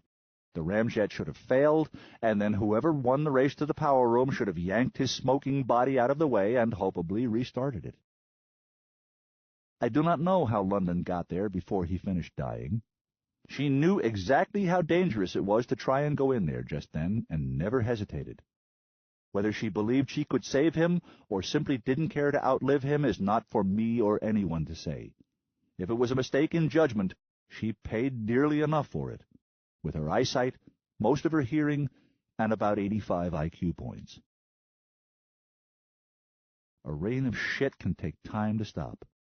It was doubtless lucky for all of us that Hideo was the next to reach the power room. Of all of them, he most had the kind of iron discipline and diamond calm it must take to toss the smoldering bodies of two friends out on the corridor for others to deal with, forget them, and try to restart a quantum ramjet.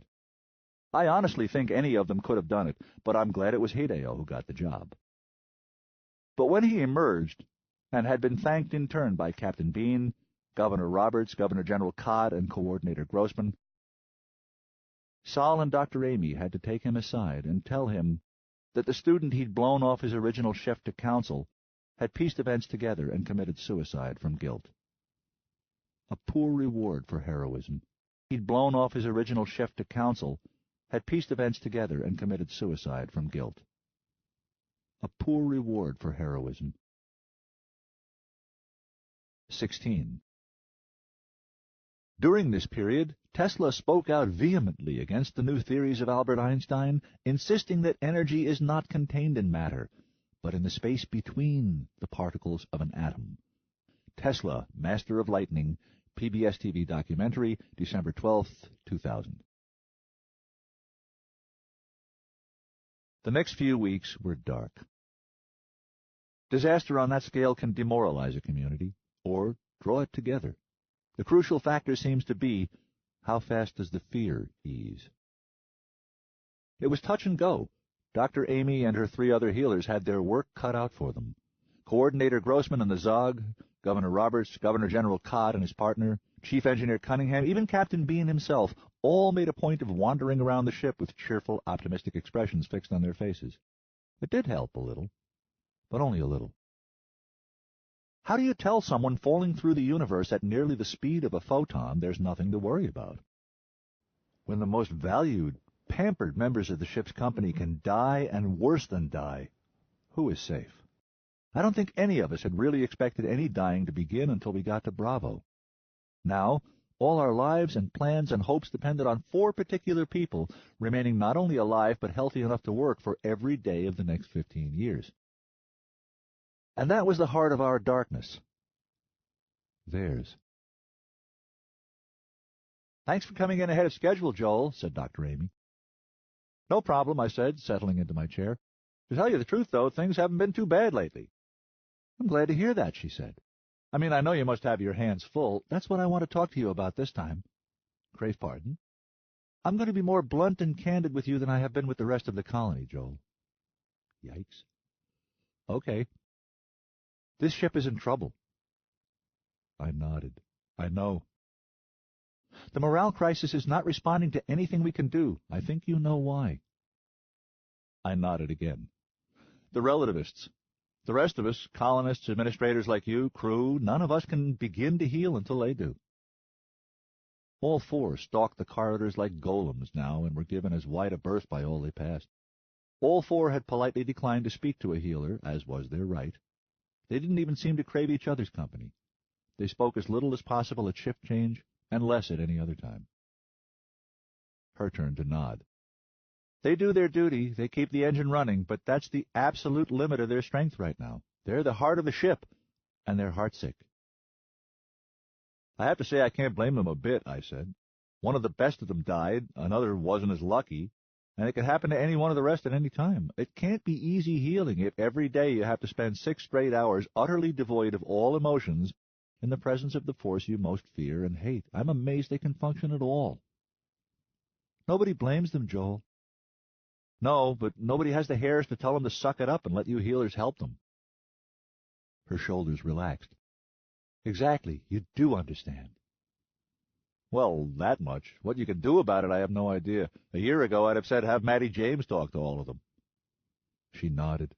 They all used to respect him a lot. He used to deserve it. Matty had long since been restored to the Covenant, but the man who'd emerged from his room was not the Matty James anyone remembered. He was pale, dwindled, and taciturn, and he did not want to talk to anybody. Something had changed him, and no one had any idea what. She grimaced ruefully. Suppose you were in my chair. Where would you start? That's easy, I said. With Sol. He's the linchpin now that George R. is gone. Until you turn him around, you'll never... I trailed off as I realized where this had to be going. I agree, she said. I held up both hands, shook my head, and shut my eyes briefly, refusing delivery with all the body language at my disposal. No way, don't look at me. Joel, I tried already, twice, okay? Both conversations together totaled a single word, and I didn't say it. Tell me about it. First time I saw him afterward, I walked up to him, and we stood about a meter apart for a few moments, and after a while I opened my mouth, and he shook his head no, and I closed my mouth, and he went away. And the second time? 2 days ago. I waited outside his room, where his door couldn't see me. I had a zinger prepared. A brutal, stinging line that would shock him into paying attention to me. Use anger to invoke his fighting spirit. Healing 101. The door opened, he came out and saw me, and this time I didn't even get to open my mouth. Don't, he said. Just that. How did he say it? She was leaning forward slightly. Well, way back at the dawn of video, there was a short time when animation was so expensive they made cartoons in which little ever moved but the characters' mouths, which were real human lips superimposed on 2D drawings. He looked just like that. She winced. So I just nodded like, okay, I won't, and he gave one little gesture of a nod like somewhere between thank you and fuck off now, so I fucked off. She was wearing her most empathetic expression. And now if you try a third time without some kind of direct invitation from him, you'll lose him as a friend. I see that. You're good. How horrible for you. Okay, never mind. Thanks, Joel. I should have known you would have already tried your best. I apologize. She stood up. We were done. I got up too, and we gave each other the Japanese-style bow that was our half-ironic custom, but I did not turn and head for the door. What was it you were going to suggest? She waved it away. No, never mind, thanks. Probably wouldn't have worked anyway. If this is reverse psychology, she smiled. No, it was just an idea. So just tell it. I read a line somewhere in an old book once to the effect that when you're really depressed, the only person you'd be glad to see coming is somebody who wants to pay an old debt. I don't follow. You've never paid Sol for his services as your advocate 4 years ago. You promised him an original composition of at least 15 minutes on the baritone sax with his name in the title. She was right. I had certainly meant to do it. I had even made a start on it once. But what with one damn thing after another, it had fallen between the cracks and eventually been silted over. I told myself I would have recalled my promise eventually. I was thinking maybe you could offer to do it now. Ask him for direction. Use that to get him talking. But you're right. If you raise the subject now, he'd tell you where to put your saxophone.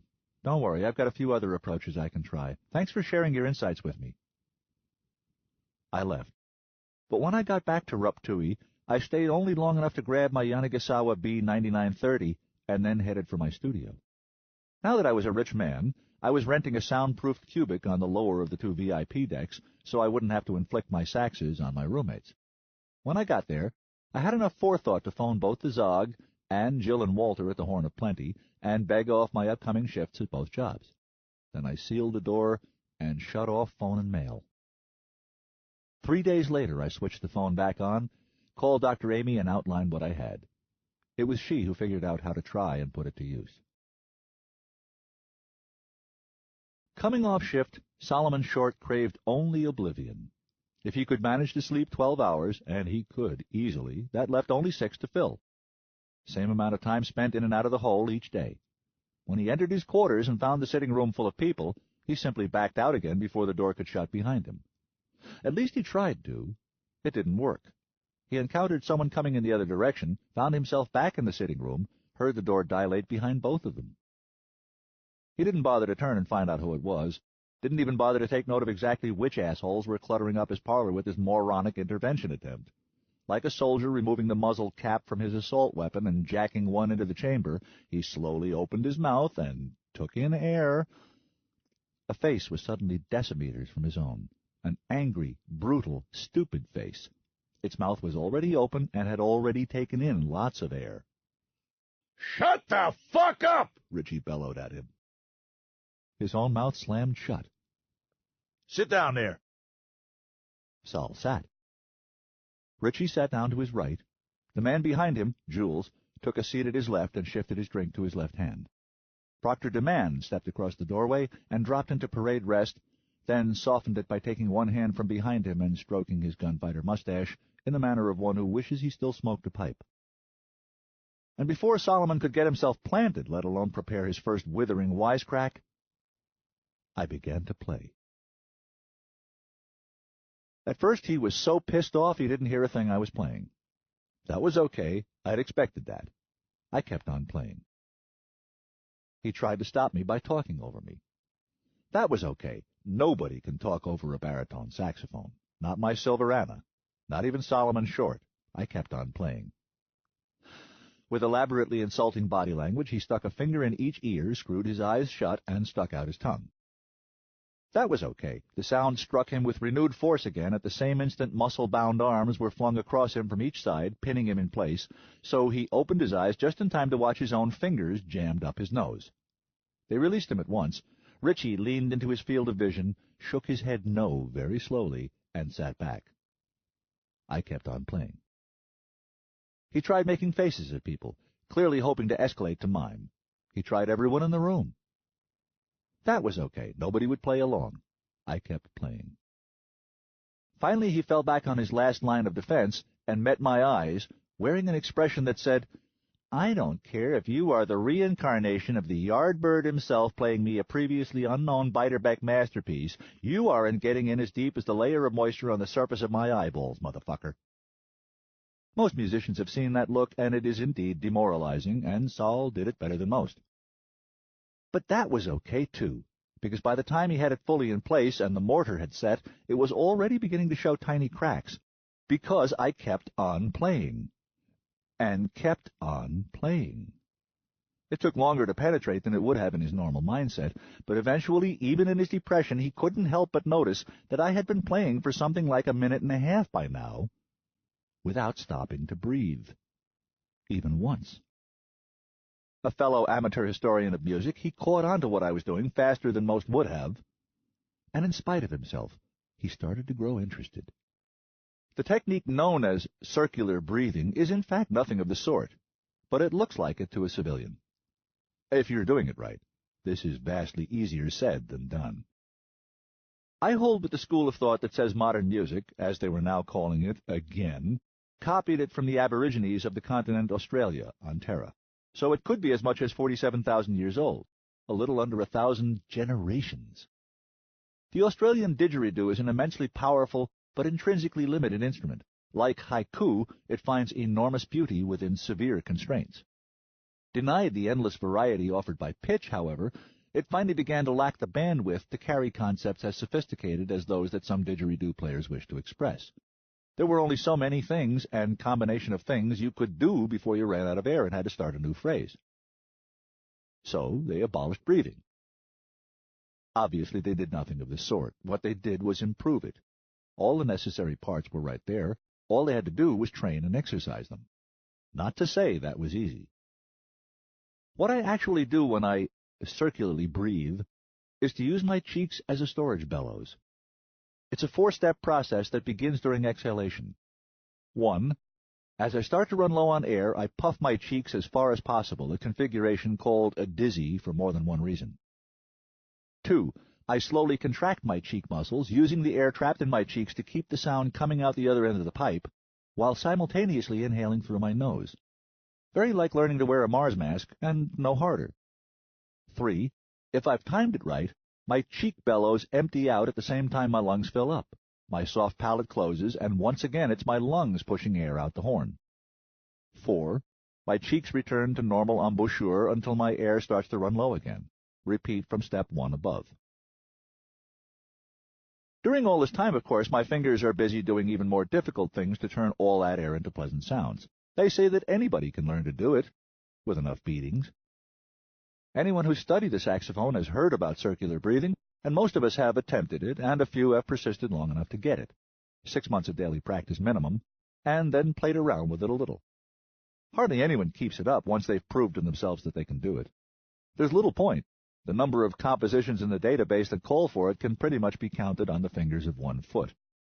The last composer of merit to mess with it much was probably MacDonald, just before the prophet took everyone's breath away for a century and a half. His thaumaturgy is definitive. I developed an interest in it about a year before the disaster, for much the same reason the Aborigines had. After many long, slow years in one place, I was beginning to find my own limitations unbearably confining. First, I'd fooled around with playing more than one horn at once. But like everyone who tries that, I'd found that everything you can do along those lines that isn't just a gimmick was done a long time ago by Rahsaan Roland Kirk and Sun Ra. So I'd switched to circular breathing. It took me about 3 weeks just to be able to do it with nothing in my mouth, then 3 weeks more with a straw making bubbles in a cup of water. After 6 months, I could produce recognizable melodies on sax, and 6 months after that, I was just beginning to get to the point where I might have been willing to let another human hear me do it, when hell broke loose in the hole and the roof fell in on us all. I hadn't played much music of any kind for a while after that. Nobody much wanted to hear any. But after my conversation with Dr. Amy, I had worked continuously for 72 hours, getting by on catnaps and helmet rations. I had to. I already knew I was going to be half cheating Sol as it was. I did not have time to actually compose a 15-minute-long work, and was going to have to improvise something that had his name in the title. But by the covenant, the man had asked for whatever it was to be played on Anna, and that was what he was going to get. He was the first person aboard to touch her, had brought her to me with his own hands that first week. Up until those last 3 days, all my circular breathing had been done on my alto sax, on which I could barely get through the 9.5-minute thaumaturgy. It is much harder to do on a baritone, even a cherry like my silver Anna. Simple physics. A bigger volume of air has to be moved farther. There's a finite limit to how big you can make your cheeks. The lower notes in particular require breathing very fast, and that's hard to hide. Counterintuitively, it is also harder to do circular breathing on a tenor, and perhaps hardest on a soprano because of the increased lip pressure required. This is not a paradox. The universe just hates musicians. Envy, I think. I'd finally found a way to fake it, but I don't think I can describe it.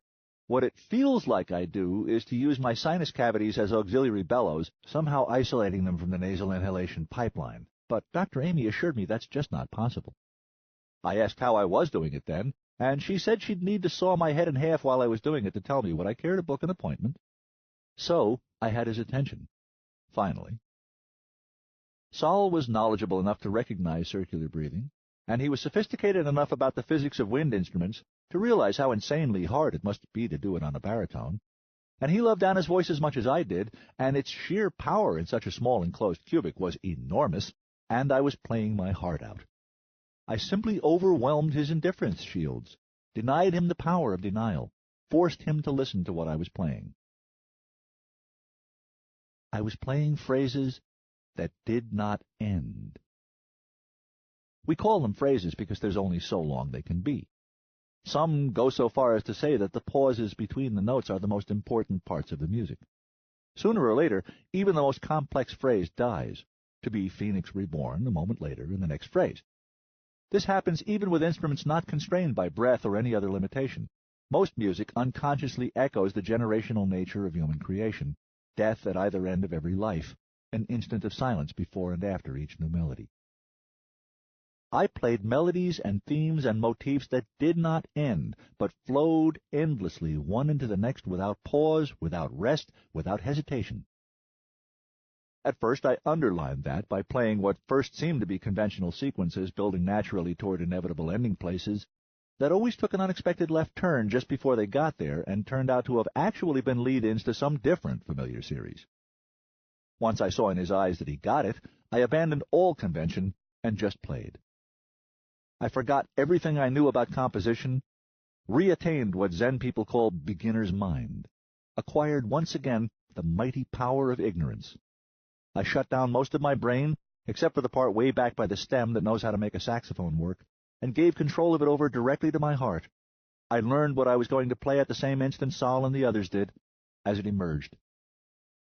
If what I played had had lyrics, they would have had to be "fuck death" repeated in every human tongue ever spoken. I blew phrases that refused to end.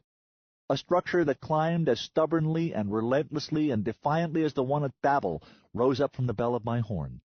I stated a theme that had no resolution and sought none, and proved that it needed none. George R. was woven in and out of it, a face whose only expression was a smile.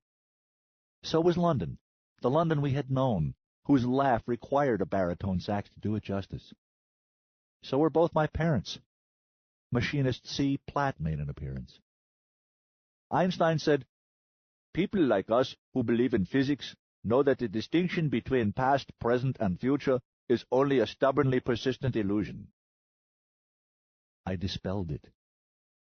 I did not take my eyes away from those of Solomon Short once, until I saw in his eyes that I had won, that I had penetrated deep enough. I had forced him to see that he could feel and not die of it. It was like watching a man in agony as the morphine hits. Have you ever had a serious fever? The misery seems not only to last forever, but to have lasted forever, and then it goes on like that for days. But there comes a point when some kind of knot inside suddenly lets go, at the base of the throat it feels like, and something starts to ease or melt or release. It's a little like drifting off to sleep, only it leaves you more conscious.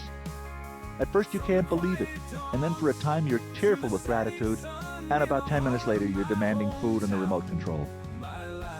I held on until the tearful with gratitude stage. I've mentioned my unusually accurate time sense. I knew when I'd been playing for 15 minutes. At 16, I yanked the mouthpiece from my lips, chopping off short in the midst of an ascending arpeggio. It took me a ridiculous number of seconds to remember how to take in air by mouth. Sol didn't notice. His eyes stayed closed. At the unexpected cessation of sound, he first froze, then slumped slightly. When I had enough control back, I said formally, "The name of that piece is Sol Keeps Shining." Nobody said a word or moved a muscle, except me getting my breath all the way back and unkinking my neck. For maybe 30 seconds he moved nothing but his nostrils and chest, so long that I was beginning to wonder if he had entered meditation. He sat up straight then and opened his eyes and looked into mine and said, "Okay." Anna and I bowed. He turned to meet Dr. Amy's gaze. "All right," he told her, "I will." She nodded. "I know, Solomon." He addressed the room. "Thank you. You are all good people." He turned back to me. "Except you. You haven't even left us the option of saying I'm breathless, you hammy bastard." "I could throttle you," I offered. "Well, you're probably not the only one who's had that idea lately," he admitted. "I've never been the only one with that idea," I assured him, and noticed I was leaking tears. It didn't seem to be a problem. The old Solomon Short lopsided grin lit the room. "Look, yes," I said, "we will excuse you. Love to Hideo." He nodded and stood up. He bent slightly, looked up to me for permission, and kissed Anna on her upper lip. Then he straightened, and without asking my opinion, kissed me firmly and wickedly on the mouth. Hal opened the door for him, and he left at once. I started feeling better immediately. It took him 4 days to finish bringing the other 3 relativists around. Peter Kindred took the longest. But the outcome was never in doubt from the moment when he told Dr. Amy, "Okay." Word got around. The next morning, at the Horn, I looked up for my breakfast to find a complete stranger a meter away, seeking to be noticed but looking sheepish. He wanted to know if he could have a copy of Sol Keeps Shining. I hadn't thought about it, but found I didn't need to. "You've come to the wrong window, cousin," I told him. "That piece and that recording both belong to Solomon Short. It was a work for hire, performed in his private cubic, and I've waived moral rights. I don't even have a copy myself." He thanked me and went away, and later that day my mailbox began to overflow with copies of Sol Keeps Shining, at least half sent by people I'd never met. Over the next few days, I started hearing it played all over the ship. Later that day, Dr. Amy came down to Ruptui to hug me. She pretended not to see my tears. Strangers stopped to bow to me in the corridors. The sets I played at the Horn became full houses of people who had come to listen. In a musician's ultimate wet dream, I was literally commanded by my community to formally release an album of my work so I could sign copies of it for them. One of Kathy's husbands, Paul Barr, recorded and mixed it. My backup was her, a bass player named Carol Gregg, Garrett Amos on guitar, and a utility infielder named Doc Cuggs filling in on this and that. Richie and Jules handled the mechanics of burning, packaging, and marketing, robbing me no more than an honest 10%. I called it On the Road to the Stars, and included a reinterpretation of that tune. Shortly after that, Herb came up to me, grinning like a Viking after the plunder but before the rape, to inform me that a VIP of the Apple Empire back on Terra wanted to know who represented me. Badly enough to pay a fortune for telepathy rather than wait 2.85 years for an answer by laser. I got Paul Hattori to represent me, and 3 months later my album reached number 7 on the Inner System chart and number 3 in the Outer. It would have time to win one major critics award as well. I couldn't help but wonder what Ginny thought of it. But not hard, or for long. I was busy. Come to find out, a saxophone hero in a small town has absolutely no trouble getting all the dates he wants, on whatever terms suit him. Who knew? After a few brief holy shit experiments, I think I did pretty well resisting the temptation to be a jerk and abuse it. I kept remembering that I was always going to live in a small, glass-walled town with all these people. Leaving town or planet and reinventing myself was no longer an option. But I did have me some fun, I did. Herb actually stopped clucking over me. Immense wealth, creative validation, system-wide fame without any downside, personal popularity, emotional support, great sex. If I'd had any idea how much fun it would turn out to be, I'd have leaped off a cliff years earlier. It only underlined things when word reached us that the long-threatened trade war had finally broken out between Ganymede and Luna, and I discovered that I did not give the least particle of a damn. Some of the more panicky news nitwits back there were shrilly predicting that the conflict would not only metastasize and become systemic, but would finally trigger the, quote, inevitable, unquote, return of armed violence to human affairs and destroy the Covenant. Of course, they'd been saying similar things as long as I could remember, and for every one of the nearly 200 years since the last recorded shooting war. But even when I ran it through as a hypothetical, no behavior is beyond human beings, I was mildly surprised to find how little it worried me. Was I really that self-centered and callous? Screw you, Jack, I'm all right. I knew people back there. Nice people who would feel great pain if someone shot them, and feel worse pain if they shot someone. Didn't I care about them? Sure, theoretically. But I think we can only really worry about things that deep down we believe we could do something about if we tried. I could no more affect the solar system than I could events in Sparta or the Land of Oz. My friends on Ganymede were going to have to look out for themselves. So were my friends on Terra and in Luna. I did arrange for a few musicians I knew to get their demos listened to at Apple, but I knew as I did it that it was a message in a bottle, and would probably be my last contact with the solar system. And unless any of them could afford to spring for telepathy, it was going to be something like 5 years at a minimum before I could possibly hear any results. They would crawl after us at the speed of light, and we were moving well over 95% of that ourselves by now. Psychologically, I was already becoming a Priscilla Novan. And I wasn't the only one. As we entered our 6th year, most of us had experienced similar changes. Hits at the ship's system news website registered a steady decline, without reference to the juiciness of the headlines or sexual attractiveness of those depicted. Mail traffic to sternward showed a similar trend curve. Terra, Luna, the O'Neills, Mars, Ganymede, the Belt, all of them had become the old country. To our children, some of them now 3 years old, they weren't even going to be that. When they grew up, they'd have trouble keeping them all straight. I forget, Dad. Was surfing invented on Mars or Luna? I can never remember which one you had to live inside of. All but a handful of their own children would possess such information for only 1 week of their lives right before final exam week, and then discard it forever with no ill effect. We not only started to realize that, we started to be okay with it. We began, in subtle ways, to function less like a collection of random refugees in a temporary shelter, and more like a community. There was a fairly long period in its history when Canada was a collection of isolated outposts, its citizens separated by vast gulfs of uninhabitable space and incompatible regional interests, even different languages. Yet they found it possible to maintain a solid, workable sense of national identity based on little more than unusual pleasantness and a shared loathing of their national airline's coffee. In the Sheffield, it was green mist jokes and shared loathing of rabbit meat in all forms, and eventually all things rabbity. Any joke that ended with a bunny covered in green mist was a surefire laugh. Nations have been founded on worse. I don't suppose many of us really despise rabbit as much as we affected to, but it is a virtually fatless meat, pretty boring no matter how you cook it, even in a ship with good air pressure. And rabbits lend themselves to jokes. Few of us like a coward. And there were ancillary benefits at which one did not have to turn up one's nose for a change. If you rejected rabbit meat, you either ate syntho, unsatisfying, or you were a vegetarian until the livestock got decanted at Bravo. And while vegetarians fart twice as much as carnivores, the farts smell 10% as bad or less. There was a noticeable net improvement in ambiance ship-wide. Things were actually starting to look pretty good just before everything blew up. Well, very damn near everything. 17. My opinions as to the future of mankind are hedged in by this statement. I think it is necessary for the human race to establish colonies off this planet.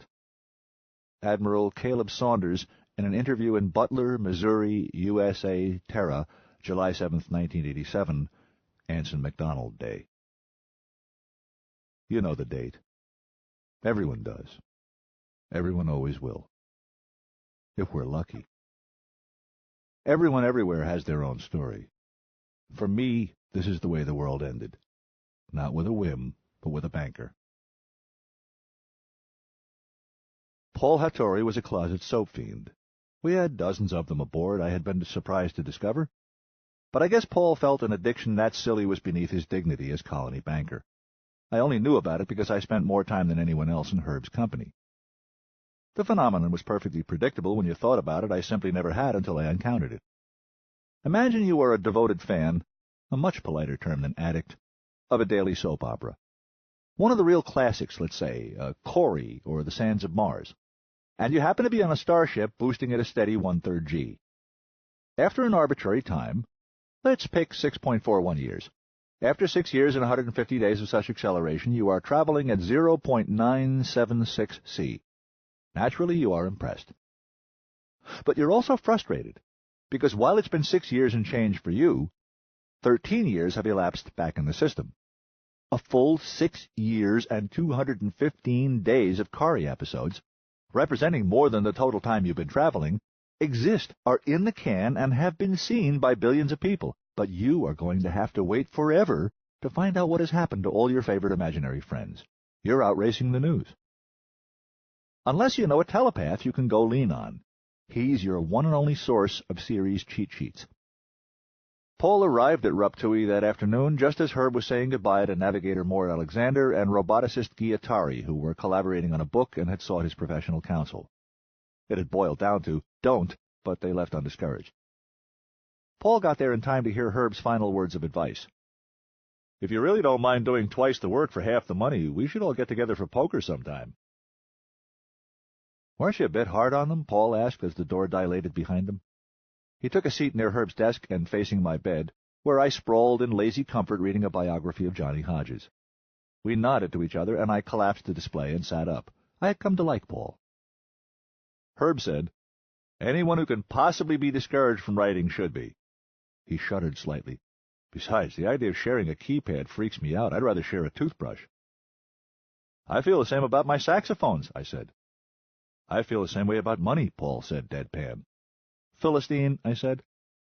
Herb frowned. Please, let's not corrupt the language. It's pronounced Philistine, and I agree it's the least he can do. Paul sighed theatrically, got up, and went to the fridge, one of several improvements I'd had made to the room. You, Joel? Sure, I said. I presume you're here for your fix. Can you squeeze me in today, Herb? It's been a month. Herb's telepathic time had always been pretty heavily booked, and got more so as the voyage went on, and the amount of information that only he and his colleagues Stephanie Gaskin and Jean Rubico could supply increased. But now it was a distinct nuisance for Herb to fit things as frivolous as soap opera synopses into his traffic load. But as a nicotinic, he did empathize with addiction, and Paul was the recipient of something like a quarter of his usual official daily traffic. Yes, but only because I've just thought of a pun so hideous I've basically lost the will to live. Paul brought each of us an open container of beer and sat down with one of his own. There were real glass steins aboard, packed deep in the hold, so we'd still have them when we reached Bravo. Okay, I'm seated, and I have beer. Go ahead. He flinched anticipatorily. Well, you spend half your working day staring at the stock situation, concerned about corn futures. Then you come here and pester me so you can get caught up on stock situations and corny futures. I groaned. Paul's nostrils flared. If you're calling Corey corny, you dozy pillock, I'm glad I pissed in that beer. I was referring to the ethanol served at the rower's return, wanker. Paul relaxed. Ah, well, ethanol sterilizes anything. I said, if that were true, the human race would have died out a long time ago. And there'd never have been a second generation of Irishmen, Herb agreed. Weird now, remembering that was the last thing I said that morning. Reality can get away with things you'd never buy in fiction.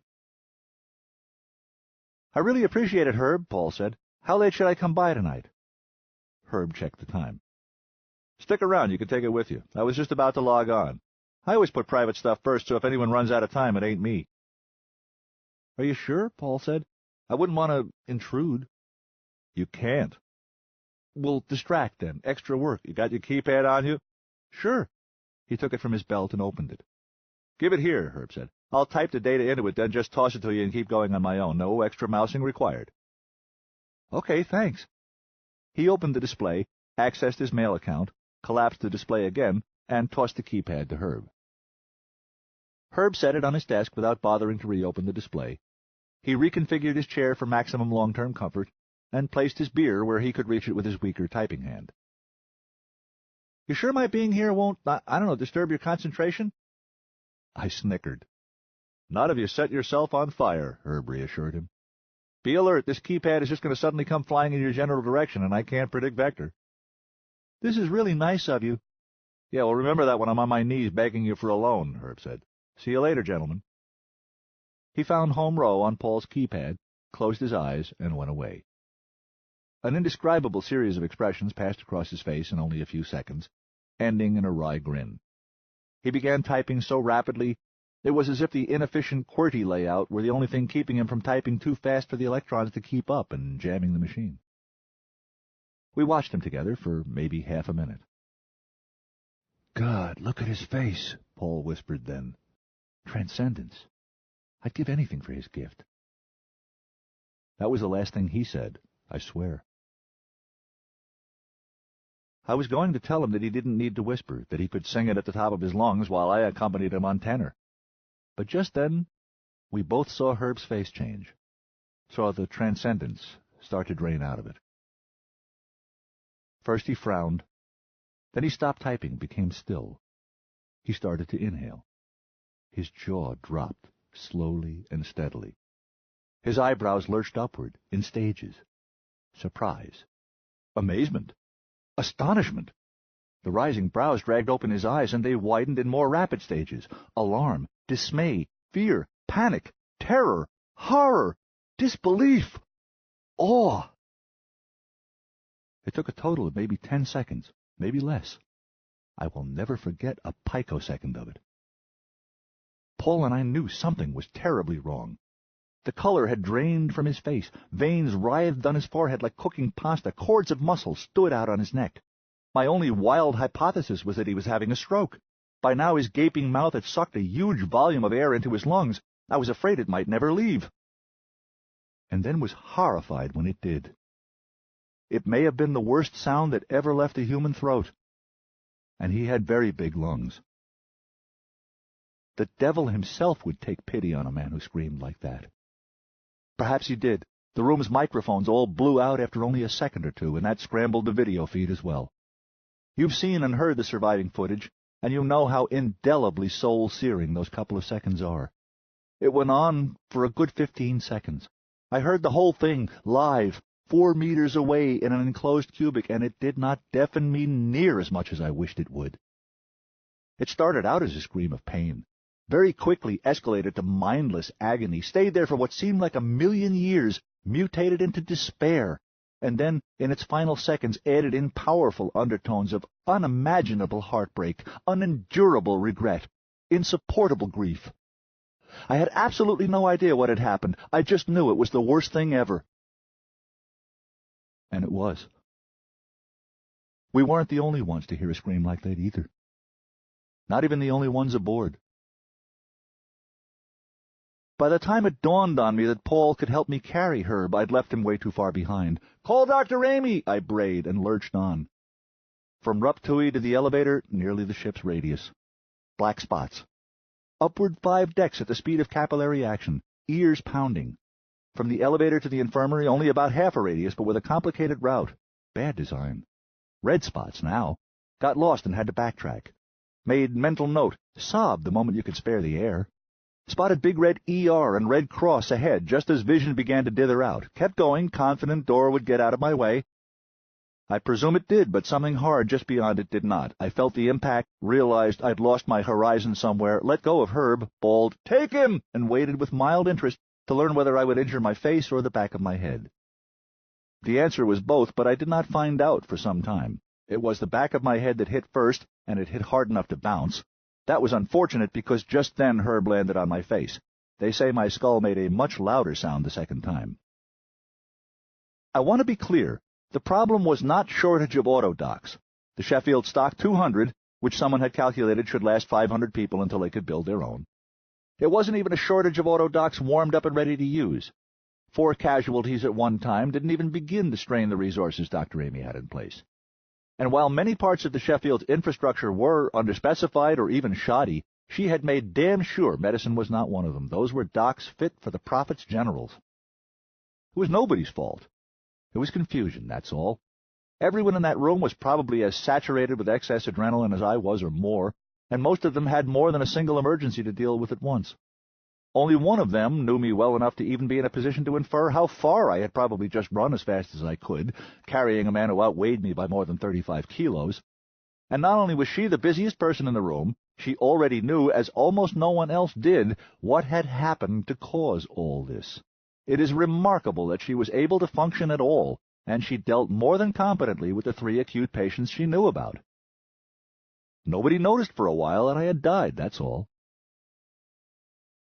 Obviously, somebody did catch on before I passed the critical threshold, and those really were top-of-the-line docs. I was never in any real danger. But Herb and his colleagues had already been discharged by the time mine decided to decant me. I woke as the lid unsealed, opened my eyes to see Solomon Short seated a few meters from my dock looking at me. His face was distant, unreadable. As he saw that I was awake, his eyes hardened. He got up and came to my bedside. He looked so solemn I was about to tease him, when I suddenly noticed his lower lip trembling. He leaned close, looked me in the eye, and said without a trace of humor, "If you die one more time, I will be very angry with you. Do you understand?" "How's Herb? I died?" He straightened and nodded. "A little bit, yeah."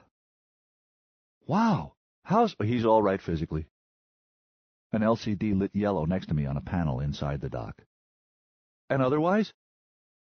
"Dr. Lewis is the best there is." As I thought about what that statement said and what it didn't say, the yellow light turned amber. I knew that wasn't good, and started doing my quartered breathing trick. By the first exhalation, the light had dropped back to yellow.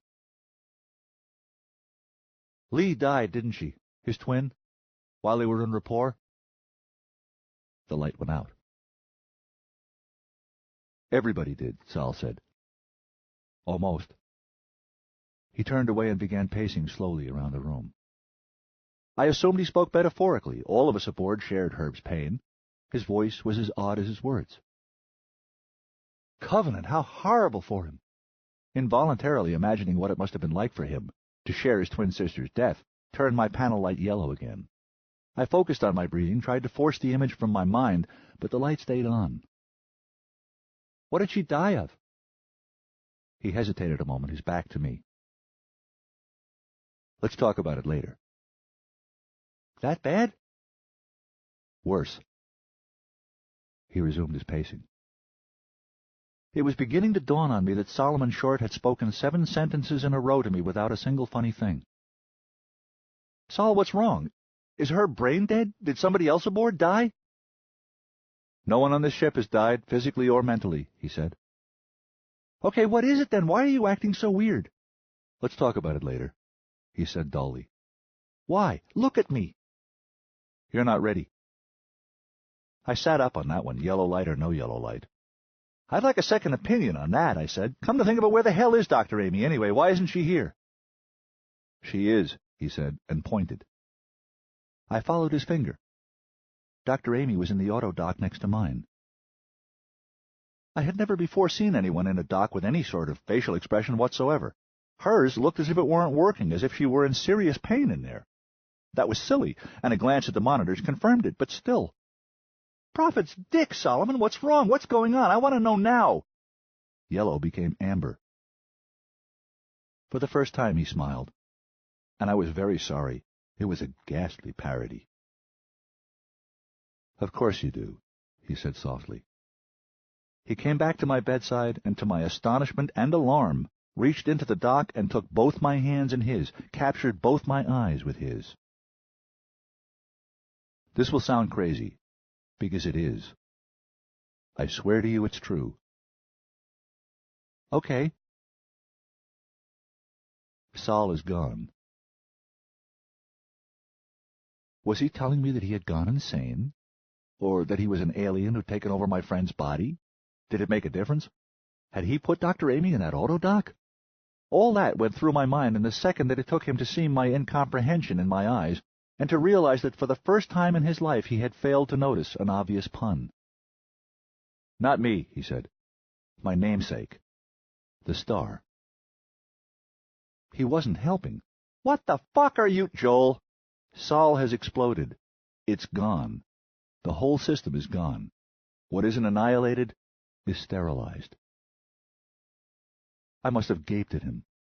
Don't be silly. The sun can't explode. G's don't go nowhere. They don't have the materials. It simply isn't. I know, he interrupted. I know that.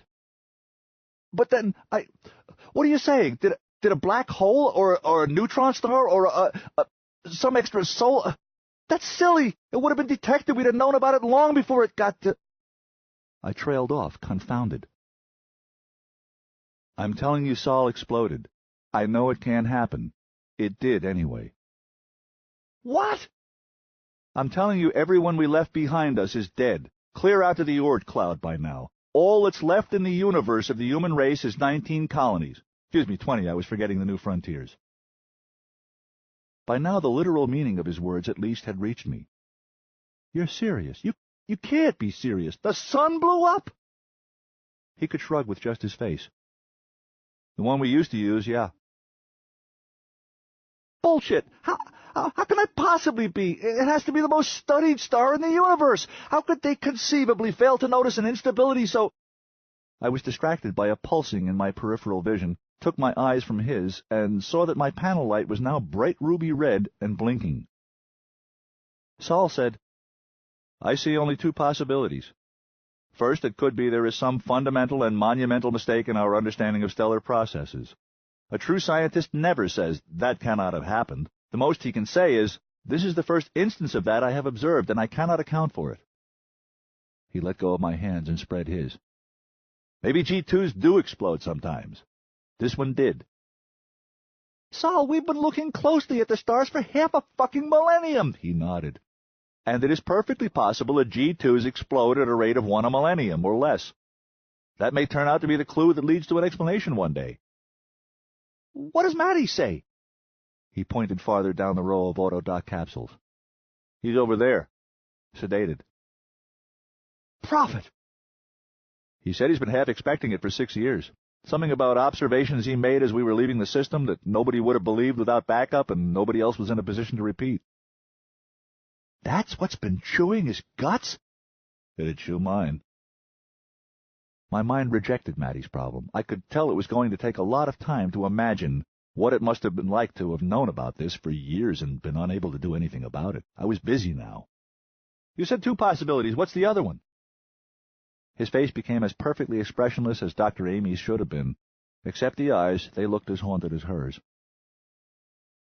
Just before Hal disarmed him and put him out, the last thing Mattie was screaming was, "The paradox is fucking resolved, Enrico! I told you so!"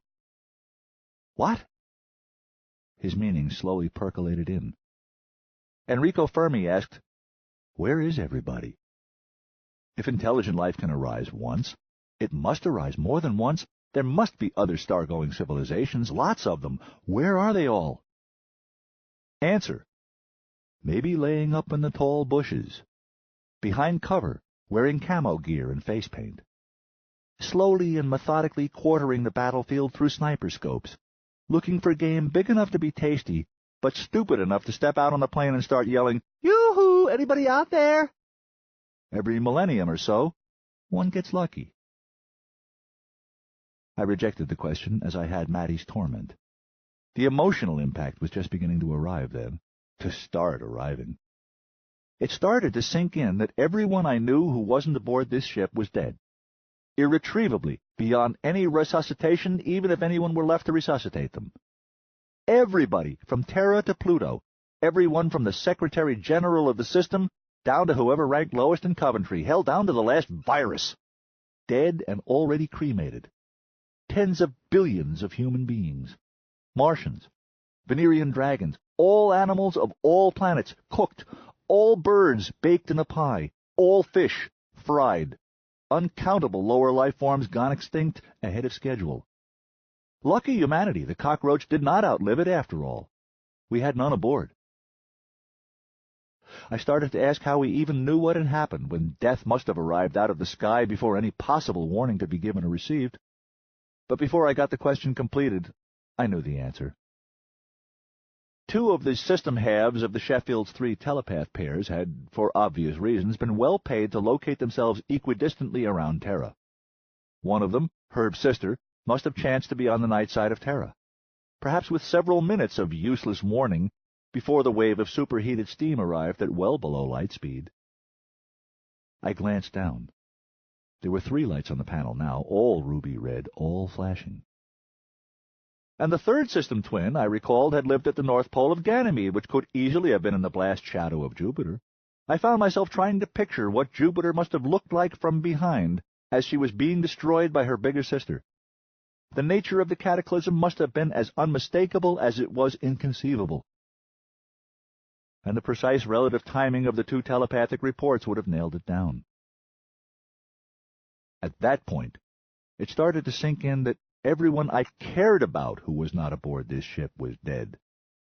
Friends, relatives, teachers, colleagues, acquaintances, people I'd always intended to look up one day. The ruby lights were slightly out of sync. The rhythmic interplay was very interesting. It gave me an idea. I wished I had a sax with me.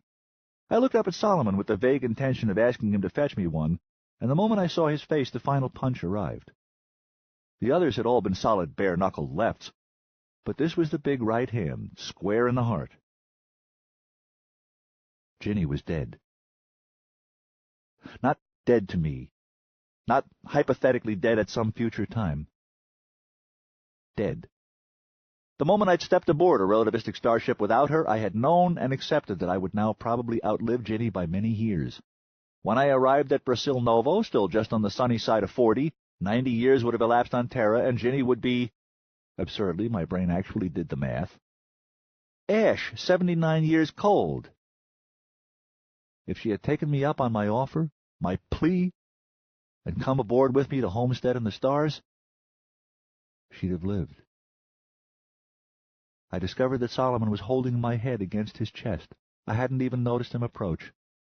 I pulled back, found his eyes, and smiled broadly. Doing Richie, I said, "I hate to say I told you so, Ginny, but I fucking told you so." but I couldn't hear a word I was saying. Some asshole was playing a tenor too loud. Probably Philip Glass's first piece, the same note endlessly repeated. Beep, beep, beep, beep, beep. I didn't give a fucking fly how many measures he waited before he varied it, and I tried to ask Sol to turn it down, but Sol's eyes were widening. Kept widening until they covered his whole face and met around the back. Pupils turned yellow, became big yolks, and not very funny ones either. Felt him laying me back down in the auto dock. Splendid old James Raymond song. Lay me down in the river and wash myself away.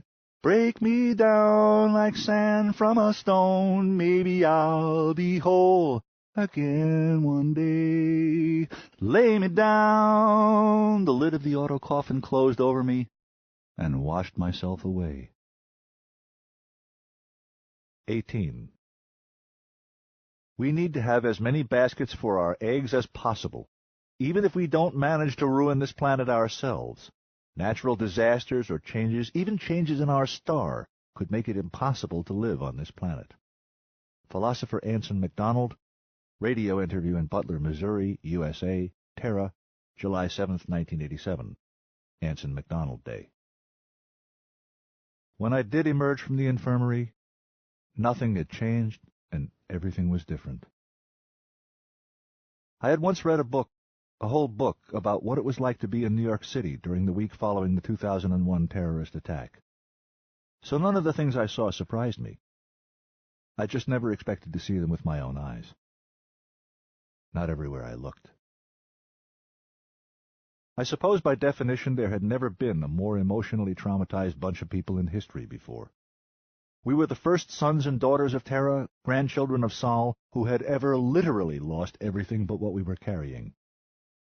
Our ancestral womb was gone. All our home planets were gone. Our civilization was gone. Our star was gone. There was no precedent for processing something like that. No appropriate ritual, no traditional therapy. Not one human religion had ever even contemplated such a turn of events, not even the old, psychotically bloodthirsty ones we'd had to eliminate. It upstaged Ragnarok, dwarfed Armageddon, mocked Apocalypse, overshadowed the Kiyama, outdid the Kali Yuga, ruined the prophecy of Maitreya Buddha. The center of the universe appeared to be somewhere else. The possibility had occurred to hardly anyone, ever. By the time my doc decanted me for the second time, 47 of my fellow colonists had committed suicide, by an assortment of means. That there were so few as that is a testament to the professional skills of Dr. Amy and her staff, and I think in equal measure a testament to the regard in which she personally was held on board the Sheffield. Several people told me later they had wanted badly to leave, but decided in the end that they could not disappoint her that way. But I think it's fair to say that better than half of us still warm were basket cases, walking wounded. On my way back down from the infirmary to Ruptui, at least 4 times I passed adults who were just sitting on the deck weeping. Very few people I encountered acknowledged me or even seemed to see me. Nobody smiled or spoke. I went by a room whose door was frozen open. Its interior showed extensive fire damage. There was a long line outside the sim chamber, and hardly anyone on it was talking while they waited. There was an equally long line outside the ship's non-denominational chapel, but as I passed within 50 meters of it, a fist fight apparently broke out inside. I kept going, and a few seconds later had to lunge out of the way of Proctor's Demand and Jim Roberts to avoid being trampled. I did not go in the Betterole, one of the 2 free taverns, but passed near enough to it to note that it too was packed with a silent and morose crowd. The only thing audible was soft music. As I went by, Second Officer Silver lurched out into the corridor and began vomiting. It was not uncommon to see crew in colonists' country, but they tended to do their drinking among themselves. It was the first time I could ever recall seeing any officer drunk, and I realized that must have been a policy of Captain Bean's, which nobody gave a damn about anymore. In Ruptui, I found Herb, Pat, and Solomon sitting around and bullshitting like students after curfew, though it was mid-afternoon. The moment I laid eyes on Solomon, it came into my mind that none of us were probably ever going to be able to bear to call him by anything but his full first name ever again, or at least for years to come. He looked up and nodded as I came in. "Hey, Joel, how you feeling?" "Swell," I said. "You okay, Herb?" "No," he said, with no more affect than if I'd asked him if he were left-handed. "You going to be?" "Yes," he said the same way. I believed him both times. We nodded at each other. I wanted to put my hand on his shoulder, but knew he would hate it. It can be frustrating to care about people who hate to be touched sometimes. Solomon said, "I was such a big help to you the first time you woke up, I thought this time I'd leave you alone." I put a hand on his shoulder and squeezed. He reached up and squeezed my hand back. "You want coffee?" Pat asked. "Or ethanol?" "Yes." Herb nodded, got up, and made me an Irish coffee. I pulled my desk chair over to join the group and sat. "Somebody bring me up to date on what's happened while I was out. Do we know anything yet?" "Everyone in the solar system is dead," Herb said over his shoulder. "All other information follows at light speed. Sorry." I wished I had asked anything else. "We're sure it wasn't just Jean's twin sister Terry was behind Jupiter. She had time to know what she was seeing. Poor woman. The times match. Doom arrived from Solward at light speed. QED." I'd forgotten that I had already worked that out back in the auto dock, another ill-considered question in any event. Solomon said, "The specs of data we do have indicate that conversion of Sol's mass to energy was at least 90% efficient and could have been perfect." If there is an intelligent response to that statement, none of us found it. "Is there a consensus guess what went wrong, even?" I tried finally. The smell of fresh coffee filled the room. Solomon snorted. "Well, first we have to settle how many angels can dance their way into a pinhead." "Solomon," Pat began. Herb said, "He's saying it's a religious question." Pat looked scandalized. "Exactly," Solomon agreed. "Everybody is going to end up with a firm opinion based on intuition, but nobody's going to be able to defend his. The first scraps of actual hard data aren't going to catch us for years to come, and I doubt they'll settle anything. I don't think the question will be answerable in my lifetime, except on faith." "I just hate to even use the word religion in this context," Pat said. "It makes my skin crawl." "Occam's razor," Herb said, bringing me my Irish coffee. He'd made one for himself as well. "What?" Pat asked. "We forgot Occam's razor," Herb said. "I don't follow." I could see that Solomon did. Herb sat and drank some of his coffee. "The sky has always been full of things we can't explain," he said. "It still is. Anomalies always abound. Gamma-ray bursts, missing matter, quasars, dozens of things. Generations of astrophysicists have made careers creating different complicated explanations for each of them, often brilliantly. But one explanation for all of them, a quite likely one, they have never once considered, or at least anyone who did propose it instantly lost all credibility." "Oh, Herb, no." He nodded. "Intelligent design." Pat tried to speak, but could only sputter. "That's exactly why, too," Herb said. "For some reason we let the God-botherers appropriate that term as a euphemism for their stupid deities, and let our revulsion for the latter cloud our understanding of the former." Solomon spoke up. "He's right, Pat. Once you get over the baseless idea that an intelligent designer must necessarily be God, it gets easier to deal with. Nothing whatsoever except a lot of dead fools says an intelligent designer has to be omnipotent, just more powerful than us. He need not necessarily be omniscient, just smarter than us." Herb said, "And God himself knows there is no reason why an intelligent designer must or even can be omnibenevolent. He need not even be as nice as us. And we're swine with starships." Pat's mouth hung open. Perhaps mine did, too. "And finally," Solomon said, "nothing says there has to be only one, or even some low prime number." "We found sentient life on Mars and Venus," Herb said, "but nothing at all outside the system. And the Martians and Venerian dragons were just so irrelevant to us, it was easy to stop thinking about them. Even after we got bright enough to go out and look for ourselves, more than a dozen times in a row we found whole star systems containing nothing more complicated than a cat. For some reason, We concluded our star system must be unique. We got the notion we were the only sentients in the galaxy. We should have seen how preposterous that was, and looked for more reasonable explanations. I really hate this, Pat told him. Exactly our problem. Hate does not add clarity. I felt a powerful, inexplicable impulse to put some music on. It would make us all feel better. I summoned up my library on my desk display and was going to choose one of my favorite old jazz records, a Charlie Haydn-Gonzalo Rubalcaba collaboration that had never failed to soothe me when I needed it. But before I could start it, the album title sunk in. It was called La Tierra del Sol, and every song on it had been written by a dead man to whom it was a posthumous tribute. I cleared the screen. So much for the power of music. I had thousands of other albums available, but suddenly I didn't want to hear any music by dead men. I wondered if the next time I picked up my horn, any sound would come out. Why can't it have been a natural occurrence, Pat was saying. It seems to me that would be Occam's razor. Occam's razor says don't multiply entities unnecessarily. Which is less likely? One single cosmic event we can't explain yet? Or a galaxy full of lethal monsters hiding perfectly, explaining dozens of astrophysical mysteries at once? What does Maddie say? I asked. The silence told me I was still asking bad questions. Ah, shit. Don't be mad at him, Joel, Solomon said. He spent every minute of the last 6.5 years praying to a god I happen to know he didn't even believe in, that he was wrong, that nothing was wrong with the sun. But he knew he wasn't. That's why he came apart.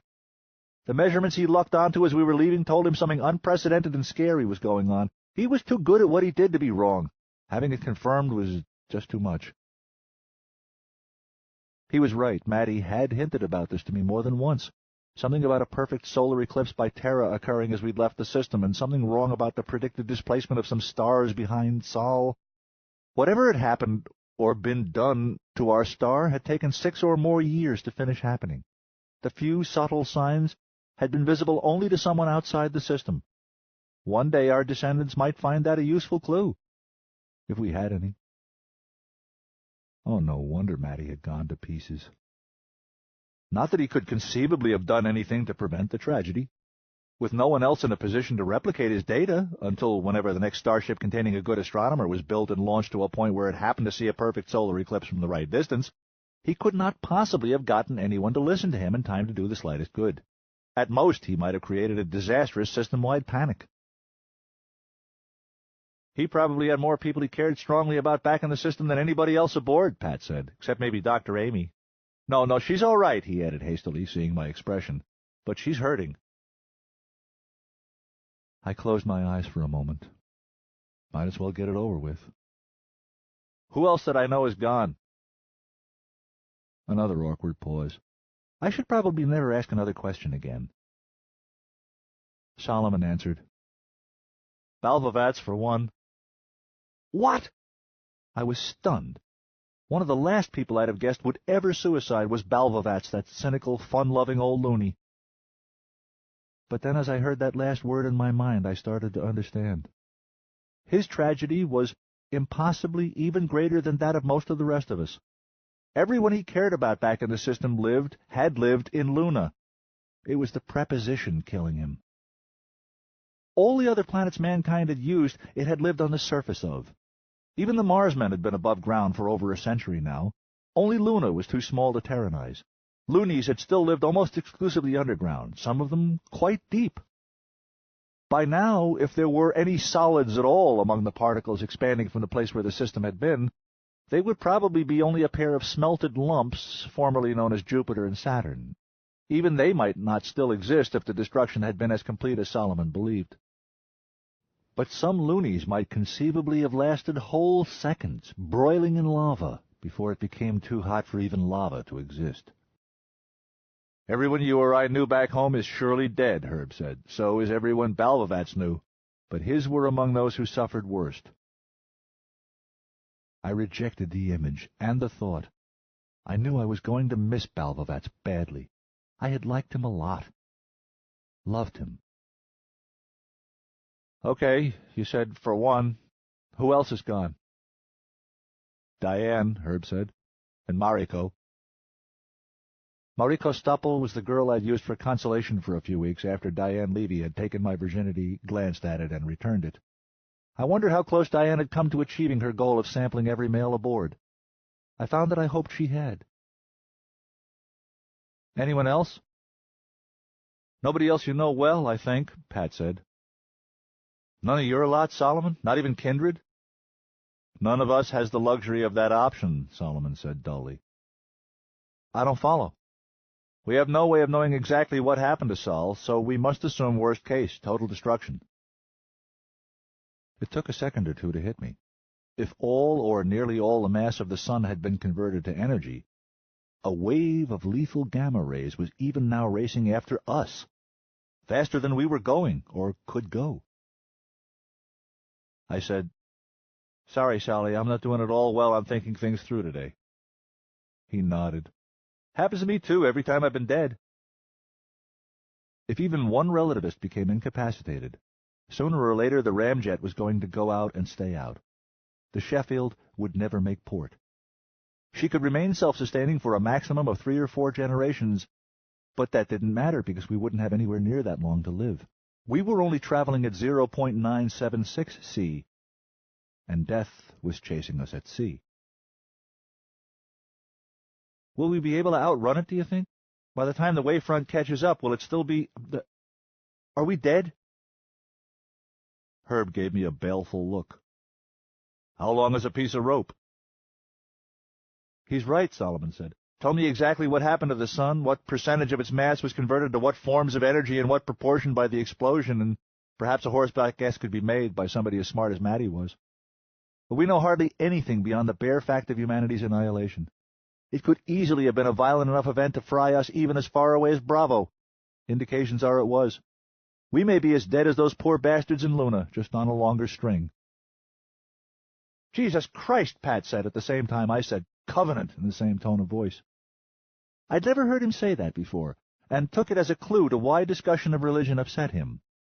Die-hard closet old Christians in the family might even help explain what a man like him was doing on a voyage to nowhere in the first place.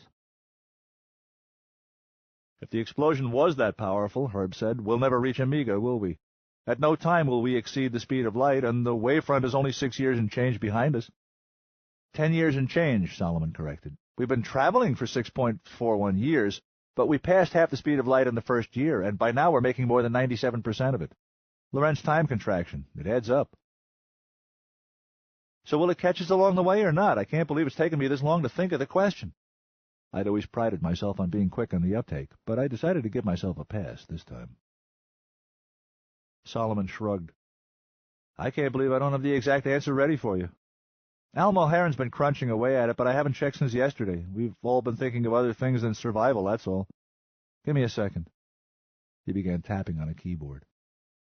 I tried to work it out roughly in my head. The Sheffield and Waves of Evil start out just under 10.5 light-years apart, then race. Us at a very high fraction of C, which will get even higher, but will never reach 1. Them at C. At what point will the second train catch the first? It seemed like a classic grade school math puzzle, but relativistic factor kept royally screwing up my calculations. And then I realized I'd forgotten to factor in deceleration. I gave up and waited for Solomon. I knew my father would have closed his eyes for a moment and just known the answer. I think we're all right, Solomon said finally, as long as the ramjet keeps ramming. We expect to reach Bravo after 20 years our time, 90.4 years in Sol time. He winced slightly as the phrase left his lips, but kept going. Assuming a lethal concentration of gamma rays is in fact after us, it will arrive at our neighborhood about 7.5 years later. With luck, we can get dug in deep enough to weather it out in time. Herb stood up to his full height and clapped his hands together loud enough to make all of us flinch. Well, that is just the best fucking news in the fucking galaxy, he said. That makes my fucking day. He spun on his heel and went to get the Irish whiskey. Solomon and I exchanged a nervous glance. If Herb were to go berserk in this enclosed space, we would have a serious problem. He turned around and caught us at it, and his booming laughter was as loud and almost as startling as his handclap had been. You dopes, I'm serious. The distance between 1 and infinity is nothing compared to the distance between 0 and 1. I decided to assume he was not cracking up.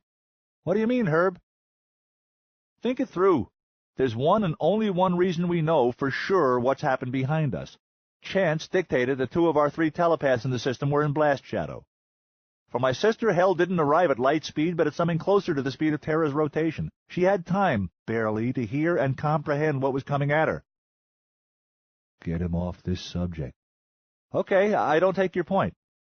How many other colonies do you think were that lucky? Oof. Prophet's prick, Pat said. I never even thought. Telepath pairs were even scarcer on the ground in the early days, Herb said. Most of the early colonies made do with 2, and most of those that shipped 3 are down to 2 now. Lee kept up on such things. We've got to send a laser, Pat cried, and started to get up. Solomon caught his shoulder and pulled him back down. Calm down, son. Captain Bean has already long since notified the only colony we can help. But there are... He frowned. Oh. Shit. Any laser or radio message we sent would travel at light speed. Only one human colony happened to even lie on the constellation of Bootes, 44 Bu, from which our destination had been discovered. Taking into account the offset, it was not dead ahead.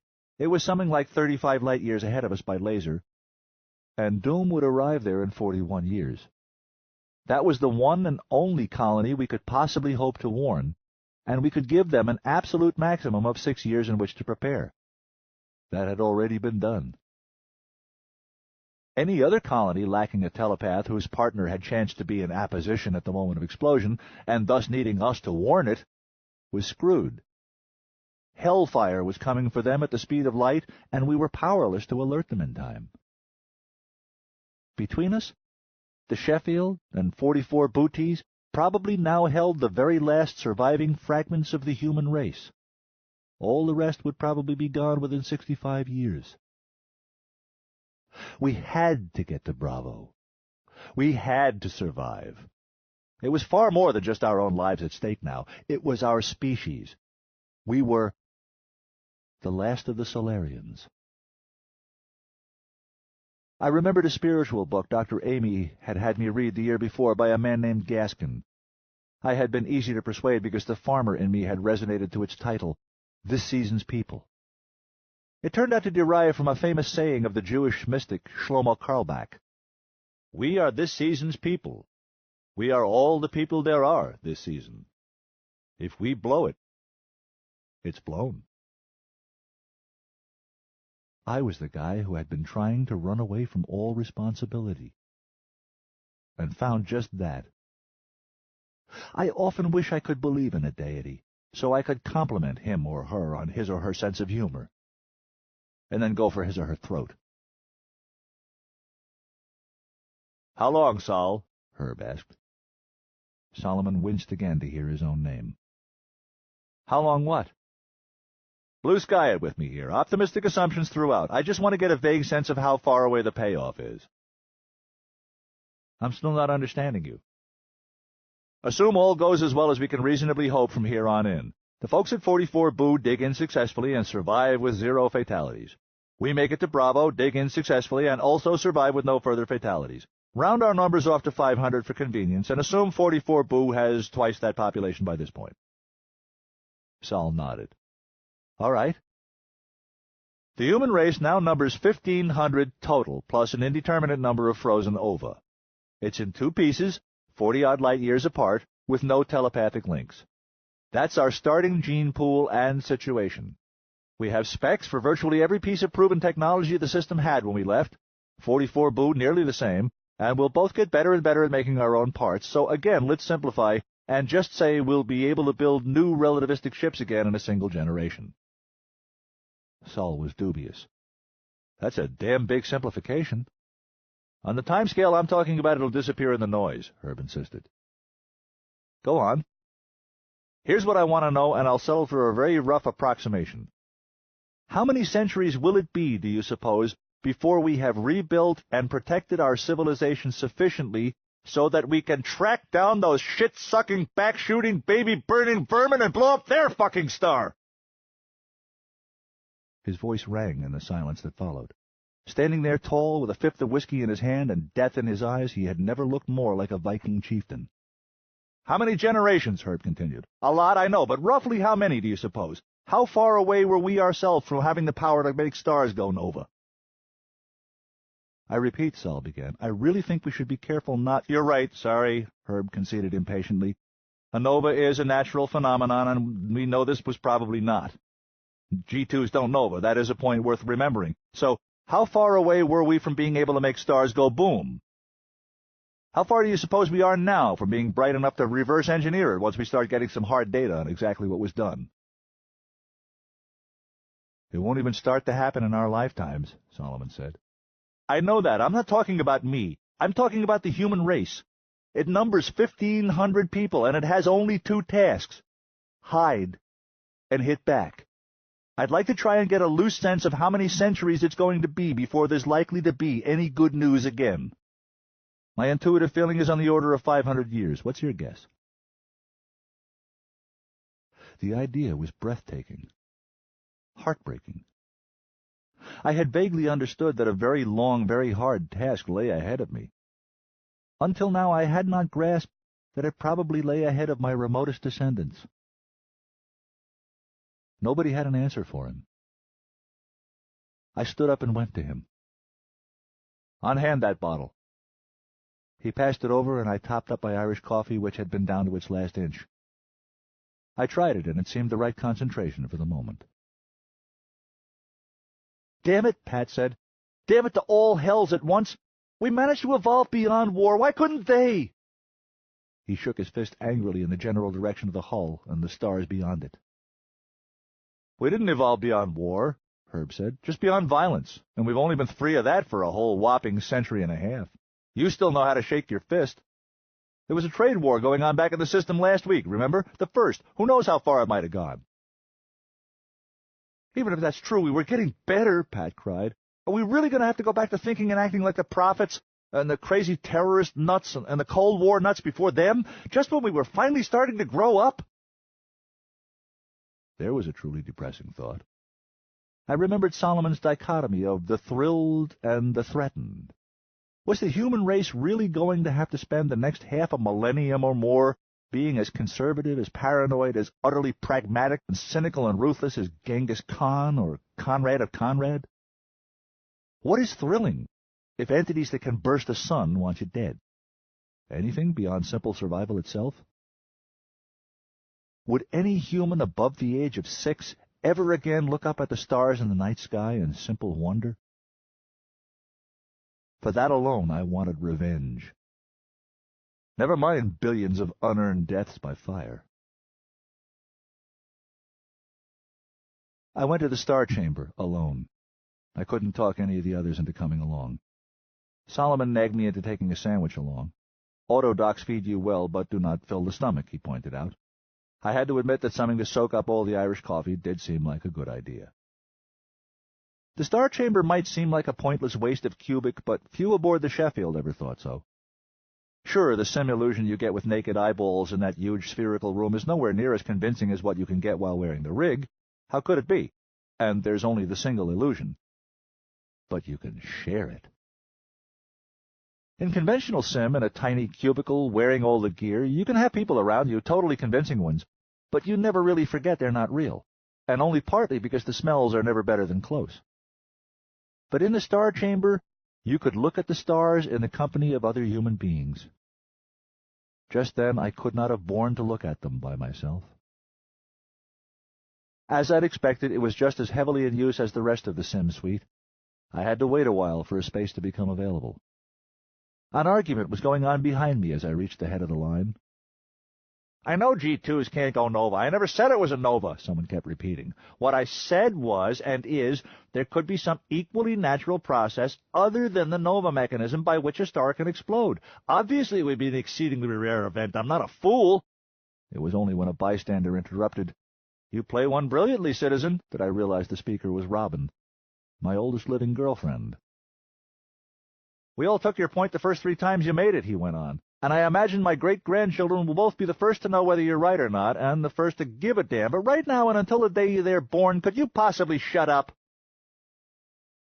Some atavistic hindbrain mechanism caused me to consider intervening on her behalf. but I did much prefer the silence the stranger had produced. 5 minutes later it was broken from inside the chamber. At first all I could tell was that someone was yelling in there, very loud, but as they got him closer to the outer door, his tone and then his words became audible. I don't think it took any of us online more than a half a second to understand. He was screaming at the top of his lungs, with berserker rage, at the stars. Shit-eating, piss-drinking, pig-fucking, goat-sucking, maggot-licking, baby-raping, well-poisoning, illegitimate spawn of degenerate disease, vermin vomit, he was shrieking as they forced him out into the corridor. I'll pop your mutant eyeballs with your own... And at that point Proctor Demand came trotting past me, touched him gently near the base of the neck, and caught him as he fell. He stood there with the man in his arms, his breathing as slow and measured as if he'd been standing in line with me, and gestured with his chin. "Next," he said. I nodded to him, stepped into the light lock, waited for the outer door to iris shut, then opened the inner one and entered the chamber, almost on the heels of the 2 people who'd ejected the screamer.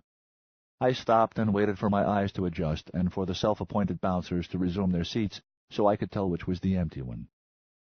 The experience of the room came on like a powerful drug rush. There was nothing to the star chamber, in one sense. A spherical room that was cut into upper and lower hemispheres by a floor filled with sling couches, but seemed not to be because the floor and couch frames were transparent. That was basically it, until it was powered up. But then one of the Sheffield's countless servers caused the walls to display the universe. Not perfectly, as I said, but well enough to fool the subconscious and the heart. Not the unrecognizable mess we would have seen out of portholes if there had been such silly things, but a corrected image which removed the eye-wrenching distortions and displacements of relativistic Doppler effect. The universe as it actually was out there right now for anybody who was not racing photons. As we would see it if somehow it were magically possible to instantly shed all our hideous inertia and decelerate to sublight velocity for a few moments. Well, obviously not as it was right now. There had to be some lag and some assumptions made, but close. It was quiet and still in there, now that the sufferer had been removed. By the time my pupils had finished adjusting, I saw that the room had been reprogrammed as I had expected it would be. Known it would be. When humans sit together to look at the stars, they look up. It's way older than rational thought, possibly older than thought. So the star chamber was customarily programmed to place whatever part of the universe the chamber's inhabitants found most interesting directly overhead. Most of the time, though by no means always, that had meant Omega 714 could be found at galactic high noon. Today, Peekaboo was directly under our feet, and we were all looking at where Sol had been. As I had expected, someone had explained to the computer that it could delete Sol from its permanence now. To have seen it there still blazing in the sky would have been unendurable. I had vaguely wondered if they would attempt some graphic representation of the explosion, but of course they had had better sense. To watch that happening forever in slow motion would have been equally unendurable. What was there was endurable, but only just barely. It was shocking and neither pitiful nor humbling even come close to touching it, but those are the 2 closest words I can find. It didn't matter in the slightest that I had fully expected it, that I understood it intellectually and had for all my adult life, that it was old news. It was simply heartbreaking, mind-numbing, soul-chilling to see with my own eyes what an incredibly tiny, insignificant hole the removal of Sol left in the fabric of the galaxy. If I had not known exactly where to look, and been thoroughly familiar with that particular degree of sky, I'd have missed it. Anyone would have.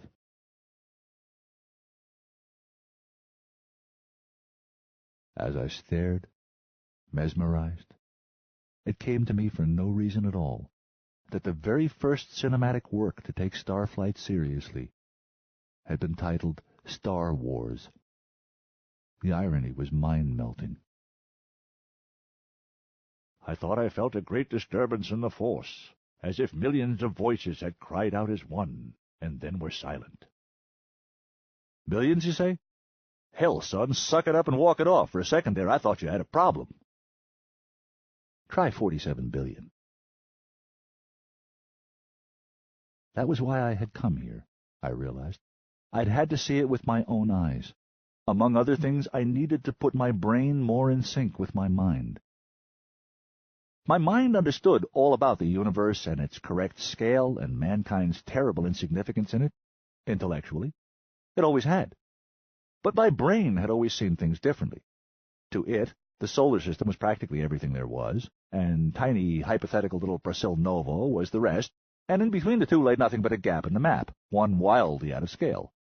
Like a Mercator projection of a globe, it was a false representation of reality that was much more useful than the truth.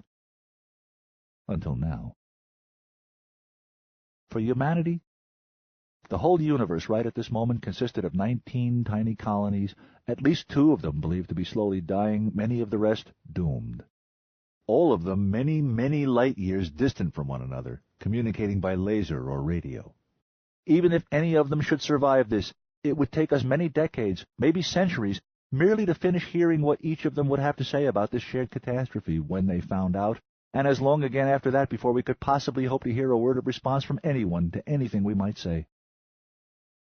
To my personal brain, the whole universe now consisted of the Sheffield and emptiness. Bravo was a fantasy. To my mind, the whole universe consisted of Bravo.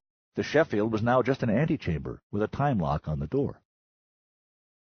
But my eyes kept reminding me that neither was true. It was good to be reminded.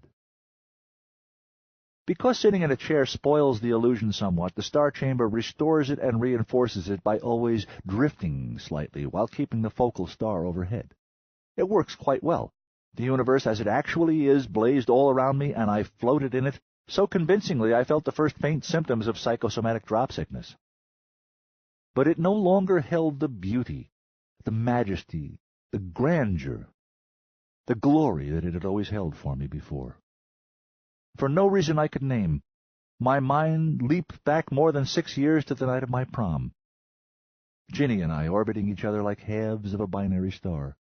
Someone singing, "It would not be so lonely to die if I knew I had died on the way to the stars." In my brain, I was no longer on my way to the stars. I was on my way from them, to refuge, with more than twice the distance I had already covered still to go. I felt and heard my own left foot start tapping spastically on the deck. I needed my hand to make it stop. For some reason, that made me want to cry. Someone ahead of me and to my left stood up and cleared his throat. There was a rumble of annoyance, and a woman behind me muttered, "Whatever it is, keep it to yourself." But then he said, "I apologize for disturbing your wa," and there was general relaxation as his voice was recognized. Tenzin Hideo Itokawa was well liked, even by those few who had problems with Buddhism. Possibly in part because in over 6 years I had not heard him use the word once. He was also one of the gentlest and kindest souls aboard, and what he did best of all was listen. You make remarkably few enemies that way. And finally, of course, everybody knew that he kept the most popular man aboard, his partner Solomon Short, extremely happy. And not just because Sol kept mentioning it. I'm not sure anyone else could have said what he was about to say, and finished saying it before being hounded out of the room. So it's good it was him. People face in any direction they like in the star chamber, but now nearly all of us turned our seats around to face Hideo, near the center of the room. "I wish to tell you all something," he said when stillness returned. As always, he spoke slightly slower than another would have, and slightly softer. It made you listen closer and think more about what you heard. "I need to tell you.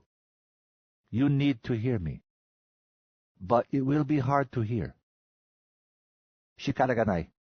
It cannot be helped. For this, too, I apologize to you." "You go on, say whatever you got to, Hideo-san, honey," said the woman behind me. He bowed to her. "Thank you, Mary." His next 7 words were spoken the slowest yet.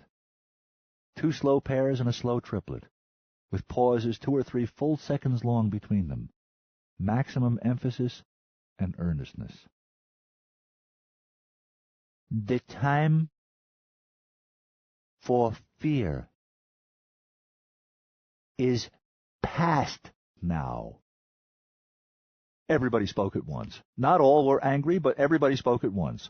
Have you been in an enclosed hemisphere when everybody spoke all at once? A dome, perhaps? People far away sound louder than the ones beside you. It's so weird, silence usually resumes quickly, and it did now. Then 2 or 3 tried to speak at once, and none would yield, so someone told them to all shut the fuck up, and the noise level started to go right back up again. Please! The loudest voice I had ever heard bellowed. Instant silence.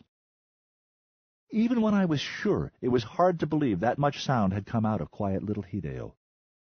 He took his time replacing the air it had caused in a long, slow, perfectly controlled inhalation. It was a good example. I began measuring my own breath.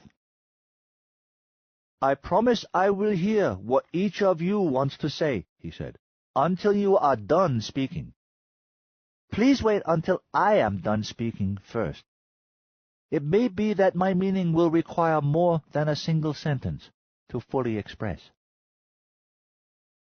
He had the floor back. Some of you might become angry if I said Saul may have died of natural causes, so I will not say that. We all know that it is theoretically possible, if most unlikely. But it is unsatisfying to think about. It leaves us nothing to do but mourn our colossal bad fortune. I believe what happened was done. I believe one day we will meet those who did it. We will speak with them. And for all we can know now, perhaps we may choose to prune them from the galaxy, if we can acquire such power. The crowd was solidly with him again now. Slowly he shook his head from side to side. But I do not believe this will happen in my lifetime, or that of the youngest infant in the Sheffield.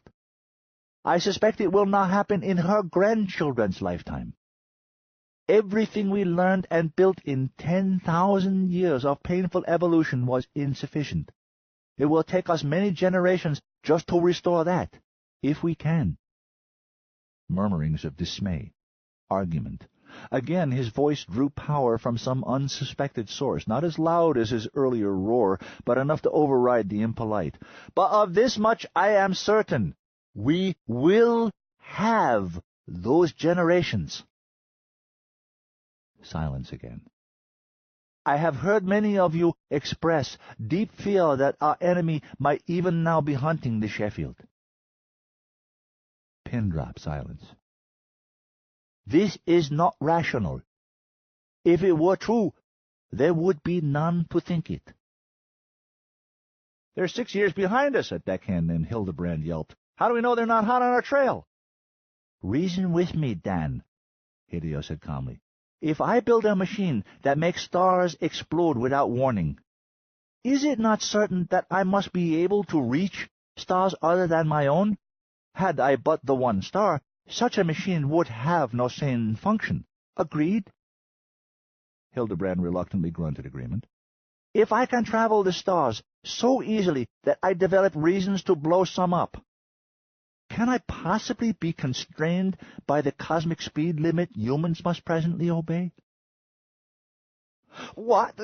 The speed of light is absolute. Name a method of slower-than-light travel by which you could so much as approach our general region of this galactic arm without ever being detected by the solar system. Hideo had him there. Fusion, antimatter, ramjet, all were pretty much impossible to miss. To have ambushed us so successfully, Hideo said, they must be superluminal. By orders of magnitude, at the least. He paused there. After a few seconds of thought, someone said, Subluminal, superluminal, what's your point, Tenzin Itokawa? Hideo turned his hands palm upward. We travel at less than c. They travel at some very high multiple of c, perhaps an exponential, and we have just agreed that we are clearly visible to anyone looking. What, they didn't notice us leaving? Said Terry, one of the healers. Perhaps. Perhaps they mistook our nature. Perhaps they don't care. Beg pardon, Tenzin? Why wouldn't they? It is hard for us to think this, Hideo said, but the annihilation of humanity may not have been their purpose in destroying our star.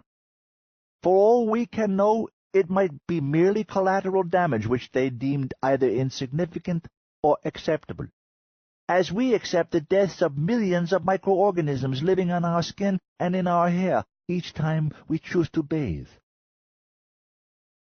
He had silence again. He let it stretch while the stars drifted slowly past his head. There are wise ones, he said finally, who say that man cannot endure insignificance on such a scale, that if confronted by a species as far advanced beyond him as he is beyond dogs, his spirit must inevitably break. For an example, they point to the original inhabitants of the North American continent on Terra, who so thoroughly internalized a perception of their own inferiority that they became all but extinct within 1 or 2 centuries.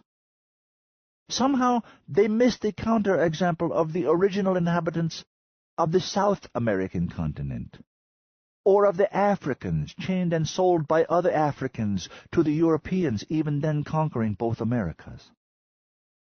"Where are you going with this?" Hildebrand demanded. "We know we're not going to fold up and die." When Hideo replied, his raising his volume again startled me, but not so much as his words themselves. "I have great anger in my heart." That made everyone sit up a little straighter. "I do not wish to. It may help my grandchildren one day, but it is useless to me now, here, and I do not have room for it in my heart. I need all the room for grief. The only way to deal with anger is to cut it at the root. The root of anger is always fear. I do not fear for the dead. It is too late. So I must be afraid for myself and my friends here. There are only 2 things for us to fear, and I have just shown you that the first is irrational. I share it myself. Even now, a tightness in my spine tries to warn me that the Star Killer could be drawing a bead on us right now, that I may not live to finish my sentence. But it is madness, not good sense. I can learn to make it go, and so can you." As he spoke, I was feeling my own shoulders start to lower, my lungs taking in deeper breaths. "The second thing to fear is that we will fail the test, that we will not be good enough, strong enough, smart enough to found a society which can grow to accomplish the things that must be done. Last week, the worst decision we could possibly make would have killed 520 people at most. Such a poor decision today would come very close to literally decimating the remaining human race. An unacceptable loss. Let me say this just right." He paused and went inside himself. Nobody said a word. Hildebrand started to, and there was a dull thud sound, and he exhaled instead.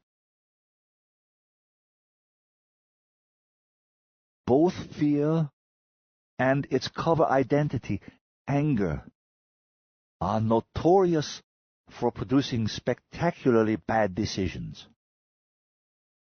No actual words, but there were widespread grunts, murmurs, snickers, and harumphs, all of firm agreement.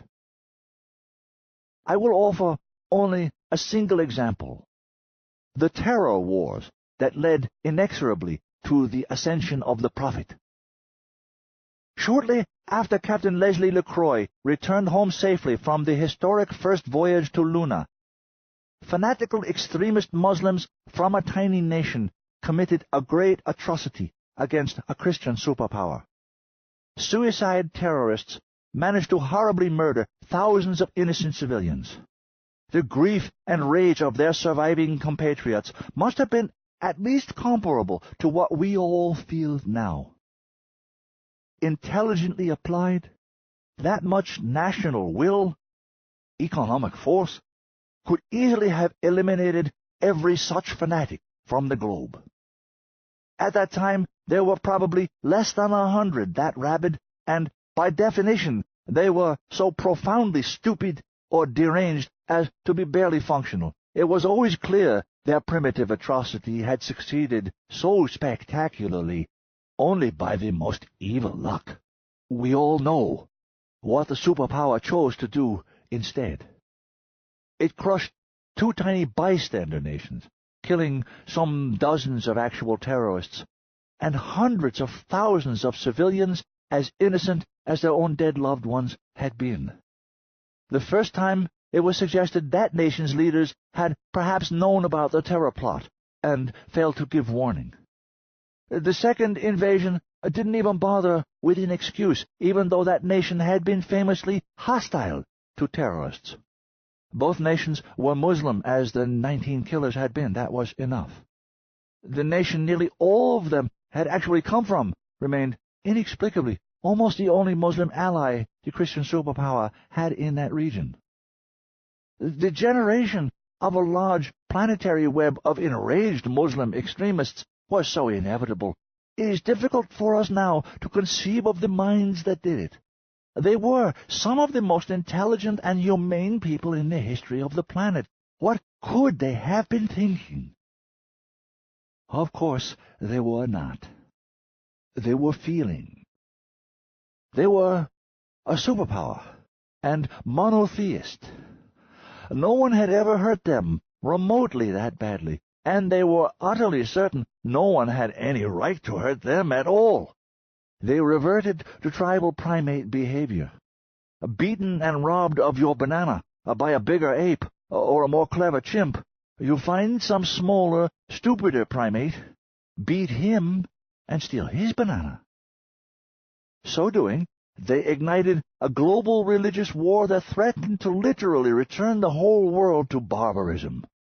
The only thing to do then was to crush it under the iron and silicon heel of a slightly smarter barbarism, a marginally less blood-stained religion, the best of all possible tyrannies.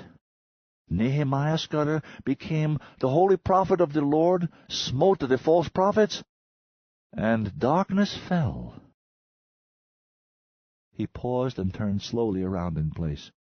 He seemed to be trying to meet the eyes of each of us in the dark. If we respond to our own unendurable grief and sadness in the same way they did, by looking away from grief and sadness and seeking comfort in fixating instead on paranoia and rage, if we react with our own version of their terror wars, then we will probably lose this fight, and we will probably deserve to. That produced rumbles, and he let them happen and waited them out. No one voice chose to try and take the floor, but many small murmured conversations were held at once. "Let us continue our journey," Hideo said after a while. "Let us build the new world we planned. Only its very longest-term goals have changed. We hoped one day to be part of a great interstellar community with a radius of 90 light-years and a volume of 3 million. That is still our goal. We hoped that community would live in the peace and harmony we were just beginning to take for normal in our home system. That will not happen now. Defending that community and ending a war are new goals we've only just learned we have. We also hope to communicate efficiently by telepathy through the Terran hub. That will not happen now either. And for that very reason, this war will be so lengthy that we cannot even begin ending it for 13 more years, and will never live to see any progress whatsoever. We have the luxury of much time in which to make our decisions. Let us make smart ones from the very start. The smartest thing we can do is take hate from our hearts. There is nothing to do with it, no one to use it on but each other.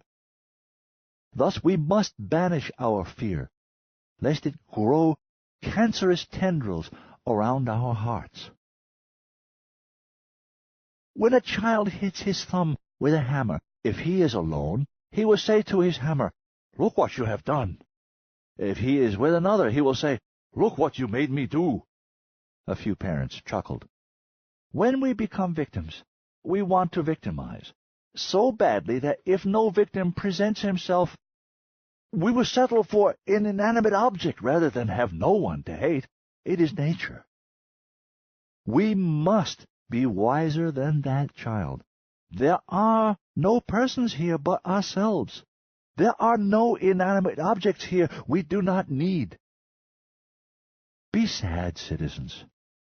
Hurt. Grieve. Go insane with grief if you must. But please, avoid the different insanity of rage. At the very least, until we locate the target that deserves it. Meanwhile, let us teach our children love and compassion for one another, as we have always done, by practicing it in our own lives for them to see.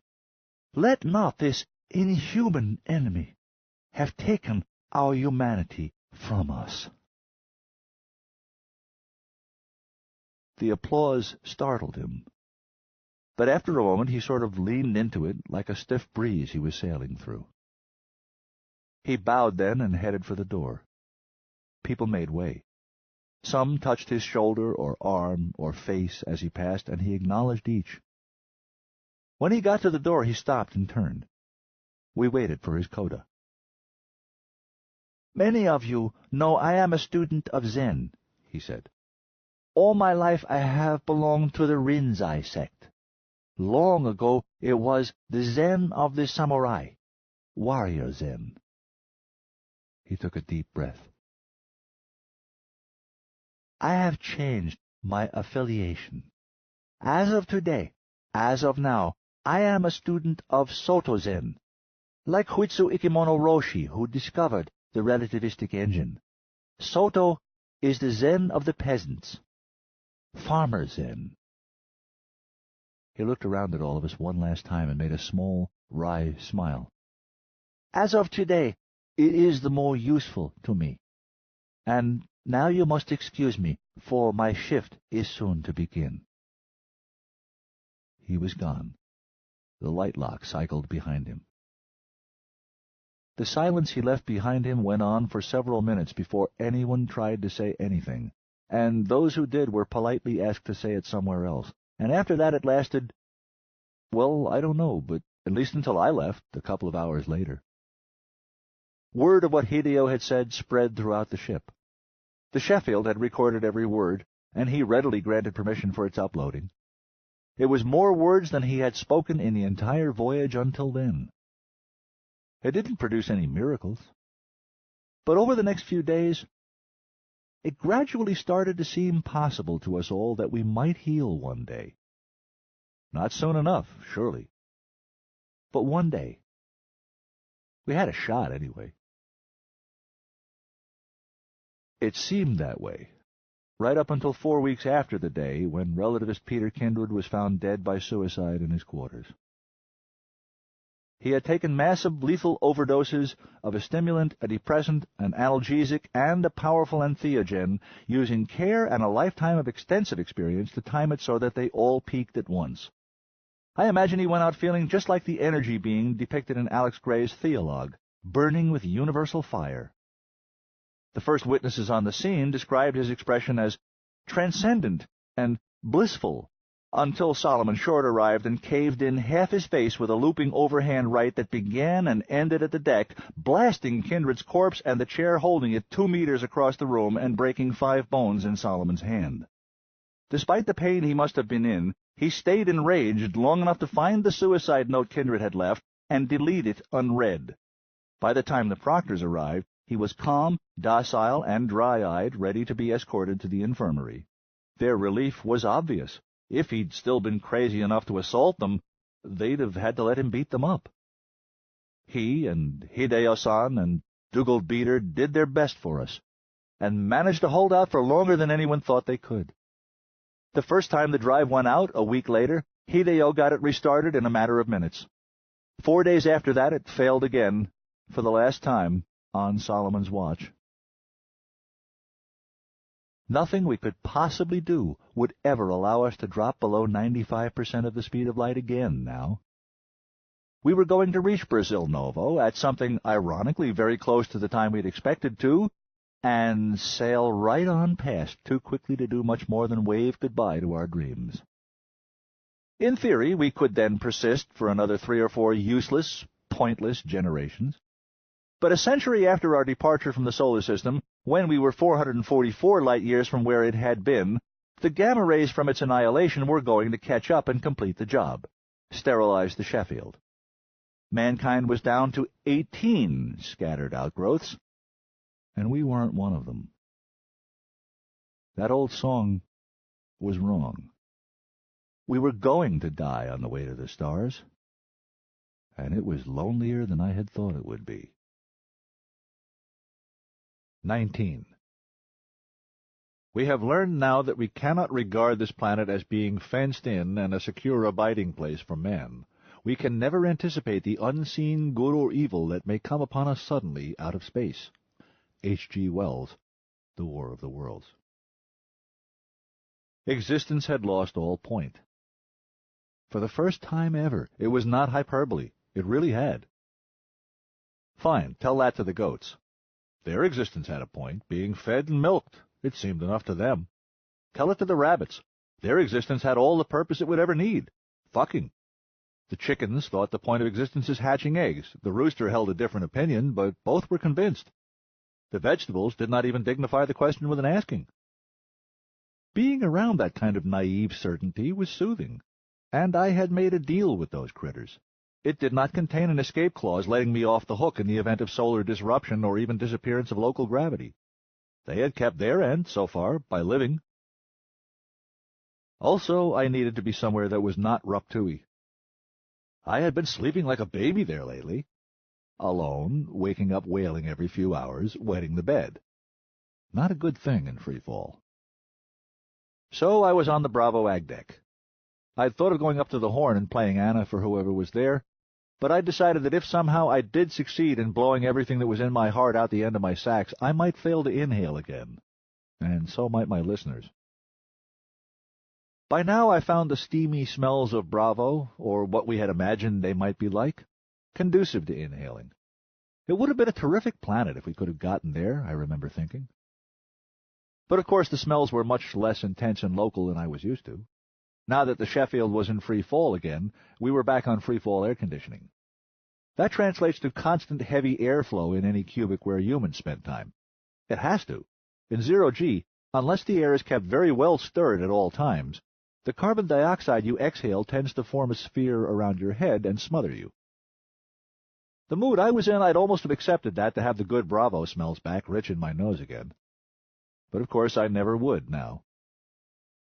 I was wearing the Zog's treasured old Japanese gardening shirt, which he'd picked up on a trip to Terra in his youth.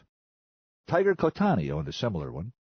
It was a pre-collapse garment made in pre-Republican Japan in respectful imitation of an even older style, cream with turquoise trim, covered with colorful images of samurai, peasants, beautiful maidens, pagodas, mountains, and tall, noble fir trees. Just wearing it made me feel I could talk to plants and understand their replies. In 0G, it flapped around me like wings. I had no responsibilities at the moment. Over a dozen of us had chosen to emulate Peter Kindred, so far, but fewer than half of those had left instructions to bury them. I guess if they'd seen any point in contributing to our ecosystem, they would not have opted to leave it. Those few who had chosen the oldest form of eternal rest had long since been tucked beneath soil. Admittedly, it had proven more difficult without gravity to help keep the dead moving in the desired direction.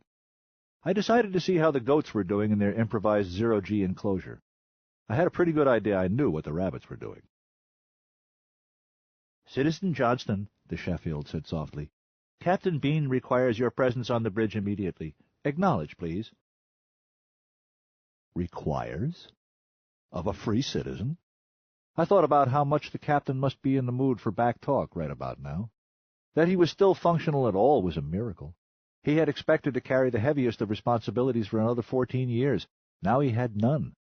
No further piloting was ever going to be needed.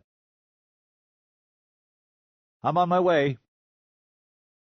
He's going to announce his retirement and ask me to take his job, I thought. Joel Johnston, star pilot. How old was I the first time I ever thought those words? 6?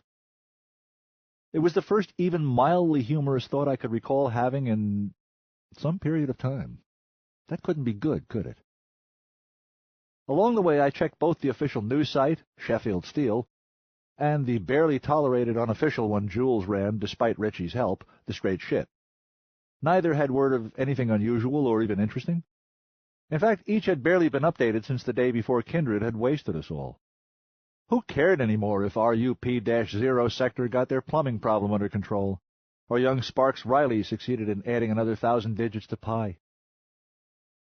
I was surprised to note that one of the few headings showing new material at each source besides obits was the wedding announcements.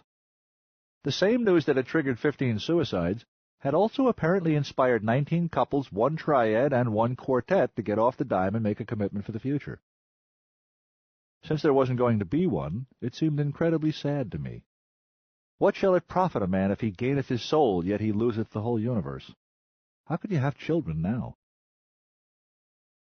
Kathy's group, I noticed, had replaced a suicide husband with a new wife. Until then, I had not consciously realized I'd been toying with the idea of trying to get back together with her in some way, on some basis. As soon as I did realize it, I knew it had been a bad idea. Sheer loneliness, looking to get comfort without the trouble of pretending to get to know someone first. I had already screwed up Kathy quite enough. I had come aboard this bucket of mildew, loudly proclaiming my intention to die a bachelor. It was time to put my vast, useless money where my big, dumb mouth was. I had a momentary image of myself dying all alone, and suddenly I saw that the me in it was the same age I was right now. Right then and there in the corridor, I became aware for the first time that if I continued as I was going, if I did not make some kind of drastic change, it might be no more than a week or two before the Zog would be planting me. I would like to say I froze in my tracks, consumed with horror at this revelation, and resolved to race to Dr. Amy for help as soon as I'd finished whatever the old man had in mind.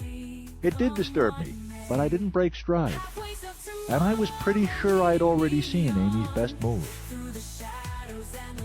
Well, when you reach that mental state, about the only thing that can save you is for random chance or intelligent design or the Lord God of the heavenly host or whatever you want to call the source of all the irony in this universe to come kick you square in the ass with his almighty reinforced boot. I got mine around the other side, that's all. I had never seen the bridge, not with my own eyes anyway, but it looked much like it did in the sim, even to apparent size and lighting. The main visual difference I noticed as I came through the hatch was that almost none of the countless screens, dials, or readouts were active, including the main display before the captain's couch. In Sim, everything was active all the time, and there was a constant faint undercurrent of metallic beeps, chirps, buzzes, and other techno sounds. And the Sim had the scent all wrong. Instead of electrical ozone, the predominant notes were stale coffee and an odd, hauntingly redolent perfume. I would never have taken Captain Bean for a perfume kind of guy, and while I didn't know the second officer, Van Cortlandt, his picture hadn't made him seem like one either. One other intangible was different.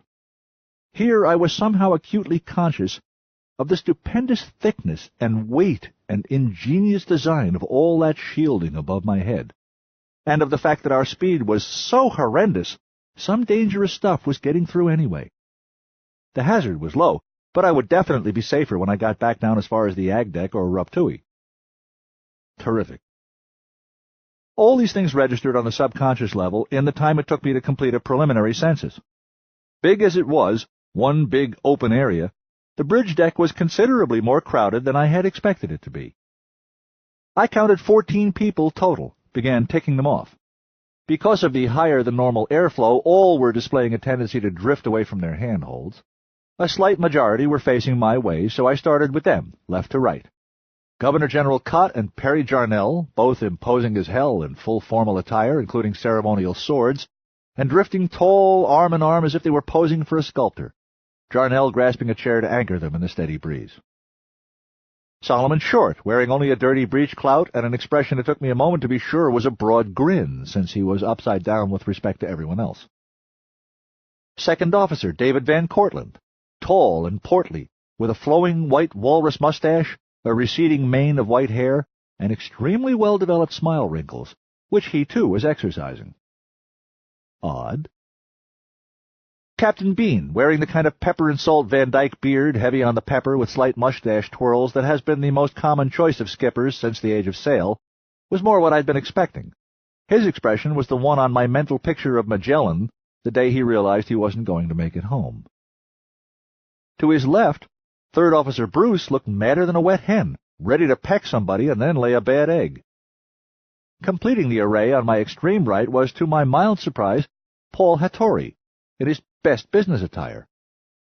I'd have thought he was now even more useless than the crew. Whether we admitted it or not, we were now a de facto social collective operating on the barter system with no further use for money as long as the toilet paper held out. Yet his expression was the oddest of all. He looked exalted, like someone in church or a groupie backstage. He was gripping the back of a chair with both hands in such a way as to make it seem he was standing on the deck. Those facing away from me took several seconds longer to identify. I got no instant recognition hits from size or body language nor from clothes. In fact, there was something subtly not right about their clothes I was too busy to analyze. The 7 of them broke down into 2 het couples and 3 singletons, 2 female, 1 male. Something about placement and stance gave me the idea the taller of the single femmes might have deliberately interposed herself between the other 2, but I couldn't be sure. Without exception, they all seemed to carry themselves with an air of enormous confidence, as if they were used to being listened to respectfully. Nobody had noticed me enter.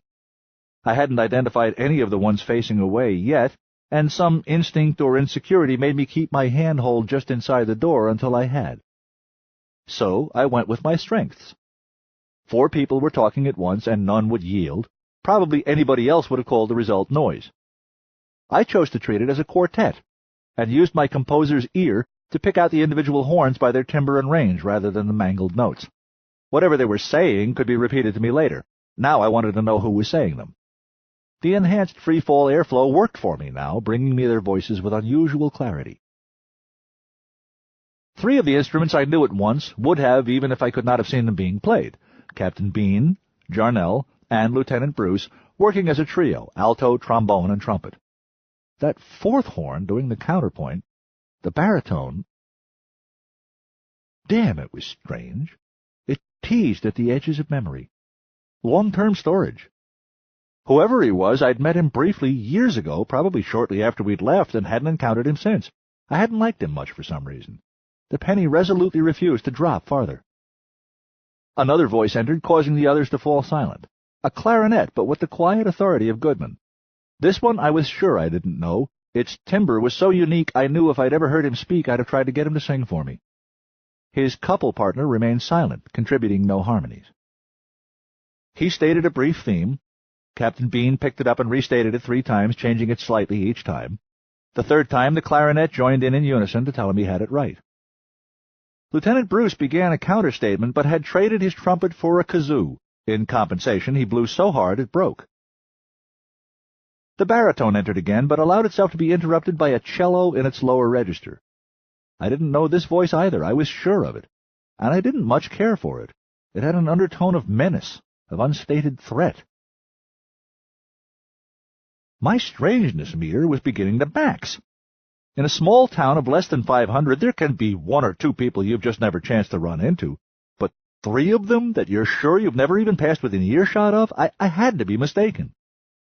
Captain Bean's alto reply started out softly, but built to a small, angry crescendo like the first harbinger of trouble ahead in Wagner. The next voice, the tall singleton female, I knew at once and started to relax. Her name would come to me in a second. I hadn't seen her in years, but had always liked her. This one was no horn, but a singer, smoky voice like late-period Annie Ross. Some sort of joke in her name. Mistake, misfortune, misery, something literary about the joke. Miscellaneous? An adolescent erotic undertone, too, somehow. Something dirty, female honorific. Last name that all made it a quote or a literary reference. I was almost there. A famous character? Title? Title, that felt right. Oh, for Pete's sake, of course. Les Miserables. Les Miserables. Dorothy Robb, sweet old lady, had been kind to me the last time we met. What was that funny job title of hers? Chief Enabler, that was it. Chief Enabler for Conrad of Conrad. Given that context, I recognized the baritone at once. Smithers. Alex Rennick, master of the North Keep. Well, hell, that was annoying. Clearly my wiring was misfiring.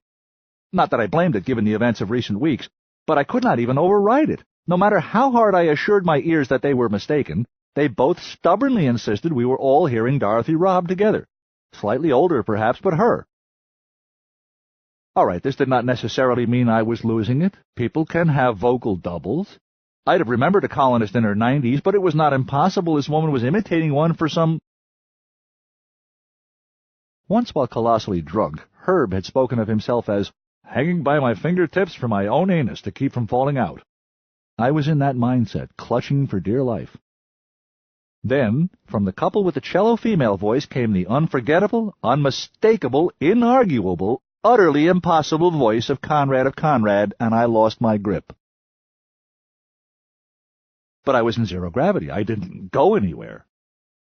Naturally, I felt instant fear, but not terror.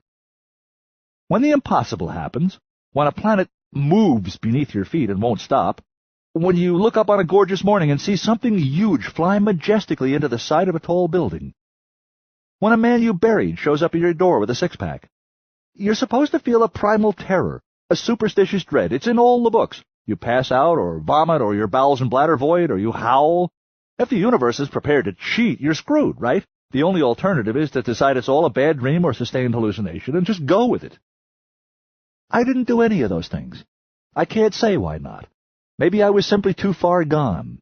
I'd been electroshocked so many times they no longer had a voltage that would put me into convulsions. In a twisted way, it was almost starting to get good to me.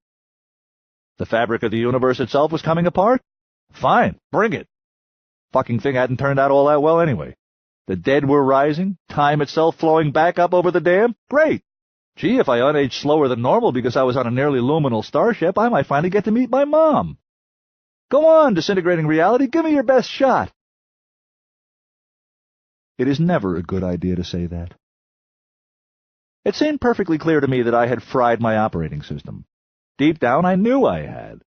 I did not believe in ghosts, never had, well, not since I was real little. No more did I actually believe in universes that cheated. Given the insistent evidence of my senses, I knew I was nuts, the kind of nuts hardly anyone ever went anymore. There seemed only one sensible response to that. I roared with laughter.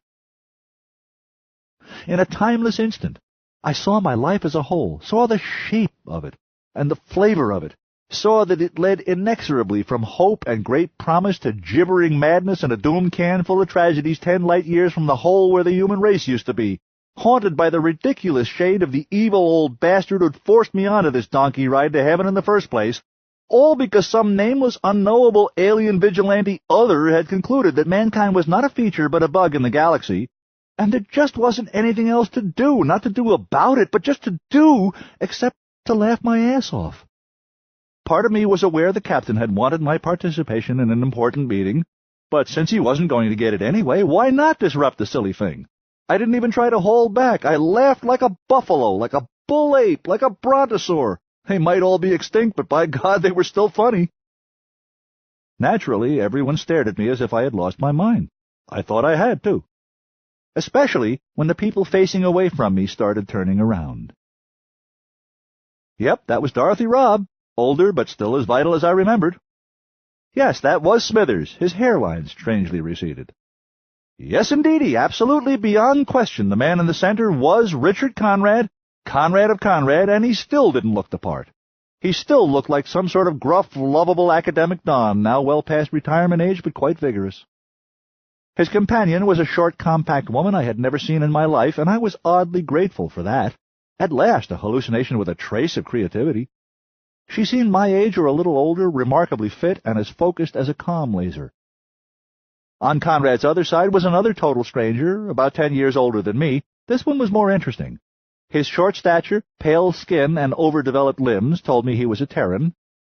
He had an overall air of sweet, hayseed innocence, a gullibility based on intrinsic decency which usually assumes itself in others. He wore a small, dopey mustache like the one Ginny had once tried to get me to grow. But his eyes had a contradictory quality I cannot express with words. I would have to show you a similar pair and say, like those. I had only seen such eyes twice. My father had had them, and so had one of his best friends, whom everyone knew should also have won the Nobel, and who I called Uncle Max. They were the kind of eyes that caused other great geniuses to drop their egos and just stare. I wondered what his field was. I was giving myself creative credit for having finally produced a really intriguing hallucination when the last two people present finished turning around.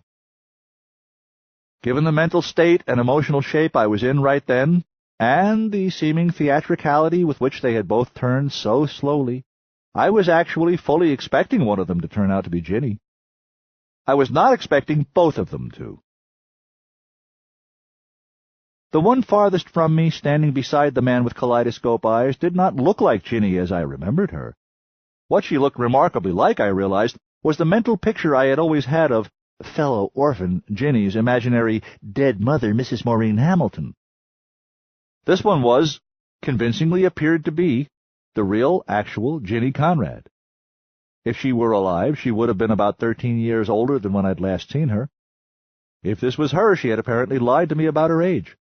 Despite excellent cosmeticizing, she looked 35. That, too, would fit.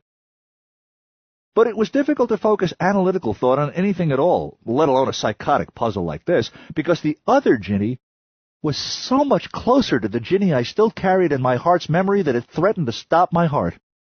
Ginny at 18 or 19, an honest 18 or 19, so beautiful it wasn't even fair, a perfect rose just unfolding. Ginny as I had seen her then, wise and smart and compassionate and strong and certain, transported through time. Looking back at me now exactly the way she had back then, with eyes that were lamps, whose pupils were black holes, calling me to fall in. "Hello, Joel," they both said at once. I had begun to stop laughing when they both turned around, and finished a few seconds after they were done with a few last ha-has. But a split second after they both greeted me, I finally got it. I may have been in ragged shape, an emotional basket case with a malfunctioning brain, belabored by too many impossible stimuli at once, but I had started the course with a pretty decent thinking machine. Presented with a series of clues that allowed only one rational explanation, I was bound to get there eventually. I was aware of the ancient dictum that if you're certain you've eliminated the impossible, whatever's left, however unlikely, must be the answer. Once I got the premise, everything else made sense half a second later. I even had a pretty good idea who the two strangers were and why they were present. This time I laughed so hard I went into a tumble and lost my vertical. I would have literally rolled on the floor laughing if there'd been any gravity to put me there. I had always thought it a hyperbolic expression. There was simply no position that could contain or properly brace my titanic mirth. Yearning to laugh even harder, I would curl into fetal position, then explode like a starfish, then punch and kick the air the way I'd learned in Tiger's dojo, desperate to force all the laughter out before it could burst me. The moment I could spare the air, I managed to squeeze 4 words into the outgoing message traffic, 2 at a time. First, "Hello, Evelyn," and then, "Hello, Jen." 2 things made my father special, and only one of them was that he could think better than practically anybody else. The other was that he could think faster than practically anybody else. That means more than just getting to the answer before anyone else can. It means you reach answers no one else will. The faster you can think, the longer a logic chain you can follow out before you get tired and decide to stop. In modern physics, that can be crucial. He told me once, "The universe is so simple it takes very complicated thought to touch it." I inherited a touch of his freak speed. It had become clear quite early that I emphatically had not inherited Dad's gift for exotic mathematics.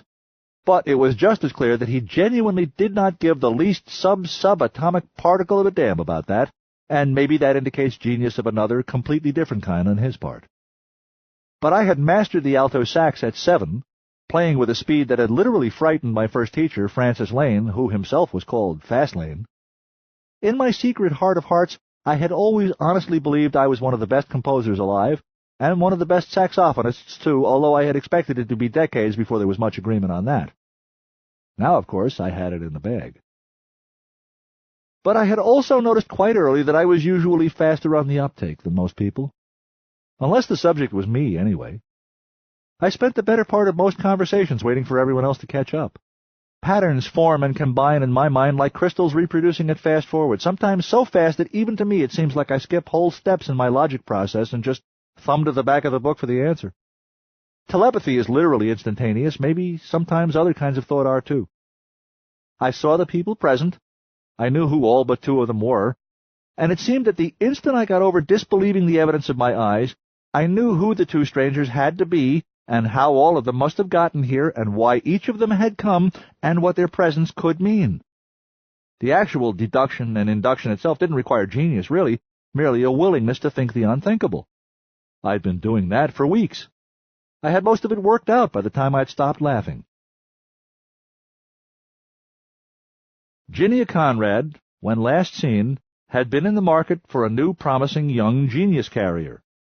Was there the slightest chance her grandfather would not have said to her, "This time find one in some serious profession, no more damned artists," and made it stick? Selecting a sax player had probably been as close as she dared come to a gesture of rebellion against her dynastic destiny, tolerated only because of my father's pedigree. What was the exact global opposite of a sax player, if not an experimental physicist? Well, okay, perhaps a financier, but Ginny wasn't a pervert. Assume she repeated the pattern, found the male offspring of 1 or maybe even 2 of the greatest such tinkerers in recent history, and assume that this lad had inherited the same kind of genius, the urge and ability to take the universe apart and put it back together in different ways with his own hands. He certainly had the eyes of a Tesla, and the naivete. Propelled irresistibly by Ginny's, horrid pun, by her relativistic drive, and funded by the unlimited resources of the Conrad family, as if J.P. Morgan had been canny enough to simply find Nikola Tesla a wife who would keep him in harness, was there anything such a genius might not have accomplished? Suppose he was interested in faster-than-light star drives. His grandfather-in-law would like that. If he were, he would damn well have a ship equipped with one ready to test within 5 years, if I knew Ginny. If he and it survived the initial tests, then the passenger list for its very first official shakedown cruise as a commissioned vessel, long before the rest of the solar system was told of its existence, was absolutely and beyond question going to include at least 2 people besides the inventor-pilot, the pilot's wife and her grandfather. This voyage would not merely be historic, but conceivably the most historic of all time. No possibility existed that those 2 names would not be in the first paragraph of the story. They say luck is the residue of good planning.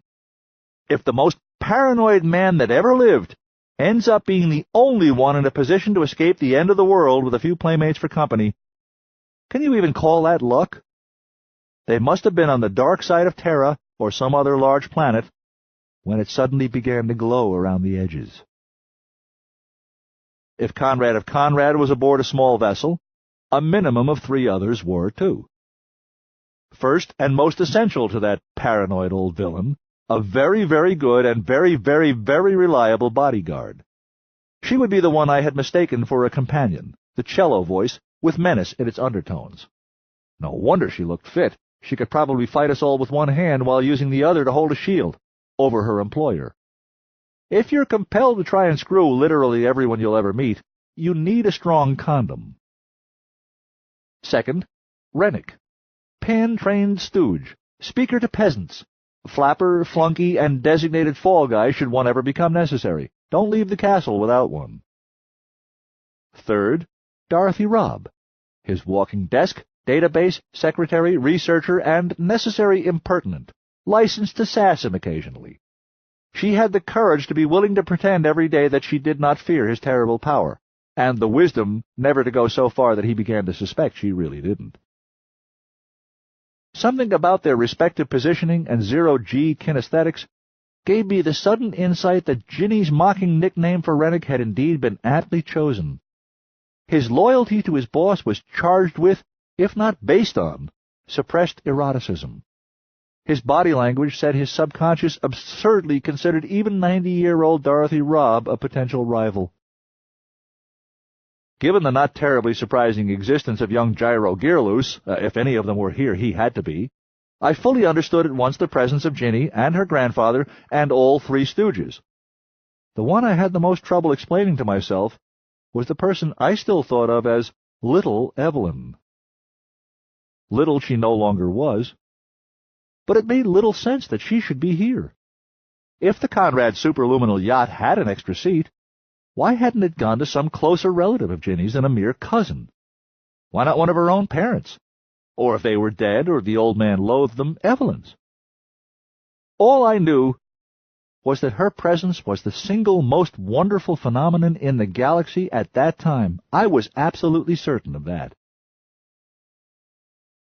I've recounted this as if I examined each person there one at a time and finished with Evelyn, because sentences can happen all at the same time.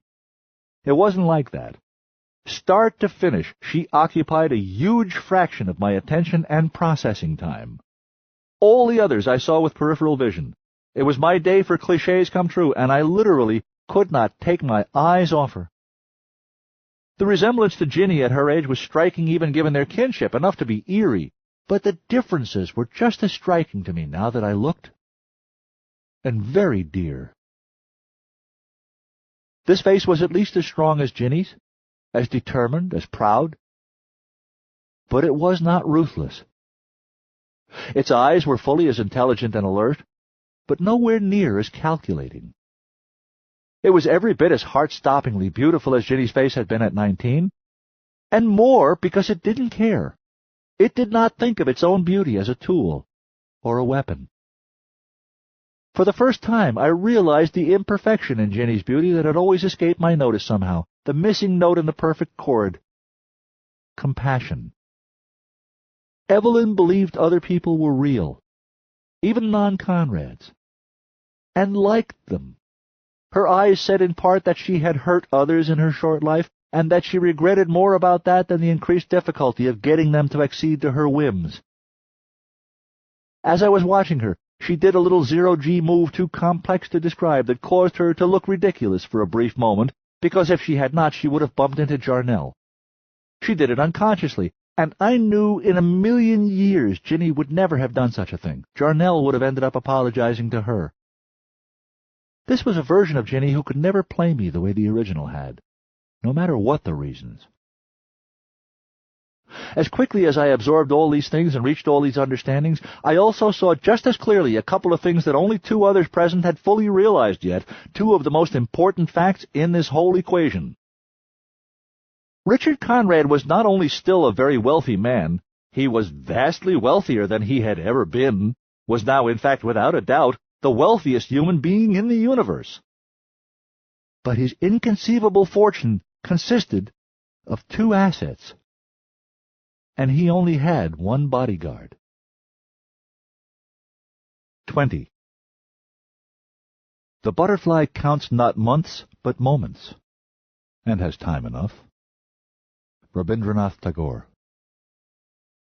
By the time I'd finally gotten the last of my laughter out, airflow had nudged me back within reach of the bulkhead I'd come through to enter the bridge, and I used it to launch myself toward the meeting.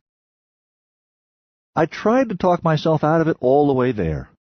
I guess I'm just not that big a man. When I reached the group, I used a deck chair to brake myself and looked Conrad of Conrad in the eyes for half a second. "Hey, Connie," I said, and turned away. "Dorothy, good to see you again. Alex, I see you again. Crave pardon, man, we haven't been introduced. My name is Joel Johnston." I bowed as graciously as I had free-fall skills for. "Alice Dahl," she said crisply. That was a scary cello she was playing, all right. She did not acknowledge my bow with even a nod or offer to shake even with her non-gun hand. Maybe she didn't have one. She was a golem. Ginny said, "Joel, I'd like you to meet my husband, Andrew J. Conrad. Andrew, this is Joel." He and I exchanged about 100,000 words by eye traffic in 3 seconds, and each put out a hand at the same instant.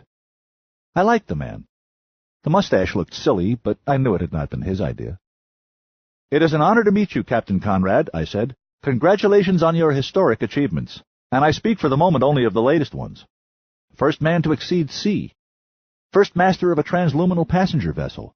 First and only man ever to match orbits with a relativistic starship in transit." I thought of another one.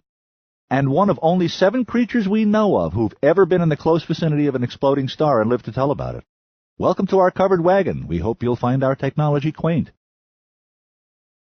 He didn't preen or look smug or sneer arrogantly or try to pretend he didn't enjoy the praise.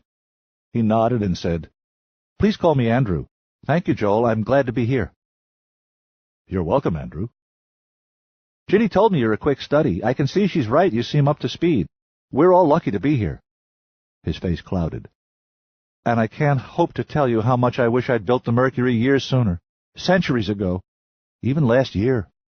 "We all do, son," Captain Bean said softly. "Play the cards in front of you." Andrew nodded. "Yes, sir, that's good advice." Van Cortlandt spoke up, his voice a pleasant tenor. "How did you ever figure out what was happening in time to run?"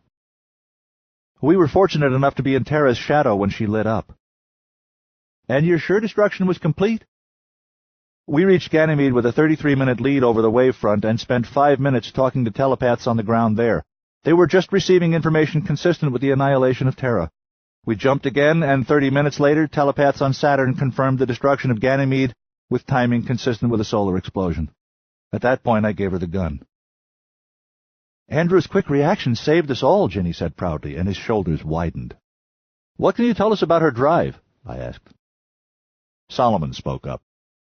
"The subject came up, as you may imagine. Captain Conrad discussed the nature of the Mercury's novel propulsion system frankly and forthrightly at some length, using short, simple words, and continuing until the last of us lost the struggle to pretend we had the faintest clue what he was talking about. I myself gleaned only that its basic principle is, sometimes, called drastic irrelevancy. Have I got that right, Captain?" "Drastic irrelevancy synergism, yes," Andrew agreed. "You see, it's... but then you don't. I'm sorry." "Is there even a Sunday supplement shorthand version, albeit grossly oversimplified or crudely approximate, that you could give us?"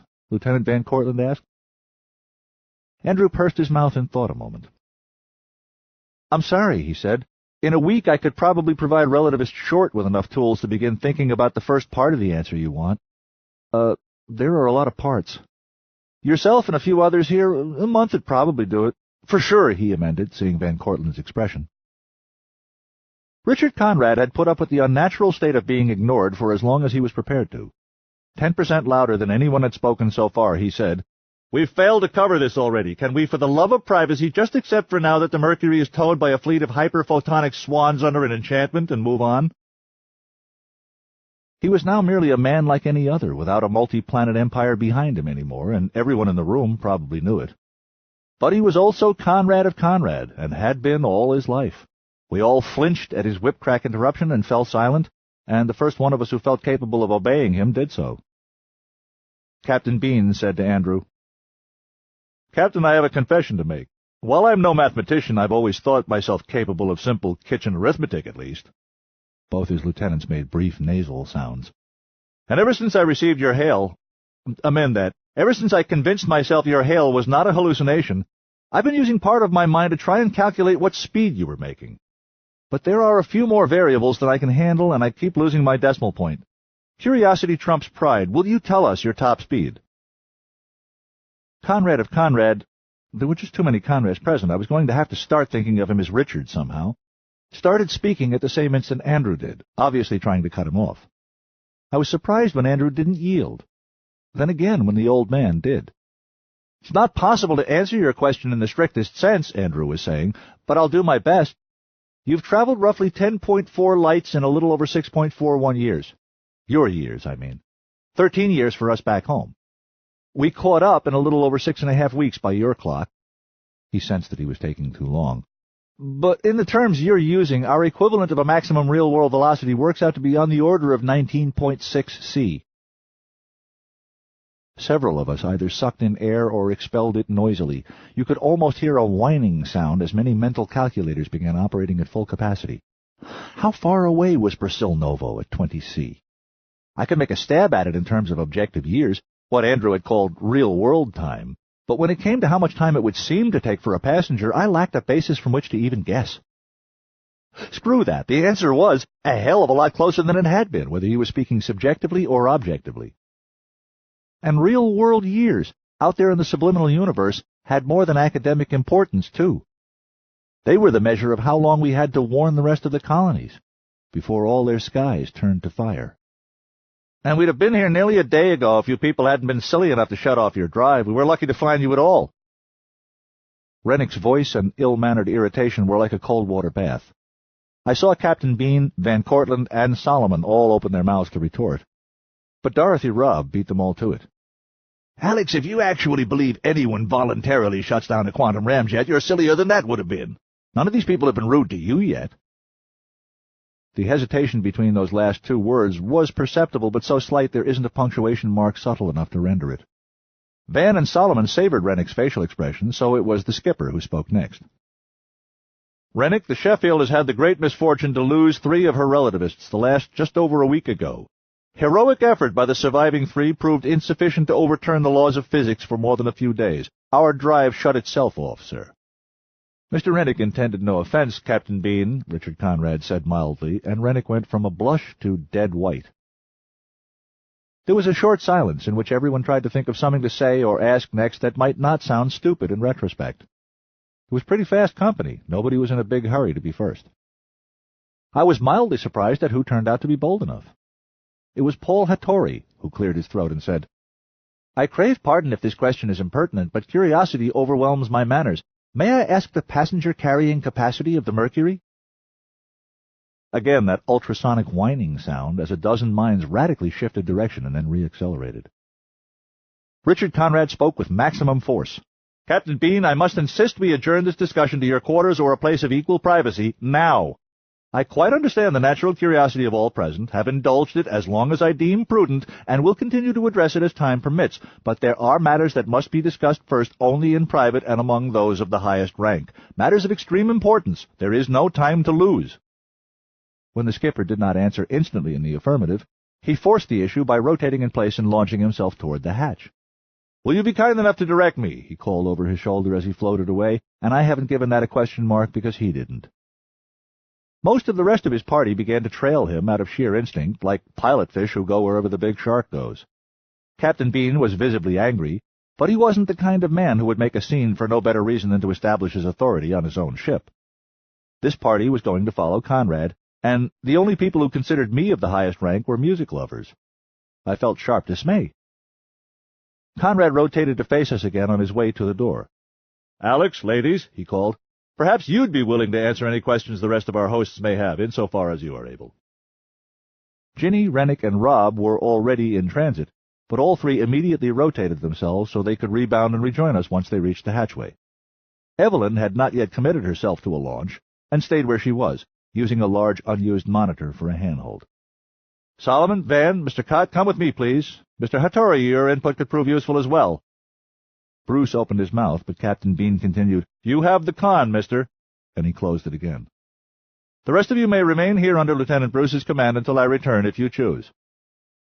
Hattori was smiling like a musician who has just been asked to sit in with Louis Armstrong. The hatch irised open.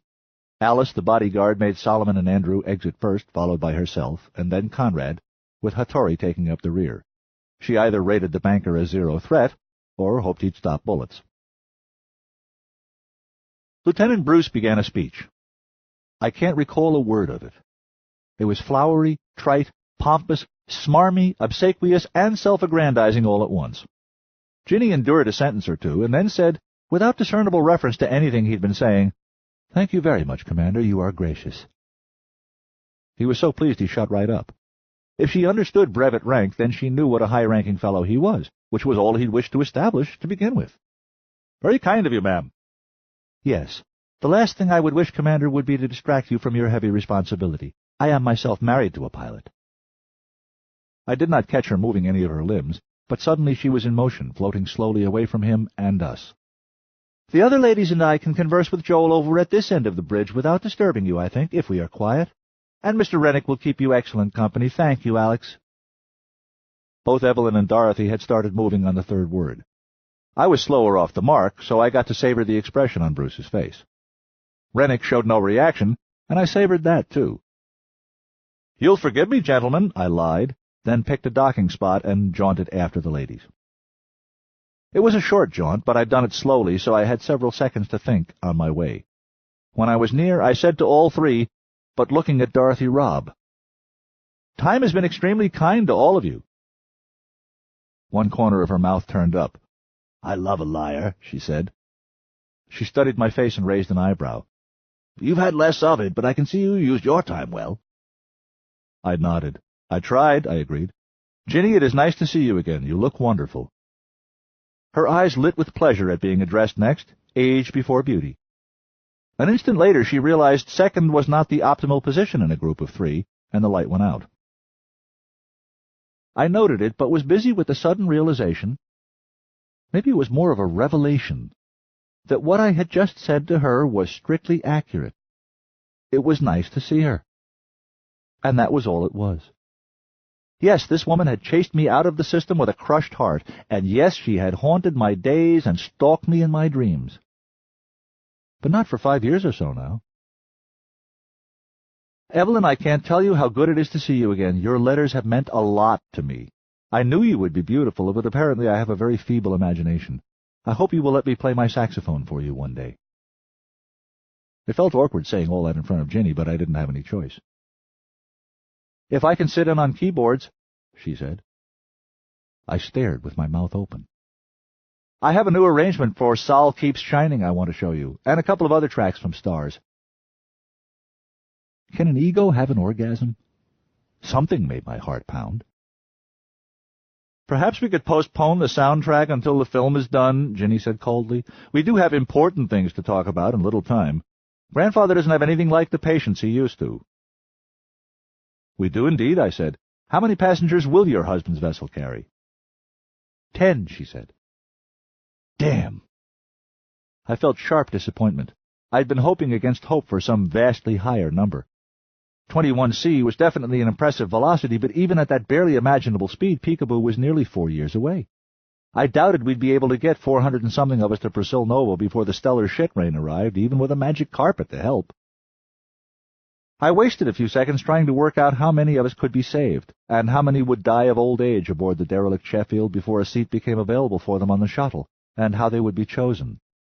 The maths were way beyond me, even if I'd known exactly how many of us were still alive.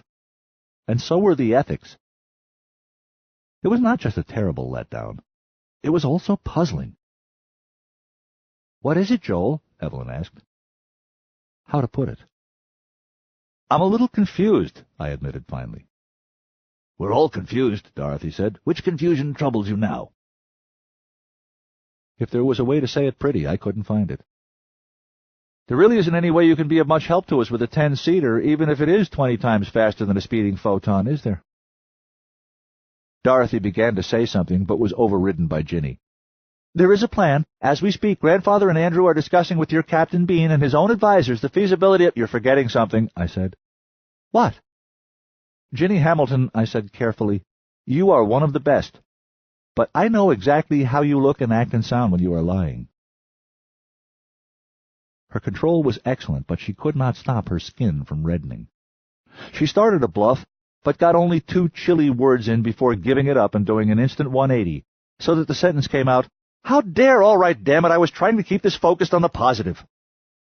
"That doesn't leave much to talk about," I said. "What I'm trying to understand is, since there doesn't seem to be any practical way to rescue us, why the hell are you here?" "Joel, there's damn little you can do for us, and for the life of me I can't figure out anything we could possibly do for you." "The whole solar system just died," she said. "Naturally we headed for the first. If your grandfather just wanted company for comfort, why in Sol's name would he pick hundreds of doomed souls he can't help with only a temporary ecology?" It makes 1,000,000 times more sense for him to make a beeline for someplace like Aradia or Hippolyte. They've both been thriving for decades. Or any of the self-sustaining colonies. Any technology we could possibly give you, any asset we could have aboard, you could get much better elsewhere, and without the social awkwardness of having to interact with dead people. I stopped and waited for a response, but Ginny made none. It's a simple question. Why are you— Dorothy Robb said, "Joel, don't be dense." I stared at her. Neither of the others had anything to say. They were both just looking at me. As if I had two— "Covenant's sake! We're here because of you, you idiot!" I lost my handhold and went free. I wasted seconds uselessly fanning air as if to agree I was an idiot, and then gave it up, surrendered to free fall, and tried to get control of my breath. Nobody seemed to have a problem letting me take as long as I needed to think it through, so I did, eyes shut tight. It probably took a good 30 seconds to slow my spinning mind down from dynamo speed to something more like the cyclic rate of a prayer wheel. I opened my eyes in time to see a thick cable within reach and docked on it. "I don't believe it," I said slowly to Ginny. "Are you seriously telling me that you came all this way, played with the hopes of all these people, all my friends, just to give me the finger one last time?" "I made them come!" Evelyn cried. 21. In my dreams, I can see I can see a love that could be. David Crosby, In My Dreams. "Evelyn, what—" That was as far as I could go. I could not even form a rational question. No, wait, yes I could. "Evelyn, why?" She had just let me think over an answer for a good half a minute. I gave her the same. So did the others. Ginny watched her intently, with no expression. When she was ready, Evelyn said, "Joel, you were the first person I ever saw defy my grandfather. You are the only one I know who ever got away with it. You gave me the inspiration to become a musician, the only one in 4 entire generations of my family, in case perhaps that was the source of your courage. And it was. You're the only man I've ever known who thought it was a great thing to go to the stars, and went. But shut up, that's part of it. You were the very first adult I ever met who took me seriously, who did not talk down to me because I was small. You treated me as an equal with an unfortunate height problem you were too polite to notice. Well, that was— I asked you to shut up. Because of that, you were the first adult I ever allowed to have any faintest idea how smart I was. Previous experiments had worked out badly. But it didn't bother you a bit to need my help or to get it. It didn't even surprise you much. That's how my father always treated me at that age. I didn't know any other way to react. You were the first grown-up to remember my name the second time he saw me. And before you let me help you, you asked if it would get me in trouble. I tried to remember. Was all this true? It had been a long time ago. But then, it had been longer for her than for me, 13 years to my 6, since we'd cannoned into each other in the corridors of the North Keep. How could she remember so much better than I? You didn't laugh at me. She hesitated, then went on more softly. Even when I told you I was going to marry you. Then far more softly. And you were engaged then. Ginny snorted, but did not speak.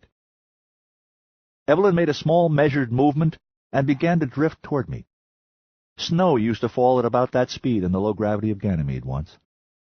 She came with infinite grace, and her eyes seemed to get larger faster than the rest of her. Joel Johnston, you were the first man ever to write to me. You're the longest pen pal I ever had. You are the only man who ever kept writing to me after it was clear that I was not going to have sex with him. No one else of either sex ever has given me their attention without expecting anything in return. My letters ended up having to be 1/10 the size of yours and carefully edited thanks to Granther Dick. And yours kept on coming anyway. And you are the only man I have ever known in my life or expected to who did not care one single solitary molecule of a damn how much money I had. She gently collided with me for the second time in 6 of my years and 13 of hers. She was taller now. Her eyes were only decimeters from mine this time. So was her mouth, Both her arms were around me. I had both of mine around her. I must have let go of my handhold again. The room literally spun around us. She twined her calves around mine, completing the free-fall embrace. Our bellies touched, and we both discovered my waxing erection. "I bullied them into coming for you," she said. "I said I would space myself if they did not. They knew I meant it. Right now, Granther would rather cut off his own feet than lose 50% of the universe's remaining supply of egg-laying Conrads." Her voice dropped so low that even I needed to follow her exaggerated lip movements to know she was adding, "But he is going to." It wasn't so much any of the words as looking at her mouth that forced me to kiss her. Very little coherent thought took place during that kiss. So it must have gone on for a long time, because I had time to think that no woman in my life had ever given me her attention for so many years in a row for any reason, let alone without reasonable hope of any possible return. That she had done this for years before she'd ever heard me play a note. That she had learned to play because of me. That she was far and away the best kisser I had ever met or even fantasized. And that it would be very convenient if our first 2 children happened to take to the bass and drums. Drums first, no doubt. Then our faces were whole decimeters apart again, and there was a ship around us. "You are coming with us, right?" she asked solemnly. "I'm coming with you," I said just as solemnly. We both grinned at the same instant. "This is insane, right?" I asked her.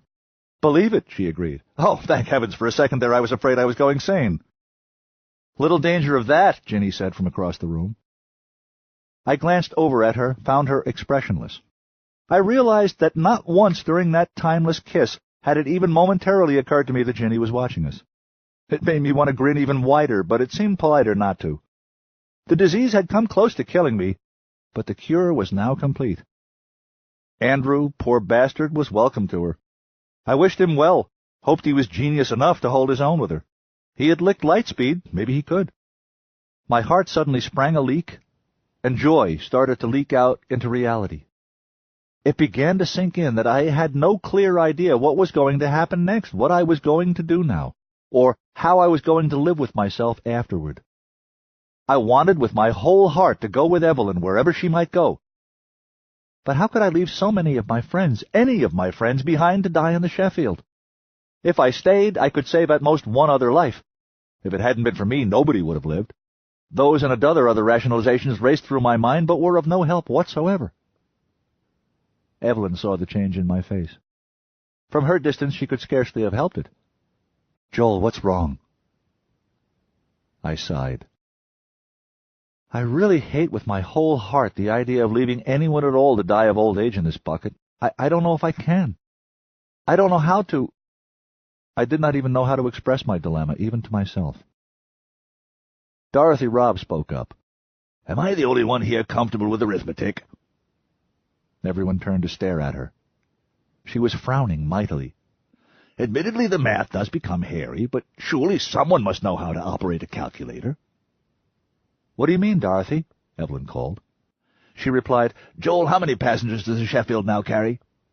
I wasn't at all sure. Too many deaths lately, no time to keep the figures current. "Can we call it 450 for now?" She nodded and closed her eyes, saying, "So, 9 passengers at a time yields a total of 45 trips, with a series of geometrically decreasing trip lengths beginning with 75 light-years. We assume 0 turnaround time for convenience." She stopped speaking, but her lips kept moving. We all gave her time. After a while, she said, "Call it very roughly 151 years. My heart sank in my chest, but I nodded and kept going, needing to know just how bad it was. "How many could we transport in the first 70 or 80 years, before we all die of old age?" Dorothy gave me the look a grandmother gives a child who has just picked his nose in company. Joel, those are 151 real years." "Pardon? Oh!" My heart leaped.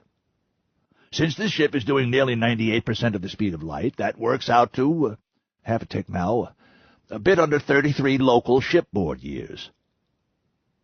Blood roared in my ears. We could all live. Her figures assumed 0 turnaround, 0 downtime for maintenance, and a lot of other things, but it didn't matter. The thing was doable. Andrew had saved us all. This changed everything. For the first time since the quantum ramjet had gone out, I started to feel real hope. With it came a phantom memory of an ancient film about a man struggling with time who said to a companion near the end, "It's not the despair. I can live with the despair. It's the hope that's killing me." Well, being killed beats being dead. I'd been dying for 24 years now since the moment of my birth. Another 75 years of it sounded very good, if I could spend them with Evelyn. The hatch opened, and Andrew entered, as if invoked by my thinking of him. Herb came in on his heels, must have guided him there. "Hi, darling," was the first thing Andrew said, I noticed, and then, "Hello, everybody. I hope I'm not—" He saw me and Evelyn. "But apparently I am. I should have tapped first. Crave pardon." "Don't worry about it," Herb told him. "That's the way I usually find him." "Usually with his girlfriend," I agreed. Evelyn turned to me, eyes twinkling, and we gave each other our best deadpan. She was good. I nearly lost it. "So I'm going about this backward, then?" she asked. "Oh, I for one work best in that mode," I told her. "Come on in, Andrew. I can work with an audience. How goes the confabulation?" He looked pained.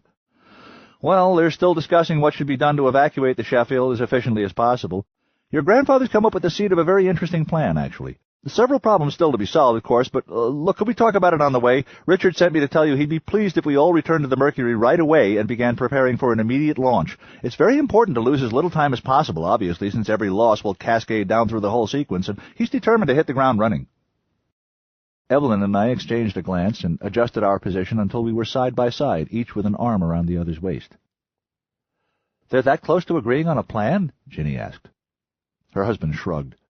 "Well, your grandfather wants to be underway 2 seconds after the airlock shuts behind him. We don't even know if all the provisions we were offered have been loaded aboard yet, much less stowed properly." She nodded. "I guess we can continue the conversation there. Let's go." "Wait a minute," I said. "Question." "He just told you we don't have any minutes to spare," Ginny said sharply. "I agree with Andrew, but that begs my question. Who's we, exactly?" Everybody did a lot of blinking. 10 seats, 7 of you. If Evelyn has her way, I take seat number 8. Who gets the other 2? Very loud blinking. Herb looked less sleepy than usual. Andrew cleared his throat. As I was leaving, Mr. Hattori had just agreed to join us." "Really?" Ginny said. "Why?" Andrew frowned. "To be honest, I'm not sure. It made sense when Richard explained it." "Hattori!" Lieutenant Bruce squawked, ruining his efforts to avoid being caught eavesdropping. "Why in space should he get one of the first berths? He's a bean counter!" Ginny's stare basted him with superheated contempt, and he withered. "I'm sure you would prefer to share your bridge with people interested in your opinions, Lieutenant, so we will take our leave now. Your hospitality has been exceeded only by your courtesy. Shall we go, all?" Evelyn turned her head to look at me. "Is there anything you want to pack, Joel?" One eyebrow rose slightly, copied accurately by the same side of her mouth. "Anyone you want to say goodbye to?"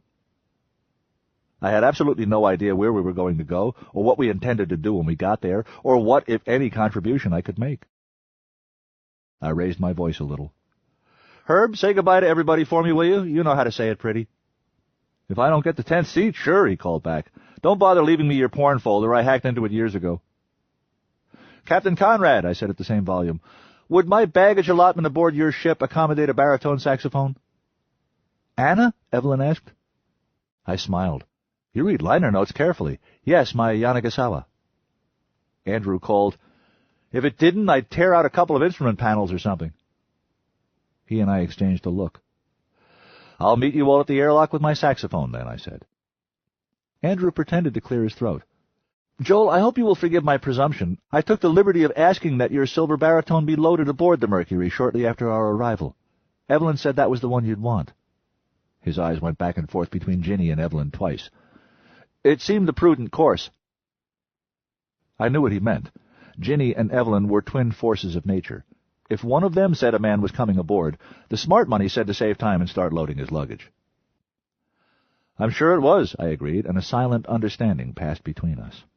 "Let's go, then. I'm eager to see your ship, Captain. I presume you docked down by the main passenger airlock?" "That's right." He turned to Herb. "Mr. Johnson, will you accompany us? I can show you that thing I was talking about on our way up here." Herb nodded. Bruce looked like he wanted to cry. Rennick looked like he could happily boil me. Dorothy looked like she wanted to suddenly extrude a judge's robes and marry Evelyn and me on the spot. Andrew looked as proud as a puppy who's learned some really amazing new tricks and is dying to show everyone. And Evelyn looked like the rest of my life, smiling at me. The trip was nearly the whole length of the ship and took longer than I had expected.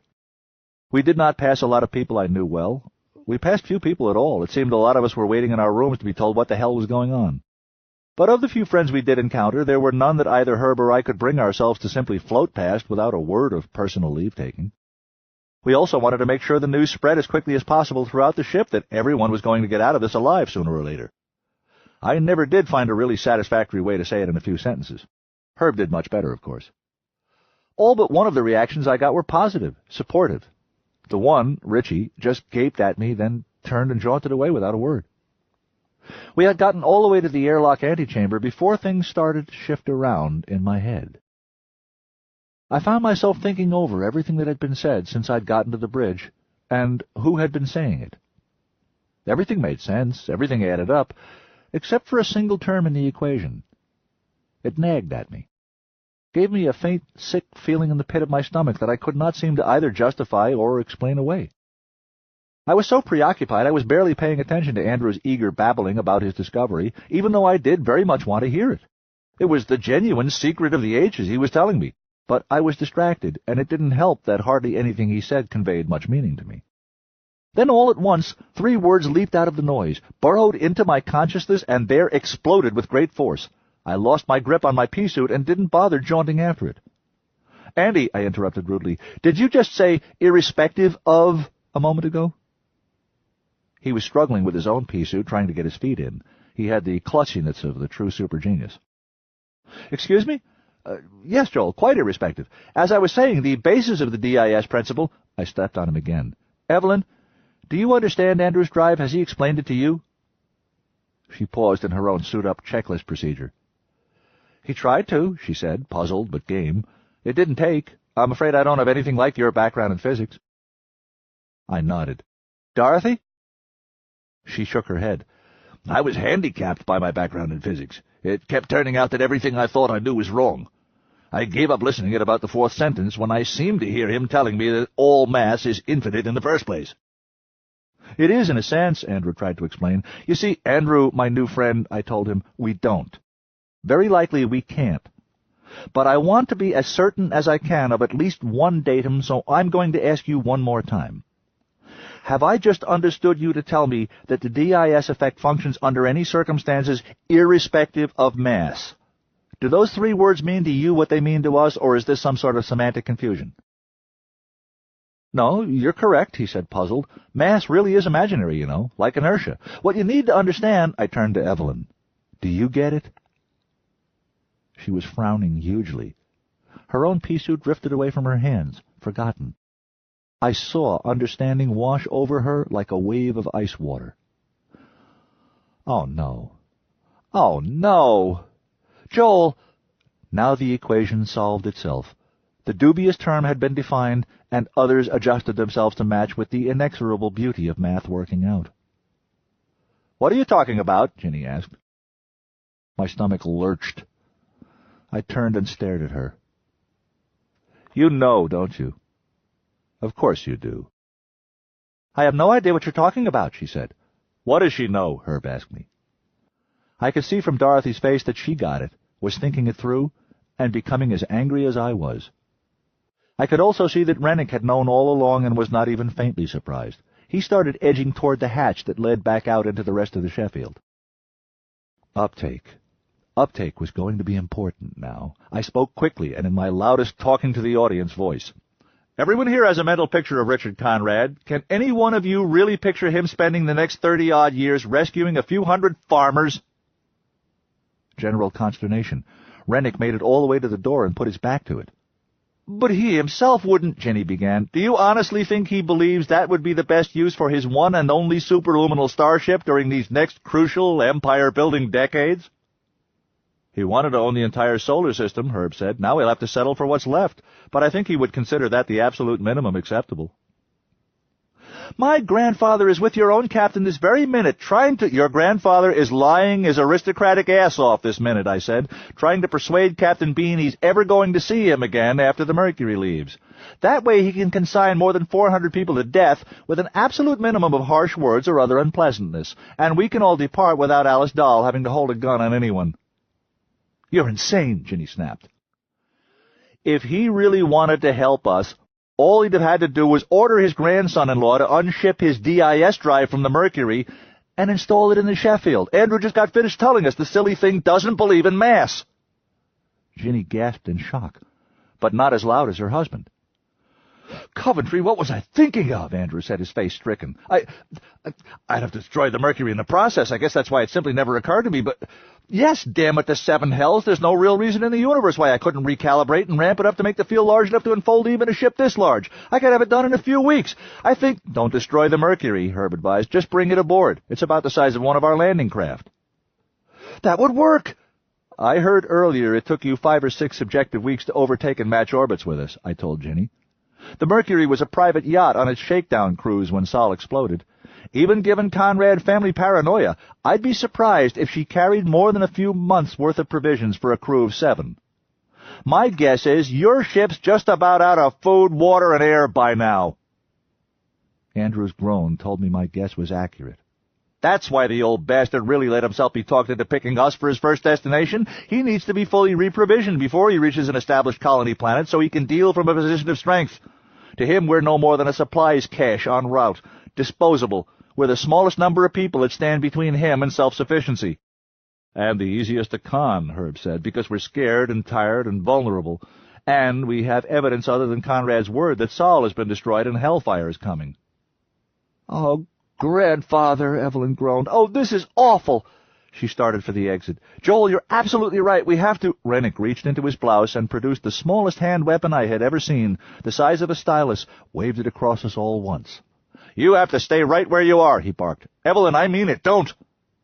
He aimed his weapon at her, and I gathered myself to leap into the line of fire, and his head exploded into red mist, most of which boiled out of existence even as it formed. A few tiny drops made it all the way across the room and spattered my face and hands. His little weapon flew from his hand and started caroming off things. Dorothy Robb had something even smaller in her hand. It looked like the smaller half of a stylus, with the pocket clip on it. As I saw it, she released it like a soiled tissue and let it drift from her. I thought I'd get all the way out of this life without ever using that, she said thoughtfully, as if to herself in the sudden ringing silence. But it was worth carrying it all these years. I wondered how she'd gotten past the Gurkhas back home. But then Rennick had managed with a larger one. Maybe the Gurkhas had known, and just figured they could deal with it. Thank you, Dorothy, I managed to say, wiping my face with my sleeve. You may always leave these little things to me, she said, making it sound like a quote. Then she brushed a hand across her face and made a sound of revulsion. I would not have thought his brain was large enough to make that much of a splash. Herb was instantly at her side with a pack of tissues. She thanked him gravely and accepted one. The heat of the explosion had briefly been so intense, Rennick's massive wound had cauterized itself. Most of the red mist had already been dealt with by the Sheffield's intensive zero-G airflow, and the rest would be soon. They'll be here any minute, Herb said to me. I know, I said. You understand the problem. You've seen her. I wished I didn't. Yeah, I've seen Alice. We shared a wordless glance that lasted 10 seconds or more. He smiled suddenly. I don't see another way, do you? I thought as hard as I know how. Finally, reluctantly, I shook my head no. Not with the tools at hand. He nodded. I retrieved Dorothy's weapon, glanced at it briefly, and tossed it to him. It's empty, Dorothy said urgently. It was a single shot. Herb held it up. Could you tell it's empty by looking at it? She made no reply, but her face said she understood now, and that the answer to his question was no. A bounce took Rennick's weapon past me, and I picked it out of the air. I looked around at the scene, studying it closely. Just behind me, beside the airlock hatch, was a large display showing data of several kinds. I found the right switch and powered it off. Then I stepped back, measured angles, and said, What do you think? To Herb. Good as it's liable to get, he said. This is what a long time ago used to be called a Hail Mary play. I nodded. I really wish it was better, I said. With infinite kindness in his eyes, he said, not, me too, but I know. Then he moved to position himself just beside the hatch out to the Sheffield. Dorothy began gathering the pea suits we hadn't finished donning and stowing them out of the way. "What are you doing?" Ginny asked dangerously. "Damn it, what is going on?" Andrew couldn't decide which of us to gape at. He wore a look I could empathize with, a man rearranging the entire contents of his brain and heart. "Can you handle her?" I asked Evelyn. She looked me in the eye and said, "Not. I think so, but yes." Everybody was being very helpful to me today. I nodded thanks, and she left my side, jaunting over to dock beside Ginny. "Cousin Ginny," she said clearly and firmly, "zip it." Ginny was too shocked to respond, and before she could regroup, we all heard the sound of the party approaching the antechamber from outside. "Joel," Dorothy began. "I think it'll be all right," I told her, "but stay alert." She shut up, chose a spot well away from the hatch near the air outflow, and tugged Rennick's body there. She held onto the grill with one hand and held Rennick near it with the other. "Evelyn, over here, dear." Evelyn looked to me, I nodded, and she joined Dorothy. Herb and I shared one last long look. Nothing to be said. The hatch irised open. Alice Dahl entered first, and she was as good as I had presumed she must be. The instant she cleared the hatchway, she sensed that something was wrong. Body language? Blood scent the airflow hadn't finished flushing yet? And went hyper-alert well before she could have seen Rennick's body. She didn't actually kill anyone, but she was very ready to, and it was me she focused on. Failing to notice, Conrad came in behind her, followed by Solomon Short. "All right, everyone," he was saying. "Thanks to Captain Bean's insights and Relativist Short's gift for lateral thinking, I think we've come up with a plan that will—" It took him that long to see Rennick's drifting corpse and stop speaking. He must have been very tired, but he was still sharp and quick. He didn't bother asking what was wrong. "All right," he went on. "Everyone on board now. We will discuss this later." "Granther, how can you?" Evelyn asked him with infinite sadness. He did not seem to understand her question. "The race made a small mistake," Herb said. Alice's head turned to track him. "We did finally make some progress at stamping out war, but maybe it would have been better to start out with greed." "What's going on?" Solomon asked mildly. "Conman of Conman here," I said, "was just about to depart, leaving behind a boat full of suckers who thought he'd be coming back to start a rescue shuttle." Solomon caught on at once and turned to glare at Conrad. "Really? He also forgot to mention to anybody that with a little work, Andy's magic carpet drive will push anything you put it in just as fast, irrespective of its mass." Solomon's face darkened even further. "I see. He had better things to do with it." "Sure he did." "Sol," I said quickly, "it's covered, okay? Watch out for green mist." I saw him take my meaning. Stay out of the line of fire and await developments. "Oh, for covenant's sake," Conrad snarled. "Ginny, you understand. Evelyn, dear, history is being made right now by us. We need to form and consolidate the Confederation of Human Stars, get it organized, ferry telepaths around until rational communication can take place, and then get busy and avenge our star. For all we know, a second wave of attacks is just about to happen. There is no way we have time to waste rescuing a bunch of losers from their own incompetence. Please try to be rational. You're a Conrad for the—" "I'm a Johnston," she told him. He rolled his eyes. "Young love. Oh, I love being old. Fine, I don't care what name you go by, as long as you get into that damn pressure suit and back aboard the ship, now." She looked him in the eye and slowly shook her head. "I will not." Conrad of Conrad sighed, irritated beyond endurance. "Alice." Alice Dahl reached for her right hip, and time slowed to its lowest possible velocity. "Alice!" I shouted. She was very good, gave me less than half her attention at first despite my shout. That changed fast when she saw my hand holding the weapon I'd been palming all this time, though. She was so good that in the fraction of an instant it took me to draw a dead bead on her center of mass, she had her own gun out and pointed directly at my left eye. "If you kill me," she said calmly, "my hand will still kill you afterward." "Probably," I agreed. Most of my attention was on my features, going for the best poker face of my life. "Absolutely," she corrected. Time was going so slowly now I could actually see her discern some tiny flaw in my poker face. Her finger tightened on the trigger. "Hey, Butch!" Herb bellowed at the top of his lungs. She was still good. She turned her head just enough to pick him up in her peripheral vision. She knew he was bluffing because she knew he was smart enough to know he could not possibly beat her, and still she checked. And found Herb aiming Dorothy's tiny little weapon at her. She identified it, must have realized it was much deadlier than the one I held. It didn't worry her a bit. The right side of her mouth curled up in contempt. Faster than the eye could follow, she spun on her axis. Beating Herb was no more difficult than beating me had been for her. And as far as Alice Dahl knew, nobody important wanted Herb alive. She shot him in his left eye, perfectly confident that shock and denial would hold a civilian like me frozen for the split second that was all she would need. I was not in shock. I was not in denial. She died halfway back around to me when my shot caught her square in the heart. It was a far less gaudy death than either of the others that had happened in that room, but it was definitive. Rennick's weapon fired not a laser or projectiles, but something that relaxed muscles. All of them. Completely. Her face went slack, her eyes became doll's eyes, her body went limp and derelict, and sphincters let go just before Solomon crashed into her. My own nearly did the same. I had been more than half expecting to die myself doing this. But I barely noticed. I was already in transit to Herb just in case, knowing it was futile but unable to help myself. Halfway there I knew I was wasting my time, and started to relax and began mourning.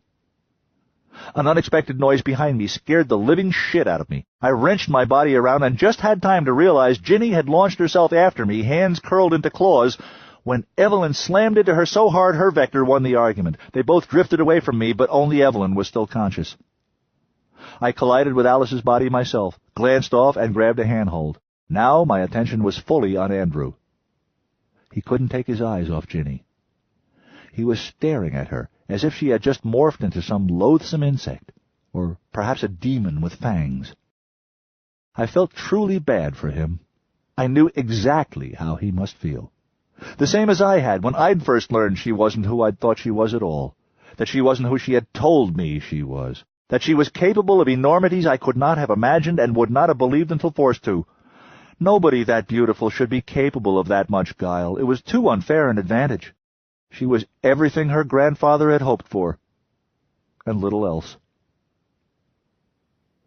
I decided he would probably live through it, too. He might even be able to deal with it somehow, for all I knew. He was a super genius, and a decent man down to his marrow. I would try and have a long talk with him as soon as I could, a series of them. Richard Conrad inevitably found his voice. "All right now," he began. Andrew Jackson Conrad cut him off. "Grandfather," he said, "shut the fuck up." Richard stared at him, more confounded by this than anything else that had occurred yet. He groped for words, found none at all.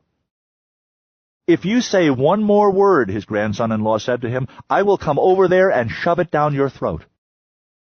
"Way too kind," I heard Dorothy murmur. I saw it wash over him, and if it hadn't been so pathetic, I'd have enjoyed it more. For the first time in his entire life, Conrad of Conrad found himself in a room full of people, not one of whom gave a damn what he did or did not want. He had always been utterly alone, but had probably never even suspected it until now. "Joel," Andrew continued, "I assume this ship carries proctors?" "Good ones," I agreed. "Will you summon one, please? This citizen requires restraint." "As a matter of fact," I said, "he'll be here any second. The ship calls him if it decides he's needed. As soon as he gets here, I suggest we all adjourn back to my quarters and start making some plans." "Good," he said. "Will you help me get my wife to your infirmary first?" "Not to worry," I assured him. "My place is much closer, more comfortable, and our healer makes house calls. She is very good." He nodded. "Thank you very much." I told him he was welcome. And then, finally, my obligations were over for the moment, and at long last I went to rejoin my Evelyn. She was waiting for me. We had been waiting for each other for a long, long, long time, no matter what clock you used to measure it. 22. It's just beginning. Everything is always just beginning. Jakusho Kwang. That's essentially all I have to tell you. Governor General Cott's more formal account of the events of our voyage is vastly more complete, accurate, and factual. But it was felt that future generations will need more than facts. Too many of them make little or no sense without the subjective context. And it was decided that I was both best able to recount that story from an insider's unique perspective and the one least occupied with other more pressing duties. You have them too. We all do now. We need to know for certain, just as soon as possible, whether our civilization has been crippled and nearly killed by stupendous bad fortune, of which there is certainly no shortage in the cosmos, or by enemy action. And either way, we need to figure out what needs to be done about that. I do not doubt we will, but you must hurry. You have a limited time now to move yourselves and your entire civilization underground, including all the native and introduced flora and fauna you need to survive, before the wavefront of death arrives from the very part of the sky you've always thought of as home. You will need to be at least several hundred meters underground when it arrives. Several thousand would be even better. Yours is the fourth world we have brought the news to. At each of them I have been asked why I don't simply stay. I've done my shift and more. Why not let someone else take up the torch?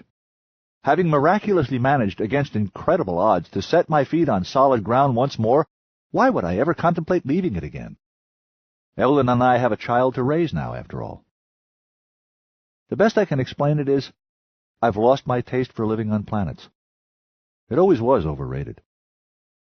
The narrator of an ancient poem by Tennyson held his purpose firm to sail beyond the sunset. My wife and I, all of us, have actually done that. It's going to get interesting now. Afterward. This is an optional bonus, a sort of DVD special feature, The Making of Variable Star, in which I explain how I ended up being the one to tell you the story. Feel free to save it for later or skip it altogether. Its principal purpose is to save me from having to spend the next few years answering the same questions over and over, and I already suspect it's probably not going to work. I typed this in November of 2005 in my office on an island west of British Columbia, but for me the whole thing began way over at the other end of the continent in a New York suburb rightly called Plainview, 51 years ago in November of 1954, when I turned 6 years old. My mother wanted to raise a literate son, but Mom also had a lot of resting she wanted to get done, so she came up with a diabolically efficient scheme for teaching me to read. She would start reading me a Lone Ranger comic book, and just as it got to the really exciting part, where the masked man was hanging by his fingertips from the cliff, Mom would suddenly remember she had to go wind the cat or fry the dishes. By age 6, I had taught myself to read out of sheer frustration. On my birthday, she graduated me to the hard stuff. She drove me to a building called a library and told me to go inside and ask the nice lady behind the desk for a book. I followed instructions. "Mom says give me a book, lady." And the nice lady behind the desk sized me up thoughtfully and handed me the very first book with no pictures in it that I ever read in my life, Rocket Ship Galileo by Robert A. Heinlein. Her name was Ruth Siegel. She changed my life completely. It was the first of Robert's famous juvenile novels, and it was at least 100 times better than The Lone Ranger. It was about teenage boys who were so smart they went to the moon and fought Nazis there, and there was nothing dopey about it. It all could have been true, practically. I finished it that night, and the next day I walked 2 miles to that library and demanded to swap it for another one by the same guy. The same nice lady accommodated me, and the first 10 books I ever read in my life were by Robert Heinlein, and they were all great. When I tried other books by other writers, it immediately became clear that some were good and some were rotten. But it was just as clear that the ones in the same stack with the Heinleins, the ones that all had a sticker on their spine depicting a hydrogen atom inexplicably impaled by a V2, were always excellent, nearly as good as Heinlein himself. In 1954, science fiction was such a scorned genre that any SF actually published in hardcover, and then ordered by a public library, had to be terrific. I became a hardcore SF reader simply because that was where all the best stuff was, and so the whole course of my life was twisted. Now the story jumps ahead nearly a year and yanks us halfway back across the country again. On November 14, 1955, 10 days before my 7th birthday, Robert Anson Heinlein sat down at his desk in Colorado Springs and wrote an outline for a novel he first called The Stars Are a Clock. He later wrote in half a dozen possible alternate titles by hand, including Dr. Einstein's Clock, but never settled on one he liked. This was not unusual for him. A Martian named Smith, for instance, was also The Heretic for a while before it was finally published as Stranger in a Strange Land. His outline filled at least 8 extremely dense pages, single-spaced 10-pica type with absolutely minimal margins on all 4 sides and very few strikeovers. He also filled 14 3x5 index cards with extensive handwritten notes relating to the book. And then, for reasons only he could tell us, he closed the file and put it in a drawer and never got around to writing that particular book. Now the biggest jump of all, less mileage this time, but nearly 48 years, to Toronto on September 1st, 2003, where the World Science Fiction Convention TorCon 3 was held that year. I was Toastmaster for that Worldcon, the second time I have endured that honor, and it went infinitely better than the first time had, the Saturday night Hugo Awards ceremony, this time fiasco-free. So I was pleasantly relaxed on Sunday morning when I showed up for my last obligation of the weekend, an appearance on a panel discussion about rare and obscure works by Robert A. Heinlein. Some remarkable discoveries of previously unknown Heinleiniana had been made in recent years, including an entire first book few had known existed called For Us the Living, which Scribner's had just published for the first time. I was on the panel because I had contributed an introduction to it. But what I wanted to hear about was the exciting new stuff I had heard rumors about. Teleplays, screenplays even. I was quite unprepared for what I got. The star panelist was Dr. Robert James, one of the researchers busily combing through the country's library for RAH references, standing in for official biographer Bill Patterson, who had been unable to attend. Robert is the man personally responsible for rescuing For Us the Living from oblivion, and Bill had given him some terrific ammunition from the Heinlein collection at the University of California at Santa Cruz to wow us all with. Those teleplays, for instance. Most were based on known short stories, but not all of them. There were Robert Heinlein stories we didn't know. That room was packed to bursting with some of the world's most hardcore Heinlein fans, and we were electrified by the news that the canon was not yet quite complete after all. And that wasn't all. There was, Robert said, an outline for an entire novel that no one knew about that Heinlein had never gotten around to writing. What it read like, he said, was a classic Heinlein juvenile, and indeed it had been dreamed up around the time he was writing them, and from the back of the room a woman I could not see called, in a loud, clear, melodious voice, "You should get Spider Robinson to finish that novel." And there was applause.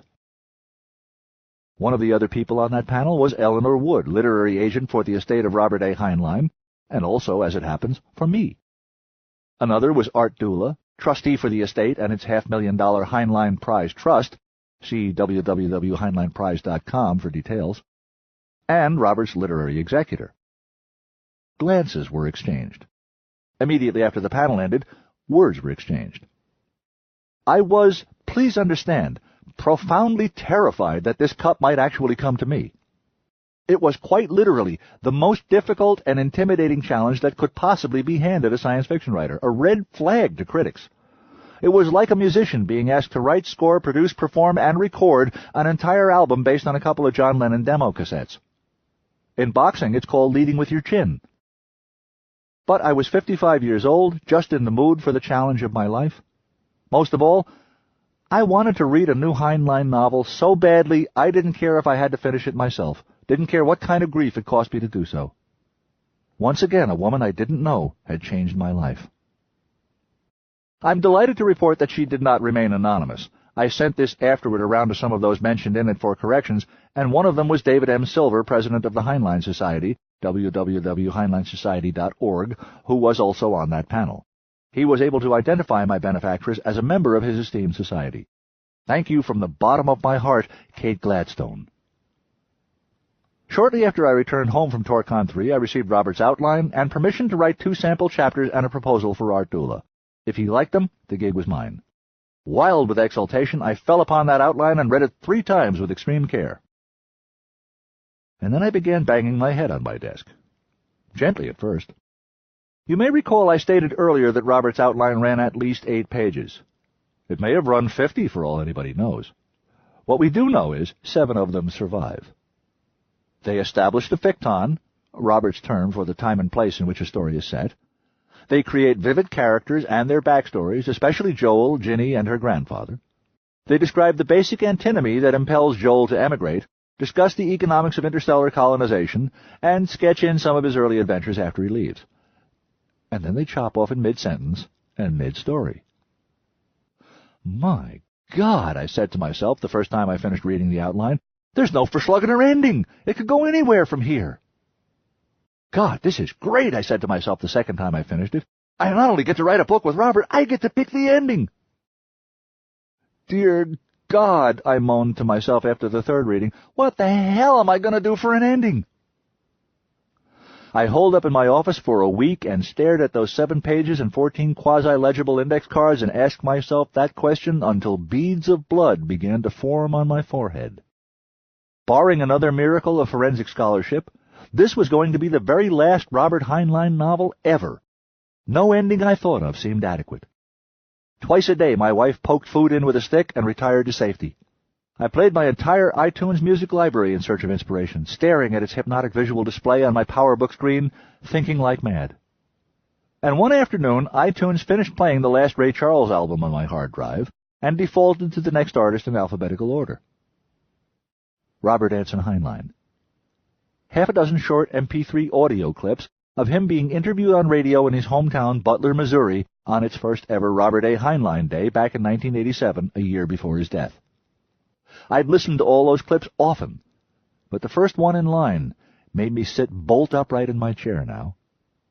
There, in my Grandmaster's own voice, was the rest of our novel and the inspiration for its new title in a single unscripted sentence.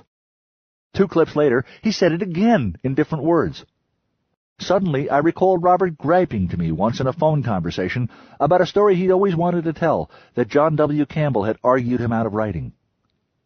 You have read both those sound bites. They were the chapter opening quotes for chapters 17 and 18. That quickly, the novel finished itself in my mind.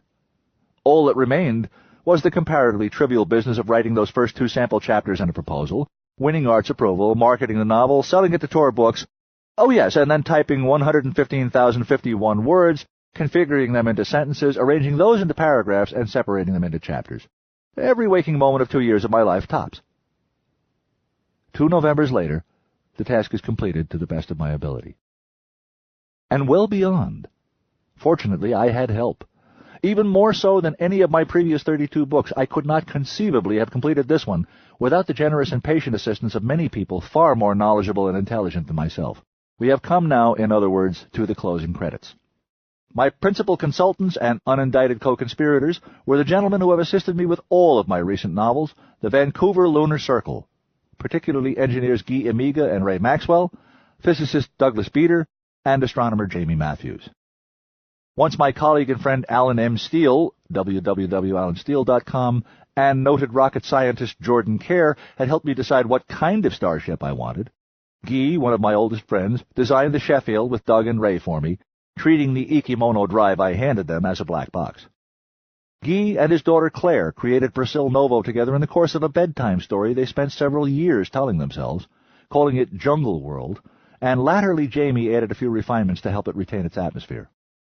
Jamie also figured out how to make its star satisfy the odd requirements I needed, and educated me about the destruction of my own star, its precursors and its consequences, as well as consulting on cosmology in general. Doug saved my bacon over and over, not only working and reworking complex relativistic computations in what appeared to be zero time, but continually suggesting ingenious ways to make the answers serve the needs of the story. And each of those Lunarians made invaluable comments on the work of the others. Alan was also enormously helpful in helping me visualize what interstellar flight would actually be like over a period of years, having devoted considerable thought to the matter for his own terrific Coyote novels. To help me imagine what a starship's farm that feeds 500 might look like, however, I went straight to the man himself, Dr. Raymond M. Wheeler of NASA's Biological Sciences Office, who is designing the farm that will feed astronauts on their way to Mars. He gave generously of his time and special knowledge. The goat lore I acquired myself, painfully, a long time ago in Nova Scotia. One more technical advisor must be thanked who, like Dr. Wheeler, had never previously helped me with a book, yet proved invaluable this time. Everything I know about the sax, I learned by either listening to, watching, or questioning my friend Colin MacDonald, www.crypticmusic.ca, a composer, saxophonist, Soto Zen monk, and in his spare time, the keeper of my website, www.spiderrobinson.com. Nor will I ever forget the love and support of David Crosby, who gave me the chords and melody for On the Way to the Stars, not to mention the 1.67 GHz G4 power book on which Variable Star was researched and written. The music I listened to most often while I wrote was that of CPR, the band David and his older son James Raymond formed with Jeff Pevar, www.crosbycpr.com, and also the landmark 2004 Crosby-Nash double album. Numerous others also furnished invaluable ideas and insights, including Bob Atkinson, John Barnstead, Bill Patterson, Eleanor Wood, David Gerald, Jeff Raskin, Michael Lennick, James Gifford, Paul Hattori, Yoji Kondo, Herb Varley, who suggested the Mercury be powered by hyperphotonic swans, my editor Pat Labruto, and doubtless others I'm blanking on now. I hope they'll forgive me. And nobody's input was more valuable or more profoundly appreciated than that of my beloved wife and partner Jeannie, who read each day's copy when she woke up and left extensive notes on my keyboard for me to find every night when I went to work. No one will ever suspect how many stupid mistakes she caught before anyone else got to see them, or how many neat ideas were really hers. Once the story was complete, everybody named went over it looking for mistakes, misunderstandings, and problems, and then helped me repair them. So, crucially for my peace of mind, did my friends John Varley and David R. Palmer, both noted Heinlein experts, who went over the manuscript with great care and each made characteristically astute suggestions. To all these people I give my deepest thanks. As always, any mistakes are my fault. But it takes more than just technical advice to finish a novel. Especially this one. First of all, and last of all, I want to say that without Jeannie's boundless love and rock-solid support, I would never have even dreamed of starting such a nerve-wracking project, and would probably have finished it, if I did, with a massive dependency on Ativan or worse. She is my invariable star, and our orbit is stable. Equally invaluable were the unquestioning love and sensible advice of our remarkable daughter Terry Luana, both an advertising exec and a social worker in the toughest town on Terra. Art Dula took a major weight off my shoulders right from the start by telling me, I do not want you to try and do the literary equivalent of a Rich Little impression of Robert Heinlein. I want you to take his outline and write the best damn Spider Robinson novel you're capable of. He also gifted me with Robert's own, many times hand-repaired desk dictionary. I had Robert Heinlein's personal box of words to dip into any time I ran short of them, and still do. Thank you, Art. A mainstay of my morale throughout was Robert and Jeannie's granddaughter, Dr. Amy Baxter, M.D. Jeannie and I met her and her husband, Louis Calderon, M.D., at TorCon 3, 2 nights before I sat on that panel and learned of the existence of an unwritten Heinlein novel, and we hit it off immediately. When she learned I had landed the commission, Amy promptly sent me a pair of her grandfather's Polynesian cufflinks to wear as I typed, and sent Jeannie some of Jeannie's jewelry to wear for me. I was startled and amused to discover that it was necessary to send one of my shirts out to a tailor and have it retrofitted to accept cufflinks. Apparently they stopped having them while I wasn't looking. By the time I was steaming into the home stretch of Variable Star in summer 2005, I was wearing Robert's treasured, threadbare favorite gardening shirt as I rode out in my office, and Jeannie was in the house in her own office wearing Ginny's kimono. Bless you, Amy.